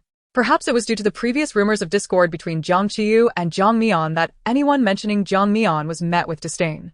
However, Jiang Qiyu was no longer the infamous figure with no genuine supporters, and Jiang Mian's fanbase was substantial, while Jiang Qiyu's followers were fiercely defensive, leading to mutual disdain and frequent spats on social media. In the live chat, arguments had become the norm. Unlike the understanding of romantic relationships in the apartment, this environment lacked a large live screen, leaving the individuals oblivious to the ongoing ruckus. Jiang Qiyu was the first to dash forward, excitedly taking the driver's seat of the Baga vehicle. Donning a helmet, she revved the engine, executing a graceful drift beside Qiyu, flashing him a toothy grin. Hey handsome, wanna ride? Unfazed by her sudden burst of energy, Qiyu stood his ground, a subtle smile gracing his lips as he replied, "What is the price?" With his response, Jiang Qiyu's smile brightened even further as she patted the side of the vehicle, recalling their assigned task. True love is priceless. At this, not only did Qiyu's expression darken, but the audience was equally perplexed. Professor Chang, please retire those worn-out phrases. It's evident that Professor Chang has no romantic feelings for Qiyu. If she did, wouldn't she be more discreet? Qiyu shook his head and, with a long stride, sat in the sidecar of the Baga vehicle. However, being tall, he found himself curled awkwardly in the seat. Upon settling in, he glanced up to see Jiang Qiyu's gleeful expression, prompting him to frown slightly as he reached out to pinch her cheek, turning her gaze forward. Hurry up and drive. Just you watch. Soon, Jiang Qiyu drove the Baga vehicle to the duck paradise located south of the farm. Disembarking, they gazed at the massive duck enclosure, surrounded by a fence filled with hundreds of little ducks scurrying about. Jiang Qiyu gaped in astonishment. This place has quite the capacity, doesn't it? Or else what? Qiyu replied, glancing sideways with a hint of mockery. Did you think they would allow you to set up a bridge right in front? Without waiting for Jiang Qiyu's response, he stepped towards the fence, observing quietly. Jiang Qiyu, muttering to herself, followed suit.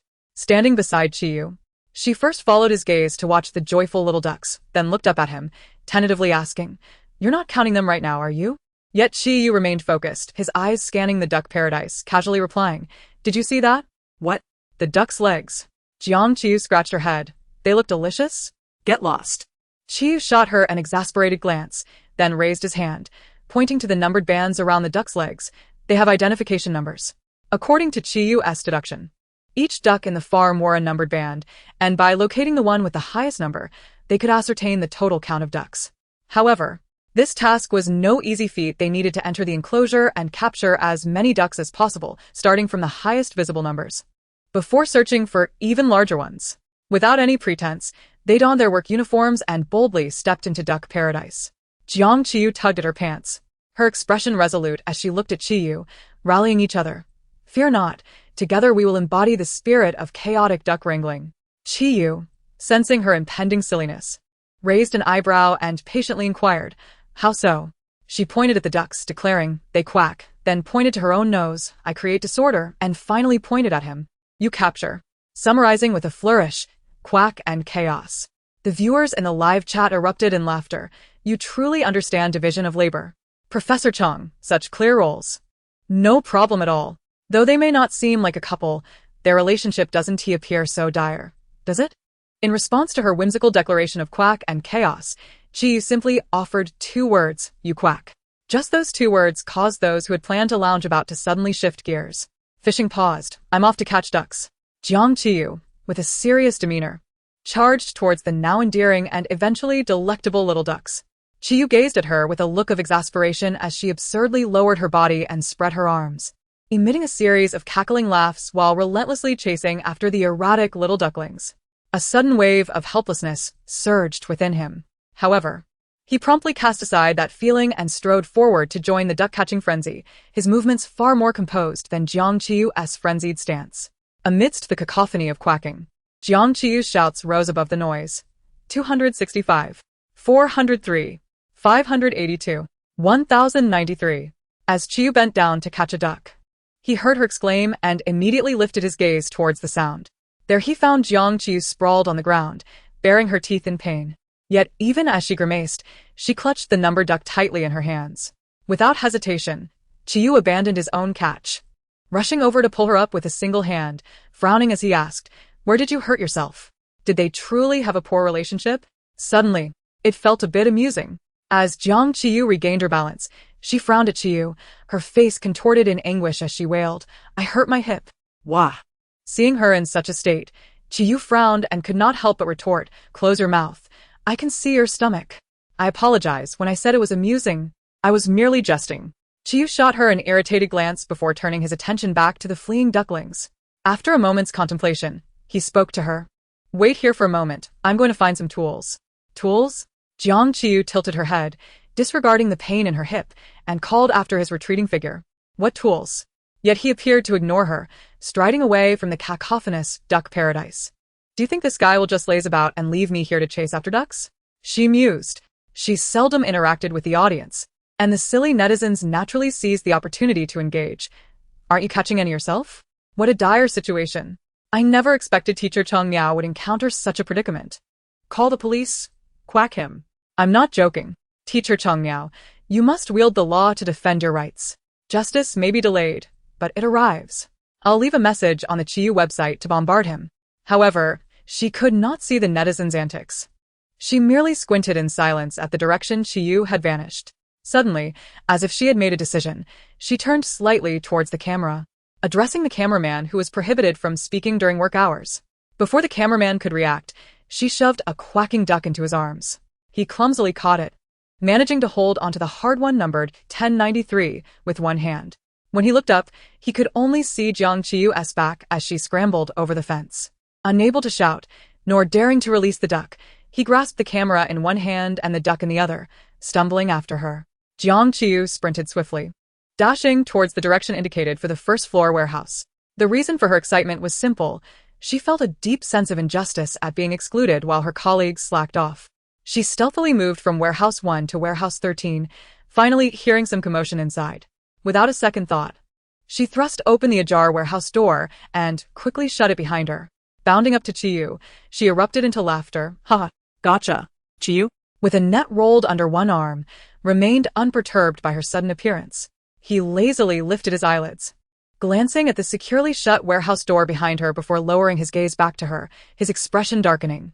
Noticing his demeanor, Jiang Qiyu's smile faltered, and they shared an awkward stare. After a prolonged silence, she finally broke the tension. It's so quiet. I thought we'd have endless chatter. Qiyu tightened his grip on his side, suppressing the torrent of anger within him, and pointed at the door behind her, gritting his teeth as he said, "Did you not see the large sign at the entrance when you came in?" What sign? Close the door. Jiang Qiyu suddenly realized her oversight. Facing Qiyu's stormy expression, she stumbled back a couple of steps, waving her hands frantically. "I didn't know. I can't read. Ignorance is no crime, right?" Jiang Qiyu. Spare me, young master. Chapter 72. I'll tell you later. As Jiang Qiyu pleaded tearfully for mercy, Qiyu exhaled deeply, casually tossing the net he had found onto the ground. He cast her a sidelong glance, then, with calm composure, began to roll up his sleeves. Qiyu. Seeing his demeanor, Jiang Qiyu felt a shiver run down her spine. She shook her head vigorously and stammered, "Calm down. My crime isn't that severe. You deserve a severe punishment." Qiyu shot her an irritated look before rolling up his sleeves and heading straight for the door he had inadvertently pulled shut, grasping the handle and pushing down with force. It wouldn't budge. It seemed the staff had posted such a large notice at the entrance, not out of mere pretense. No wonder, despite her search, only this warehouse door had been left ajar. He furrowed his brow slightly, but his expression soon relaxed. Outside, a flurry of footsteps approached. Because Jiang Qiyu had slipped away quickly without noticing the warning at the entrance, she inadvertently left the cameraman outside. Realizing this, Qiyu rapped lightly on the door with his fingers, and the previously chaotic footsteps grew nearer, occasionally accompanied by incomprehensible quacks. Once the cameraman finally reached the door, Jiang Qiyu beamed with hope and pressed herself against it, exclaiming, "Cameraman, did you see the 4 large characters on the door?" Yes. "Quite aloof, aren't you?" she continued. "Try to see if you can open the door from the outside." Just then, the lock clicked audibly, followed by sound indicating no. Jiang Qiyu understood.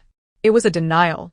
She exchanged glances with Qiyu and tentatively spoke to the cameraman. "Brother, do you have something in your mouth?"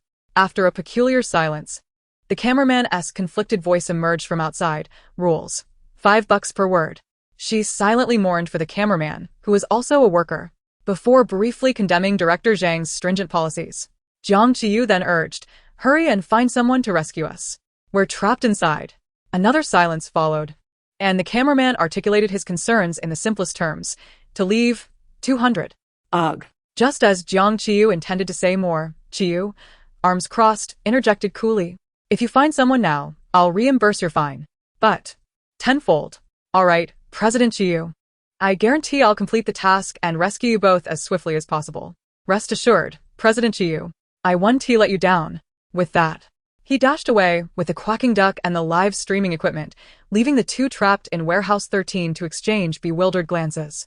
After a long pause, Jiang Qiyu forced a laugh at Qiyu, attempting to redeem herself.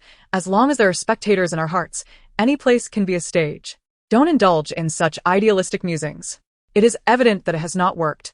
As Qiyu finished speaking, he immediately turned away, while Jiang Qiyu slightly furrowed her brow and murmured softly, "If you cannot even tolerate me, how will you manage in society later?" The sound was faint, yet in the serene atmosphere they occupied, even the drop of a pin would echo loudly. "Who said I couldn't tolerate you?" To her surprise, he responded, prompting Jiang Qiyu to shake her head playfully. "What? Who said that? Did someone speak just now?" Indeed. Yet, unbeknownst to her, Qiyu suddenly became serious about the topic. "You just said that I can't even tolerate you." As dusk approached, the warm, gentle sunlight graced his chiseled features, enveloping him in a soft halo against the window behind him. "No," he slowly shook his head, his tone calm. "My threshold of tolerance for you is far greater than you imagine." Although she could not see his face clearly, Jiang Qiyu detected a hint of earnestness in his slightly amused tone. Perhaps due to the brilliance of the sunlight or the confined space, she found herself momentarily dazed, her eyes squinting as she spoke. How high can it be? The moment her words fell, It was as if he had been waiting for her to ask. He stepped closer, closing the distance between them. Yet, she did not retreat. Instead, she quietly observed as Qiyu leaned down, bathed in a soft, ethereal glow. "It is," he began, extending his hand gently to touch the golden hair atop her head, his voice shimmering with warmth. She felt a tender pressure on her crown, and his voice whispered near her ear, "This high." Ah? Jiang Qiyu blinked, her mind struggling to comprehend. Is it 1.65? Qiyu's hand, which rested on her head, instantly relaxed its pressure. He pressed his lips together, standing upright while maintaining a slightly intimate distance, gazing down into her bright, sparkling eyes as he spoke softly. "Jiang Qiyu." Ah? She responded, confused. "I am beginning to reflect on whether that previous decision was indeed correct." Ah? "What decision?" she asked, blinking in bewilderment. Just as he was about to elaborate, a sudden, urgent knocking on the door interrupted them. Following that, a passionate voice from outside, belonging to the cameraman, rang out, "President Xi, Teacher Jiang. Are you still inside? Is everything all right? I have summoned the staff. They informed me that the door to this warehouse is broken and being repaired. I did not expect it to trap you both, but do not worry. Our team and the ranch personnel are on their way to rescue you in the shortest time possible." In addition to his monologue, there was a concerned fan calling out, "Teacher Chang Miao, are you okay?" A smile crept onto Qiyu's lips, and amidst the chaotic noise, he offered Jiang Qiyu a captivating smile. "I will tell you later." Chapter 73. You were right. Given that today's incident was indeed her oversight, when Qiyu mentioned that he would tell her later, it was clear they had been trapped in the warehouse for no more than half an hour. However, during this brief period, while Director Zhang was frantic, the millions of fans in the live stream were equally restless. Now that the two had been rescued unscathed, opinions regarding the vanished half-hour split into two opposing factions in the barrage. One faction consisted of their devoted fans arguing, "What a coincidence that they were both locked in the warehouse. Could it be that someone is trying to climb the ranks by causing trouble? Yes, you just want to climb the ranks. Did you not see that Qi went in first? If there was any foul play, it must have been his doing. How can you speak like that? You're just throwing dirt, aren't you? I wonder what tricks you pulled during that half hour." The other faction consisted of the eager Chang Air fans re-emerging, subtly questioning, "But did you see that when Ergo came out, he looked particularly pleased? Is that the smile of someone trapped with someone they dislike? Don't you dare ship them. Give me all of Chang Air's candy. More still." It devolved into a fierce exchange of insults. However, at that moment, Jiang Qiyu, who was with Qiyu and struggling to pull the net, had little interest in these trivial matters. Using the net that Qiyu had found, they herded all the ducks to one corner of the duck paradise, leaving only a single exit. Subsequently, Qiyu took charge of driving the ducks while Jiang Qiyu, cradling the duck numbered 1093, examined each duck's foot for its number at the exit. Through this method, their counting task began to yield results. After several exchanges, Jiang Qiyu finally held the duck numbered 1314 and, like an excited monkey, dashed through duck paradise. With a wistful expression, she lamented, "Humans are so selfish. The ducks are so adorable." As she spoke, she wiped away the tears trickling from the corner of her mouth and continued. Qiyu, sitting earnestly with his legs crossed in the vehicle, glanced at her. The task is time-sensitive. No sooner had he spoken than Jiang Qiyu swiftly donned her helmet and pressed the accelerator of the vehicle with all her might. Yet it was too late. Even with her utmost speed reaching the designated task submission point where the Director's team was located, she still saw the other three groups had already submitted their tasks. Upon spotting her, Fang Shubai waved excitedly, "Sister Qiyu, hurry, you're the last one we need." As expected, their group finished last, thus relegating them to the final choice of accommodation. Fortunately, dinner remained unaffected. After a long day of hard work, the 8 of them enjoyed a lavish feast under the careful arrangement of Uncle Nyo, the ranch owner, and thoroughly experienced a lively bonfire dance performance. Among the 8, Fang Shubai thrived in the spotlight, while Jiang Qiyu was already a bit eccentric. The two, filled with exuberance, rushed into the bonfire dance circle, joining hands with the performers in a wildly uncoordinated dance. Fang Shubai, with his dance background, managed to keep his movements relatively coordinated, while Jiang Qiyu, lacking any rhythm, danced with unrestrained joy, oblivious to her lack of finesse.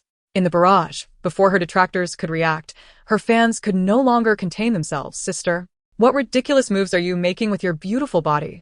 Chang Miao, has the Dragon King not yet brought the rain? End this farce immediately. I am not joking." While others dance lightly, teacher Chang Miao dances like a bear planting trees. How can you all say such things? At last, the bonfire performance concluded, and everyone was satiated. The production team proposed that the guests engage in an interactive game together. Each participant received a slip of paper and was instructed to sit in a circle around the bonfire. After everyone was ready, Director Zhang picked up his designated megaphone. All right, now everyone has a pen and paper. Please write down a secret about yourself, but do not sign it. Once finished, you will pass your secret paper to the next person in a clockwise direction. Do not feel burdened. This secret will not be revealed on camera. Only you two will know. Jiang Qiyu scratched her head with a pen in hand, her expression one of difficulty. Her greatest secret was her experience of being in a novel, but revealing it would only reinforce the stereotype of her being insane. As she pondered what to write, her gaze inadvertently fell upon Qiyu, who was seated just clockwise from her. The flickering campfire cast a striking shadow on his profile, accentuating his features in a remarkably three-dimensional manner. Regardless of the moment, his visage could effortlessly captivate Jiang Qiyu's aesthetic sensibilities. This thought led her to reminisce about the ambiguous remarks he had made during their confinement in the warehouse that afternoon. She found herself reflecting on whether her previous decision had indeed been the right one. She would tell him later. Her curiosity was piqued. What kind of decision could lead someone like Qiyu to hesitate and second-guess himself? Consequently, she lowered her head and slowly inscribed her innermost thoughts onto the paper. I am curious about your secret. Upon finishing, she quickly lifted her gaze to Qiyu, only to inadvertently lock eyes with his elongated, mirthful gaze. Soon, following Director Zhang's established rules, everyone began to exchange their respective secrets in turn. Jiang Qiyu received a note from Jiang Mian, which read, No matter how many times I start over, I will never lose to you. Meanwhile, Song Yan, sitting to Qiyu's left, obtained a boldly written note that stated, You hit the nail on the head. Chapter 74. Thank you, Tent Hero. Jiang Qiyu paused momentarily upon reading the note, her expression darkening as she turned to meet the steadfast gaze of Jiang Mian. With an imperceptible lift of her brow, she feigned indifference, yet internally, she was beset by doubts. If the narrative followed its original trajectory, by the mid to late stages of the dating show, Jiang Mian would be embroiled in a flirtation with Lu Heng that was palpable even in front of the cameras. They would exchange glances filled with unspoken affection, while their fans were left in a state of despair. Yet here and now, the originally dominant Lu Mian pairing had fallen behind by Miao, indicating a clear unraveling of their bond.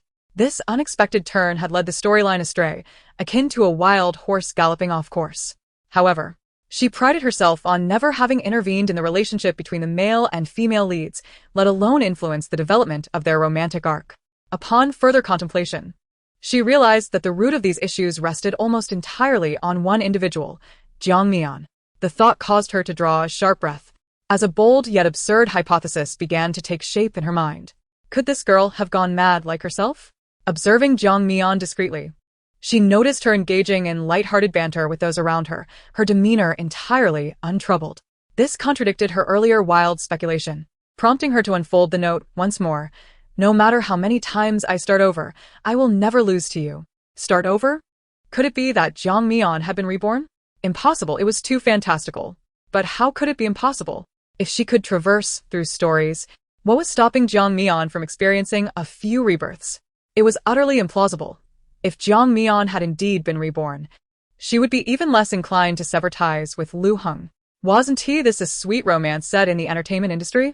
Perhaps Jiang Mian aspired to be the grand heroine of this world, gathering all the handsome men into her harem, a perfectly natural desire.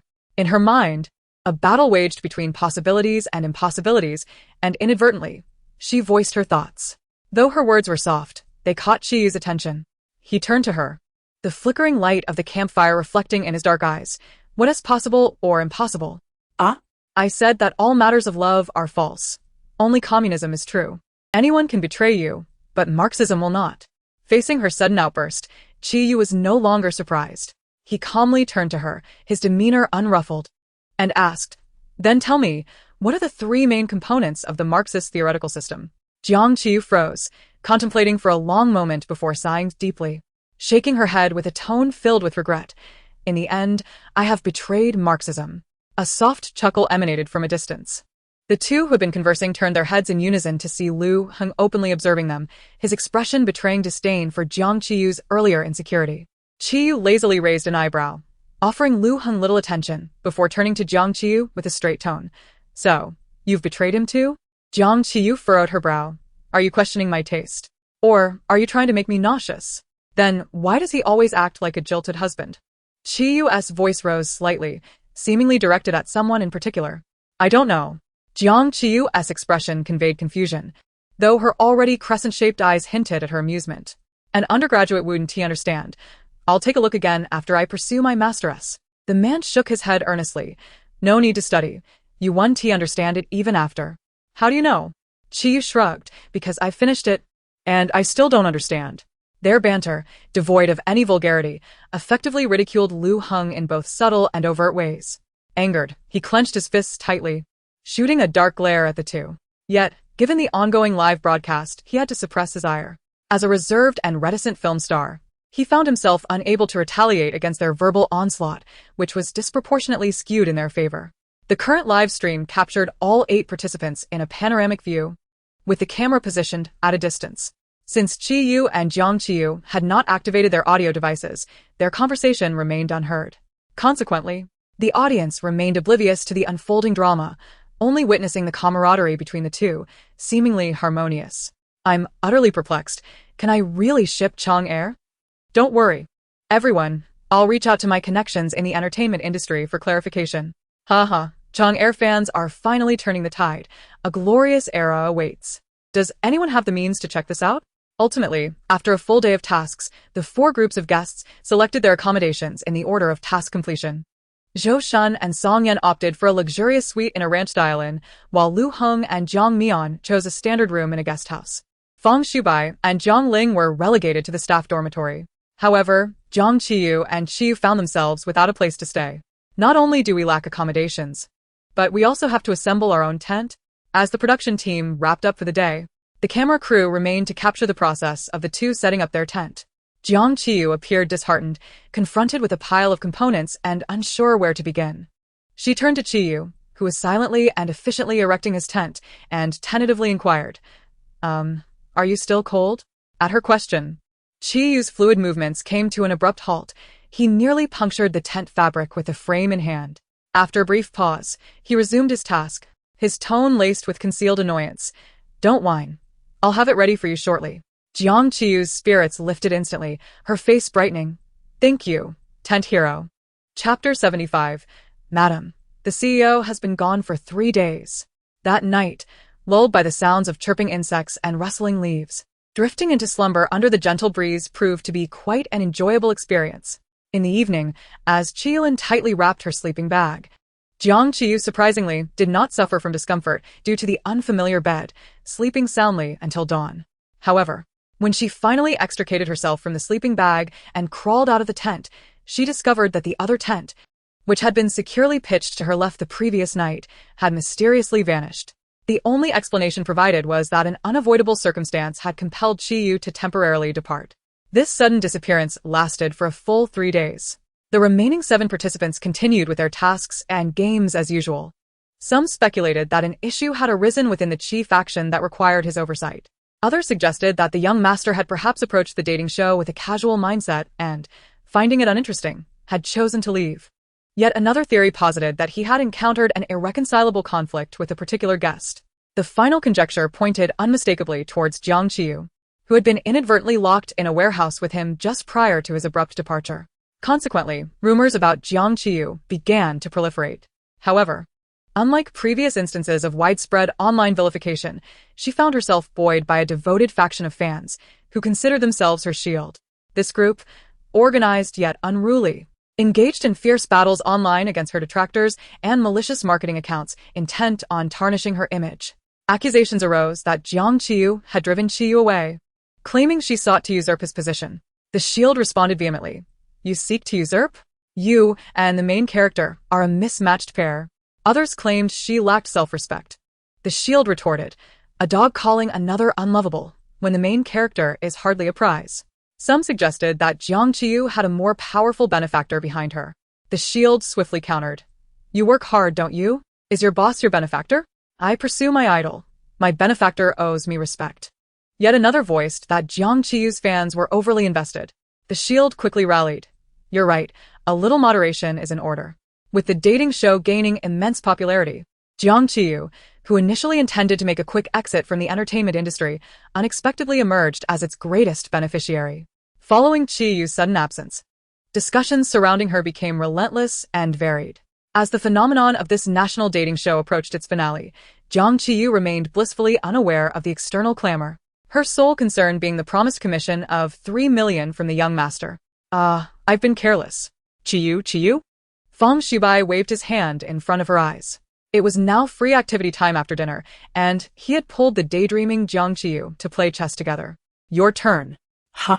After a moment of contemplation, she slowly picked up her piece and boldly placed it across the board, capturing Feng Shubai's king. Checkmate. Feng Shubai, momentarily taken aback by the swift turn of events, looked up at his serious opponent, perplexed. Qiyu, what are you doing? With a composed demeanor, she lifted her piece to demonstrate. I call this a dazzling move. Upon hearing this, Feng Shubai instantly grasped her intention.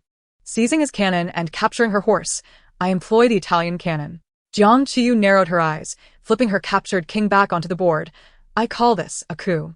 Feng Shubai, mimicking her style, placed two of his bishops together. You cannot stage a coup. My bishops are here. Unprepared for his clever counter, Jiang Qiyu frowned and swept his horse off the board with her king. After silencing her microphone, she whispered, This is my way of saying, to hell with it. Afterward, she turned her mic back on. Teacher Cheng Miao, you understand automatic muting, right? What a considered artist. How much trouble she saves for post-production. The way you two play chess would cause quite a stir in any chess club. Seeing her lack of enthusiasm, Feng Shubai scratched his head and tentatively asked, Qiyu? Are you worried about Chiga? At his words, Jiang Qiyu raised an eyebrow and countered. You're concerned about him? Of course. He nodded vigorously without a second thought, then leaned forward, resting his elbows on the chessboard, his chin in hand, and sighed. I wonder what could have caused Chiga to leave without a word. Why hasn't there been any news? Indeed, who can say otherwise? Jiang Qiyu agreed casually, casting a discreet glance at her phone beside her, her expression unaffected. Qiyu's departure had indeed been abrupt, but it was not entirely without communication. In her anonymous confession interface within the dating show, there lay a message she had chosen not to disclose, time-stamped from the previous evening. I have reflected on this. Do you wish to know the outcome? Faced with this evident anonymous message from the young master, she, as his loyal servant, harbored an unsettling premonition. Chapter 76. Celebrity Fan Edition of Who is the Undercover. Today marked the day before the ultimate confession night of the sensational dating show. Do you understand, love? Director Zhang, as usual, picked up the small megaphone he had used for 29 days. Did everyone complete the hidden task sent to your phones last night? Upon his words, the 7 guests exchanged knowing smiles, while the barrage of comments erupted in confusion. What's going on? What have you been doing behind our backs? Goodness. So, you don't consider us family, huh? Hiding secrets from us? Seeing the situation unfold, it was clear that everyone had succeeded. Director Zhang grinned mysteriously, then waved his hand at the director. Now, cut to a small window. Hidden task. Please use a secondary account to successfully infiltrate your fan group and interact with fans without revealing your identity. As this task was announced, the live stream's comments rapidly transformed from confusion to excitement. Oh my god, is Director Zhang here to bring warmth to us fans? I've been in the fan group for 3 days and nights, and they still refuse to admit who they are. Watching the continuously rolling subtitles on the big screen, Director Zhang nodded in satisfaction. This task would not only help the guests solidify their fan base, but also generate a few trending topics, paving the way for tomorrow night's final confession. He wasted no time and brought the megaphone to his lips again. Now, let us reveal what each guest has said in the fan group, so the fans can identify their hidden idols. I've got it. This is the Celebrity Fan Edition of Who is the Undercover. With the fans rallying together, the previously tranquil live stream suddenly surged with energy. Not just fans, but many onlookers were drawn into the live stream, curious about the unfolding spectacle. The first to reveal was Zhou Shun, whose somewhat cliché opening remarks seemed out of place amid the myriad of album purchases and voting appeals. Within moments, he was drowned out by a torrent of voting links. That link was posted by me. It was me. How infuriating. I was in the group too. How did I not notice? Zhou Shun is so adorable. Even his greetings are so old-fashioned, haha. Next up were Song Yan, Zhang Ling. And when it was Lu Heng's turn, He merely said, hello, in a perfunctory manner, quickly getting lost in the flood of other fans' messages, hardly garnering any attention. Even so, his vast fanbase still has many lamenting in the comments, expressing regret for missing the opportunity to converse with their idol. Numerous admirers fervently praised Liu Heng's noble and aloof persona, openly admitting their adoration for this particular character. When Feng Shubai entered the livestream, his first utterance was, "This time, I was not overlooked by the fans consumed with voting and data pursuits like previous guests. Instead, he was promptly summoned by his fans, who rallied to highlight his presence, only to be swiftly ejected from the fan group by the moderators." The comments section soon filled with synchronized remarks such as expected of a boy band idol. The fighting spirit of the fans is unparalleled, and in summary, I have compiled 6 key points regarding Feng Shubai's statements. Others humorously noted, Feng Shubai must endure 2 severe reprimands upon entering his fan group. I am not joking. Farewell. The banter continued, questioning, who taught you to speak this way? Not the younger brother, right? To which the reply came, who else could it be? Obviously, a troll. However, the blame cannot rest solely on the fans. Feng Shubai himself felt a twinge of embarrassment, offering a sheepish chuckle to alleviate the awkwardness. He then addressed the camera with a hint of shyness. I apologize. I shall dare again next time. Next came Jiang Qiyu. Unlike others, she navigated the fan group with remarkable ease, quickly integrating herself and engaging with her supporters. She feigned being a newcomer, endearingly referring to the seasoned fans as senpai and encouraging mutual support and voting. In no time, she became the beloved darling of the group, with many eager to share their cherished images of Jiang Qiyu. The atmosphere was one of harmony and joy. Oh my gosh, she is actually Mian. My Mian is so adorable. Someone give her a kiss, exclaimed one. Our beautiful and kind-hearted goddess Mian is so polite and lovely. Another chimed in. Fellow fans who understands. I thought this newcomer was so cute, not realizing it was actually Mian herself. I have decided to forsake all other idols and love only Mian. A third voice proclaimed. As a bystander, Jiang Qiyu is truly delightful. I am smitten, commented yet another. As the leading lady, Jiang Qiyu undeniably exuded an enchanting aura. In truth, anyone could be captivated by her resilience, warmth, and kindness. She gazed into the camera, her smile radiant. I am sincerely grateful to my fans. Your support provides me with boundless motivation. This heartfelt moment garnered her numerous new admirers. Casually glancing at the dense stream of comments on the live stream screen, Jiang Qiyu smiled at Jiang Qiyu, her gaze carrying a hint of provocation known only to the two of them.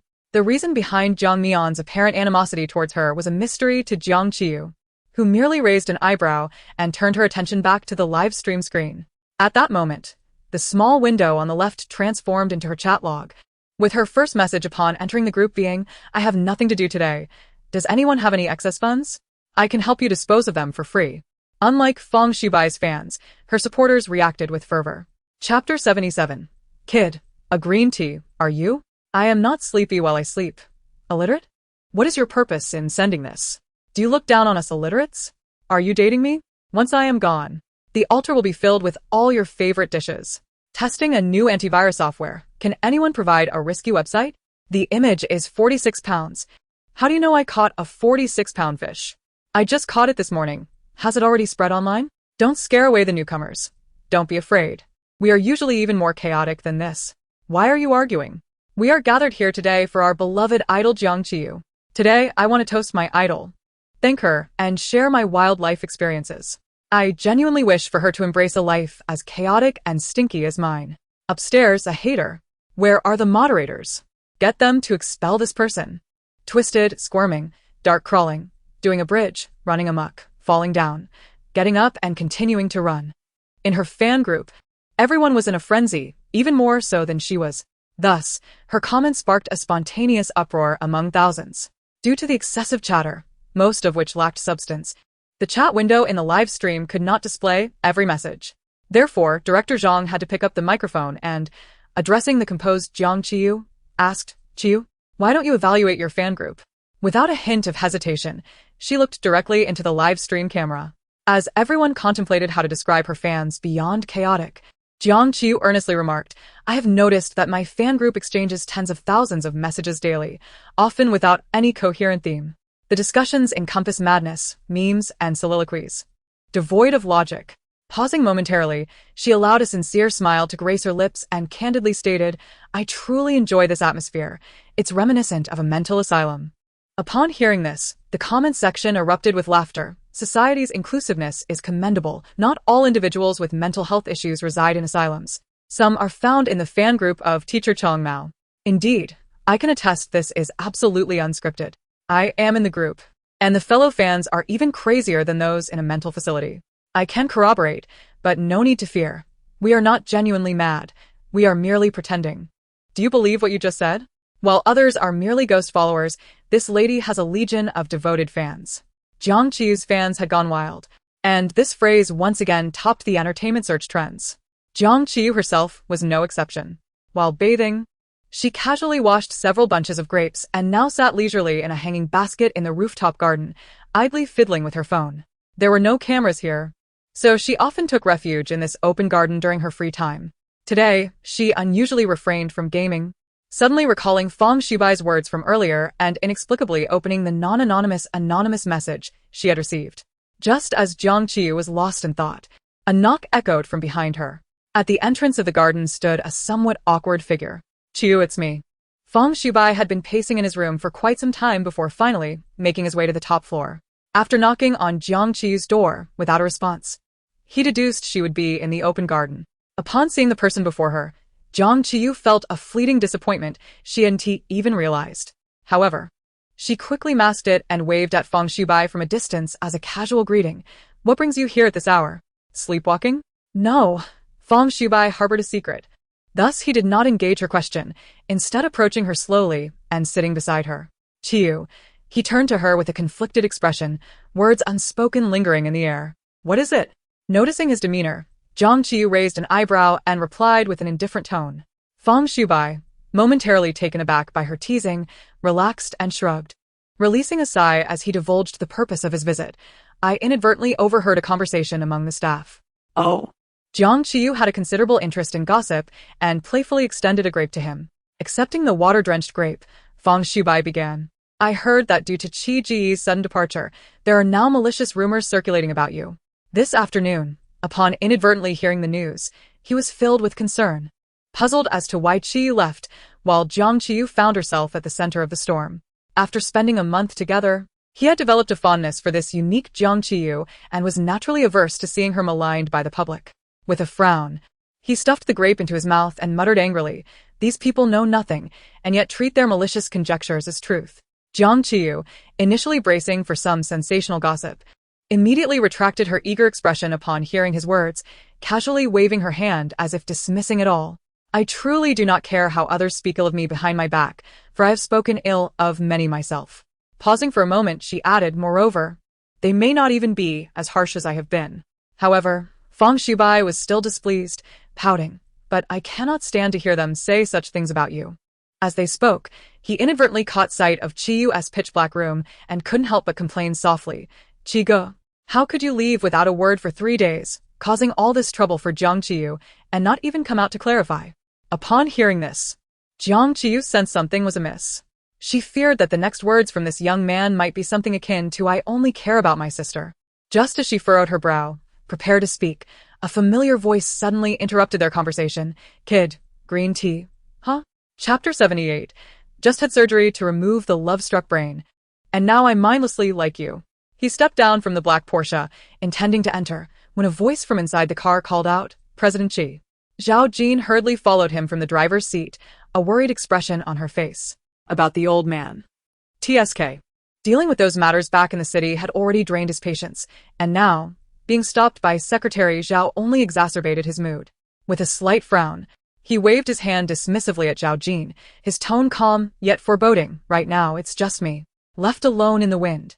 Zhao Jin could only watch the broad-shouldered figure stride away, revealing a motherly smile as she thought, 'This is the first time the young master has lost control like this.' In the apartment, upon reaching the top floor, he confidently passed by the 2 rooms and made a beeline for the rooftop garden. However, before he even reached the door, he faintly overheard their conversation. Getting closer, he realized that Feng Shubai had quietly sneaked up to the rooftop in the dead of night.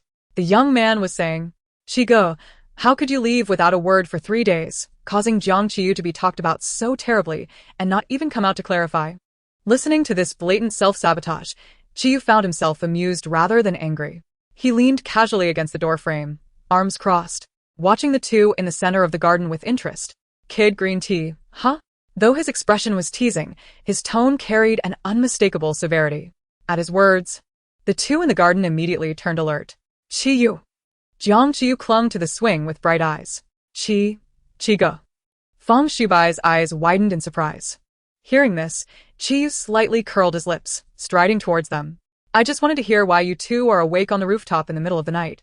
As he approached, he reached out his right hand to steady Jiang Qiyu's gently swaying swing, while his left hand rested lightly on Feng Shubai's shoulder, speaking in a low, even tone. What are you saying about me? And nothing, Feng Shubai stammered, feeling as if the hand resting on his shoulder bore a weight of 1,000 pounds. Hastily shaking his head. We said nothing. Yet, while he was quick to concede, he was unable to stop Jiang Qiyu from speaking up. Upon hearing this, Jiang Qiyu jumped down from the swing, quickly distancing herself from Feng Shubai and firmly accused him. He said you left without a word. Raising her hands in innocence, she added, I didn't say anything. Seeing Jiang Qiyu distancing herself, Feng Shubai spread his hands in surrender, revealing his true thoughts. It's true. Clearly, it was Qigo who disappeared without a trace. I don't understand why those people blame Jiang Qiyu.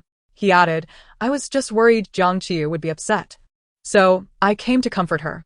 Qiyu narrowed his eyes, asking, how did you know about this?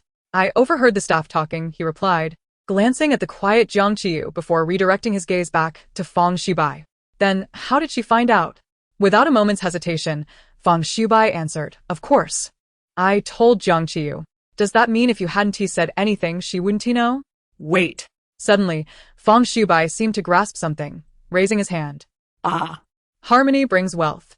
Seeing this, Jiang Qiyu quickly stepped in to mediate, waving her hand at the young man who seemed to be starting to think critically. Feng Shubai is a good-hearted kid, but he lacks some wit. Fearing that continuing the conversation might lead to complications, Jiang Qiyu managed to send Feng Shubai away. Then turned her arms across her chest, gazing at the man standing in the center of the garden with one hand in his pocket. Dressed in loose, high-end casual attire. His expression bore a hint of displeasure, but the dim light reflected a subtle iridescence in his dark eyes, softening the sharpness of his angular features. One could not deny. This man possessed a certain allure. She, clad in matching cotton loungewear, was wrapped so tightly that not even an inch of her ankles was exposed. Yet, he still managed to glean a hint of allure from her damp hair and partially obscured fair neck. This slight allure, enhanced by the soft lighting, was enough to make him momentarily forget all the trivialities. Qiyu's gaze softened further as he looked at her, lowering his voice. Did you see the message I sent you? Jiang Qiyu nodded. I did. But I can't read. After a moment's thought, she added, don't worry. I've already learned the finals. Can't you be serious for just a minute? Qiyu shot her an exasperated glance, turning away to sit on a nearby chair. Actually, every time I want to talk to you, I feel anxious and nervous. Only with you, I don't know why. She swung her legs playfully in the air and leaned her head out, smiling brightly at Qiyu. Despite her apparent frivolity, Qiyu did not take offense. He merely tilted his head back to gaze at the dark night sky. After a long silence, he finally spoke, breaking through Jiang Qiyu's puzzled expression. Do you like me? Of course. Jiang Qiyu, unreserved for the sake of the young master's 3 million commission, readily exclaimed, I used to be love-struck. I just had surgery to remove that brain. And now, I mindlessly like you. She finished with a rather cheesy gesture, forming a heart with her hands. Yet, her flirtations seemed to fall on deaf ears. As Qiyu remained unmoved, still gazing at the heavens. Suddenly, he spoke softly. What if that 3 million didn't exist? The prominent Adam's apple and the defined jawline of the man captivated her gaze. What? I stammered. Qiyu slowly turned to meet her eyes, his deep voice, wrapped in the warm night breeze, reached her ears. If that 3 million weren't there, would you still like me? Chapter 70:90. What? Upon finally comprehending his words, Jiang Qiyu felt as if she had been startled like a frightened deer, abruptly springing up from the swing. With wide eyes filled with disbelief, she gazed at Qiyu. The Qi family is bankrupt? Qiyu nearly crushed the armrest of the chair with a single hand. Taking a deep breath, he endeavored to maintain his composure, then shifted the topic. Do you still wish to know what I said I would tell you last time? She did want to know. But, is it really true that they're bankrupt? Are you even listening? Yes, yes, I'm listening. She nodded vigorously, like a chick pecking at grains. Yet her mind remained troubled by the fate of the Qi family and her 3 million commission. Qiyu was acutely aware of her thoughts. He shot her an irritated glance before muttering, "Hearing you say that," Jiang Qiyu frowned and softly murmured, "Why bring up such unfortunate matters when things are fine?" Qiyu remained silent, lowering his gaze as he continued, "What I said at the birthday banquet about feudal remnants. Ironically, I have some myself." What? "Don't force me to slap you." Qiyu disregarded her protest and continued speaking.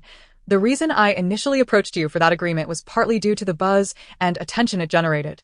He paused before adding, "Another part was to use you to reject that absurd engagement."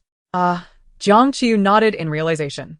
Although she found it melodramatic, upon reflection, this world was inherently filled with melodrama, and the matter of wealthy families uniting was indeed a trivial affair. However, Qiyu's subsequent words immediately set off alarm bells in her mind. Wait. Before he could finish, Jiang Qiyu interjected, speaking with righteous fervor, "I understand you wish to reflect. But please hold off on that for now. It's too late." Qiyu raised an eyebrow, a playful smile gracing his lips. "I have already reached a conclusion." Despite the dazzling charm of his smile, Jiang Qiyu could only see her life's ups and downs reflected in it. His calm demeanor belied the piercing nature of his words. "This is the first time in my life that I regret my decision and yearn to amend it. I despise the chaotic charade of falsehoods, fearing that an insincere beginning could loom over us in the future. Therefore," Qiyu fixed his gaze on her, his expression imbued with an unprecedented seriousness and determination. Even with her heart racing, he maintained a composed posture, his tone gentle. "Jiang Qiyu, let us discard those chaotic agreements and let me pursue you instead." The ominous premonition came to fruition. Jiang Qiyu felt her vision darken, nearly collapsing backward. It took her a moment to process this overwhelming news, and with a deep breath, she looked at the intensely focused man, confirming, "You like me?" Qiyu, who was never one to hesitate, nodded without reservation. "I do." Unable to fathom that such a person could have feelings for her, Jiang Qiyu glanced down at her cartoon-patterned cotton pajamas. "Do you like my beautiful face or my fiery figure?" With a chuckle, Qiyu couldn't help but smile. "I appreciate your humor, regardless of the consequences for others." Jiang Qiyu bit her lip, still struggling to comprehend. "Even if you like me, what does that have to do with the 3 million? Qiyu shrugged, with a matter-of-fact expression. "I don't wish for our relationship to be merely transactional." "Merely transactional?" Those 4 words pierced Jiang Qiyu's already fragile heart like sharp ice. "But I need it," she exclaimed, gripping the edge of the swing, tears welling up. "I have a seriously ill younger brother, a grandmother about to give birth, and a father who needs to go to school. I truly cannot lose this job, sir." Qiyu paused, then laughed softly, glancing at her. "Do you hear what you were saying? It's all the same." She waved her hand, her expression heavy as she looked at the man who was confessing while still maintaining his authoritative stance. "Is there truly no room for negotiation?" Qiyu chuckled lightly, placing his hand on the edge of the swing, applying slight pressure to stabilize it, leaning in to scrutinize Jiang Qiyu's slightly panicked eyes. "Otherwise, what do you think?" His voice, low and enticing, sounded like a devil tempting a soul to make a pact. "Am I saying all this just for fun?" Jiang Qiyu was forced to meet his gaze closely, her focus involuntarily drawn to his amused eyes, his high-bridged nose, and his slightly upturned lips. She instinctively leaned back, resisting the allure of his striking features. Having calmed from the shock of losing 3 million, she shook her head steadily, "Though every eye like you may not equate to a reciprocation. Your declaration does not guarantee my affection." "Exactly. Firmly reject this untrustworthy scoundrel. Let him experience the heartache that he has inflicted." Just as Jiang Qiyu reveled in her triumph and prepared to relish Qiyu's dismay, the rejected suitor showed no sign of being affected, merely raising an eyebrow in a nonchalant manner. Oh. Jiang Qiyu's eyes widened again. Wasn't the domineering character supposed to display some emotional turmoil in such moments? Did he not deserve to exhibit a hint of vulnerability? Qiyu slightly leaned back, but his right hand still secured her position on the swing, his demeanor unaffected by her rejection, calmly repeating, "Oh, what do you mean by oh?"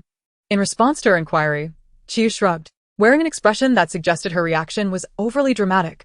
"I merely stated my intention to pursue you, but I haven't started yet. Isn't it normal that you wouldn't like me? And what if you pursue, and I still don't like you? Then we shall cross that bridge, when we come to it. Are you ever going to stop?" Chapter 80 Truth or Dare. A month is neither too long nor too short. Soon, the phenomenon of a dating reality show, You Understand Love, was approaching the final day of the 8 guests living together. Those who claimed he had vanished to escape someone's harassment were swiftly proven wrong. However, the controversy surrounding Jiang Qiyu and Qiyu continued to escalate. Rumors surfaced that Jiang Qiyu had been removed from the Jiang family trust, suggesting she had been ousted from the family for some reason and thus felt compelled to cling to the Qi family for support. There was seemingly no spark between the two, even to the point of mutual disdain. Of course, a segment of the audience remained steadfast in their support. After several dramatic twists, the remaining fans in the discussion group had been refined through multiple purifications, becoming exceedingly resolute. Now, unless both parties publicly announced their relationship, nothing could sway their support. Regardless of the developments, Jiang Qiyu was undoubtedly the biggest beneficiary of the show's explosive popularity. A month ago, the internet was rife with scorn. Yet now her followers have surged into the millions, and her commercial value has soared to unprecedented heights. Not only has she garnered a flurry of endorsement deals, but numerous grand productions are also extending olive branches to her company.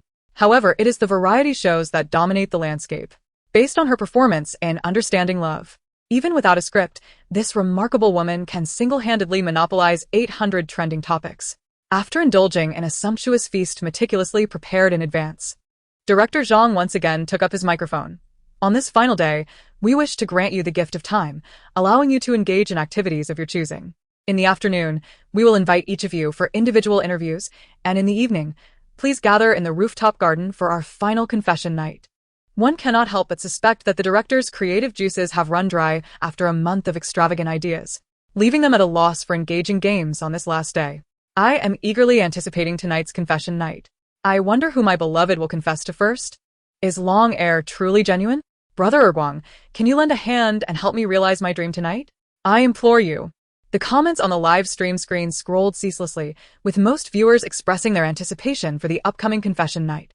After Director Zhang concluded, he gestured for everyone to engage in free activities. It is known that those who love to sleep are seldom ill-natured. Such individuals, perpetually in need of rest, find no time for anything else. Sleep is their sole priority. While others pursue romance, they sleep. While others stray, they sleep. While others separate, they sleep. Even when others welcome a second child, they remain asleep. So, I shall sleep. Today marks the last day of our shared residence, so why not play a game together? Upon hearing this, Jiang Ling, who had maintained a facade of cordiality, was the first to step forward. I agree. Song Yan clapped her hands enthusiastically. Sounds good. Meanwhile, Qiyu, who had been quietly observing her every move, subtly curved his lips into a smile, his expression one of delight. What are you staring at? Noticing her demeanor, Qiyu's originally slight smile deepened, and he tilted his head ever so subtly. Is even looking unacceptable? It incurs a fee. Jiang Qiyu narrowed her eyes, her expression growing increasingly displeased. Then I shan't look. This fellow is exceptionally frugal, even if a rat pilfered rice from his house. It would have to leave behind some coins, wouldn't he it? The audacious capitalist. Stealing a glance at her expression, Qiyu immediately clenched his fist against his lips to suppress his amusement. Just as he prepared to raise his gaze to smooth his hair again, a deliberately lowered voice reached his ears. Brother Qi. Observing the man beside him grinning broadly, an utterly perplexed Feng Shubai leaned closer and whispered, What are you laughing at? Caught in the act of teasing in public, Qiyu merely shot him a casual glance and nonchalantly replied, Didn't Tiwi say we were going to play a game? I'm just happy. His words sent the fans into a frenzy. Especially on the eve of the confession night, any vague statement could be eagerly dissected. When has Qiyu ever been happy playing games? Is it because of the person who proposed the game? Although he appears to be at odds with Jiang Qiyu, he is secretly nurturing feelings for Mian Mian, isn't he? Jiang Qiyu is merely a shield. Yu Mian is the true love. Are these people shameless? If you want to ship in peace. Why drag single female celebrities into it? Is Teacher Chengma your father? To the sisters ahead, you're so fierce. I love it. You may shout as you please. Like a gentle breeze caressing the mountains, I remain unperturbed, with Chang'er's banner forever in my heart. While the fans in the live stream were engaged in heated banter, the 8 individuals present exuded a harmonious atmosphere. How about we play truth or dare? Jiang Mian suggested with a smile. Sounds great. I love this. The others eagerly nodded in agreement. Holding the 8 cards in her palm, Jiang Mian kindly explained the rules. There are 8 cards here, with the king as the joker. The 2 with the lowest numbers must choose between truth or dare. With that, she closed her eyes and shuffled the cards before laying them face down on the table. Now, please draw in turn. As everyone took their turns, Jiang Qiyu casually picked a card, though she felt little inclination towards a game, having developed a sort of post-traumatic stress regarding the word secret. One secret from Qiyu had not only shattered her tenderness, but also demolished many aspirations that required financial means to fulfill. Curiosity can lead to one's downfall. As she held her card, lost in thought, she suddenly heard Jiang Mian's soft laughter. "I apologize, everyone." Looking up, she saw Jiang Mian holding a colorful joker card while Qiyu and Zhou Shun each held the lowest numbers, 1 and 2. Both Qiyu and Zhou Shun opted for truth. With her radiant smile and sparkling eyes, Jiang Mian's gaze settled on Qiyu's expressionless face. "I shall begin with you. Brother Yu." Chapter 81. The wealthy man. "I shall start with you. Brother Yu," Jiang Mian said, her face beaming as she looked at Qiyu. Just as everyone expected her to inquire about his 3-day disappearance, she simply smiled and asked, "What are your thoughts on marriage contracts?" Her question left most guests bewildered, as, despite being a dating show, the topic of marriage contracts had suddenly emerged. Qiyu, however, narrowed his eyes slightly, his gaze resting thoughtfully on the serene Jiang Mian, his expression revealing a hint of scrutiny. "Marriage contracts? Merely feudal relics," he replied, raising an eyebrow, his demeanor unperturbed. "It is laughable how those self-righteous elders cling to feudalism as doctrine, wielding filial piety as a weapon to control the lives of the younger generation. He is so arrogant. I adore it. Brother Erguang. He truly makes me want to cry." I suddenly realized a critical issue. Qiyu's family is undoubtedly affluent. Could it be that Jiang Mian is aware of Qiyu's engagement? Could it be that, in this day and age, someone still adheres to such customs? It's hard to say. It appeared to be a mere casual inquiry, devoid of ulterior motives. Yet, Jiang Qiyu furrowed her brows slightly, waves of unease rippling through her mind. If it were in the past, she would have presumed Jiang Mian was referring to the engagement between her and Lu Heng. However, upon reflection, she recalled that she had already learned of Qiyu's stance at the banquet. Why would she bring up the past again? Jiang Qiyu's suspicions were not unfounded. She had previously read a novel titled The Emperor's Pet, which depicted the simplistic and mindless sweet romance between Lu Heng and Jiang Mian, culminating in their marriage due to an unexpected pregnancy. The story had not even mentioned Qiyu, let alone his life story. With Jiang Mian's rebirth, her first act was to sever ties with Lu Heng while consistently insinuating herself into Qiyu's life. It seemed evident that she possessed knowledge surpassing that of this book's protagonist. Let me pose another question to Brother Zhou Shun. After receiving Qiyu's response, Jiang Mian didn't linger on it and cheerfully shifted her gaze to Zhou Shun. This time, her question was straightforward. "Brother Zhou Shun, among those present, is there someone you admire?" Haha, Mian Mian knows how to play it straight. "Someone, please elevate Jiang Mian to the main table. Is Jiang Mian capable of shipping while working? Whoever envies her, I want to say a word." Her words not only ignited a frenzy among the viewers in the comment section, but also left the person being questioned, Zhou Shun, blushing slightly. She shyly glanced at Song Yan, who, in contrast to Zhou Shun's bashfulness, was much more open and cheerful. With a smile, she took the cards from everyone's hands and placed them back on the table. "All right, it's time for the next round." Coincidentally, she drew the national card. Holding the playing cards, Song Yan cast a meaningful smile at the visibly troubled Jiang Qiyu and Jiang Mian. "Will you choose truth or dare?" For someone who often slacks off at work, taking risks seemed unfeasible, so Jiang Qiyu readily opted for truth, and Jiang Mian followed suit. "Then I shall pose the same question to both of you." Song Yan clapped her hands cheerfully and casually inquired, "Among the opposite sex, which type do you prefer?" Jiang Mian tilted her head and replied with a natural smile, "I tend to be more reserved. I prefer someone who compliments me, perhaps someone humorous and witty." Upon hearing this, the fans in the comments section erupted with excitement.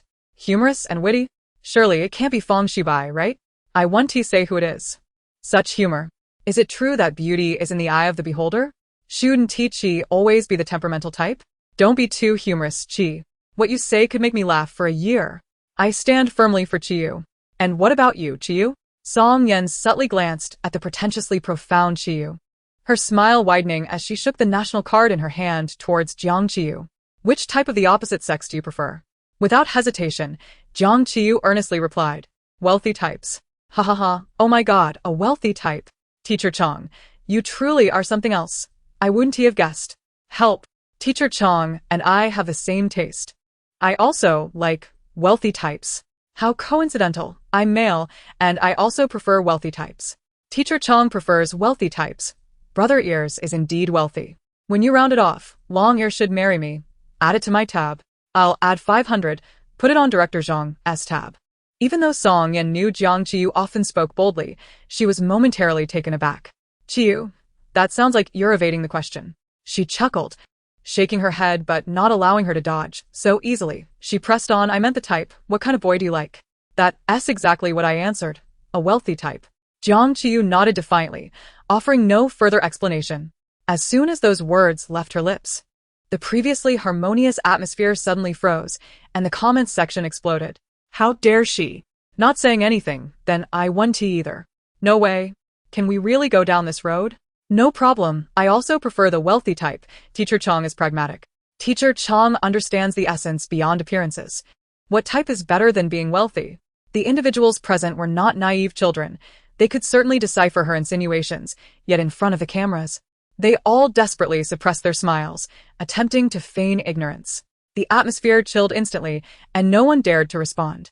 Only Qiyu, unconcerned about his image on screen, chuckled softly. Jiang Qiyu shot him a glance. What are you laughing at? Nothing. Facing the camera, Qiyu shrugged casually. I just happen to fit the criteria. What criteria? Wealthy type. Chapter 82. The sister is a resilient rose. Upon hearing Qiyu's words, the comments section fell silent for a moment, then erupted into a frenzy. What did you say? I don't believe it unless you show me. Brother Ears is quite the hidden gem. ISNThe? I knew it. Long Ear's fate is preordained. One likes wealthy types, the other not only wealthy but also generous. Haven't they forgotten to announce it outside the circle? Long Ear is secretly with someone. I'm not joking. If you two don't clarify, I might just start spreading rumors. Here. Qiyu continued to engage with the banter, but the boldness suddenly faded. In response to his claims, Jiang Qiyu merely shrugged with a nonchalant expression. Who knows? Before the camera, Qiyu simply smiled knowingly, while the others awkwardly attempted to shift the topic. After a few more rounds of games, led by Fang Shubai, they transitioned from truth to more entertaining dares. For instance, Fang Shubai and Lu Heng shared a heartfelt gaze for 10 seconds, eliciting cheers from the crowd. Jiang Ling showcased her singing debut, receiving enthusiastic applause. Qiyu performed 10 push-ups for the camera, causing the comments section to explode with hilarity. Meanwhile, Jiang Qiyu passionately sang and danced Love is Like Fire, leaving the entire live stream in stunned silence. The 8 of them were thoroughly enjoying themselves, and the audience in the live stream was equally thrilled. Please proceed to the solo interview room. Upon hearing this, Jiang Qiyu was the first to raise her hand in agreement. As they all entered the elevator, the 2 who resided on the top floor naturally exited last. After the others departed in succession, Qiyu stood with his back to Jiang Qiyu in the middle of the elevator, fixated on the slowly opening doors. Was what you said earlier true? Jiang Qiyu lazily lifted her gaze towards him. What? The wealthy type.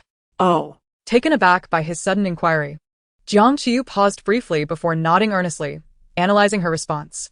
These are 2 conditions. The first is basic, and the second is an added bonus.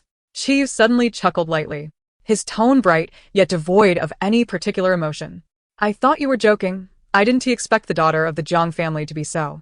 However, he struggled to find the right word, while Jiang Qiyu, ever considerate, offered one for him. You mean materialistic? Not exactly. Then you're mistaken. Before Qiyu could deny it, she shook her head cryptically. Subsequently, she reaffirmed her own title with emphasis. I'm even more materialistic than you think. Let us put it this way. You know about the conservation of energy, right? He raised an intrigued eyebrow. How so? Jiang Qiyu began to sway her head, earnestly spinning her absurd logic. All the qualities I've lost have been compensated in material form, reflecting on my character. Qiyu found himself momentarily at a loss for words. He remained silent, quietly gazing through the reflective elevator doors, tracing her soft, fluffy hair with his eyes, the memory of its smooth texture lingering in his mind. Unaccountably, he felt a wave of frustration. It is said that those with soft hair have soft hearts, yet she always seemed to defy that notion. Qiyu knew she valued that 3 million, but he could assure her that if they truly fulfilled that 3 million agreement, his position in her life would forever be that of a foolish, wealthy benefactor. Never closer. Yet, his desires extended far beyond that. So, even if it would displease her, Qiyu resolved that the 3 million would not be given to her in such an ambiguous manner.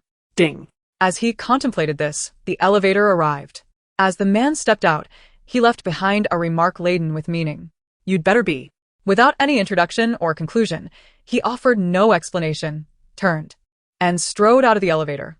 Jiang Qiyu stood there, blinking in confusion, seemingly struggling to comprehend his meaning. Once she regained her composure, she glanced at his tall, long-legged figure hurrying away, scratching her head in perplexity. Realizing he was referring to her material possessions, she hastily pursued him out of the elevator, extending her hand towards the man who had already opened the door to his room. I do. I truly do. Bang. Back in her room, Jiang Qiyu tugged at her hair, utterly baffled as to how Qiyu, that rascal, discerned that she was not genuinely materialistic. Nevertheless, she decided to set aside her confusion and turn to indulge in some food. Indeed, soon enough, she forgot all about it. Before long, she received a message from the director's team requesting her presence in the interview room. Hurrying downstairs, Jiang Qiyu entered a modestly constructed interview set prepared by the production team. Inside was merely a chair, opposite which sat Director Zhang and the cameraman. This particular interview was not live-streamed. The footage would be edited and included in the recorded version of the show. She was quite adept, immediately plopping down on the chair, her gaze locking with Director Zhang's. They stared at each other for a full 3 seconds before Director Zhang, with a resigned expression, reminded her, the task card. Huh. Where? Under your behind. Sheepishly, she retrieved a crumpled card from beneath her and read aloud the questions inscribed upon it. If you were in a relationship, what would you share with your partner? Contemplating the first question, Jiang Qiyu lowered her gaze for a moment before responding candidly. As long as he is happy, I would willingly spend 5 million. After saying this, she squinted and added quietly, but 50 is out of the question, I truly have it. The second question posed was, if you do not receive a single rose from any of the male guests tonight, what would you say to yourself? She absent-mindedly shook the card in her hand and then, with determination, faced the camera, declaring, not receiving a rose is no big deal. I am a bold and beautiful rose myself. As she read the next question, Jiang Qiyu paused for a moment, and the faces of 4 men flashed through her mind. Zhou Shun, who enjoyed exchanging glances with Song Yanmei and always donned a mask of anguish while she sang. Fang Shubai. The somewhat dim-witted youth recently exhibiting traces of green tea traits. Lu Heng, who required no introduction, a pretentious, self-righteous individual who secretly played the role of a sycophant. And Qiyu, a dishonorable party who had unilaterally broken a contract, albeit very handsome. While she dared to voice her opinions, she was acutely aware of what should and should not be said. The explosive impressions she had of the entertainment industry were certainly not suitable for the camera. After pondering for a long while, she decided to be straightforward, choosing madness as her remedy for all worries. Outside the camera, Director Zhang, initially perplexed by her silence regarding the third question, was about to gesture for her to speak when he saw Jiang Qiyu slowly shake her head, fixating her gaze on the live camera, and earnestly stated, if there are no suitable men for me, I shall be forthright. Huh. Taken aback by her sudden rhyming, Director Zhang found himself unprepared. Observing his reaction, Jiang Qiyu kindly provided a translation. What I mean is, they are not worthy of me. Ah. Director Zhang was stunned for a long moment before exchanging a bewildered look with the cameraman beside him. They are not worthy of you? Indeed, Jiang Qiyu replied earnestly, nodding emphatically. I demand beauty with substance, charm with personality, qualifications with merit, intelligence with insight. What do they possess? Initially, she had merely been speaking whimsically. Yet as she continued, her conviction grew stronger, culminating in a resolute conclusion. They possess nothing. How could they possibly be worthy of me? After a prolonged silence, Director Zhang uttered, Xiao Wang, what is your take on this? The cameraman, Xiao Wang, blinked a few times and managed to utter just one word, impressive. That's quite impressive. Indeed, Director Zhang commented. One word, deduct $5. The photographer, who felt cheated by Director Zhang, rolled his eyes, suppressing a curse. However, Jiang Qiyu, seated across from them, could not hold back her laughter, exclaiming, Director Zhang, are you fishing for compliments? Unfazed, Director Zhang shook his head and replied, this is merely a strategy. After completing these 3 questions, Director Zhang announced the conclusion of her individual interview and asked her to leave the set. Soon after, All 4 female guests had finished their interviews, and the male guests' phones buzzed with notifications. The production team first asked the female guests to share their impressions of the male guests before calling in the men to anonymously reveal these impressions. If any of the male guests could identify the female guests during the interviews, it would undoubtedly be a significant highlight in the final cut. I demand beauty with substance, charm with personality, qualifications with merit, intelligence with insight. They are not worthy. Zhou Shun was momentarily taken aback, but quickly grinned. This must be a fan of Qiyu. Indeed. Director Zhang sighed. Her personal flair is rather pronounced. Sometimes, that is not necessarily a good thing. Facing such a novel fan message, Zhou Shun merely shrugged and graciously remarked, "They speak the truth." Next in line was Lu Heng. Upon hearing such a fan message, he felt a wave of disgust, thinking that this woman had feigned for a month, attracting only unsophisticated fans. Her antics were so clumsy that they could never sway his opinion. Maintaining his aloof demeanor, he proclaimed, "I shall refrain from commenting." The third was Feng Shibai, who blinked his sparkling eyes at the camera, his smile unwavering. "I will pretend I didn't hear that this time, but please refrain from such remarks in the future." Finally, the last to enter was the enigmatic figure who had left without notice only to return, Qiyu. After listening, he merely narrowed his eyes slightly, his expression contemplative, remaining silent for a long while. Director Zhang murmured, cautiously reminding him, "What are your thoughts on this fan message?" It was understandable for him to be somewhat deferential. After all, this individual was truly a substantial benefactor, not someone to offend. Is this truly what the fans are saying? Qiyu raised an eyebrow, not answering but countering with a question. Indeed, it is, Director Zhang confirmed. With a scoff, Qiyu's demeanor shifted, his tone revealing clear displeasure. "I am certainly not unworthy of her." Instantly, the interview room fell into a heavy silence, with Director Zhang and cameraman Xiao Wang holding their breath, silently grateful that this session was not broadcast live. Just as they were mulling over this, they heard Qiyu's calm, yet ominous voice, who exactly made this statement. Faced with such a tense atmosphere, Director Zhang did not dare to conceal the truth and confessed, it was Jiang Qiyu. In that instant, the oppressive atmosphere dissipated. "Oh, then there is no cause for concern," Qiyu replied nonchalantly. Chapter 84. The Qi Legal Department cordially welcomes your arrival. At 7 o'clock in the evening, 8 impeccably groomed guests were already awaiting their turn in the rooftop garden of the Love Apartment.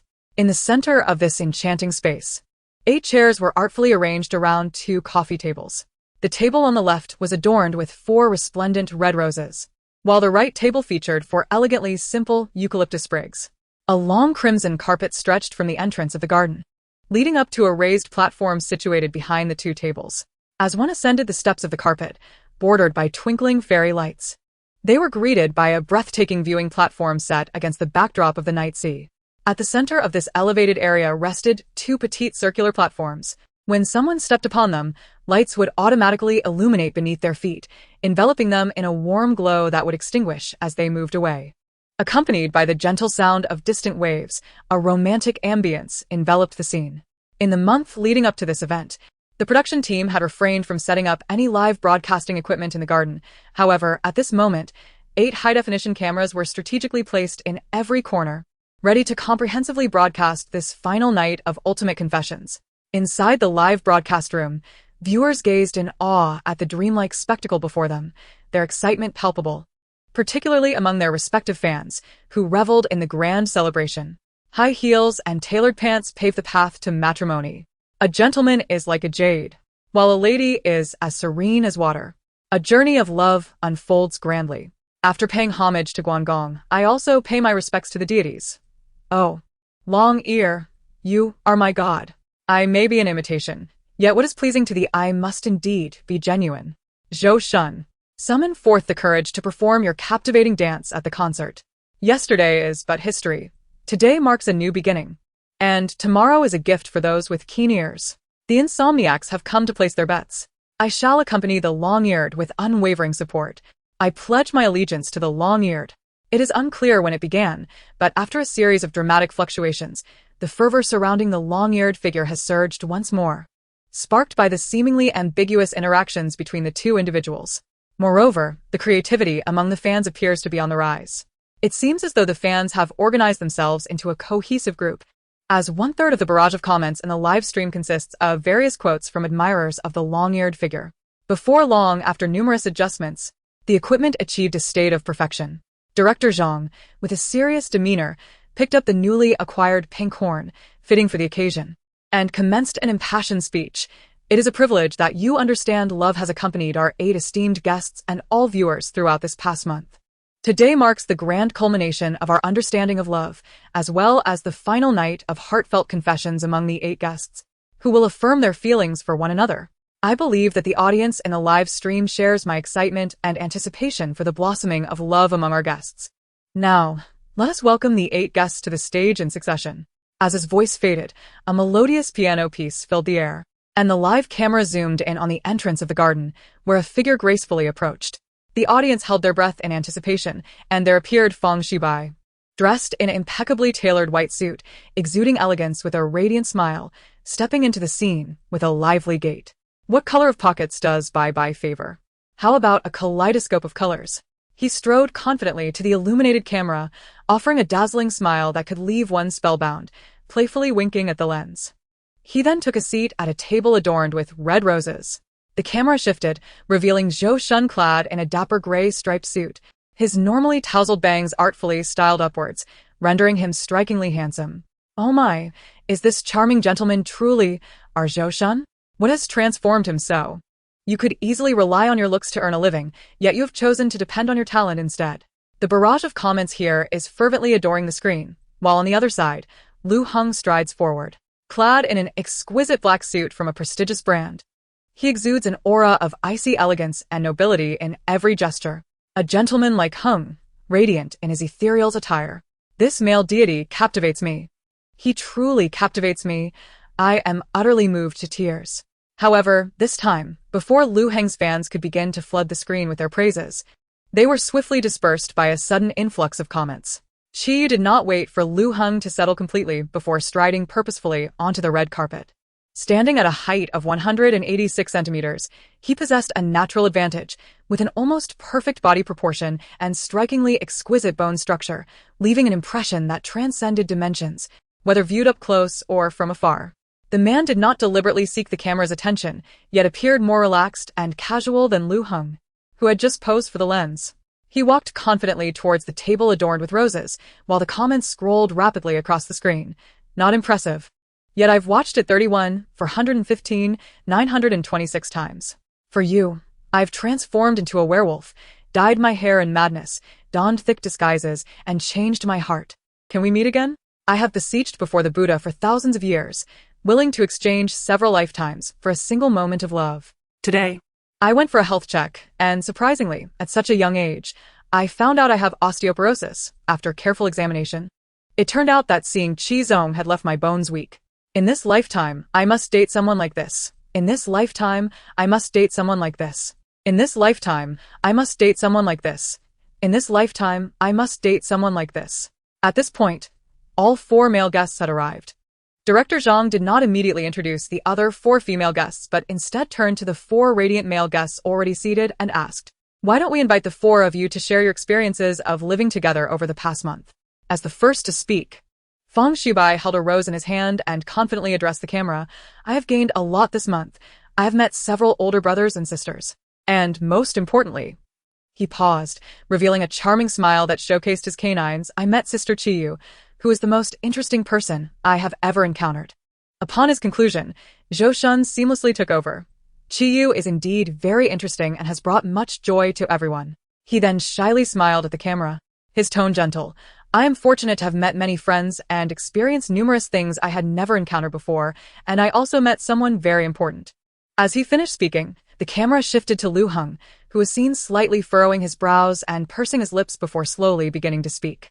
As his words echoed, the live stream erupted with excitement, with countless fans of Lu Mianyan joyfully celebrating. When the camera turned to Qiyu, he discreetly cast a glance at the impeccably dressed Lu Heng, a hint of mockery curling at the corner of his lips.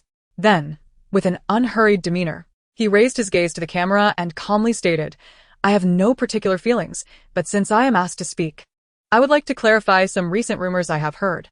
Outside the frame, Director Jiang nearly choked on his words upon hearing this. immediately rising to his feet and crossing his arms in a defensive gesture. However, Qiyu before the camera appeared utterly unfazed, maintaining a calm demeanor as he spoke. As he leaned back, he exuded the habitual posture of a dominant figure, radiating an air of authority. I will make him understand why the annual salary of Qi's legal department is the highest in the industry. Upon Qiyu's declaration, whether inside or outside the venue, nearly everyone instantly recalled the days of his mysterious absence. The baseless speculations that had arisen during his time away had been dispelled with his return. Yet his sudden mention of the incident now, accompanied by a formal clarification, altered the implications entirely. What a clever lad. Everyone is eager for your clarification. Are you to marry her? Is tonight truly a night of confessions, or the grand announcement of a wedding for the long-eared official? Let us not be overly absurd. Might it be that Mr. Qi wishes to avoid entangling himself and Jiang Qiyu in romantic rumors? After all, the two need not necessarily be in a relationship. The previous remarks should be disregarded. I shall pretend I have not heard them and insist they not be repeated in the future. The truth of the matter is exhausting, and I have already spoken enough. The barrage of comments erupted in a cacophony, yet Qiyu remained unfazed. After he finished speaking, he ceased further conversation, quietly retracting the sharp glint that had briefly ignited in his gaze, casting a sidelong glance at Director Zhang, who was grinning but dared not speak. Upon receiving Qiyu's look, Director Zhang immediately composed himself and raised a small fanfare for the audience. Now, it is time for our four most beautiful guests to make their grand entrance. With that, he gestured to the director, and the live broadcast abruptly shifted to a distant view of the end of the red carpet. The formal piano music faded, replaced by a lively and grand melody. There she was, clad in a strapless haute couture gown, striding confidently down the red carpet, illuminated by the lights, as if she were aglow. The audience erupted with admiration, exclaiming, "Sister, you are stunning. And Zhou Shun, you are incredibly fortunate." One cheeky comment even warned, "Zhou Shun, you'd best sleep with one eye open tonight, or I might just steal the beautiful Song Yan." As she approached the table, she exchanged glances with Zhou Shun, who had been watching her intently, then turned to the camera and gracefully blew a kiss. She then took her seat at a coffee table adorned with eucalyptus. The broadcast soon transitioned again, this time revealing Jiang Ling, dressed in a charming pink princess gown, her appearance clearly the result of meticulous preparation. "Jiang Ling is quite adorable, isn't she?" someone remarked. "Are you a fan or a hater?" another chimed in. Following Jiang Ling's proper seating, the comments were soon overtaken by an enthusiastic wave of fans. Next, Jiang Mian appeared, donning a delicate white gown with a slight train, her fair complexion graced by a captivating smile as she walked towards the audience. "Oh my, she is breathtaking," someone exclaimed, while another humorously noted, "I was playing on my phone under bright lights, and suddenly everything dimmed. It was the radiance of Mian's beauty." With unbridled confidence, she smiled at the camera before joining Jiang Ling at the table. The comments soon spiraled into an ecstatic celebration of their beauty. A newcomer arrived, moving with an elegance rarely seen from her, approaching the camera slowly. "Is that Teacher Chang Miao?" someone asked. Jiang Qiyu, a stunning beauty overshadowed by her own words. Another commented, while others playfully suggested, "Let us crowdsource to sew Teacher Chang Miao's mouth shut." As Jiang Qiyu drew closer, fans noticed she had opted for a bolder, more sophisticated smoky eye makeup, showcasing her striking bone structure.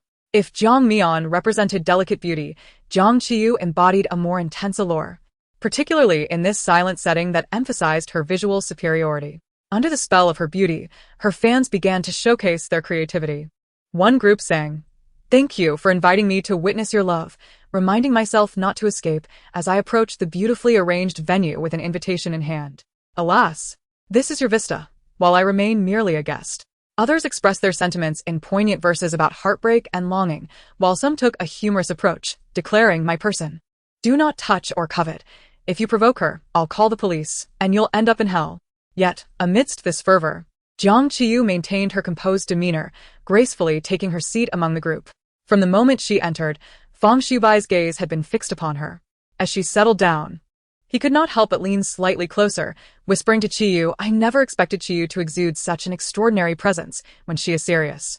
Unbeknownst to him, the man beside him merely scoffed, his attention trailing the elegant figure of Jiang Qiyu, his deep-set eyes reflecting a myriad of twinkling lights as he spoke in a softened tone. If only she took one more step closer. Fang Shubai, puzzled, turned to him, What do you mean? But before he could grasp the full meaning, the camera shifted away, capturing Jiang Qiyu, who had let out a sigh of relief, her poised posture slightly collapsing.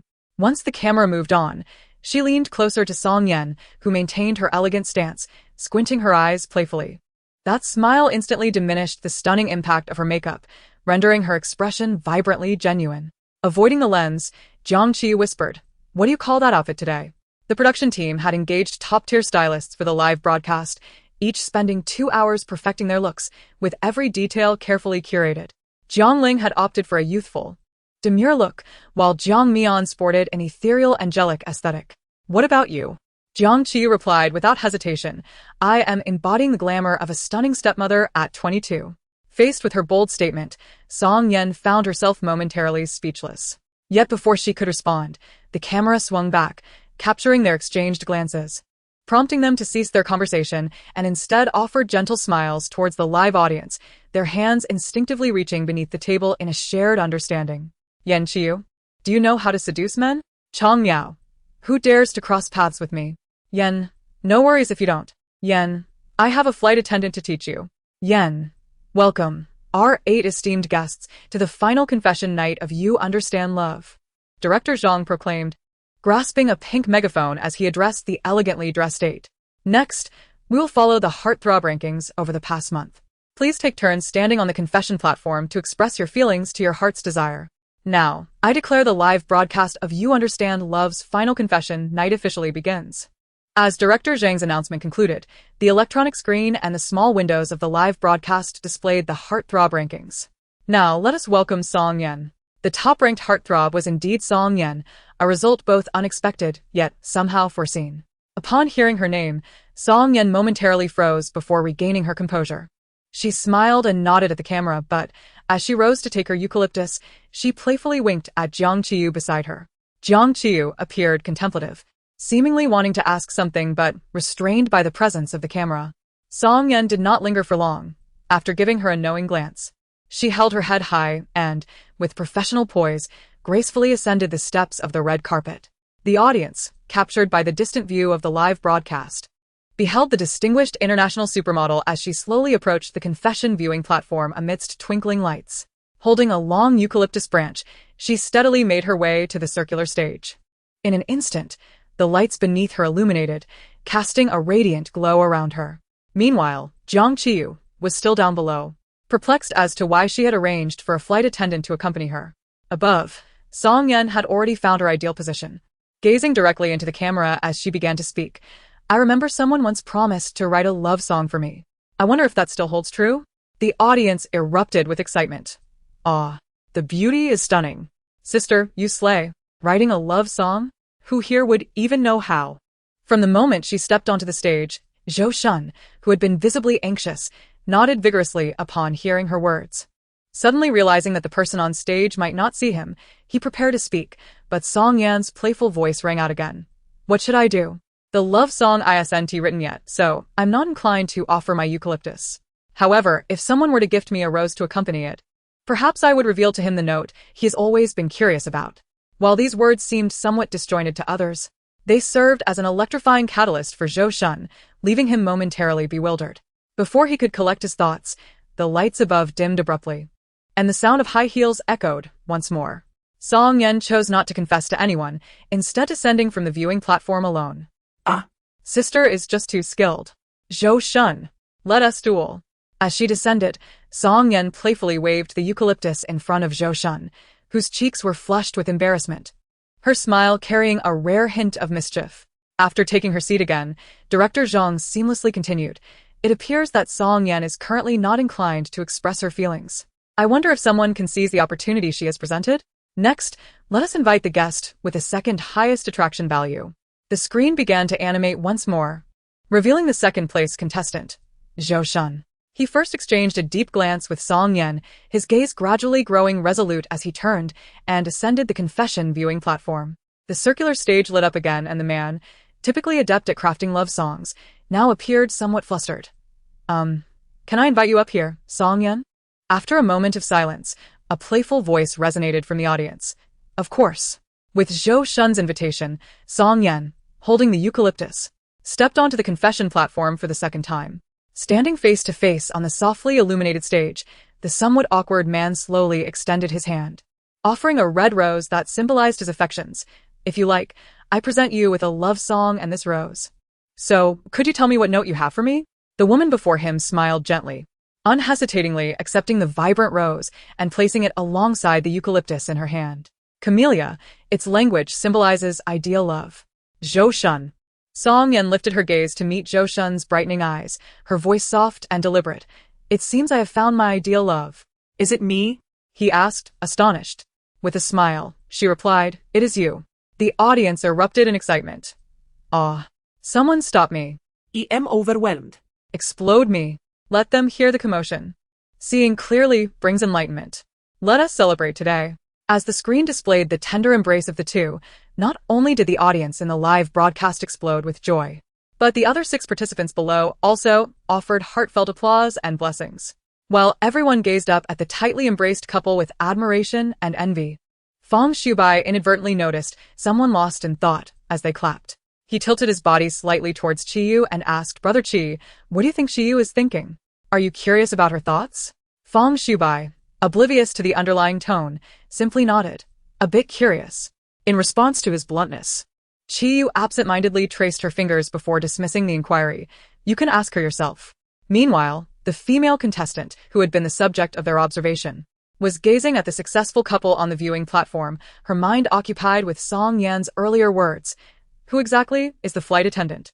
Before she could untangle her thoughts, Director Zhang raised his microphone again. The audience erupted in cheers, showering the couple with sincere blessings for their steadfast commitment to one another from beginning to end. Following the joyous departure of the happy couple, Director Zhang announced, next, we move on to the guest with the 3rd highest attraction value, Feng Shubai. As soon as his name was called, the comments exploded. The white suit is absolutely striking. I have no regrets joining the ranks of the White Spear. In my next life, I will still be a White Spear girl. Shubai, you must be strong. Win over the Spear Master for me. Feng Shubai stood, adjusting his tie with utmost formality, and stepped onto the confession platform. Taking a deep breath, he faced the camera with a gentle smile, his voice clear. Did you know? The longest word in Greek means adorable person. In Chinese, it is succinctly represented by a name, Jiang Qiyu. He turned his gaze towards the figure in black below. Sister Qiyu, you don't need to come up just yet. Upon hearing this, a melodious voice drifted up from below. Don't worry. Jiang Qiyu remained seated, unwavering, fully aware that Feng Shubai's enthusiasm appeared more akin to that of friends rather than anything romantic.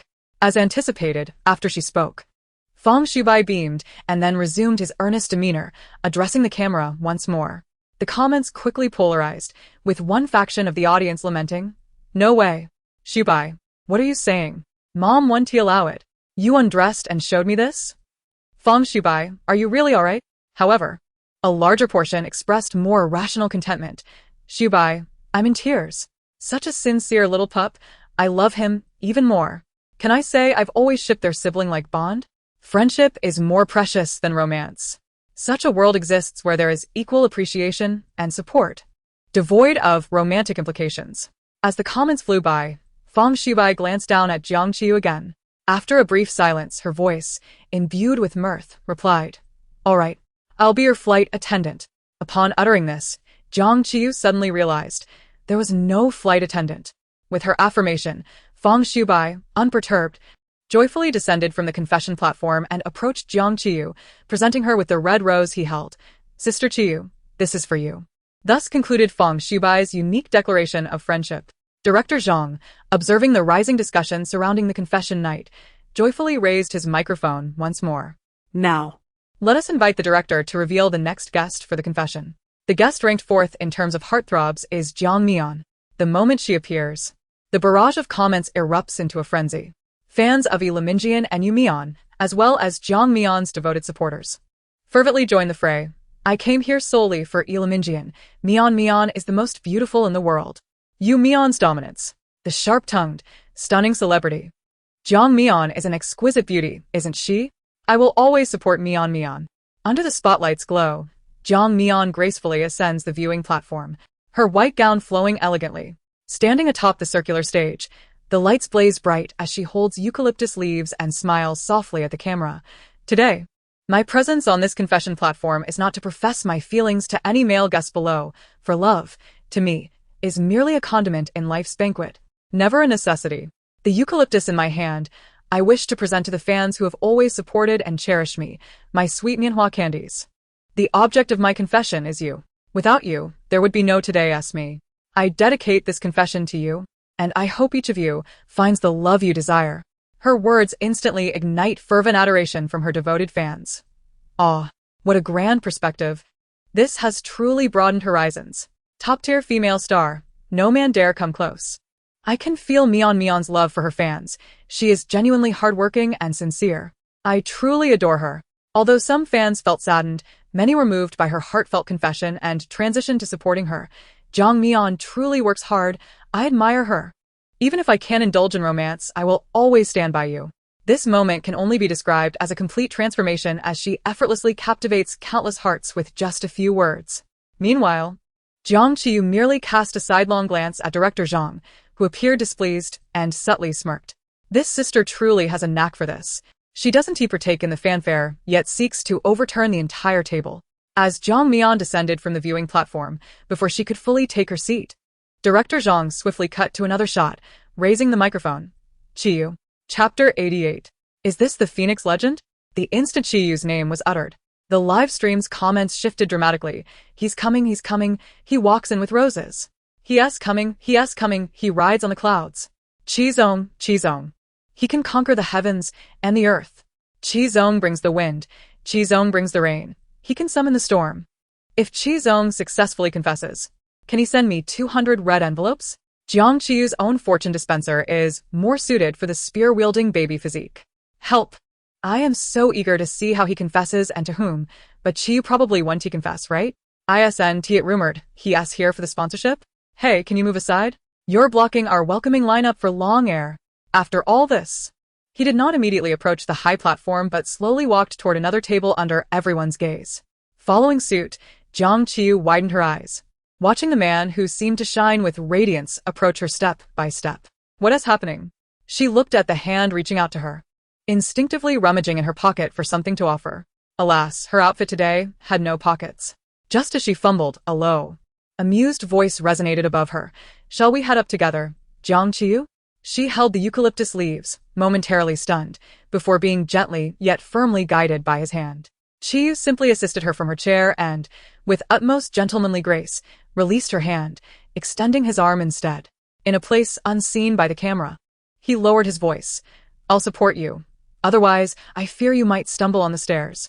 Jiang Qiyu smiled naturally as she rested her hand on his arm, rolling her eyes discreetly as they turned together, whispering back, though your words sound harsh, upon reflection, they sound even worse. At her remark, a light chuckle emanated from him, his voice brimming with mirth. You flatter me. As the two walked hand in hand toward the confession viewing platform, the fans in the live stream nearly fainted with excitement. Ah! Can someone tell me, have they officially announced their relationship? Let me repeat, Long Air is secretly together with us. I'm not joking. I need to take a nap again. I just woke up and already saw Long Air getting married. What is this confession viewing platform? This is a red carpet.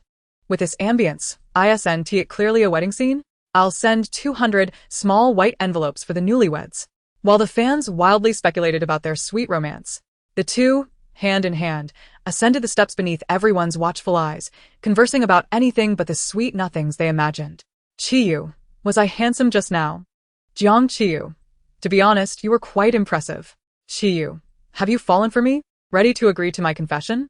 Jiang Qiyu, you should say it up there in front of everyone. Qiyu raised an eyebrow. So keen on ceremony? Should I ask Zhao Jin to buy more flowers? Before he could finish, Jiang Qiyu, with a straight face, interjected, cunning capitalist. In front of so many people, I will refuse you once more. Qiyu, equally expressionless, circle. The two walked steadily up the illuminated steps, their eyes fixed ahead, each step bringing them closer to the pinnacle. At the moment they parted at the top of the stairs, Qiyu lowered his gaze, whispering in her ear, the dual endorsement for Qi's new project. The endorsement fee is 5 million a year. After speaking, he did not glance at her eyes, which had suddenly brightened, and turned to step beside the circular platform. Qiyu glanced at the rose in his hand. His sharp, delicate features softened slightly. Then, with a long stride, he stepped onto the automatically sensing circular platform. The lights illuminated, casting shadows upon his elongated lashes, accentuating the already striking contours of his face. He raised his gaze, locking eyes with Jiang Qiyu, who had just stepped onto the platform as well. The lights brightened. In an instant, the hazy glow enveloped her entirely, draping her dress and every strand of hair in a gossamer glow. Holding the vibrant red rose, his lips curved into a captivating smile, his deep-set eyes reflecting the image of the person before him. He gently called her name, Jiang Qiyu. Yet Qiyu appeared oblivious to her guarded expression, his smile deepening. The man spoke with calmness, yet his words were enough to shake the very foundations of the confession realm. My bank card password is 041099.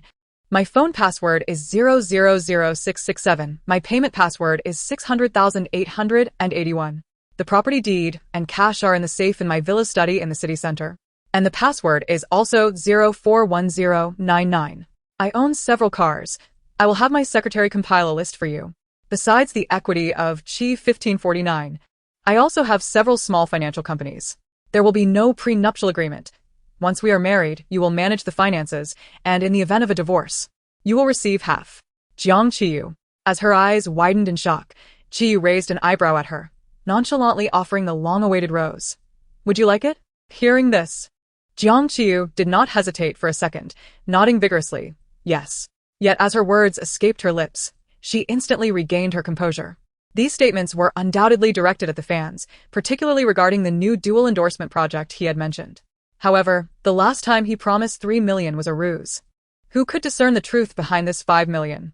In a flash, she swiftly engaged her nimble mind, altering her tone with a spontaneous exclamation. Oh. Confronted by Qiyu's amused gaze, she boldly declared, since that's the case, allow me to offer you a song. Without regard for his willingness, she began her performance before the captivated audience. Oh. Indeed. It is my indifference that has left you feeling profoundly lost. However, a woman's heart yearns for more than mere promises. I fear deception, I fear solitude, and I dread the gradual wilting of my heart. Love is not something to be casually promised. Enough said. Her melodious rendition instantly astonished everyone present. Is this not the legendary Phoenix legend? One exclaimed. Teacher Chong. One may indulge in meals as one pleases, but singing should not be taken lightly. Another chimed in. What on earth are you doing with that beautiful face of yours? A third questioned. Even Fong Shubai, situated below the stage, could not help but murmur. Thank goodness. Thank goodness. Chapter 89. With her feet off the ground, her intellect ascended to new heights. Upon hearing her song, even Qiyu, with his formidable composure, found it difficult to maintain his calm. His previously relaxed brows furrowed slightly, and an expression of bewilderment flickered in his eyes.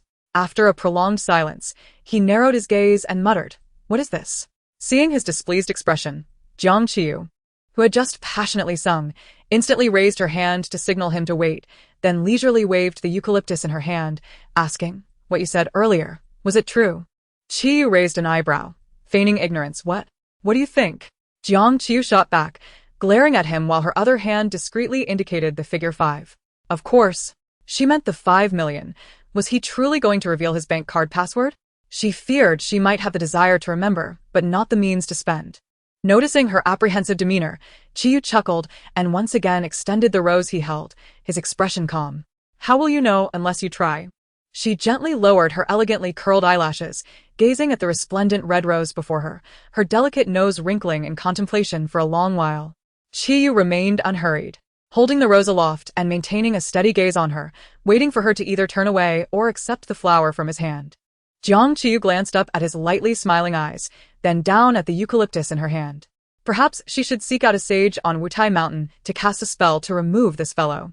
Ultimately, after much deliberation, she resolved, consider it a lottery ticket. A gamble on his father. Qiyu noticed her previously hesitant gaze becoming increasingly resolute, and as if she had finally made up her mind. She suddenly looked up at him. Qiyu. Yes. In an instant, the rose was whisked away by a delicate, pale hand. The next moment, a fresh eucalyptus was unceremoniously thrust into his hands. He looked up to meet a pair of eyes brimming with joy. Pleasant cooperation. taken aback by her fluid exchange. Qiyu first stood in shock before comprehending her meaning behind pleasant cooperation. Yet he still smiled and tightened his grip on the eucalyptus leaves, leaning slightly forward to gaze into her eyes. Pleasant cooperation. Jiang Qiyu. This declaration immediately sent the previously hushed live-stream chat into a frenzy, with fans erupting in a cacophony of excitement. Chang Air is real. Jiang Air is real. Ha ha ha ha, Chang Air is indeed real. The style of these two is so peculiar. It's neither sweet nor spicy, nor is it soft or vibrant. It's enough to drive one mad. Today, I entered an elevator that could only hold 11 people. There were 9 inside, and I hesitated but still stepped in. The moment I did, the elevator alarmed for overload. Alas, I couldn't escape the truth of my infatuation with Chang Air. Every day I watch Chang Air's videos, and my boyfriend is quite displeased. Questioning, if you and Qiyu and Jiang Qiyu fell into a river simultaneously, who would you save? I replied, of course, I'd save you first. My boyfriend laughed and embraced me. I laughed too, knowing only Chang Air would fall in love. While the fans were lost in their fervor, no one realized the quiet exchange occurring between the two atop the confession viewing platform. After they exchanged tokens, Jiang Qiyu took the initiative to grasp Qiyu's hand, preparing to descend from the circular platform. Qiyu asked, Jiang Qiyu? What? She responded, puzzled. Noting her confusion, Qiyu raised an eyebrow, implying, is that all? Jiang Qiyu frowned, tugging at their intertwined hands, and whispered, Qiyu. As Qiyu followed her lead down the platform, he leaned closer to whisper in her ear, are you so happy because of the 5 million or? His voice, laced with warmth, mingled with the dim lights and romantic music, resonating in her ears. Because of me? Jiang Qiyu lowered her gaze in silence. Carefully descending the steps, she waved at the camera, and once they had turned to leave, her expression shifted instantly. Leaning closer to him, she remarked, do you think I am merely after that trivial sum? Upon hearing this, Qiyu raised an eyebrow in surprise, his deep-set eyes gleaming even without the light's reflection. Is it not? Certainly not. Jiang Qiyu retorted emphatically, stopping in a place where the camera could not capture them. With a serious expression, she shook her head and smiled. How could money be trivial?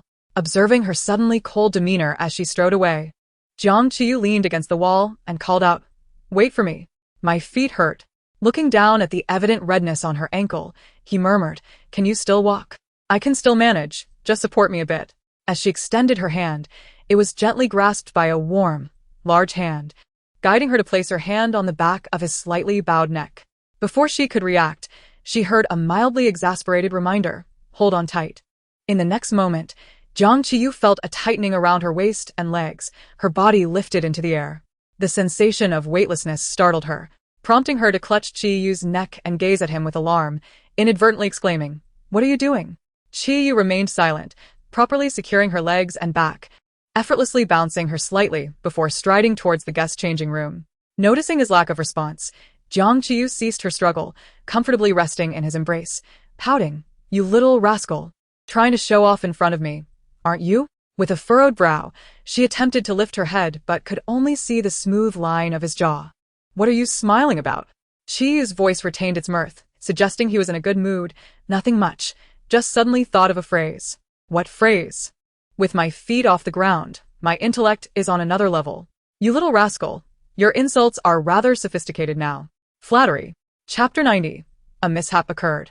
Qiyu carried Jiang Qiyu to the entrance of the changing room, fortunate that all the staff were busy with recordings, oblivious to their presence.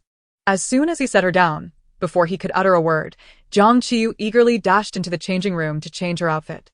Such a gown was far too extravagant for her, a comedian who barely made it to the stage. Once she emerged, freshly attired, she was promptly informed by an arriving staff member.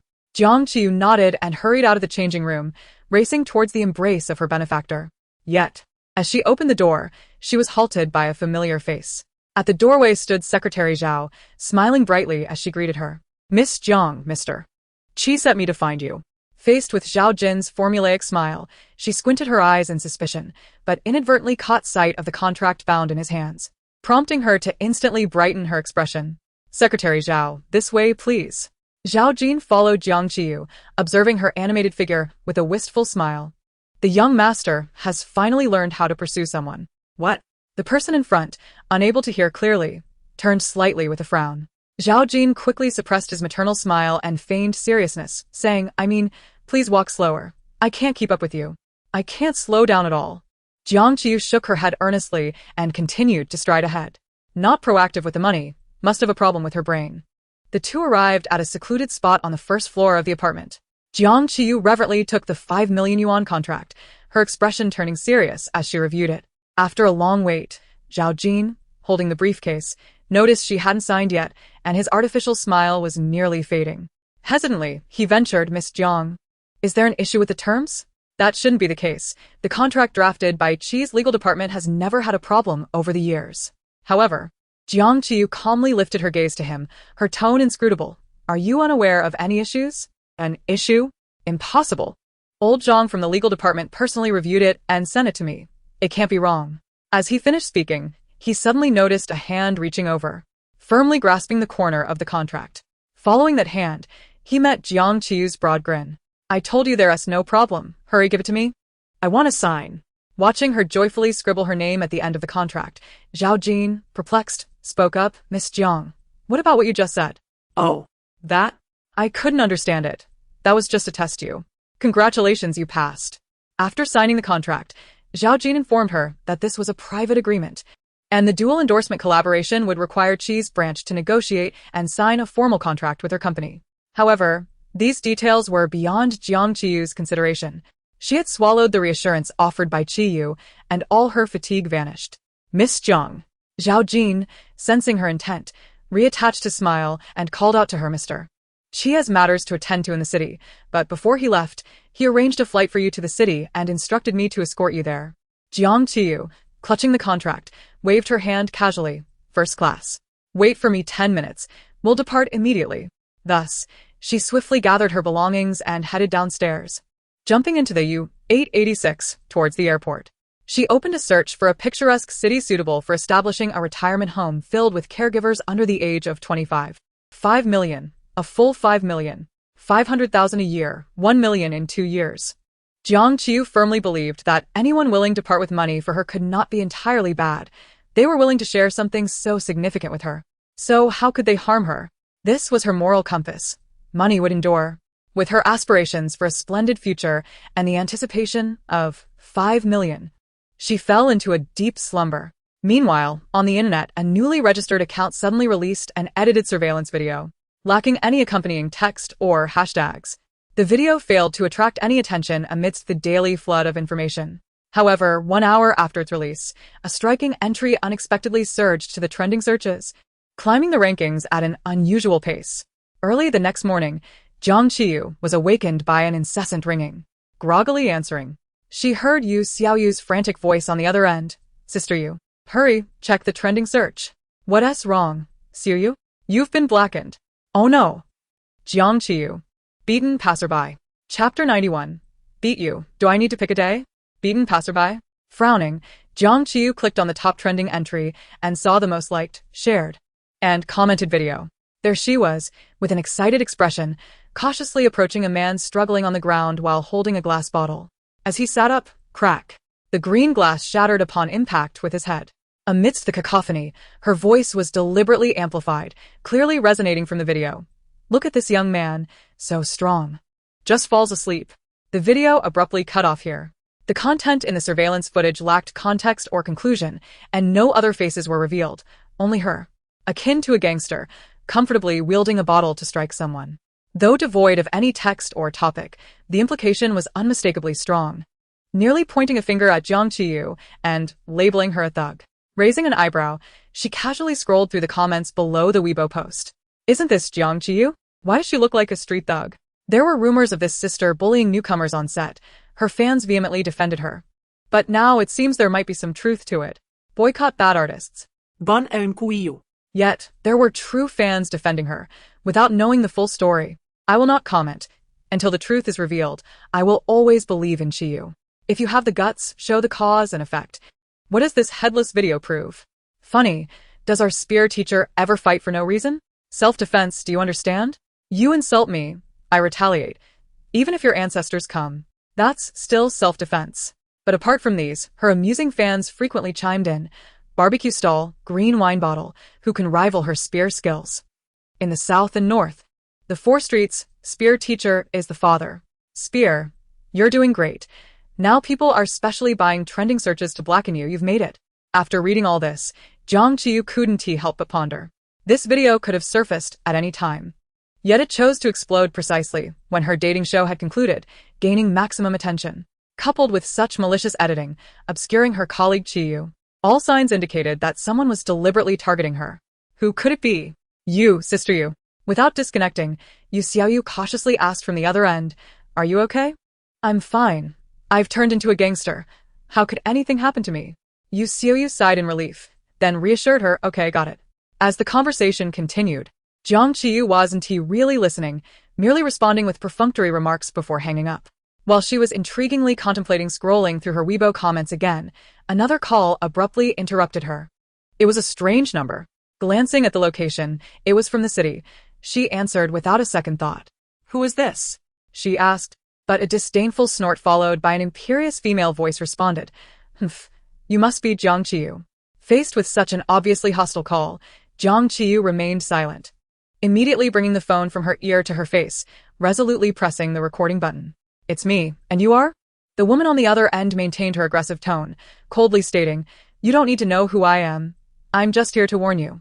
If you aren't one of us, don't harbor any thoughts, or you won't even know how you'll end up." Jiang Qiyu merely smiled faintly at the words, casually retorting, "Do you know how I died? You must be a fortune teller. What nonsense are you spouting?"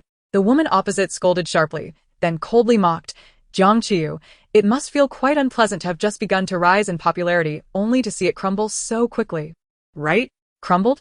Jiang Qiyu's lips curled slightly, exhibiting no signs of panic or urgency. "Anyone can fall from grace, except for me." She paused, speaking leisurely, "Because I am already a ruin. Even without this video, I was destined to tread the path of infamy. Now that it has surfaced, with a little public relations effort from the company, it will only serve to deepen the disdain of my detractors and amplify the affection of my supporters." "Humph. You needn't put on airs here," the woman retorted fiercely. "This video is merely a lesson. If you continue to shamelessly entangle yourself with others— Hey, wait a moment." As the woman was delivering her threat, Jiang Qiyu suddenly interjected with a hint of confusion. "Who do you say I am entangling with?" The woman scoffed dismissively, sneering, and then warned her venomously, "You had better keep your distance from Qiyu, or I won't be as courteous as I am now." With that, she abruptly hung up the phone. Listening to the busy tone, Jiang Qiyu furrowed her brows slightly, then without hesitation, she packaged the fresh call recording and sent it to a friend on WeChat. 10 minutes. She shrugged off the matter and messaged her agent. "Sister Chin, the spear dipped in filth strikes down whomever it may. Sister Chin, remember to buy trending topics."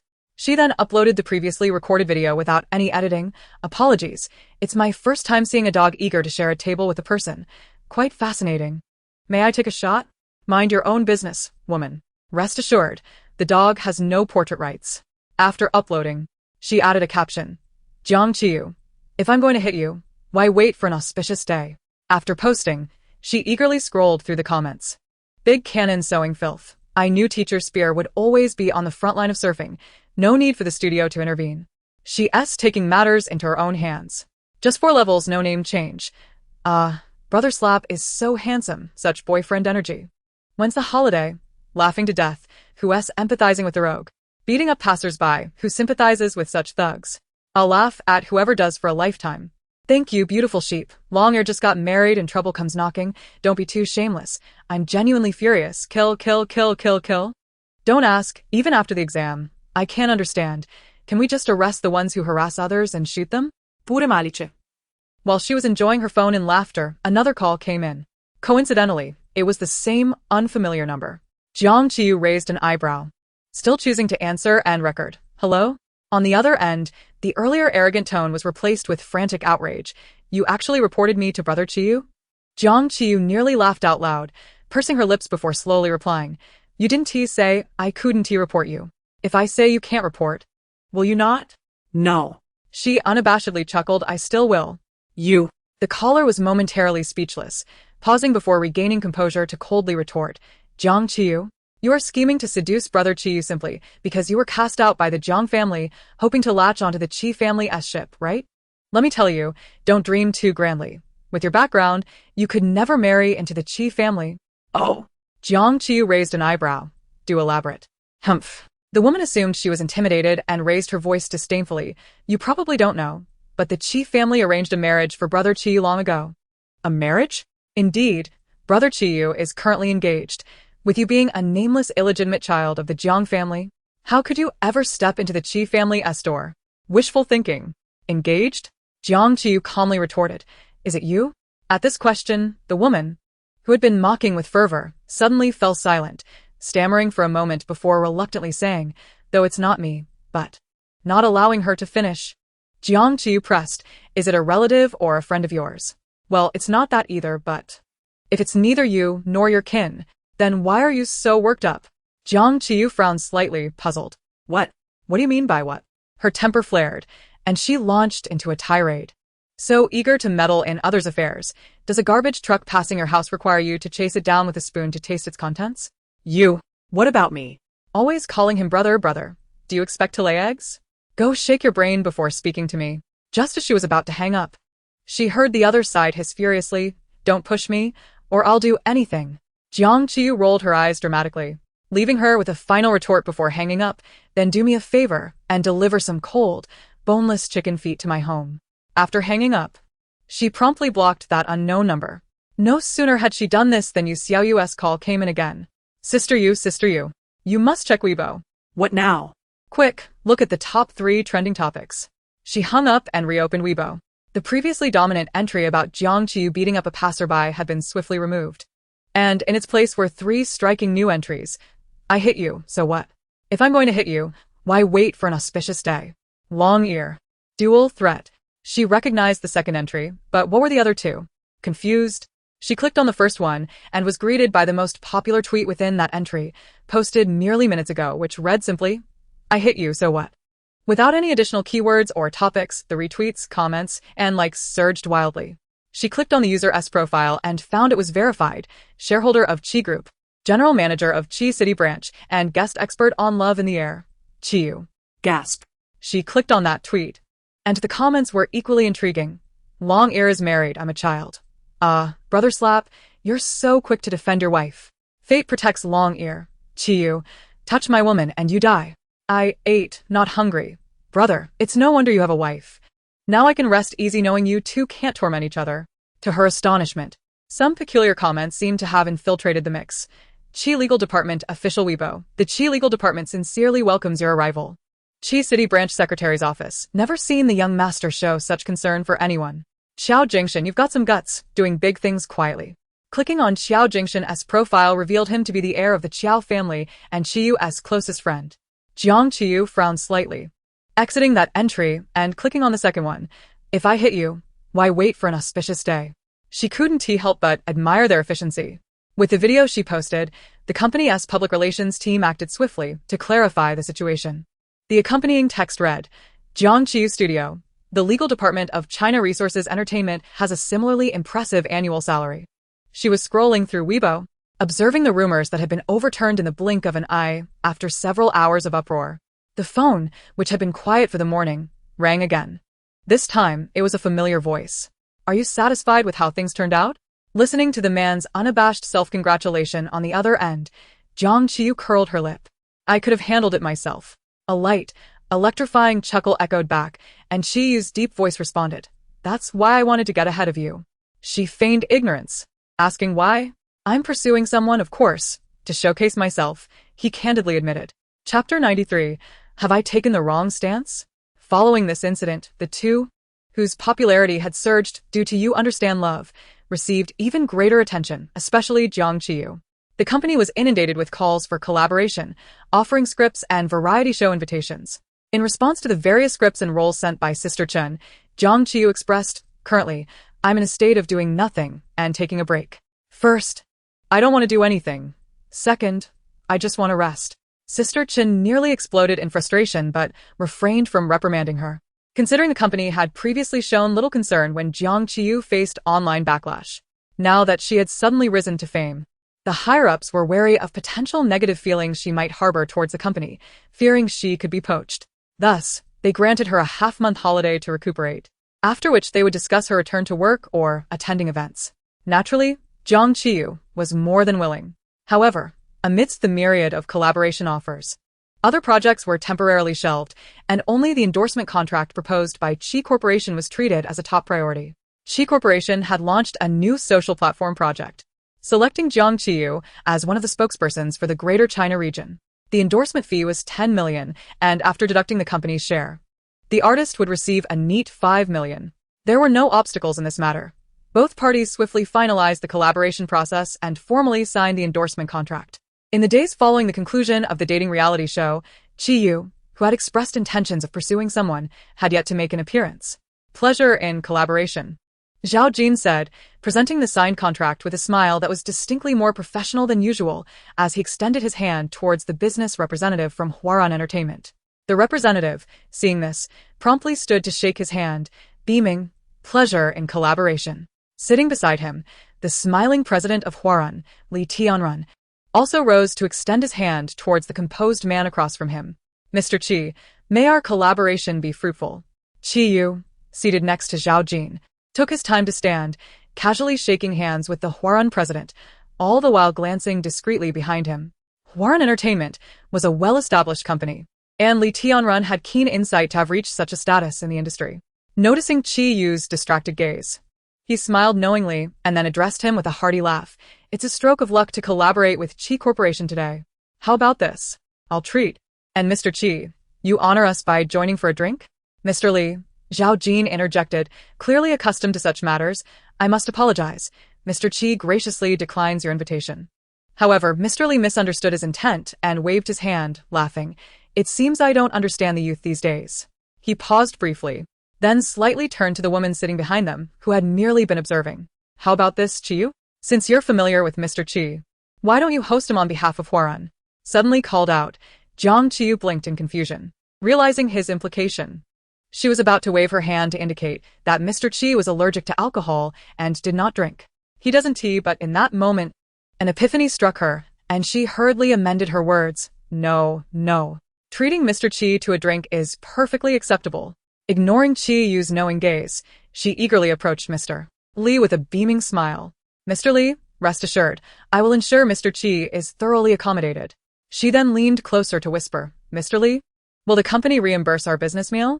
Naturally, Li Tianrun was elated at the prospect of associating with Qi Corporation and nodded vigorously. Yes, as long as Mr. Qi is well taken care of, all expenses can be submitted to the finance department. Receiving her boss's approval, her eyes sparkled as she looked toward the tall man across the table, revealing a meaningful smile. Mr. Qi, wait for me. Zhao Jin struggled to keep up with Qiyu's swift pace, laden with bags from various stores. Catching up to him, Zhao Jin, glancing upward at Qiyu's industrious figure flitting about, sighed deeply, young master. The lady has been shopping for 3 hours. This lady was certainly unconventional. After receiving the task of hosting the Qi Corporation president, she had enthusiastically taken them out, leading them on an extensive shopping spree across major malls. It was indeed a business hosting, albeit one that involved enjoying a cup of milk tea each. Regrettably, here he was, a distinguished assistant of Qi Corporation, reduced to a mere bag carrier. In response to Zhao Jin's complaints, the young master merely shot him a cool glance and replied nonchalantly, What are you so anxious about? It's not like you're spending your own money. Not spending my own money, but Zhao Jin shook the numerous shopping bags in his hands, momentarily forgetting his usual authoritative tone. Do you really think the finance department will reimburse her for a rice cooker and a robotic vacuum cleaner? Qi looked at him, feigning surprise. Is it unacceptable to gift clients? It is. Faced with his master, who seemed to have lost his senses, Zhao Jin lamented, raising his left hand. Women-esque clothing? Gifts? Can she really get that reimbursed? Yes, Qiyu replied matter-of-factly. If I say it can be done, it can be done. Unbeknownst to Zhao Jin, Qiyu's phone screen was open to a chat with Mr. Li from Huarun. Huarun Entertainment's Mr. Li. Mr. Qi, rest assured, as long as she submits the receipts, I will have the finance team arrange everything and send it over. You, much appreciated. Just as Zhao Jin was marveling at how his master had gained such power in the city, a bright, jubilant voice interrupted his thoughts. You too, come here. Not far away, in a home goods exhibition hall, Jiang Qiyu was waving at them with a broad smile. What do you like? Don't hold back. Pick whatever you want. Faced with this lavish woman, Zhao Jin couldn't help but question his life choices. This line sounded so familiar. And suddenly, he turned to the indifferent Qiyu beside him. Isn't that your line, young master? Yet, Qiyu offered no glance in return, simply stating, "This is indeed my line." With that, Zhao Jin heard his master, who had just exuded an air of authority, respond cheerfully, "How could I refuse?" However, despite his words, his actions were unequivocal. Qiyu stepped forward, wearing a perfectly timed smile, standing beside Jiang Qiyu as he cheerfully said, "Then thank you, Miss Jiang, for the gifts." "Oh, no need to be polite with me." As the two began selecting items side by side, Zhao Jin stood rooted in place, bemused and questioning his very existence. Have I taken the wrong stance? Chapter 94. As Jiang Qiyu eagerly dragged Qiyu to choose items, Zhao Jin followed behind, sighing intermittently. Suddenly, a delightful female voice pierced through the air. "Qiyu Gij." Upon hearing this voice, Qiyu remained motionless, while Jiang Qiyu, standing beside him, abruptly halted her actions. The familiarity of the voice sent a shiver through her. Just then, the voice rang out once more. "Qiyu Gij. I finally found you. This time." It echoed from behind them. A petite girl, dressed in a light-colored skirt and adorned with delicate makeup, gleefully jogged towards them. She appeared youthful, her curly hair styled exquisitely, and she clicked her high heels as she approached Qiyu. Coming to a stop, she tilted her head up, her expression sweetly naive as she exclaimed, "Qiyu Gij. I've come to find you. Are you happy?" Qiyu remained silent, while Jiang Qiyu discreetly scrutinized her. Upon hearing that voice and the hair-raising Qiyu Gij, she quickly deduced the girl's identity. Wasn't she the infamous sour and spicy boneless chicken feet? The girl, noticing Qiyu's indifferent demeanor, seemed accustomed to his silence. She exhibited none of the arrogance she had displayed over the phone but smiled even more sweetly. "Qiyu Gij, you have no idea. My brother never lets me come to the city to find you. This time, I sneaked away from him. Will you play with me for a few days?" Jiang Qiyu raised her eyebrows slightly at this remark, unfazed by the girl's blatant disregard for her presence. Her expression one of amusement as she looked at the man beside her. Qiyu lowered his gaze, exchanged a brief glance with the smiling girl, then turned his attention back to the exuberant girl, raising an eyebrow as he leisurely inquired, "Who are you?" At this, the other three individuals present were taken aback. Jiang Qiyu stared at him in astonishment, and before she could speak, Zhao Jin's anxious voice broke through. "Young master, have you lost your memory? This is Miss Meng Wanyu from the Meng family." The Meng family girl, equally incredulous, instinctively reached out to grasp Qiyu's arm. Qiyu Gij. Please don't scare me. I'm Wanyu. The Wanyu who used to play house with you when we were kids, the one you always made play the pet dog." However, Qiyu merely sidestepped her hand and sighed, speaking nonchalantly, "I know. So, what brings you here?" He shrugged, straightforwardly stating, "I didn't want to acknowledge you. I was pretending not to know." He then turned to Jiang Qiyu, who appeared exasperated and with a slight raise of his eyebrows, remarked, "Failed. If you're ill, you should see a doctor." Jiang Qiyu nearly rolled her eyes to the heavens and chose to ignore them, turning to select a plate for herself. Meng Wanyu, regaining her composure, feigned just noticing Jiang Qiyu and greeted her with a smile, her eyes filled with provocation as she extended her right hand. "I apologize. My memory isn't great. I can't quite remember the names of those internet celebrities on TV. You don't mind, do you?" Unfazed by her assertive introduction, Jiang Qiyu continued to select plates in different colors, not even glancing at the hand extended towards her, calmly responding, "Did you bring the sour and spicy boneless chicken feet?" "Wow, what?" Meng Wanyu's hand froze midair, her smile nearly faltering. Jiang Qiyu casually picked up an ornate European-style plate from the display case, gesturing with it as she continued, "I don't want the ones you gnawed on." Having experienced her sharp tongue over the phone, Meng Wanyu refrained from clashing with her directly.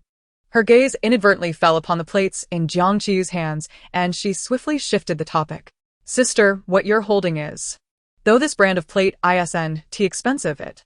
She then glanced at the bags Zhao Jin was carrying, implying, "You wouldn't want others to think you're trying to make someone else the fool, would you?" It wasn't entirely Meng Wanyu's fault for misunderstanding. Anyone witnessing the trio would assume Jiang Qiyu was a starlet basking in the company of wealthy patrons, indulging in lavish shopping sprees. Yet, unfortunate for her, she had encountered two unpredictable tycoons and a starlet. As her words settled, Jiang Qiyu, maintaining her composure, displayed the plate to Qiyu. her tone laced with both authority and coolness. Do you like it? To everyone's surprise, the man, usually aloof and self-important, leaned slightly closer to her, adopting a surprisingly submissive demeanor. Whatever you gift me is perfect. With that, Jiang Qiyu raised her hand to summon a staff member. Wrap it up, I'll pay. After a moment, she turned to Zhao Jin, who was shaking his head, and murmured, Zhao Jin, what is Qiyu Gage doing? Sighing in resignation, Zhao Jin observed the two, with a sense of helplessness. The young master hasn't he acted this absurdly in quite some time. Thus, under Meng Wanyu's relentless pursuit, the trio's shopping excursion transformed into a quartet. Under her persistent scrutiny, it became evident that Jiang Qiyu was paying for everything herself. The ostentatious, wealthy man, seemingly at ease, remained beside her, offering companionship without any financial expectations. This left Meng Wanyu's meticulously prepared justification, she asks only after your money, with no room to unfold. While she followed Jiang Qiyu, observing her make payments, she inadvertently caught a glimpse of Jiang Qiyu's phone screen. Hey! Seizing Jiang Qiyu's wrist, Meng Wanyu exclaimed in delight, pointing at a familiar contact on her WeChat. Jiang Qiyu, why have you set Qiyu Gage's contact as? Are you clinging to him for his money? Jiang Qiyu smiled faintly, about to respond, when a displeased voice interrupted from behind. Stop talking nonsense. Unfazed, Meng Wanyu pressed on, but Qiyu Gage, look. This is your WeChat, it clearly shows. Qiyu, maintaining his calm demeanor, nodded lightly and, under the gaze of the three, stated, This is Ultraman, symbolizing that I am a light in her life. Chapter 95, I am the Prince of Antelopes. What are you? Meng Wanyu froze on the spot, feeling utterly defeated. After a long silence, unwilling to let go of this opportunity, she feebly protested, but isn't it a cash machine? Qiyu, already irked, frowned at Meng Wanyu's continued provocations. Nonsense, a cash machine is. He finished, ignoring Meng Wanyu's increasingly ashen expression, and turned his attention back to the woman beside him, who was smiling with abandon, his gaze subtly narrowing.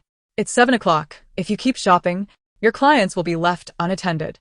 Jiang Qiyu, sensing her guilt, offered him a sheepish smile before producing a thick wad of receipts, counting them cheerfully. With a grand gesture, she declared, Let us go get something good to eat. As they exited the mall, the sky had darkened. Jiang Qiyu quickly spotted a distinctive vehicle, marked Jing 886. As she approached, arms laden with bags, Meng Wanyu darted ahead, swiftly opening the rear door. With a slightly challenging smile, she said, I'm not feeling well today. I do like to sit in the back. Jiang Jie, you don't mind, do you? Qiyu usually rode in the back with Zhao Jin driving, and Meng Wanyu was determined to prevent Jiang Qiyu, whom she deemed crafty, from sitting alongside Qiyu Gage. Upon hearing her words, Jiang Qiyu calmly turned to her, shaking her head with a serene expression. Meng Wanyu, lifting her chin with a scornful smile, was about to enter the car when a flat voice interrupted. No, I do mind. Startled, she widened her eyes, ready to question what Jiang Qiyu meant by that, only to be met with a concerned expression as Jiang Qiyu continued. If you're feeling unwell, why not let me call for an ambulance? Jiang Qiyu's words left her momentarily speechless, and just as she was about to retort, she felt a sudden force pulling her back 2 steps. Qiyu, who had been following closely behind, was not as patient as Jiang Qiyu. He impatiently pulled Meng Wanyu aside, exclaiming, Are you sick? I'll have Zhao Jin take you to the hospital. With that, he deftly took the bag from Jiang Qiyu's hand and placed it in the back seat, slamming the door shut with a decisive thud. After completing these actions, he cast a stern glance at the blushing Meng Wanyu, stating earnestly, Don't die in my car. Seeing Meng Wanyu on the verge of causing a scene, Zhao Jin, who had been trailing Qiyu for some time, quickly stepped forward. He placed the bag on the other side of the back seat and then handed over the keys to the Maybach with a professional smile. Here. Qiyu accepted the keys and walked around to the driver's side, glancing back at Jiang Qiyu, who was still standing by, slightly frowning. Are we waiting for the food? In an instant, Jiang Qiyu, who was eager to please, hurriedly bowed. Yes.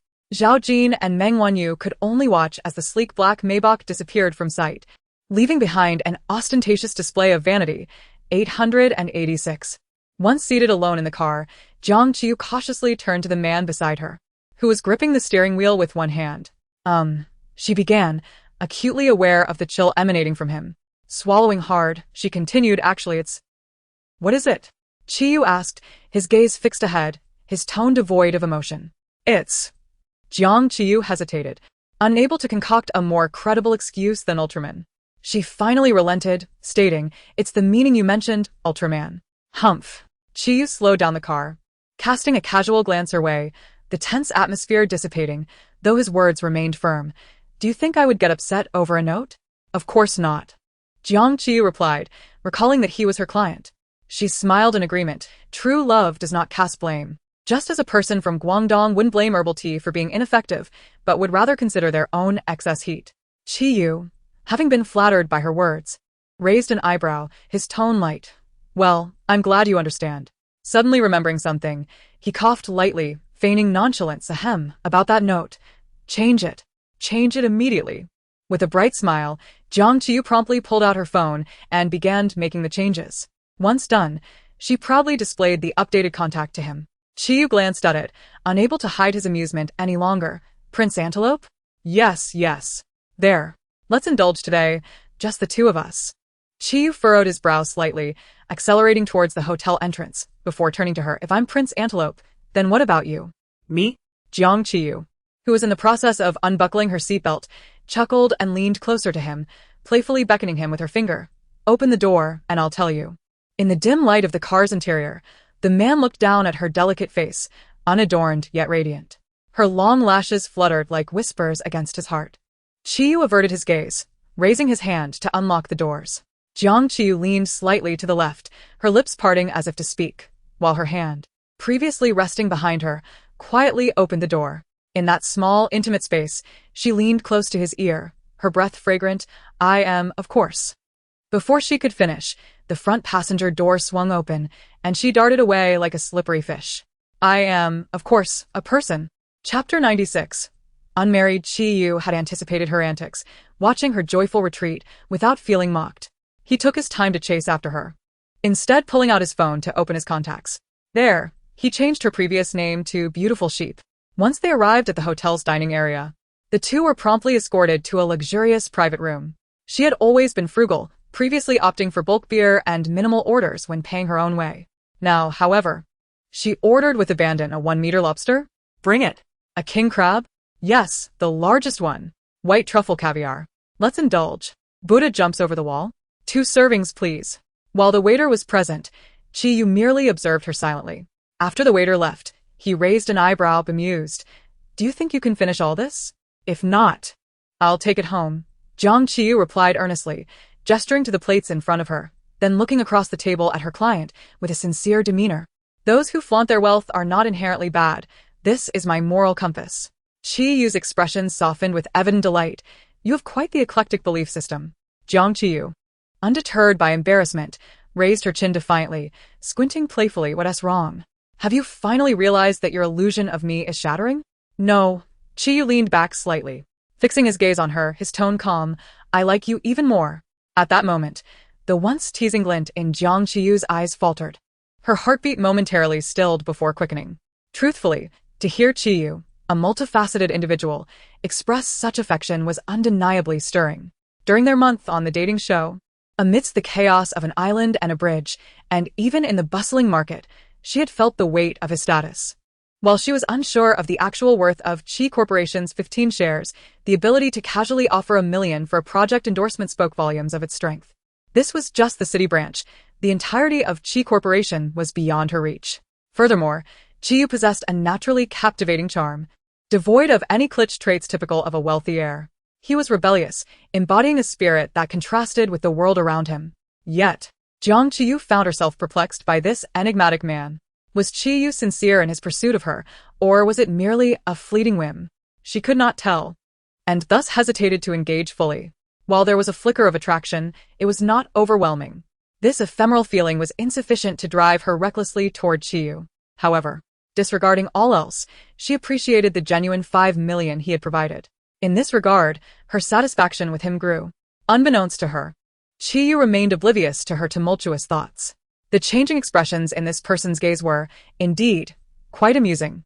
He slightly curled the corners of his lips, gradually leaning forward, resting his hand on the sharply defined chin. His smile and tone carried a hint of alluring charm. "What is this? Have I captivated you already?" "Indeed," came the reply.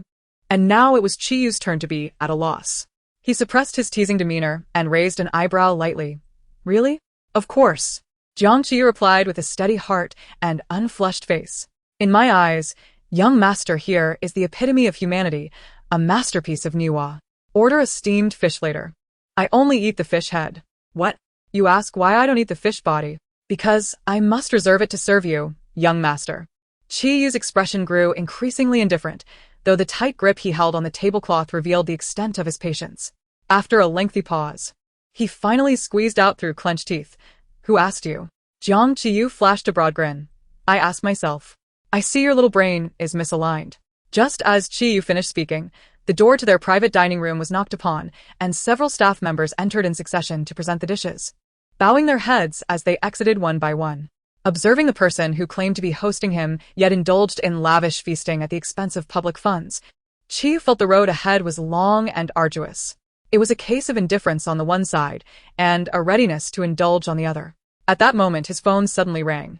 Qiyu glanced at the screen and then at Jiang Qiyu, who was blissfully oblivious to the world around her, and answered the call openly in front of her. Jiang Qiyu, engrossed in her meal, nonetheless perked up her ears out of curiosity.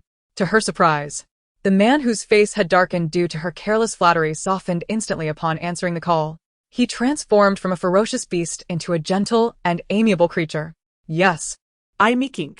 Not busy, he responded softly, a subtle smile gracing his lips. Jiang Qiyu, with her head bowed over her soup, pondered over the identity of the person on the other end of the line. Who could possibly tame Qiyu's fierce demeanor? Could it be that elusive fiancé, whose name she had only heard? Abruptly, she snapped back to reality, eyes wide with astonishment. What is it that you need? She overheard the man say, his tone slightly exasperated, yet the smile never left his lips. Qiyu's voice remained calm, as if he were conversing with the caller. Yet it felt more like he was deliberately speaking for Jiang Qiyu's benefit. I'm here. Eating. It's delicious. Yes, it should be quite nourishing. After their meal, adhering to the principle that every grain is born of hardship, Jiang Qiyu had the remaining dishes packed to take away. On the same day that they busied themselves with hospitality, the official WeChat account of Qi Corporation and Jiang Qiyu's studio announced their collaboration. Simultaneously, Qi Corporation's official Weibo released promotional materials featuring the duo, indicating that they would soon reunite for an advertisement on a new platform. This news, upon release, swiftly ascended the trending topics. The trending phrases included long ear reunion, Jiang Qiyu Qi Corporation endorsement, and Qiyu, you really earn money for your wife. With the emergence of multiple trending topics, countless netizens flocked in to speculate on the nature of their relationship. Some expressed skepticism. Isn't it common knowledge that such reality shows are scripted? These two are merely riding the wave of Long Ear's current popularity to cash in. No one genuinely feels anything here. Qiyu's stirring things up? He's not even from the entertainment industry. What else he's stirring? Laughing out loud. All he needs to do is cooperate a bit to generate traffic for his new projects. How much could Qi Corporation profit from this platform? Capitalists are more calculative than you think. Those shipping them must be out of their minds. Qi Corporation's only heir, paired with someone like Jiang Qiyu, whose reputation is mixed at best. Even if she had 8 children out of wedlock, she wouldn't gain status through her offspring. Others maintained a neutral stance. Shipping is just for happiness, right? There's definitely chemistry between them. I enjoy watching, and if they're willing to perform, I don't care whether it's real or not. To those earlier comments, what era are we in? As if maternal influence matters anymore. What if Qiyu is the one chasing after her? Don't assume women are all so mercenary. However, the fans of both parties, witnessing the unusual nature of their relationship, became even more fervent. Long ear reunion, let us go. I just took out a 5 million loan. Sending love. I took a test today, and the results said I've been puzzled ever since, but when I met teacher Chong Miao, I finally understood. I'm all for pure love. I solemnly declare I will strictly adhere to the national law of monogamy. Now, I have someone, but I still need a husband and a wife. Can Long Ear compromise to form a happy family of 3? Walking home at night, I glanced at the Long Ear super topic pictures, and my eyes suddenly lit up. The village elder thought dawn had arrived and got up to plow 3 acres. The most intense Long Ear obsession I've ever had was when I wore a rosary around my neck, held a cross in my left hand, and a talisman in my right, and had 60 monks sit beside me chanting before I dared to click to watch. Upon seeing it, I realized this is my destined fate, my one true life. I tossed aside the rosary, discarded the cross, and scattered the talismans, driving away the 60 monks. I no longer need them. At this moment, my heart and eyes are filled with Long Ear.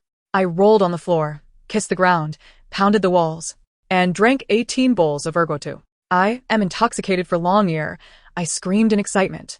Consequently, not only Jiang Qiyu and Qiyu, but also the fervent fans of Long Ear found themselves trending multiple times due to their outrageous behavior. Naturally, after a few days of enjoying life, Jiang Qiyu became aware of all this. The good days always seemed to fly by. A week after the romantic live broadcast concluded, the production team worked overtime to release the final edited version across major platforms. This version showcased highlights from the live broadcast, edited with more refined techniques, presenting an even more thrilling experience than the live show. Many could not remain glued to the live stream at all times, yet they would not miss the edited highlights. This included several guests who had already concluded their filming. While munching on the spicy, boneless chicken feet that Zhao Jin had sent in the morning, she criticized the face of Lu Heng on her phone during a call. I really can't eat anything looking at that big face. The familiar low voice from the other end paused momentarily amid the rustling of papers. Are the chicken feet delicious? Jiang Qiyu, savoring the tender and flavorful chicken feet, nodded in satisfaction. Delicious, just a tad sour. The calm voice of the man on the other end replied, accompanied by the sound of papers rustling again. Well, next time, use less lemon. She continued to gnaw on the chicken feet, thoroughly engrossed in the dish while critiquing it. When she heard Qiyu's declaration, which could shatter the very fabric of their romantic reality show, Jiang Qiyu could hardly conceal her excitement. Wow. This gasp of admiration was inadvertently captured by the phone receiver. Unbeknownst to him, Qiyu, who was reviewing plans for a new project at the company, was not at all surprised. He extricated himself from the string of numbers, a small smile forming as he glanced at the call interface he had set aside. My words hold a long validity. Take your time to consider. How long? That depends on how long you take to consider. You rascal. Before long, the segment featuring the confession concluded. Apart from the initial pleasantness of Song Yan and Zhou Shun, there was also the delightful collaboration of Long Ear due to the 5 million. Lu Heng firmly asserted that he had come specifically for Jiang Mian, sincerely presenting her with roses. Yet, Jiang Mian, with a heart of steel, delicately but resolutely declined his confession, choosing instead to descend from the high platform. Observing this, Zhang Ling, despite her displeasure, refrained from humiliating herself further and relinquished her opportunity to confess. Particularly, the explosive remarks from Jiang Qiyu echoed, if there's no dish for my sister, she is just that straightforward. I demand beauty, I demand charm, I seek education. I seek experience. I desire intellect, and I shall express myself freely. What do they possess? Nothing at all. How can they be worthy of me? At this moment, she disregarded the barrage of true fragrance comments flooding the screen, reveling instead in her remarkable adaptability. However, as the scene shifted, her smile faltered. I can't possibly be inferior to her. The air thickened, and the alluring chicken feet in her hand suddenly lost their appeal. Qiyu, narrowing his eyes dangerously, began, what do you mean by legs being longer than my life? Chapter 98. Just tell me, are they long or not? The call continued. Yet the other end remained shrouded in silence. Even the faint sound of paper rustling ceased. Beep. What followed was the busy tone signaling the call had been disconnected. Hesitating momentarily, Jiang Qiyu, curious about how he might twist his words, clicked to answer. Upon connection, Qiyu's image appeared on her screen. The man lounged casually at his desk, clad in an austere black suit, his tie slightly loosened. His striking features were accentuated by a pair of gold-rimmed glasses perched on his prominent nose. This image left Jiang Qiyu, clad in her bare pajamas and nibbling on spicy chicken feet, utterly stunned. For a moment, she forgot her intention to question him, instead gasping in awe. Qiyu simply closed the folder he had been reviewing, leisurely removing his glasses with long, graceful fingers. With a hint of amusement in his expression, he glanced at the phone screen and remarked, I haven't even asked you what you meant by your words, yet you come to accuse me first? He observed the flustered woman, her eyes and lips tinged with red from the spice, a fleeting shadow of intensity crossing his features before he subtly averted his gaze. Jiang Qiyu was taken aback by his unexpected counterattack, her eyes darting as she composed herself to retort, Am I not speaking the truth? Qiyu raised an eyebrow. Nodding slightly, Is what I said not the truth then? But what you said, she faltered, only for him to lean back against the broad chair, exuding elegance and arrogance as he interrupted her. Just tell me, are they long or not? His words ignited a flurry of thoughts in Jiang Qiyu's mind.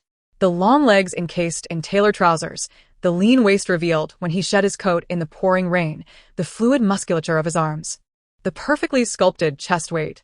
Suddenly awakening from her reverie, Jiang Qiyu straightened and glared at the man on the screen, who wore a devil-may-care smile, resembling a scholar entranced by a siren only to repent after being beguiled. "You audacious scoundrel." Oh. Qiyu's eyes sparkled with amusement as his magnetic voice flowed through the phone. "What are you implying?" Jiang Qiyu, shaken from his honeyed words, adopted a stance mirroring his. Arms crossed and leaning back, pouting, "How would I know if I've never seen?" Her audacity momentarily stunned Qiyu, but he quickly regained composure. His eyes flashing with a defiant challenge. "Wanna see?" Her brazen words elicited a twitch at his temple. He slightly straightened, about to tell her to hush, when Jiang Qiyu's mock-serious shout rang out. "Wait, are those pants yours? Who told you to wear them? Take them off." Beep, beep, beep. The call abruptly ended before she could finish her sentence. The dimming screen reflected Jiang Qiyu's victorious grin. "You think you can escape my grasp?" The trending topics across platforms surged like wildfire, one after another. Long ears. A happy collaboration. Jiang Qiyu. They are unworthy of me. Qiyu. I can't possibly be inferior to her. Lu Mian. Aesthetic. Jiang Mian. A confession to her fans. Fang Shubai. Friendship group scores big. Among them, the most controversial and widely discussed pairing was that of the long spear teacher and slap brother. Jiang Qiyu, having risen to fame through the moniker Long Spear Teacher, eclipsed even the popular flower Jiang Mian, becoming the hottest female star in the entertainment industry. Of course, opinions varied widely. Supporters lauded her authenticity and eccentricity, likening her state of mind to that of a modern-day worker.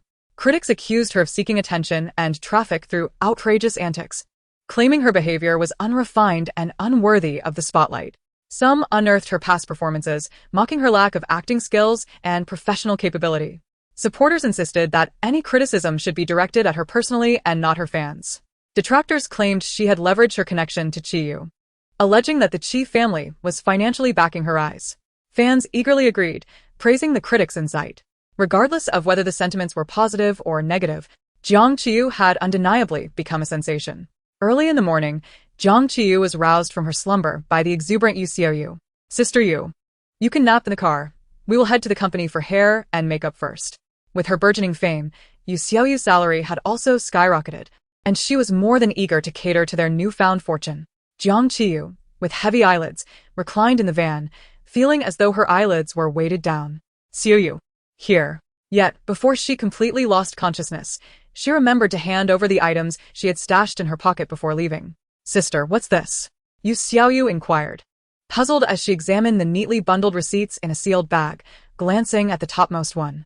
"This is." Jiang Qiyu adjusted her fisherman's hat to shield her eyes and lazily waved her hand. "Invoices for entertaining clients. Remember to submit them to finance for reimbursement." Entertaining client? Yu Xiaoyu, bewildered, stared at the first receipt, her pupils widening in shock. "Sister, did you buy a beauty device for a client?" "What of it?" Jiang Qiyu squinted, feigning surprise. "Is that not acceptable? And this gaming console? The client enjoys playing. This humidifier. I just saw an identical one at your house." Jiang Qiyu lifted a finger to nudge the brim of her hat, casting a cool glance at Yu Xiaoyu. "Your words are a bit excessive. Control yourself." Chapter 99. The young lady may not be beautiful, but her tongue is quite sharp. Upon arriving at the company, Yu Xiaoyu handed the still drowsy Jiang Qiyu over to the makeup artist and turned to discuss work with other colleagues, leaving Jiang Qiyu to endure the trial in the makeup room. Today, with her manager Chen Jia absent, she chose not to request a private makeup room and instead opted for the public one at the company. After changing clothes and finishing her makeup, while the stylist meticulously crafted her hairstyle with a curling iron, the door to the public makeup room swung open. The voices of two individuals conversing drifted over. "Have you heard? That certain someone is coming to the company today." "Who?" The one who's been in the limelight recently. The one who has caught the eye of the young master of the Qi family." "Oh, you mean her?" The speaker's tone was laced with blatant disdain. "She's merely fortunate, playing the fool to seize a fleeting opportunity. Her fame won't last long." The dressing room was quite expansive, with several rows of makeup tables allowing the company's artists to come and go freely. Jiang Qiyu and her stylist were nestled in a corner, oblivious to the two newcomers engrossed in their chatter, but I've heard that her relationship with the young master Qi isn't just for show. They seem to be genuinely involved. If the Qi family wishes to support her, it could be as simple as a word. Puffed. I'm telling you, with someone like Jiang Qiyu, that's impossible. Isn't her family also quite respectable? How could it be impossible? Let me tell you the truth. The speaker paused momentarily before continuing with an air of mystery. My boyfriend attended the old Master Jiang's birthday celebration and saw it himself. Jiang Qiyu was publicly disowned by the old Master Jiang. Everyone in the circle knows about this. What? So, she doesn't even count as a Jiang family miss anymore? Not just that, Jiang Qiyu's reputation in the elite circles of the city is utterly tarnished. The Qi family, being of such high standing, values their reputation above all. How could they possibly accept her? And the young Master Qi with her? It's merely a fleeting novelty. How could the elders of the Qi family allow their only heir to be entangled with someone of such low standing? The two continue their gossip, completely unaware of the figure stealthily approaching from behind. Jiang Qiyu gestured for her stylist to be quiet, tiptoeing closer to the two aspiring artists who had yet to make their debut. She leaned in between them, feigning surprise. Oh, so that's how it is. Ah. The unsuspecting duo jumped at the unexpected voice, turning to find the very subject of their disparagement standing behind them. Their faces paling in shock as they stumbled back a couple of steps. One of them widened her eyes, pointing. You're Jiang Qiyu. What a coincidence. Jiang Qiyu smiled warmly. Yes, I am indeed the one who has been basking in the limelight alongside the young Master Qi. The other, caught red-handed, began to lash out in embarrassment. What are you doing here? Eavesdropping on our conversation? In response, Jiang Qiyu looked around, shaking her head. The spacious makeup room was devoid of anyone except for the stylist, who was snickering from a distance. With a puzzled shrug, she replied, Who was speaking just now? You. The two girls understood her implication.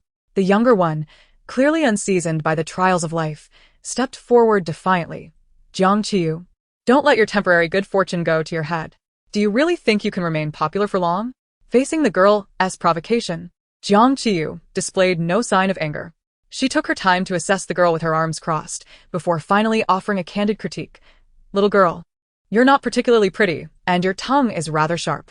You think I'm ugly? Well, your eyes and nose could use some improvement. Observing the girl's flustered reaction, Jiang Qiyu thoughtfully touched her chin and added, But your mouth is truly quite unsightly. Jiang Qiyu, you. Stay calm.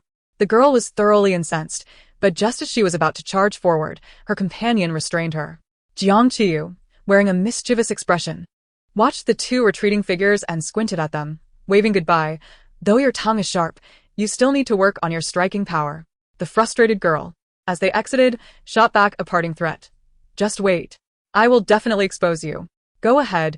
Jiang Qiyu cheerfully waved them off, completely unperturbed by the girl's potential misrepresentation. With countless online posts accusing her of bullying, she had long since become immune to such threats. The stylist, who had remained silent throughout, stifled a laugh, unable to resist giving Jiang Qiyu a thumbs up in the mirror. Sister you, my workplace hero. Jiang Qiyu chuckled heartily, winking at her reflection. Then you are my loyal sidekick. Once the stylist had completed her work, Jiang Qiyu eagerly took out her phone to snap a couple of selfies. She then opened her long-neglected Weibo account, uploaded the photos, and wrote, Jiang Qiyu, a person who likes me can't be too bad. If they can love even the foolish me, how could they be truly wicked? Praying hands emoji peace sign emoji with a click, she sent it off. Just as she was about to revel in the enthusiastic comments from her fans, Yu appeared at the door. Sister Yu, let us go. We need to meet with President Qi before heading to the venue. Jiang Qiyu had no objections. But as soon as they stepped outside, they were greeted by a familiar professional smile. Miss Jiang, the young master has been waiting for you. Following the ever-enthusiastic Zhao Jin, they exited. Sure enough, the familiar black Maybach, Jing 886, was parked at the entrance of China Resources Entertainment. As she approached, the rear door swung open, revealing a long, well-proportioned leg emerging. Qiyu stepped out, walking towards her with a calm demeanor, lowering himself slightly to meet her gaze. He observed the exquisitely made-up woman before him and remarked coolly, How can one discern clearly through just a video? Chapter 100, Convergence Progression. Jiang Qiyu opted not to take the company's van but rather climbed into Qiyu's Maybach directly. Zhao Jin and Yu Xiaoyu took the front seats, and the four of them set off together for the wrap party of understanding love. As they arrived, Feng Shubai, who had been waiting on site, bounded over. Sister Qiyu. Brother Qi. Today, He wore a dazzling ensemble, quite a departure from the white suit he donned during the confession night, and his makeup was noticeably bolder. Sister Qiyu. It's been a week. Did you miss me? I felt a bit lost after we parted ways. Fan Shubai immediately positioned himself beside Jiang Qiyu, disregarding Qiyu's indifferent gaze. Although they hadn't met in person for a week, his online messages had been incessantly frequent, to the point where she sometimes wondered if he was employing a strategy to win her over. With the live broadcast yet to begin, Jiang Qiyu felt no urgency to play the screen couple with Qiyu, readily engaging Fan Shubai in conversation. Meanwhile, Qiyu, who had accompanied her, remained unperturbed, standing calmly at a distance and observing the animated exchange between the two, his expression inscrutable. He remained silent, but there were those who were perceptive enough to notice the scene. Song Yan, who had been standing beside Zhou Shun, raised her eyebrows and leaned in to whisper something to him. She then approached Qiyu, holding her drink with a casual grace, standing quietly next to the imposing figure. Song Yan followed his gaze, her tone tinged with playful curiosity. They seemed to have quite the rapport. In response to her evident intrigue, Qiyu showed little reaction, coolly stating, "Indeed they do." Surprised by his nonchalant admission, Song Yan turned to him, and upon seeing the absence of any concealed emotion on his face, she reined in her curiosity and ventured to ask, "And you too?" Qiyu maintained a steady gaze on the figure in the distance, calmly remarking, "She wants to see legs." What? I was rejected. You were rejected? Although the man's tone and expression were unchanged from before, Song Yan discerned a hint of peculiar pride in his words, simultaneously struck by shock. What are you talking about? Legs? Whose legs? Just a week ago, Jiang Qiyu was impervious to advances, and now, after a mere week, she makes such an outrageous request of Qiyu, and he refused her. This pair is indeed extraordinary. As Song Yan shook her head in disbelief, a pair of profound eyes nearby were equally fixated on Jiang Qiyu's every move. In recent days, Jiang Qiyu had gained considerable attention, while Jiang Mian felt an immense pressure. People began to compare the two, and the earlier praises of her beauty and kindness were now tainted with disparaging remarks like white lotus and hypocrisy. The meticulously manicured nails left deep crescent imprints on her palm, and Jiang Mian felt an overwhelming sense of suffocation wash over her once more. Gazing at the carefree smile in the distance, she silently mouthed, "Jiang Qiyu. All right, all 8 of our guests have arrived." Director Zhang, in high spirits after a week apart, picked up his long-lost small microphone. "All departments, take your places. Now, I declare that the live broadcast of the final wrap party for Season 1 of You Understand Love officially begins." As his words echoed, multiple cameras powered on simultaneously, and the director transitioned the live stream to a panoramic view. "Now, let's greet our audience who have always supported us." The 8 participants engaged in a simple game of passing the drum, eliciting laughter from everyone with the playful consequences. The gender-fluid charm of Jiang Qiyu and Jiang Ling, along with Fan Shubai's ambiguous allure, garnered public acclaim. Their month together had indeed been exhilarating, traversing mountains and oceans. As the broadcast progressed toward its final segment, the familiar segment Understanding Love Night Talk commenced. Song Yan, who usually led, was the first to raise her hand amidst the exchanged glances. "Let me ask first." With a meaningful glance at Qiyu and Jiang Qiyu, she posed a question that fans adored. "What is your relationship now?" The moment the words left her lips, countless fans perked up excitedly. "Teacher Song, you're the best. Sister Song, you're my only sister. Song Yan, you must let me sit at the main table." Nearby, The man's calm, rich voice responded, "It's nothing much, just a look." "Oh my." In an instant, Jiang Qiyu, realizing what he was about to say, quickly covered his mouth with her hand, her body moving faster than her mind. "It's just about appreciating the sky, the earth, and having conversations." Song Yan nearly burst into laughter, suppressing her amusement as she looked at the two entangled together. "Really?" Qiyu, intending to tease her, nodded in agreement, feeling Jiang Qiyu's soft palm on his lips. Jiang Qiyu sighed in relief. She must not let anyone know about the boastful claim that she had him remove his trousers. While female celebrities might falter, she, Jiang Qiyu, must maintain her integrity. Moreover, it would be foolish to bear an unjust accusation. With this in mind, she turned to the live camera, earnestly explaining, "We pursue pure love," emphasizing a soulful connection and gradual progress. Upon her conclusion, the man with laughter in his eyes chimed in, "Yes, connection and progress." In the following moments, the participants posed various questions that sparked considerable online discussion. Although they mostly skirted around sensitive topics, fans inundated the chat with fervor. Jiang Ling deliberately inquired about her views on the controversies surrounding her online. After a long pause, she responded earnestly, "After everyone has asked their questions, now it's my turn." Turning to Feng Xibai, she asked with utmost seriousness, "Do you know what Dr. Agasa from Detective Conan was called before?" Dr. Agasa? Feng Xibai was caught off guard by her unexpected question amidst the warm inquiries about love and career. After a moment of contemplation, he shook his head. "I don't know." Jiang Qiyu, smiling knowingly, dramatically declared, "He was called Agasa the Master." Master? Yes. In fact, he was once called Agasa the Student.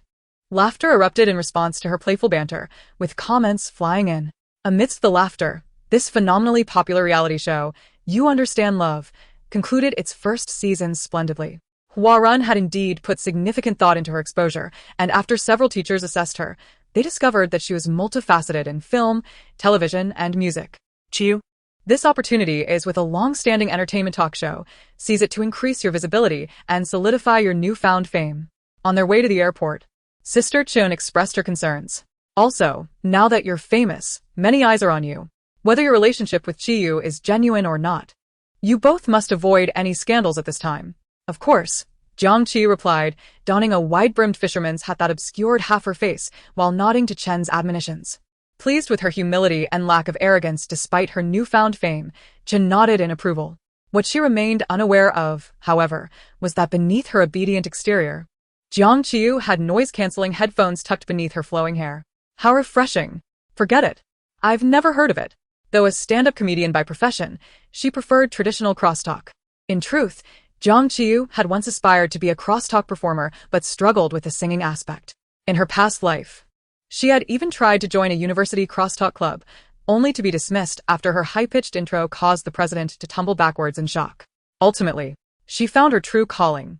Gazing out at the scenery whizzing by, she began to reminisce about her days in small theaters. Meanwhile, Sister Chun perceived her newfound maturity and depth, her smile deepening with satisfaction. The plane soon touched down at the city airport. Upon exiting, Jiang Qiyu was taken aback by the overwhelming enthusiasm of the crowd. "Qiyu, perfect domain. Forever love the sphere, unwavering. Teacher sphere, look here, long ear will always be together." Immersed in the fervor of her fans, she finally grasped the reality of her fame. Sister Chun Yu Xiaoyu, and the bodyguards arranged by the company escorted Jiang Qiyu through the throng of adoring fans. A car awaited them at the airport entrance. Yu Xiaoyu, adjusting her disheveled hair, turned to Sister Chun and asked, "Are we going to the hotel now?" Upon hearing this, the seasoned agent, Qin Jie, suddenly squinted her eyes and smiled, gazing at Jiang Qiyu, who lay limply in the back seat of the van. With an air of mystery, she remarked, "There's no rush. Let us first meet a few individuals." At this, Yu Xiaoyu and Jiang Qiyu exchanged bewildered glances, turning simultaneously to Qin Jie, asking in unison, "Meet who? How many?" Qin Jie cast a meaningful look at Jiang Qiyu and solemnly advised, "Qiyu, our visit to the city cannot be in vain.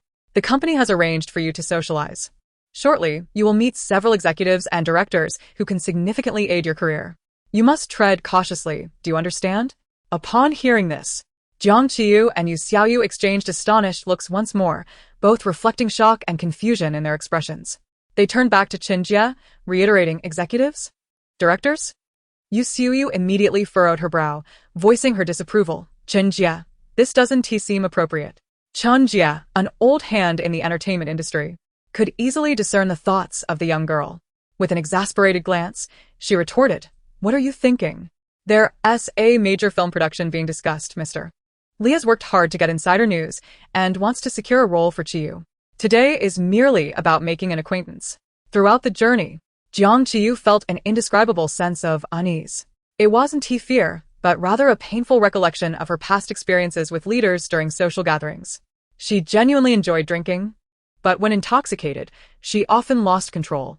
As they arrived at a lavishly decorated private club, Qin Jie instructed Yu Xiaoyu to wait with the driver outside while she confidently led Jiang Qiyu to the top-floor private room. Upon arriving at the door, Jiang Qiyu cast a complex glance at Qin Jie, asking, "Qin Jie, the company has treated me well, but must I truly participate in this social gathering?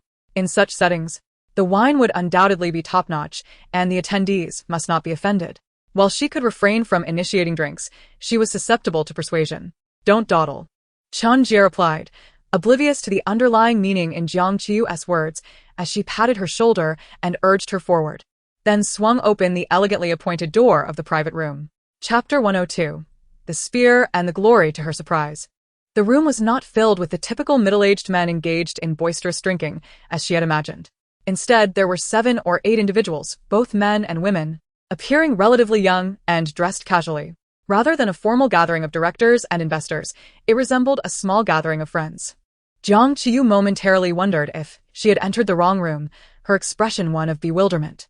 Just as she contemplated confirming with Chen Jie, a strikingly handsome man, seemingly in his late 20s, called out with a bright laugh, "Miss Jiang, you've finally arrived. Please come in." At this, Chen Jie beamed and ushered her inside. As they entered the room, all eyes turned toward them, some curious, others inquisitive. They took their seats beside the man who had just welcomed them. "Qiyu?" This is Chen Jie began to introduce her, but the man raised his hand to stop her. "Miss Jiang," he said, smiling as he looked at the still confused Jiang Qiyu. Extending his right hand in introduction, "I am Qiao Jingshan." This name sounded familiar to Jiang Qiyu, as if she had encountered it before. Unable to place it, she nonetheless smiled brightly at the polite and courteous Mr. Qiao, shaking his hand. "Mr. Qiao, a pleasure to meet you." As they exchanged introductions, Qiao Jingshan gracefully proceeded to introduce the other attendees to her. Jiang Qiyu struggled to remember so many names, but maintained a polite smile as she shook hands with each of them. Chen Jie was indeed correct. This gathering was significant. Despite their youth, each attendee hailed from prominent families within the city. Among them was a rising director, Song Gaoge, who had received an international film directing award by his early 30s. What was described as a meeting to plan Song's new film was, in reality, a casual gathering among friends within their circle. Jiang Qiyu pondered how Mr. Li had acquired such insider information about their private meeting. Lost in her thoughts, a wine glass filled with fragrant liquid appeared before her. "Miss Jiang?" Following the hand that held the glass, she noticed a somewhat mature man had taken Chen Jie's place beside her. "I am Meng Ji," he stated. "Though it is our first meeting, I must apologize on behalf of my younger sister." "Younger sister?" Instinctively accepting the wine glass, Jiang Qiyu's mind immediately conjured an image. "Boneless chicken feet?" What? She blurted. "I meant you are Meng's brother."